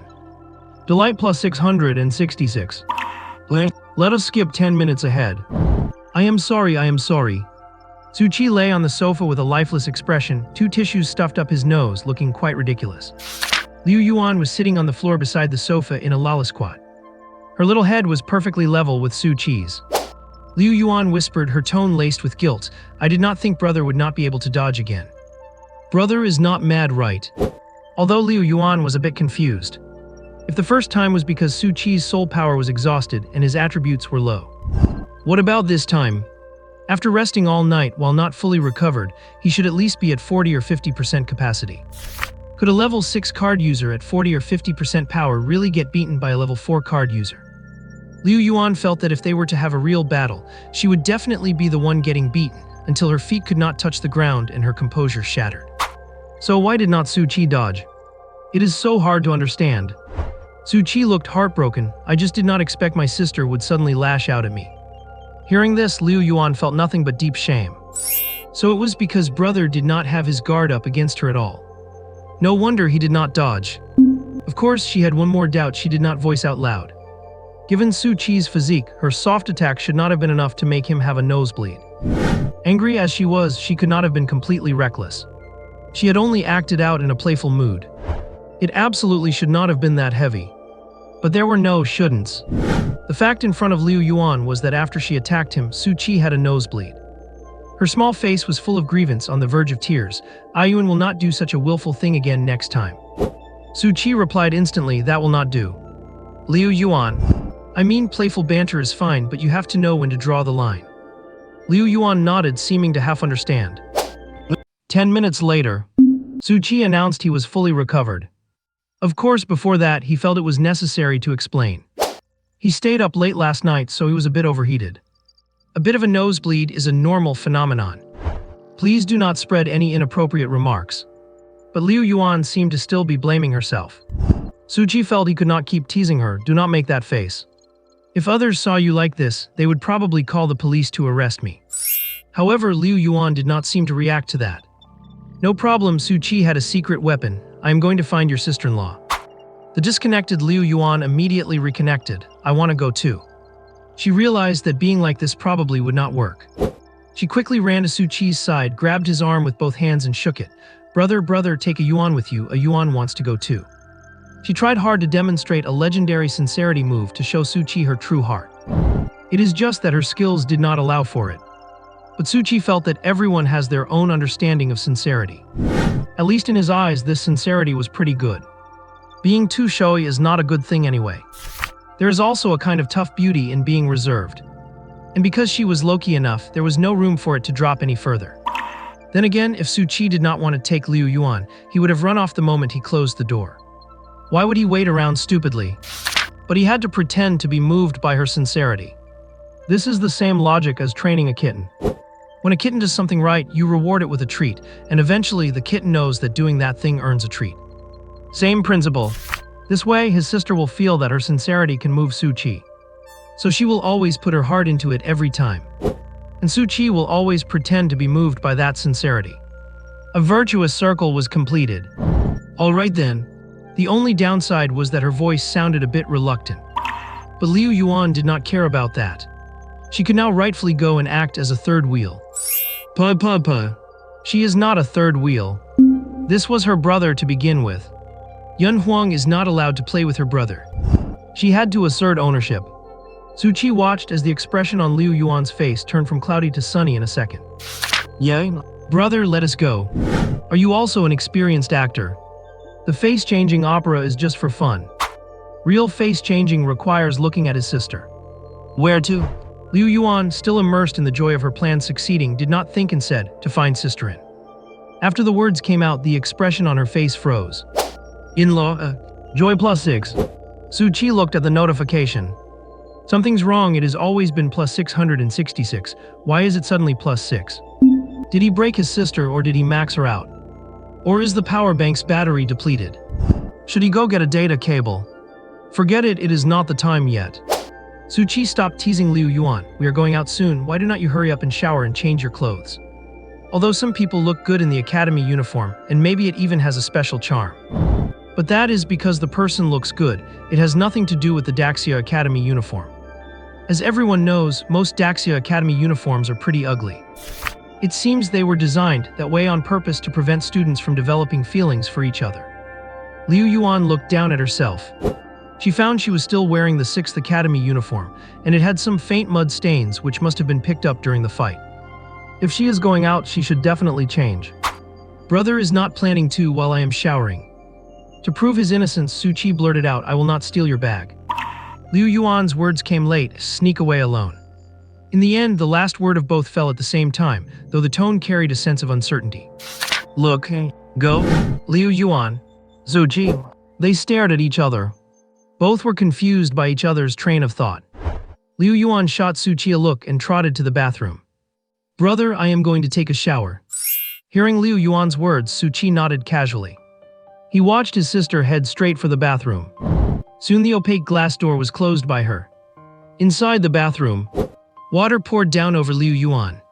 She hummed a little tune, used shower gel to work up a rich lather, and rubbed it gently on her body. Suchi heard the sound of the water starting to run. He could not help but think of the urban legend about the 4 handprints on the glass door. After showering, Liu Yuan wrapped herself in a bath towel and prepared to go back to her room.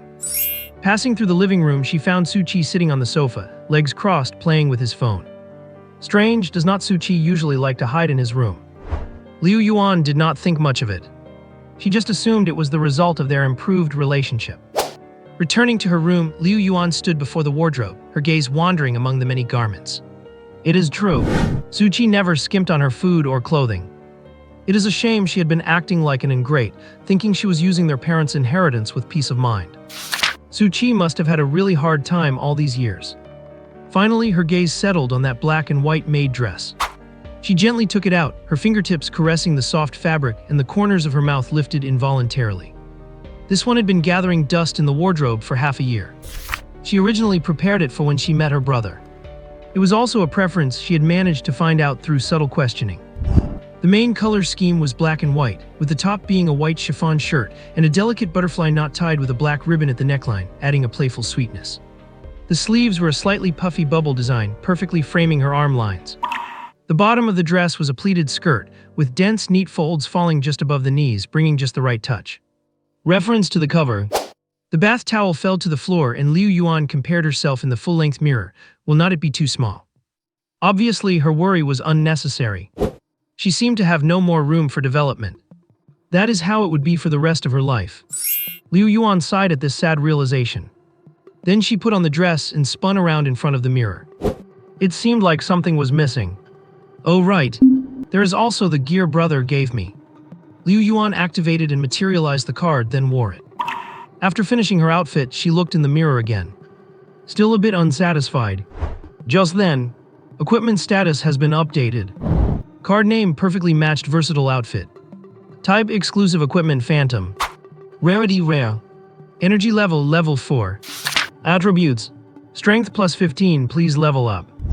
Agility plus 15, please level up. Magic plus 15, please level up. Liu Yuan watched as it changed from knee length to a halter dress. Liu Yuan stared in confusion at the garter belt that had somehow already fastened itself to her skirt. Suddenly, she felt as if she had gone offline. She remained stunned for about 5 or 6 seconds. The joyous glimmer in her eyes began to fade. Again? Oh, dreaming again. It is common knowledge that all attributes of a card are clearly stated in its own description. Even in the extraordinary system, it is impossible to create something out of nothing. At the very least, one must obey the fundamental laws of energy conversion. Liu Yuan could not remember which skill on this card would include such a function. And it is hard for people to accept things beyond their own cognition. So the first reasonable explanation that came to Liu Yuan's mind was, she was dreaming, and it was an incredibly rare lucid dream.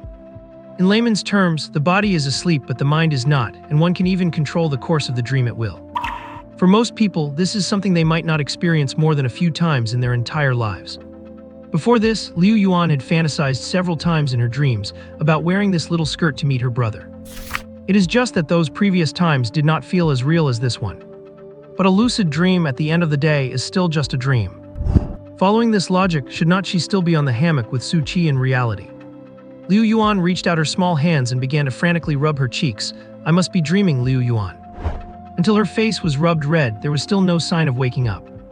Usually in a normal dream, simply realizing you are dreaming is enough to wake you up. Even if you realize you are in a lucid dream, it does not always guarantee you can wake up. Damn it, Liu Yuan, you idiot, are you that unwilling to wake up? But this could not stop her. Liu Yuan pushed open the door with her hair still damp and not yet fully dry. She saw Su Qi still playing with his little phone on the sofa.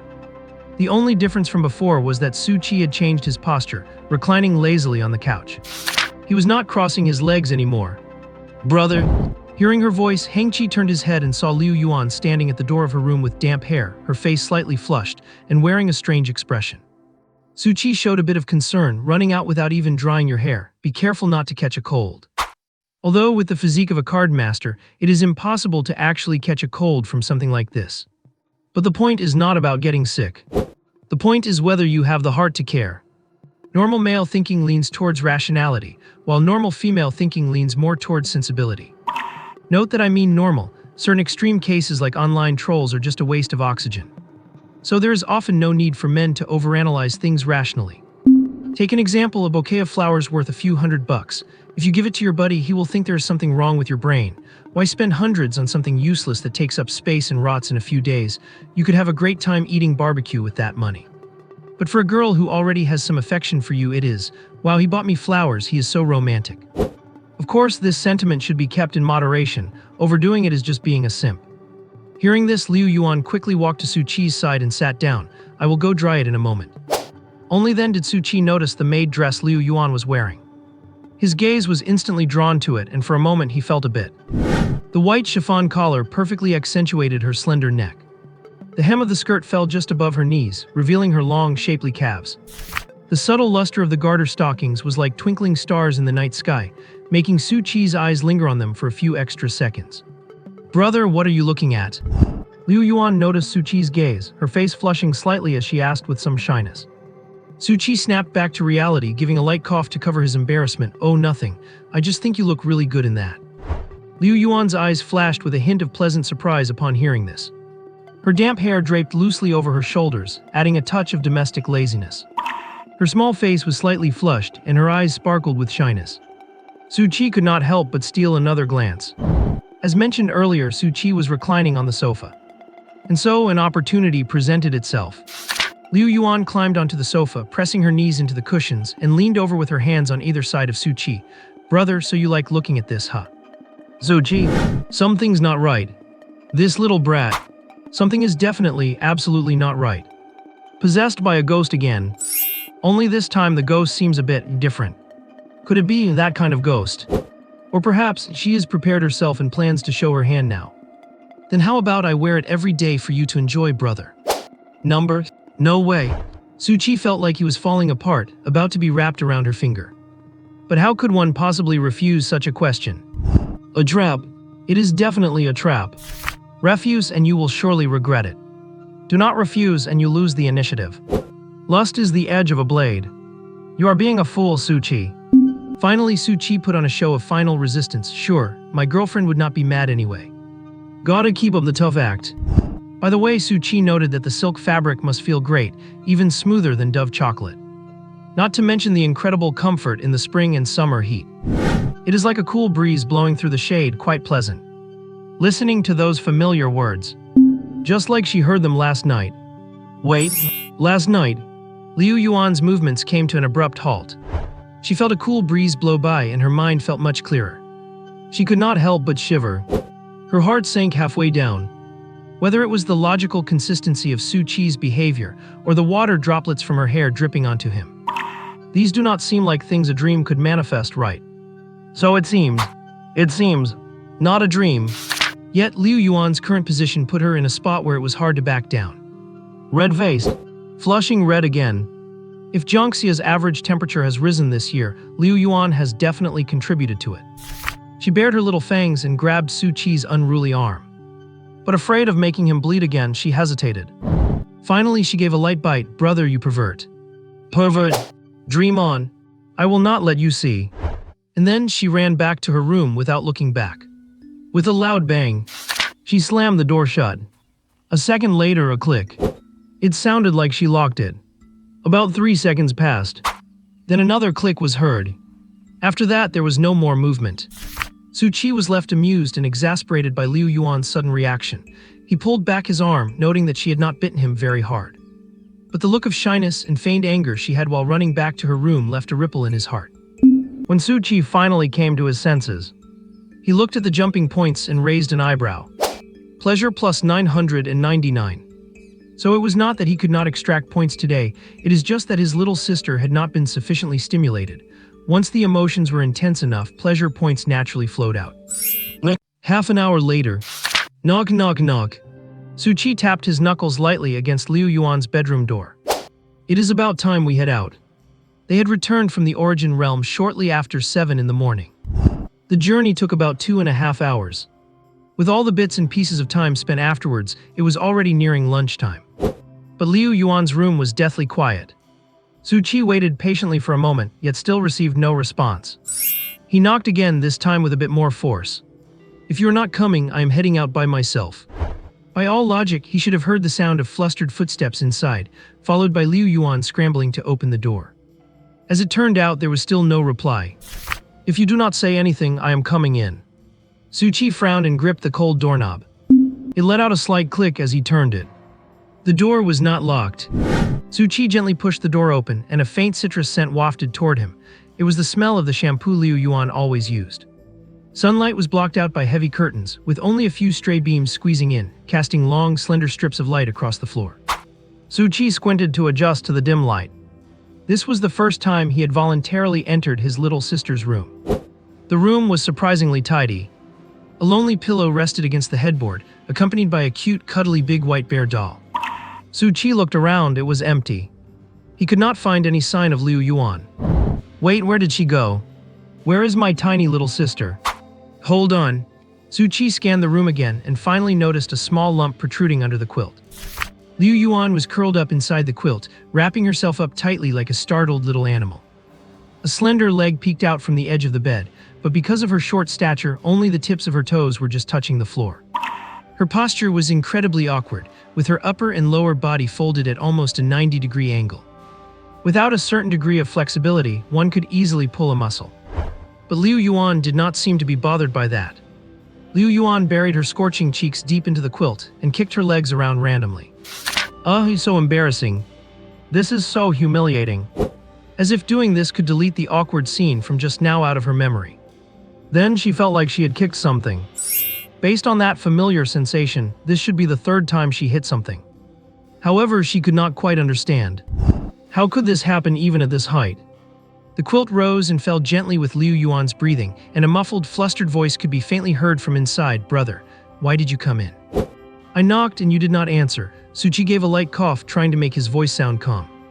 He had just wanted to sneak under the covers to scare his sister, but the moment he lowered his head, he got hit. What a coincidence. I thought something might have happened to you.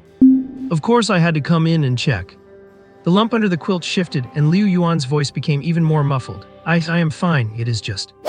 Liu Yuan suddenly thought about her current posture, and mentally pictured Suchi's perspective. Her insteps arched in an awkward curve, and her toes rubbed against the floor unconsciously, wishing she could disappear into a crack in the ground. Brother, please go out first. A tiny whimper came from under the quilt. Suchi took a glance. Liu Yuan's clothes were all in order. He reached out and pulled the quilt covering her head right off, exposing her completely. Feeling the weight lift off her body, Liu Yuan instinctively turned her head towards Suchi. With a flushed little face and messy hair, her eyelashes fluttered in a panic, her lips were pursed, and her voice was as faint as a mosquito. You jerk of a brother, do not look. Suchi turned around immediately and pulled the door shut behind him. They say even a rabbit will bite when it is cornered. If he pushed Liu Yuan too far, who knows what those little fangs might bite. Fine, I will not look, but you would better hurry. If we do not leave soon, it will be hard to find a table for lunch. The moment the door closed, he could hear the rustling sounds coming from inside. Someone was finally released from that awkward position. After waiting a few more minutes, most of her embarrassment had faded away. Liu Yuan went to her dressing table, The young girl in the mirror still had a lingering flush on her cheeks. Her hand trembled slightly as she picked up the comb, failing several times to smoothly untangle her messy hair. "You idiot brother," she muttered to herself, her fingertips touching her burning cheeks. The girl in the mirror had watery eyes, and her lips looked exceptionally rosy from being pursed so tightly just moments ago. She had originally intended to just quickly comb her hair and tie it into a cute ponytail. But then she thought, today should count as a date, right? Although it was not an official one, it was indeed the first time they were going out to eat together. This realization made Liu Yuan's heart beat even faster. She, who usually just tied her hair up randomly before heading out, was now stressing over which hairstyle to choose. Would it be weird if I tried too hard? Liu Yuan bit her lower lip, picked up a ribbon hairpin, and then put it back down. Finally, she chose a simple star hairpin, only to regret it the moment she put it on. Suddenly, her eyes lit up. I have got it. She suddenly remembered a cat ear hairstyle tutorial she had seen online that was gathering dust in her bookmarks. Without another word, she pulled out her phone and started. Liu Yuan followed the tutorial video, using her nimble fingers to twist her hair, securing it with a black hairband into small buns, then pulling the rest of the hair through the center. Finally, she clipped on a fuzzy little white ball accessory. Perfect! The young girl in the mirror tilted her head, and the little white ball accessory swayed gently with her movement. She held her two hands up in front of her chest and made a cat paw gesture, meow. Immediately, she was so embarrassed by her own actions that she covered her face. This is too shameful. But she remembered her brother saying that if he could have a cat-eared maid loli, he would do anything. Taking a deep breath, Liu Yuan pushed open the bedroom door with light, cautious steps. This really felt like a public execution of her dignity. In the living room, Su Qi was leaning on the sofa, playing with his phone. Not that she knew what could possibly be so fun on that phone. Su Qi turned his head when he heard the movement. His Adam's apple bobbed unconsciously. Clatter! His phone dropped right onto the floor. The phone did not seem so fun anymore. Foul? Coach, someone is committing a foul. How can it be a foul without even charging into someone? Stupid brother, what are you looking at? Liu Yuan instinctively covered her face, her ear tips turning red again. Su Qi straightened up and adjusted his sitting position as if nothing had happened. You look pretty. Who asked a jerk like you to compliment me? Liu Yuan acted all puffed up on the outside, but her mouth was already curling into a smile she could not suppress. Her expression at this moment was a cute symbol A4B3. And then, Liu Yuan changed into a JK-style casual outfit and prepared to head out with Su Qi. If you are wondering where the black and white outfit from before went, naturally, she put it away. She thought about it carefully. That kind of outfit is only for her brother to see. She definitely would not wear it out for others to see. Su Qi expressed his understanding. That makes sense. It is loungewear to begin with, so it is definitely not suitable for wearing out. Liu Yuan was a bit confused, not quite understanding how that outfit became classified as loungewear. She decided not to dwell on things she could not figure out. Liu Yuan sat at the entryway, her pleated skirt draped naturally, spreading neat folds across the floor. Su Qi's gaze swept over the polished, round-toed leather shoes Bai Yuan was about to put on. The girl had two fluffy pom-pom accessories on her ankles that swayed restlessly as she prepared to put on her shoes. Do not ask. If you do ask, it is a versatile outfit that perfectly matches anything. What an unreliable card. Liu Yuan felt a bit helpless. Because of this lousy card, as soon as she changed her clothes, it immediately swapped to a matching pair of socks and even added two small accessories. It was as if it wanted to match the fluffy things on her head. Let me do it. Su Qi was determined to take on this physical labor. Liu Yuan blushed and protested softly, I can do this myself. However, Su Qi did not listen. He had already grasped the girl's slender ankle, feeling her body temperature rise significantly. Joy plus 99.99. The only thing Liu Yuan regretted was that she was wearing an iris accessory on her collar, but Su Qi did not seem to recognize it. Otherwise, would not it be easy to figure out who they are? He probably does not even know what kind of flower it is. Illiterate brother. He cannot even pick up on such an obvious hint. And also, the affection level display. Help me out here. How much affection does that annoying brother actually have for her? Liu Yuan was just venting, she did not expect a response. As it turned out, I should not have, I am just a versatile outfit card. Liu Yuan. The midday sun was unexpectedly dazzling. The sky was a clear blue. Not a single cloud in sight. About a half-hour drive. Around 11:30 a.m. Su Qi looked up at the imposing villa in front of him. He smiled with a sense of relief. Indeed, for the vast majority of people, they would not even dare to dream of living a life like this. This place is jokingly referred to as the Celestial Palace, and most of the people living inside can hardly be called humans anymore. Let us call them immortals. And why would an immortal want to lose their magic and be banished to the mortal realm? It is no wonder that woman would resort to forcing her own daughter. Su Qi gave Liu Yuan instructions. Wait, do not say a word and follow my lead. Liu Yuan nodded obediently. Su Qi rang the doorbell. They waited for about 2.5 minutes. A butler hurried over. This speed was actually considered fast. After all, never mind. The butler sized Su Qi up. He tried hard to recall information about important figures. After a moment, he bowed slightly and said respectfully, "Are you Mr. Su? I will go report to the lady right away." See what Su Qi said. Even a butler has to have a photographic memory to hold the position. They had only met once. Liu Yuan felt a bit strange. What does it mean to report to the lady? Is not Su Qi here to see Yun Huang? But since her brother told her not to speak, she would just be a well-behaved little mute. The butler stepped a short distance away from Mutalisk's Qi. He was bowing and scraping even while on the phone. A moment later, the butler returned. He bowed slightly, his voice sounding carefully modulated and gentle. "The lady is waiting in the living room. Please come in, Mr. Su and the lady." The noon sun had scorched the white marble steps in front of the villa. Liu Yuan unconsciously leaned closer behind Su Qi. The pom-poms on her shoes trembled gently with her nervous steps. Liu Yuan felt self-conscious again. This is the legendary perfect girlfriend who could save a lifetime of hard work, right? Compared to her, she felt like a country girl. What does she have to compare with Yun Huang? The versatile outfit. Do not be nervous, Su Qi squeezed Liu Yuan's small hand. Just pretend you are here too. To what? Liu Yuan looked up, her cat ears seeming to droop, casting a tiny shadow in the sunlight. Su Qi changed his tone mid-sentence, to visit a mansion.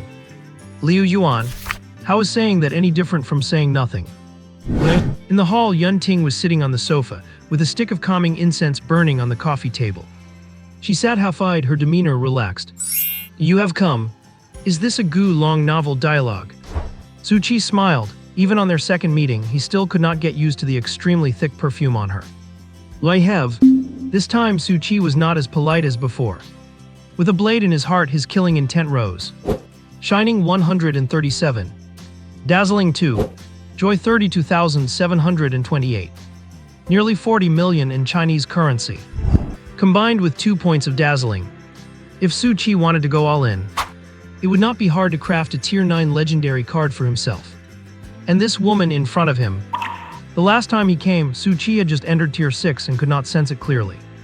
This time, at the peak of Tier 6, he could faintly capture the presence radiating from Yun Ting. She was roughly at the mid-Tier 9 level. It is easy to understand. If she were just a defenseless woman, how could she manipulate Yun Huang's life? How could she hold up the crumbling Yun family? But Su Qi was not here to fight Yun Ting either. He manifested the card in his hand and then tossed it casually onto the table, sliding it all the way to Yun Ting. 500,000. Yun Ting did not get angry, merely picking up the card with feigned elegance. But when the card was in her hand, she frowned imperceptibly, exactly the same. Su Qi showed no hint of guilt on his face, exactly the same. In reality, it was the same card from last time. Yun Huang had not even used it. Is it so wrong to have good luck? Yun Ting snorted coldly. To be honest, Su Qi's little tricks did not fool her. Last time when he disabled the surveillance, she could not find fault, as movie theaters indeed have rules against unauthorized filming. However, she checked the theater surveillance afterward. The 2 tickets Su Qi bought, the seats were empty during the screening. Truth be told, if not for the protection of Guardian Jiang's status, she would have already had someone take care of Su Qi. And today he dared to come swaggering in, holding last time's card to demand money from her.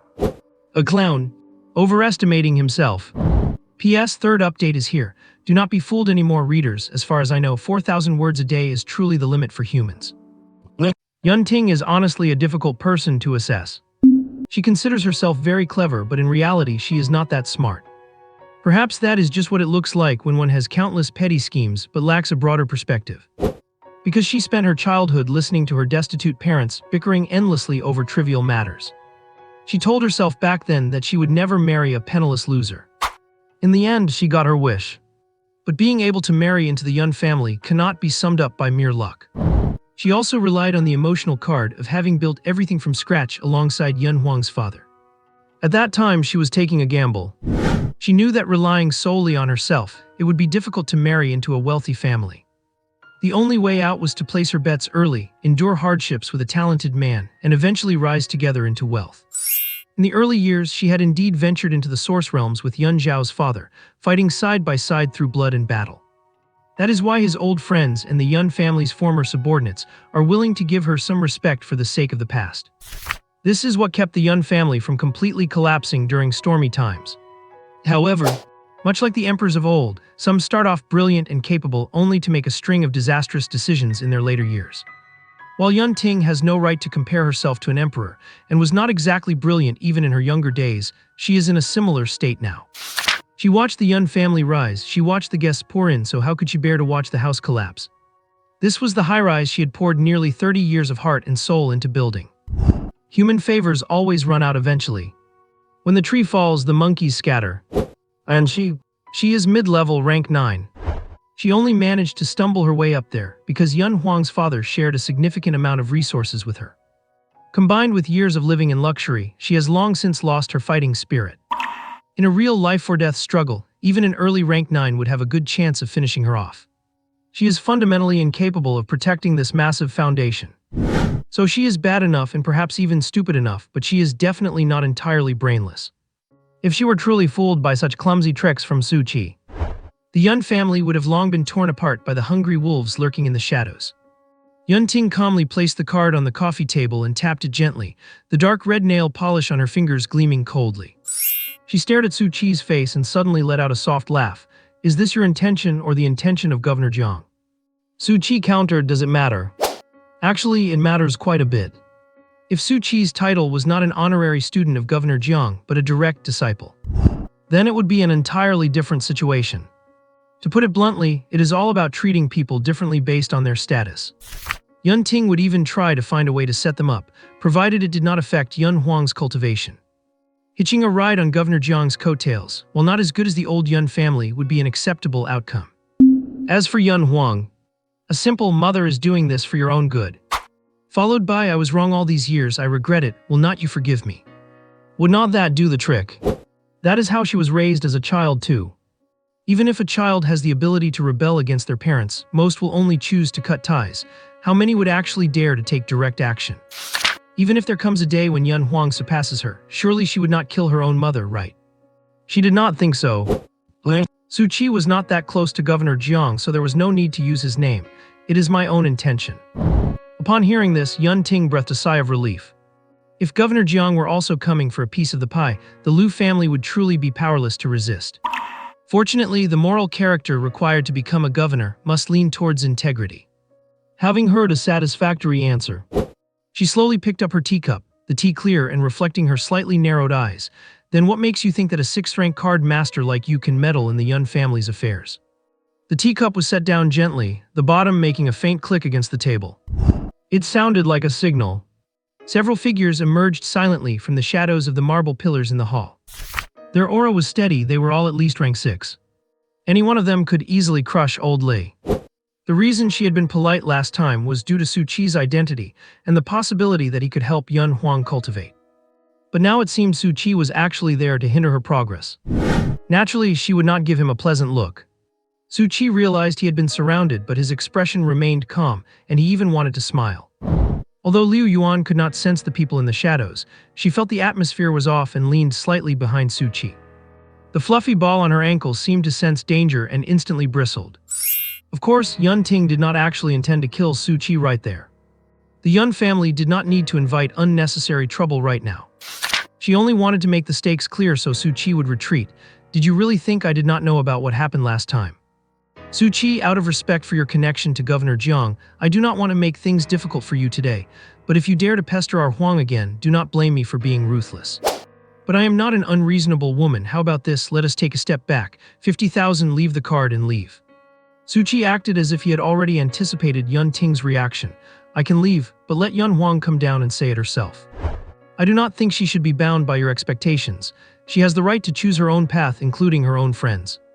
Yun Ting's face changed slightly. She had not expected Su Qi to refute her so directly. Last time he was clearly just hiding his little schemes. Why would he dare to expose her true colors without any concern today? What is he relying on? Governor Jiang. Many people actually knew that she forced Yun Huang to cultivate relentlessly. But no one dared to say it openly. In Yun Ting's eyes, Yun Huang was her daughter and should naturally live according to her plans. Xia Qi, however, was like a thorn pricking into the web she had carefully woven. She had rarely seen someone as reckless and meddlesome as Su Qi. Yun Ting began but was cut off by Su Qi. Actually, fundamentally speaking, we do not have a conflict of interest. You want to protect the Yun family and I want Yun Huang. As soon as Su Qi finished speaking, he felt his waist get pinched hard. Although it hurt, Su Qi had to maintain a confident look, as if he had the whole situation under control.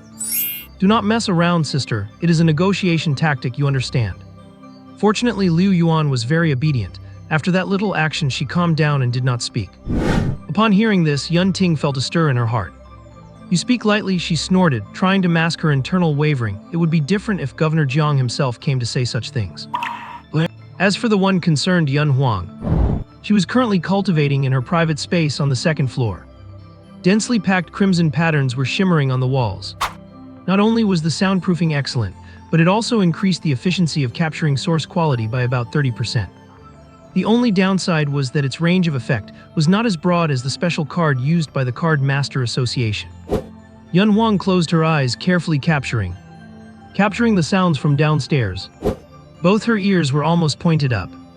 If she had not been worried about the surveillance on her, she probably would have pressed her ear against the wall. As mentioned before, as long as you have no hope, you will not be disappointed. But when hope arrives again, how can one not embrace it? It is just that. Because the soundproofing was so good, the voices she heard were intermittent.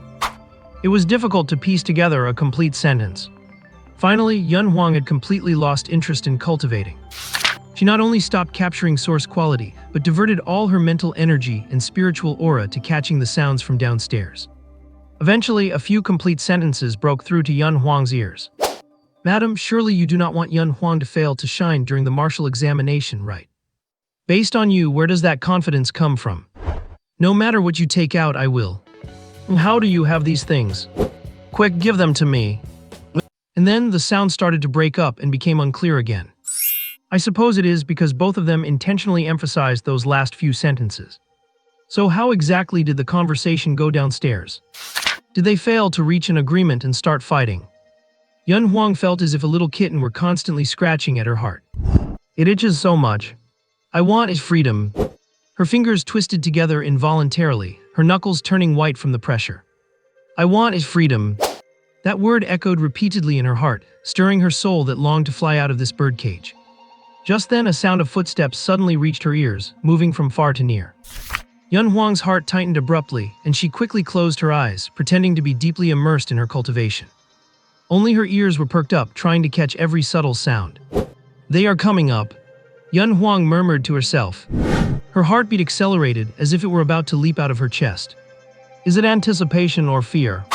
Soon after, the heavy door of the cultivation room was slowly pushed open with a squeaking sound. Su Qi walked in, followed by his sister and that woman. Huang, Yun Ting said, her voice much softer than usual. This is your friend, right? We just talked about a lot of things, about your future, and about the future of the Yun family. Yun Huang pretended not to care, but her gaze shifting between that woman and Su Qi betrayed her. So, how did the conversation go? A complex emotion flashed in Yun Ting's eyes. Huang, it is not that I do not trust you or your friend, but the world is too complex, and I am just afraid of you getting hurt.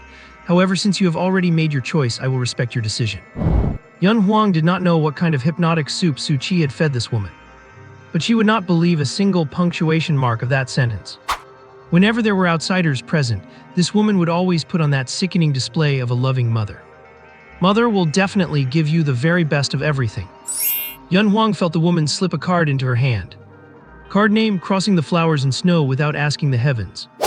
Type: Consumable Source. Rarity: Legendary.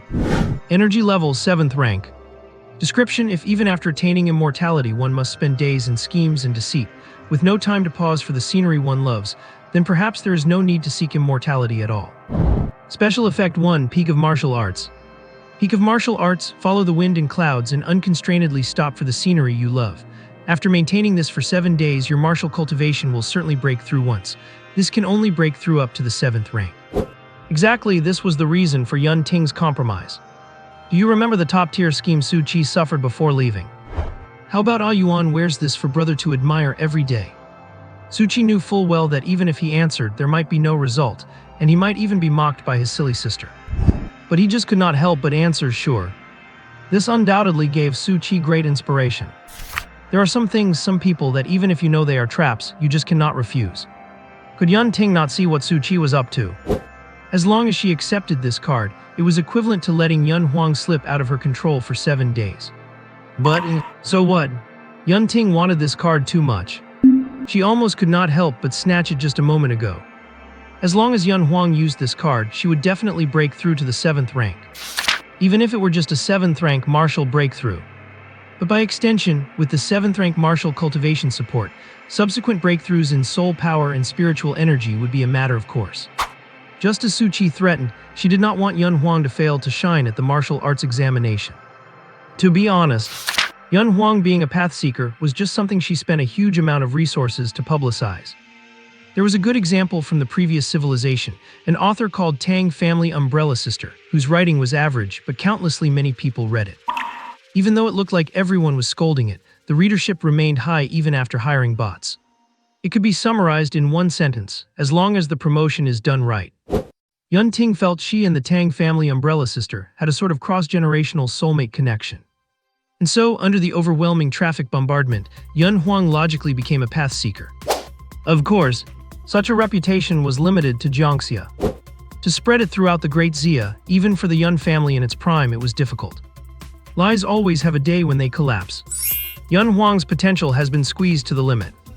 It was fine in the beginning. The lower the rank, the more obvious the benefits of hard work.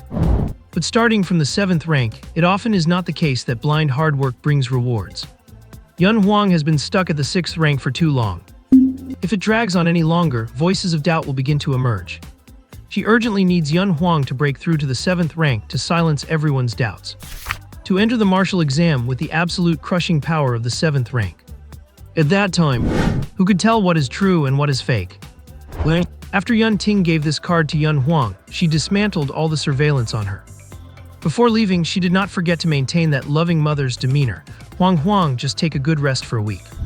Watching Yun Ting's departing figure, Yun Huang felt no wild joy. Instead, there was a sense of unreality. Stunned for a few seconds, she finally turned her gaze to Su Qi. Thank you. You are welcome. It is a paid service, 30 million. The market guide price for a 7th rank legendary card in Great Xia is about 8 million. Printing cards on the spot is not a difficult task for Su Qi. It cost exactly 50 points of sparkle. But you see, this is a seller's market. Asking for a sky-high price is not unreasonable. Such a prime sucker. If I do not rip her off, who should I? Yun Huang. Why did that momentary sense of being moved suddenly vanish by more than half? Is this person obsessed with money? At this moment, Su Qi nudged Liu Yuan with his elbow. Come on, Ah Yuan, be a good girl, say sister-in-law. As expected, Su Qi felt another dull pain in his waist. Liu Yuan said nothing, just puffing up her cheeks like a pufferfish. Watching the two of them fooling around, Yun Huang felt a bit puzzled. Thanks to her life experiences over the years, her sensitivity to danger and hostility was many times greater than that of an ordinary person. In a sense, it was a kind of hypersensitive constitution. However, just a moment ago, she could clearly sense a subtle, faint trace of hostility coming from Liu Yuan.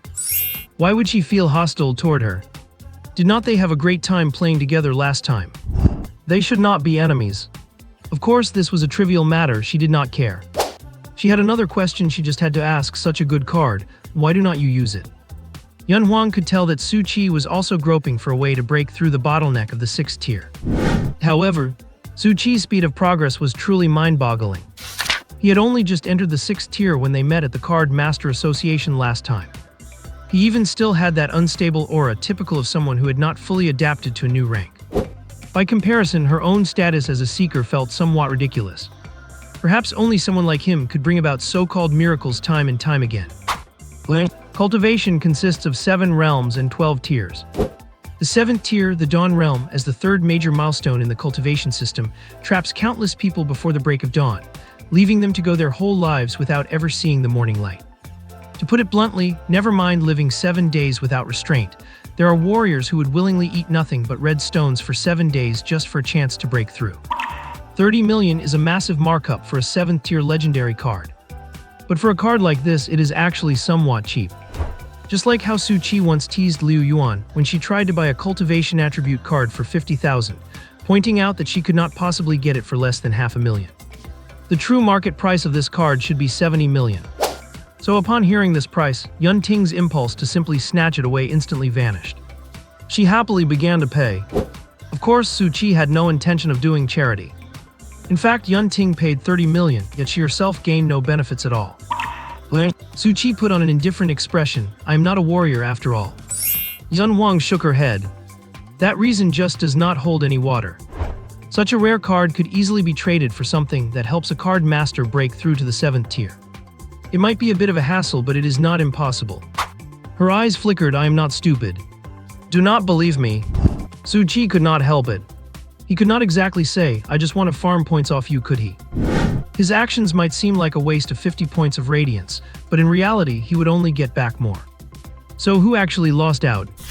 Yun Ting felt like she had made a killing buying a card worth at least 70 million, and one she desperately needed for only 30 million. Yun Huang gained 7 days of freedom. She made a killing too. Su Qi gained 30 million plus what looked like over 100 more points of radiance. He made an even bigger killing. So it is quite obvious, is not it? Only Liu Yuan lost out big time. For no reason at all, she suddenly acquired a sister-in-law. And one she had called that herself. Who could she even complain to? Liu Yuan seemed to notice Yun Huang's searching gaze. She let out a soft huff and turned her head away, though she could not suppress the sour feeling in her heart. Su Qi seemed not to notice Liu Yuan's unusual behavior and continued, shall we talk while we head out? Yun Huang's gaze shifted between Su Qi and Liu Yuan, feeling that the atmosphere between the two was subtly, strangely off. She frowned slightly, eventually deciding to set aside her doubts and followed Su Qi out of the room, sure. She did not want to stay in this house for even one more second. This grand villa could house her body, but it could not provide a home for her soul. In the courtyard, the sun was just right, and a light breeze brushed the treetops, rustling the leaves. As the engine roared, Yun Huang lazily rested one hand on the car window, holding the steering wheel with the other, her fingertips tapping to the beat of the car's music. In the back seat, Liu Yuan was fiddling with her phone, while Su Qi sat in the passenger seat with his arms crossed. Going to the usual spot. Su Qi responded casually, where else? Actually, Su Qi did not really know where else to go. He was not much of a social butterfly, and his time for entertainment over the years had been pitifully scarce. In a sense, this was also a bit of a vacation for himself. But when these words reached Liu Yuan's ears, she felt increasingly uneasy. Going to the passenger seat, Liu Yuan watched Su Qi and Yun Huang, sensing a certain unspoken rapport between them that she did not understand. Boom! With a low growl from the engine, Yun Huang's sports car pulled a beautiful arc in front of the villa. Then, trailing choking exhaust, it dashed out the villa gate. The sunlight danced through the window on her hair. Her eyes seemed to be shining. Radiance plus 99. Some are happy, others are miserable. The house is on fire. She took out her little phone. As a sister, she had no grounds to tell Su Qi what to do. This feeling... Liu Yuan only just noticed several unread messages on her Yungxin app. I want to sleep, I might be a bit busy today. I want to sleep, as someone from Jiangxia you must have heard of Yun Huang, right? I want to sleep, I want to change her life. I want to sleep, guide her just like I guided you back then. She had been thinking that as his online girlfriend, she could at least keep him in check, right? How could there be unread messages like this? When did Su Qi send them? She had not seen him playing on his phone at all on the way here. Well, considering Su Qi was being honest, at least he did not hide it from his online girlfriend before going out to mess around with Yun Huang. Iris, what is brother doing? Iris, miss you. Su Qi caught a glimpse of the downcast Liu Yuan in the rearview mirror. He began fiddling with his little phone. I want to sleep on my way to the biggest mall around here, the Jiangxia Gateway with Yun Huang. I might be a free companion for the day. Does little Iris want to come? Liu Yuan looked at Su Qi's profile, feeling puzzled. They really were heading to the Jiangxia Gateway. Was Su Qi not afraid that little Iris would actually show up there and catch him with his hands full? How would he plan to explain it then? Iris, I will not go. I am afraid that compared to Su Huang, I will look like an ugly duckling. Iris, image of an ugly duckling. Iris, brother, see if the little duck is cute. Sometimes people like to express their true feelings in a joking tone. Simply put, it is testing the waters. On one hand, avoiding the cost of failure, and on the other, wanting to know the answer. I want to sleep. Why compare yourself to Yun Huang? Iris, image of cats playing. I want to sleep. Is little Iris jealous? Iris, how could I be? I actually admire Yun Huang quite a lot. I want to sleep. Then does little Iris want to have a sleepover with the person she admires? I have a feeling I can easily win her over. Iris, sounds great. Go for it, brother. I want to sleep. It smells so sour. What did someone spill? Hard to guess. I want to sleep, but the great Xia law does not seem to allow me to do that. I want to sleep, and I have not shown her any signs of affection either. I want to sleep. Understand now. Liu Yuan suddenly felt that she did not feel so miserable anymore. Today the sun was just right, and the wind was gentle too. Vine, my foot. Barely half a minute of peace, and Su Qi is starting his nonsense again. I want to sleep, but I have a younger sister. I have told you about her before, right? I want to sleep. She keeps calling you sister-in-law. It is so embarrassing. I want to sleep. Tell me, little Iris, is not she being a bit ungrateful? Liu Yuan, does she really keep calling that? Is not it you, Su Qi, who keeps harping on about sister-in-law thighs and sister-in-law that? Iris, maybe she's just a bit slow. I want to sleep. She has been looking at me strangely these past few days, no telling what kind of trouble she is plotting. Liu Yuan, I want to sleep, and she keeps wearing all sorts of weird clothes to show me. I want to sleep. Do not you think she is a bit shameless? Does not she know siblings need to keep their distance? Liu Yuan, Iris, maybe there is some misunderstanding. She might just be trying on pretty dresses and forgot about boundaries. I want to sleep. There is absolutely no misunderstanding. I saw right through her. I want to sleep. Forget it. I would better keep my distance from her. It would not be good if you misunderstood. Iris, no. I want to sleep. What is wrong? Iris, if Big Brother ignores her, will not that be ungrateful? I want to sleep. That makes sense. I will play along then, pretend to be head over heels for her, but actually I will be outsmarting her. Trust me, little Iris, even if I go on a binge-eating spree with these ice creams, I am just acting. I do not really want to eat them. I want to sleep. Does little Iris think I am doing the right thing? If not, I will just have to keep my distance and not even look at her. Iris, correct. I want to sleep, so little Iris will not be angry even if I go on an ice cream binge. Iris, definitely not angry. I want to sleep. I will always love little Iris. Iris, I will always love Big Brother too. Joy plus 99.99. Liu Yuan was a bit confused. Why is it that Su Qi, this big jerk, can attack her relentlessly, and yet she has to praise him for doing a good job? But he did say he would love her forever. Besides, since he is willing to share today's itinerary with her, maybe he really does not have any ulterior motives toward Yun Huang. As for that shameless younger sister mentioned, is not that just her? No matter which one Su Qi chooses, it is still her in the end, is not it? Is there really a need to split hairs? As she thought about it, she finally recovered from her pufferfish-like state. Just then she heard Yun Huang say in a cold voice, "Everyone out of the car." Su Qi raised his hand suddenly. Are we there yet? Liu Yuan also looked around so fast. The two of them had been so busy bickering that they had not paid any attention to the road. Yun Huang explained, we are not there yet. Xia Qi was clearly confused. If we are not there, why get out? Yun Huang looked solemn, her gaze fixed on the front. I am afraid we have hit a major problem. Su Qi turned to look at Liu Yuan, who happened to be looking at him too. They locked eyes, both seeing wariness in the other's expression. They carefully climbed out of the car. What kind of plot is this? A rich girl getting ambushed while out in her car.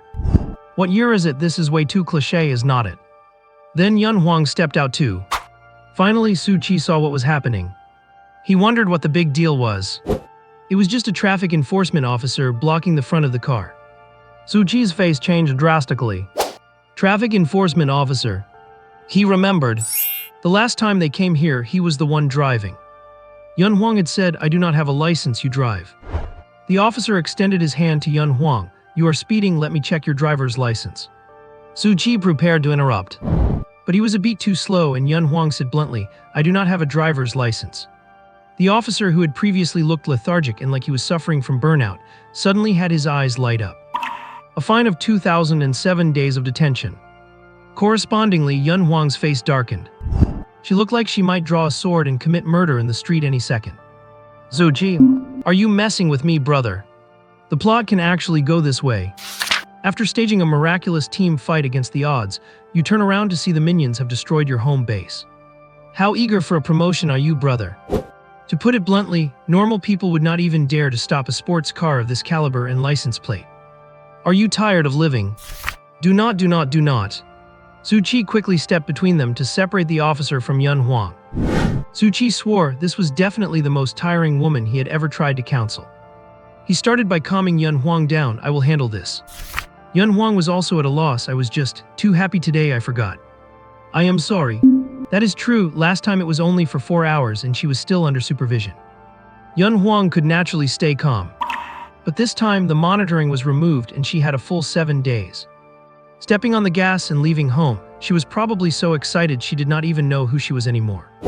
That is understandable. Su Qi addressed the officer. Brother, can you show some leniency? The man was not buying it. Who is your brother? I would like to be lenient, but the laws of Great Xia do not allow it. No, we definitely abide by the laws of Great Xia. I mean, we will pay the maximum fine and you can revoke the car owner's license, but could you waive my friend's detention? Su Qi's approach was perfectly fine. Detention is decided based on the severity of the circumstances, and the owner of the car is definitely Yun Ting. In reality, with Yun Huang's reaction speed and physical coordination, even without a license, it would be impossible for her to get into an accident. She is definitely a better driver than any other woman on the road. She drives fast and steady. It was not a serious case. The officer heard a message through a special telepathic channel. Keep Yun Huang held up for a while longer. It will be a great achievement for you. We are almost done with the preparations. No, I insist on the 7-day detention. Jiangxia Gate Mall basement level. The air was filled with a mixture of various food scents. A slightly stout middle-aged man sat in a chair, stirring his coffee with measured, deliberate movements. The murky liquid rippled, failing to reflect the sharp glint in his eyes. In about 7 minutes, Yun Huang will enter through the west gate. Sitting opposite the stout man was a thinner, bald-headed man. He was chugging a glass of iced soda, gulps echoing. The bald man shook his leg irritably. Brother, it feels like we have become expendable pawns. Upon hearing this, the stout man slammed his half-raised coffee cup onto the table with a dull thud, splashing coffee all over himself. The commotion drew quite a few gazes toward them. But that was about it.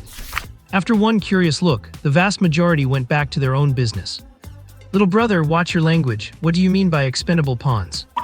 A flash of fanaticism crossed the stout man's face as he lowered his voice. We are simply embracing that great lord ahead of everyone else. And Yun Huang is the offering we present to that lord. Once that lord accepts our offering, as the first batch of devoted defectors, we shall live forever. The bald man shrunk his neck, still feeling unconvinced. But brother, there has never been such a precedent. Are not they just using us as guinea pigs to test the waters? However, his words were cut short by the stout man. How disrespectful. If there had been such a precedent, the famous and powerful figures would have already hogged all the spots, and it would never have been our turn in 1,000 lifetimes. For people like us, we only have one pathetic life to lose, so what is there to be afraid of? I suppose so. But there was still a look of dissatisfaction on the bald man's face. The stout man ignored his brother's attitude and stood up. Yun Huang is coming. An invisible pressure radiated from him. The venue should be ready by now. The bald man subconsciously stopped shaking his leg and sat up straight, his voice slightly stuttering. All right. Finally, after wasting nearly 5 minutes, Su Qi finished his negotiations with the traffic officer. The final result was a $2,000 fine, and because of lending the vehicle without authorization, Yun Ting's driver's license was revoked. Originally, by the 4th minute, the traffic officer had intended only to issue the $2,000 fine and was already preparing to leave. Su Qi held him back for another minute of banter, ensuring Yun Ting's license got revoked as well. Liu Yuan watched, stunned. Is this some kind of reverse bargaining technique? Brother, why do I feel like you are holding a grudge? Su Qi waved his hand. Not at all. I am a law-abiding citizen of Great Xia. If I make a mistake, I accept the punishment.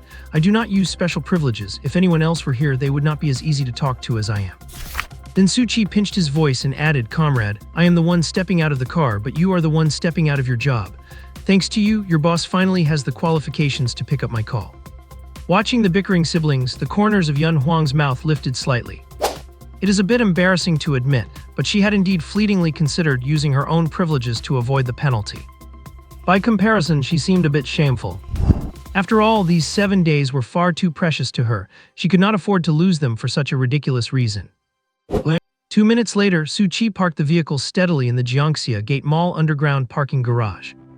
The door opened and Su Qi got out first, stretching his back. Liu Yuan followed close behind. Yun Huang was the last to step out, moving with slight hesitation as if still digesting the emotions from that little episode. The lighting in the parking lot was dim and the air was stuffy. There was a strange buzzing sound as if somewhere nearby was under renovation. "Let us go through the west gate." Su Qi pointed toward the elevator not far away. Su Qi walked alongside his sister, with Yun Huang trailing slightly behind. As they approached the revolving glass doors of the west gate, a staff member in a mascot costume greeted them enthusiastically. He held a stack of flyers in his hand. His voice was muffled through the mascot head. "Miss, would you like to check out our new immersive escape room? It is thrilling, exciting, and absolutely fun." He moved quickly, bypassing Su Qi to shove the flyer directly into Yun Huang's hand. Su Qi was stunned. "Seriously, buddy? How could you tell at a glance who had the money?" Su Qi had never imagined there would be a day when even a flyer distributing staff member would be too lazy to hand him one. The mascot staff member stared at Yun Huang's reaction for a full 3 seconds before realizing something was off, and hurriedly handed one to Su Qi as well. Su Qi glanced down. The flyer was designed quite coolly, with a dark red background and bold characters reading "No one survives." The illustration was a blurry silhouette of an ancient town. "It is a horror-themed puzzle game. We have a grand opening discount right now." The mascot staff member continued his pitch. "Too late." Su Qi folded the flyer into a paper plane and tossed it precisely into a trash can. The stout man suppressed his anger. "If you are interested, you can go take a look. It is right next to the food court on the basement level." "Bad customer service, I do not want to go." It was not that Su Qi was deliberately picking a fight. It is just that he felt something was wrong. This staff member in the mascot suit. He was too deliberate. He did not give flyers to the people ahead of Su Qi. He did not give one to Su Qi either. He went straight for Yun Huang. The mascot staff member was as enthusiastic as A. "Would you like to learn about our gym membership guy?" The three of them passed through the revolving doors and entered the mall. Combined with that traffic officer from earlier, upon reflection, there seemed to be something off there too. Not to mention he did not show his ID, he also failed to follow the two-person enforcement protocol. The stout man never dreamed that his carefully laid out trap would fall apart just because of one sentence about bad customer service. Is the service industry really that hard to handle? Do not force him to initiate Plan B. The mall was bustling with people, and the cool air conditioning carried cheerful background music. Liu Yuan shook the flyer she had taken from Yun Huang. "Brother, where are we going to play?" Although Liu Yuan had never played an escape room, information was widespread these days, so she certainly knew a thing or two. These types of immersive puzzle games often drew inspiration from suspense films or urban legends, testing logical thinking while providing an immersive thrill. And now, they were usually adapted from real-world source realms. But whether it was the previous civilization or the current one, they were quite popular among the younger crowd, often a secondary choice for couples' dates. You ask what the first choice is. Imagine this, in a confined, dimly lit space. When a sudden jump scare makes your partner panic and throw themselves into your arms, what guy would not secretly rejoice? And the girls, are not they also looking forward to throwing themselves into the arms of the person they like in such tense atmospheres? They can set aside their usual reserve and have more intimate interactions. After she finished speaking, Liu Yuan noticed Su Qi's expression had changed. He did not speak, but a weapon slightly smaller than a dagger was spinning constantly between his fingertips. Undoubtedly, they had been targeted. Was it for Yun Huang? Just not sure if it was someone Yun Ting arranged or... No, Yun Ting is not that stupid. The only ones who would dare to set a trap in such a public place are that group of reckless cultists. Could it be coming for him just because he fooled their plan last time? Liu Yuan, is not Su Qi afraid of being detained for disturbing the peace, for flashing his little weapon in a public place like this? Although Yun Huang's insight was not as good as Su Qi's, her intuition for danger was very sharp. She could smell death lingering nearby. Yun Huang looked back and found the staff member in the mascot suit had already blocked the entrance of the west gate. She looked at Su Qi again. She saw a question in Su Qi's eyes. "Do you regret coming out today?" Yun Huang shook her head, "No regrets."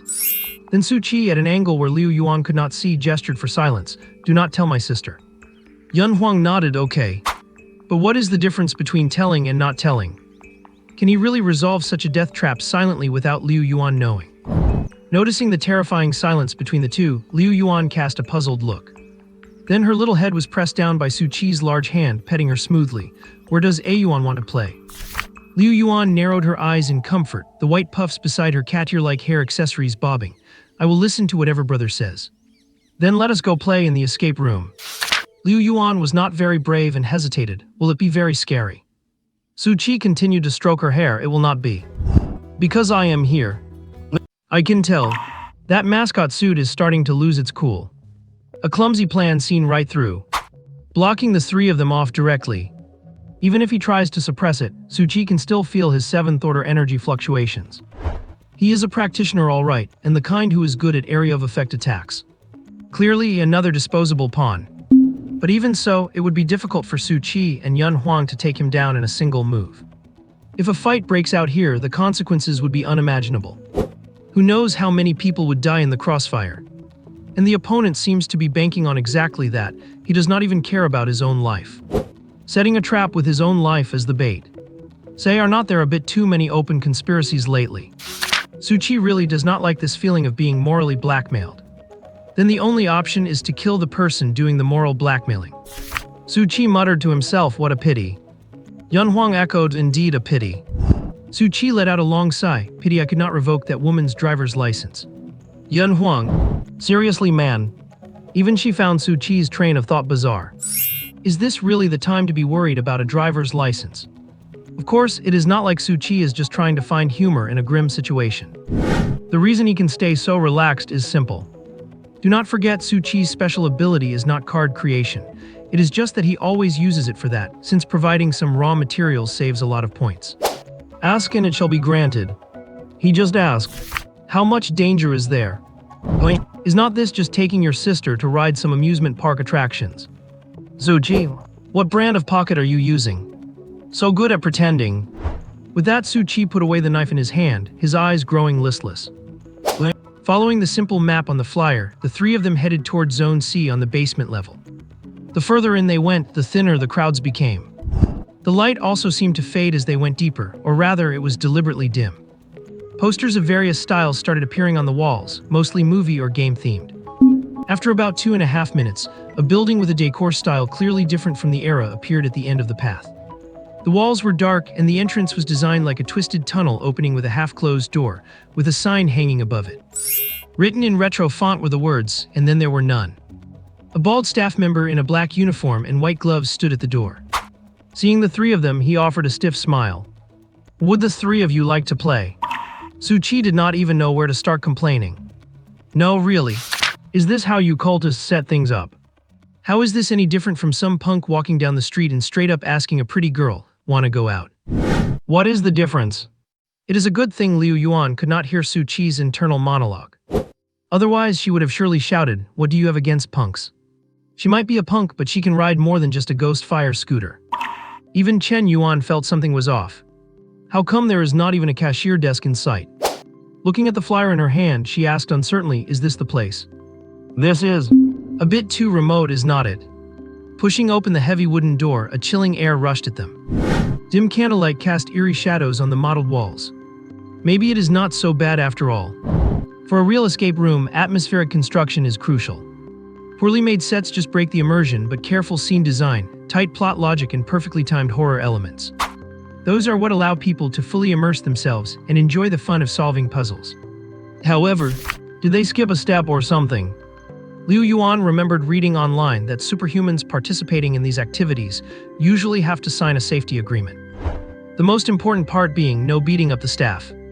Just imagine if a martial artist came in and a staff member tried to sneak up and scare them. They yell, oh my god, and then instinctively kick back, sending the staff member flying 10 meters into a wall where they stay embedded. Then what?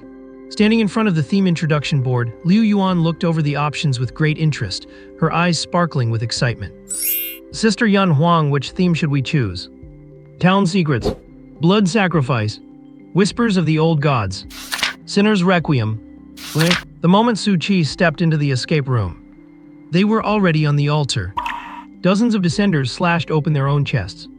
Thick blood dripped from the blade edges onto the center of an inverted pentagram.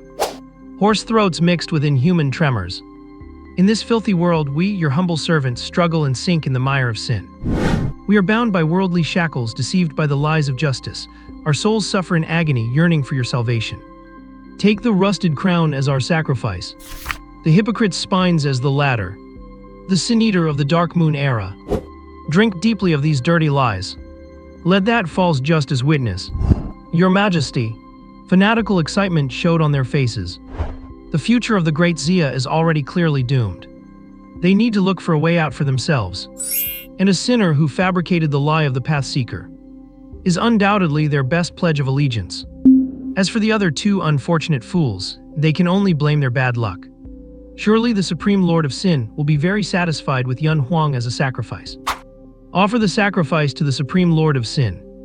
All the descenders knelt in worship. Offer the sacrifice to the Supreme Lord of Sin. His body stretched across the void. Every inch flowed with the laws of sin and punishment. When that entity which defied all understanding descended upon the altar, the entire space began to whisper under the unbearable weight.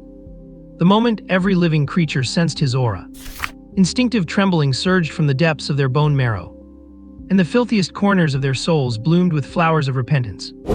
No declaration required, no proof needed, and certainly no need for ridiculous words like light or heat to describe it. Life's own instinct had already etched the truth into them. This is a god. He looked down at the cowering humans. To be honest, he was very satisfied with this sacrifice, so much so that a wisp of his true self descended upon this tiny backwater. Just as he was examining his sacrifice, his entire form flickered violently, almost unable to maintain the descent. What the hell? He spoke in slightly unnatural human language. Not sure. Take another look. He seemed to have plenty of experience with peeping. His gaze remained locked on Su Qi without wavering, always keeping a detached state. Suddenly, his human language became perfectly standard. Disdain flashed across his face as he issued an order to someone, keep a close watch on these three. His tone was incredibly stern, the moment any follower dares to talk about my name in front of them. He let out a cold snort, then kill my followers. False believers. They are all definitely false believers. P.S. So you would not say I have writer's block, I added 700 extra words to finish this segment. Understood. The response from the void was crisp and decisive, without a hint of hesitation. Of course, he did not actually understand at all. Slaughtering one's own believers at will is a move that loses both face and substance. Once word gets out, who would still be willing to believe in and follow the Lord of Sin? But as a subordinate, there are some things you should ask, and some things you should not. That was not all. Remember, the Lord of Sin's voice suddenly dropped. Kill however you want, but do not use my power. Just imitate the Lord of Ashes next door. I sensed his aura in this tiny, beautiful world not long ago. Yes? The Lord of Sin was preparing to slip away, but still uneasy, he added, after you finish this, take a vacation. Get as far away as you can. Enjoy the scenery and come find me in 100,000 years. Finally, no matter how dull it was, it sensed something unusual. Could it be? However, before the speculation in its heart could be voiced, it was interrupted by the Lord of Sin. His blurred figure struck the air like a heavy punch, hitting something with a muffled bang. His voice became sharp and distorted from urgency, disrespectful. And the burly man in the mascot suit, along with those sacrificial arrivals, naturally had no qualifications to witness this scene. The burly man was still immersed in the joy of his successful plan. He took off his mascot suit, revealing a white shirt, and slowly walked toward the temporarily built escape room. 1 step, 2 steps. His face was filled with fanaticism. O great Lord of Sin, are you satisfied with this offering? Can you grant your most loyal believer eternal life? Although the burly man did not expect to receive a response. The arrivals were not exactly a unified group. They were divided into many factions. For instance, Jiangxia had 2 main factions. One side leaned toward the Lord of Ashes, who desired to destroy everything, and the other was the Lord of Sin, who controlled sin and punishment. But no matter which faction, the probability of being answered by the god they worshipped was less than 1 in 10,000. Otherwise, Daxia would have long since been in their pockets. Unless the offering was tempting enough to the gods. These were just ways for the common grunts to show their loyalty. Just like how some people love to suck up to their bosses. The ones above might not see it, but he could not afford not to do it. The next second, a heavy voice that nearly shattered the burly man's soul echoed in his mind. It pierced through his skull, reaching the deepest parts of his soul, as real as a brand. Satisfied, the burly man shuddered violently. He heard it. Could it be that the great Lord of Sin had answered him? An indescribable rush of pleasure surged through his entire body like an electric current. It was even more intoxicating than physical pleasure. It made him almost unable to stand, collapsing to the ground. It was no hallucination. Euphoria, like a burst dam, instantly washed away all his reason. The Lord said he is very satisfied. He must have remembered you. How many years had it been? He had gone from an obscure arrival to where he was today, offering countless sacrifices and participating in numerous rituals, never daring to hope for such a clear response. The 1 in 10,000 chance had actually fallen on him. This offering was indeed extraordinary. Eternal life.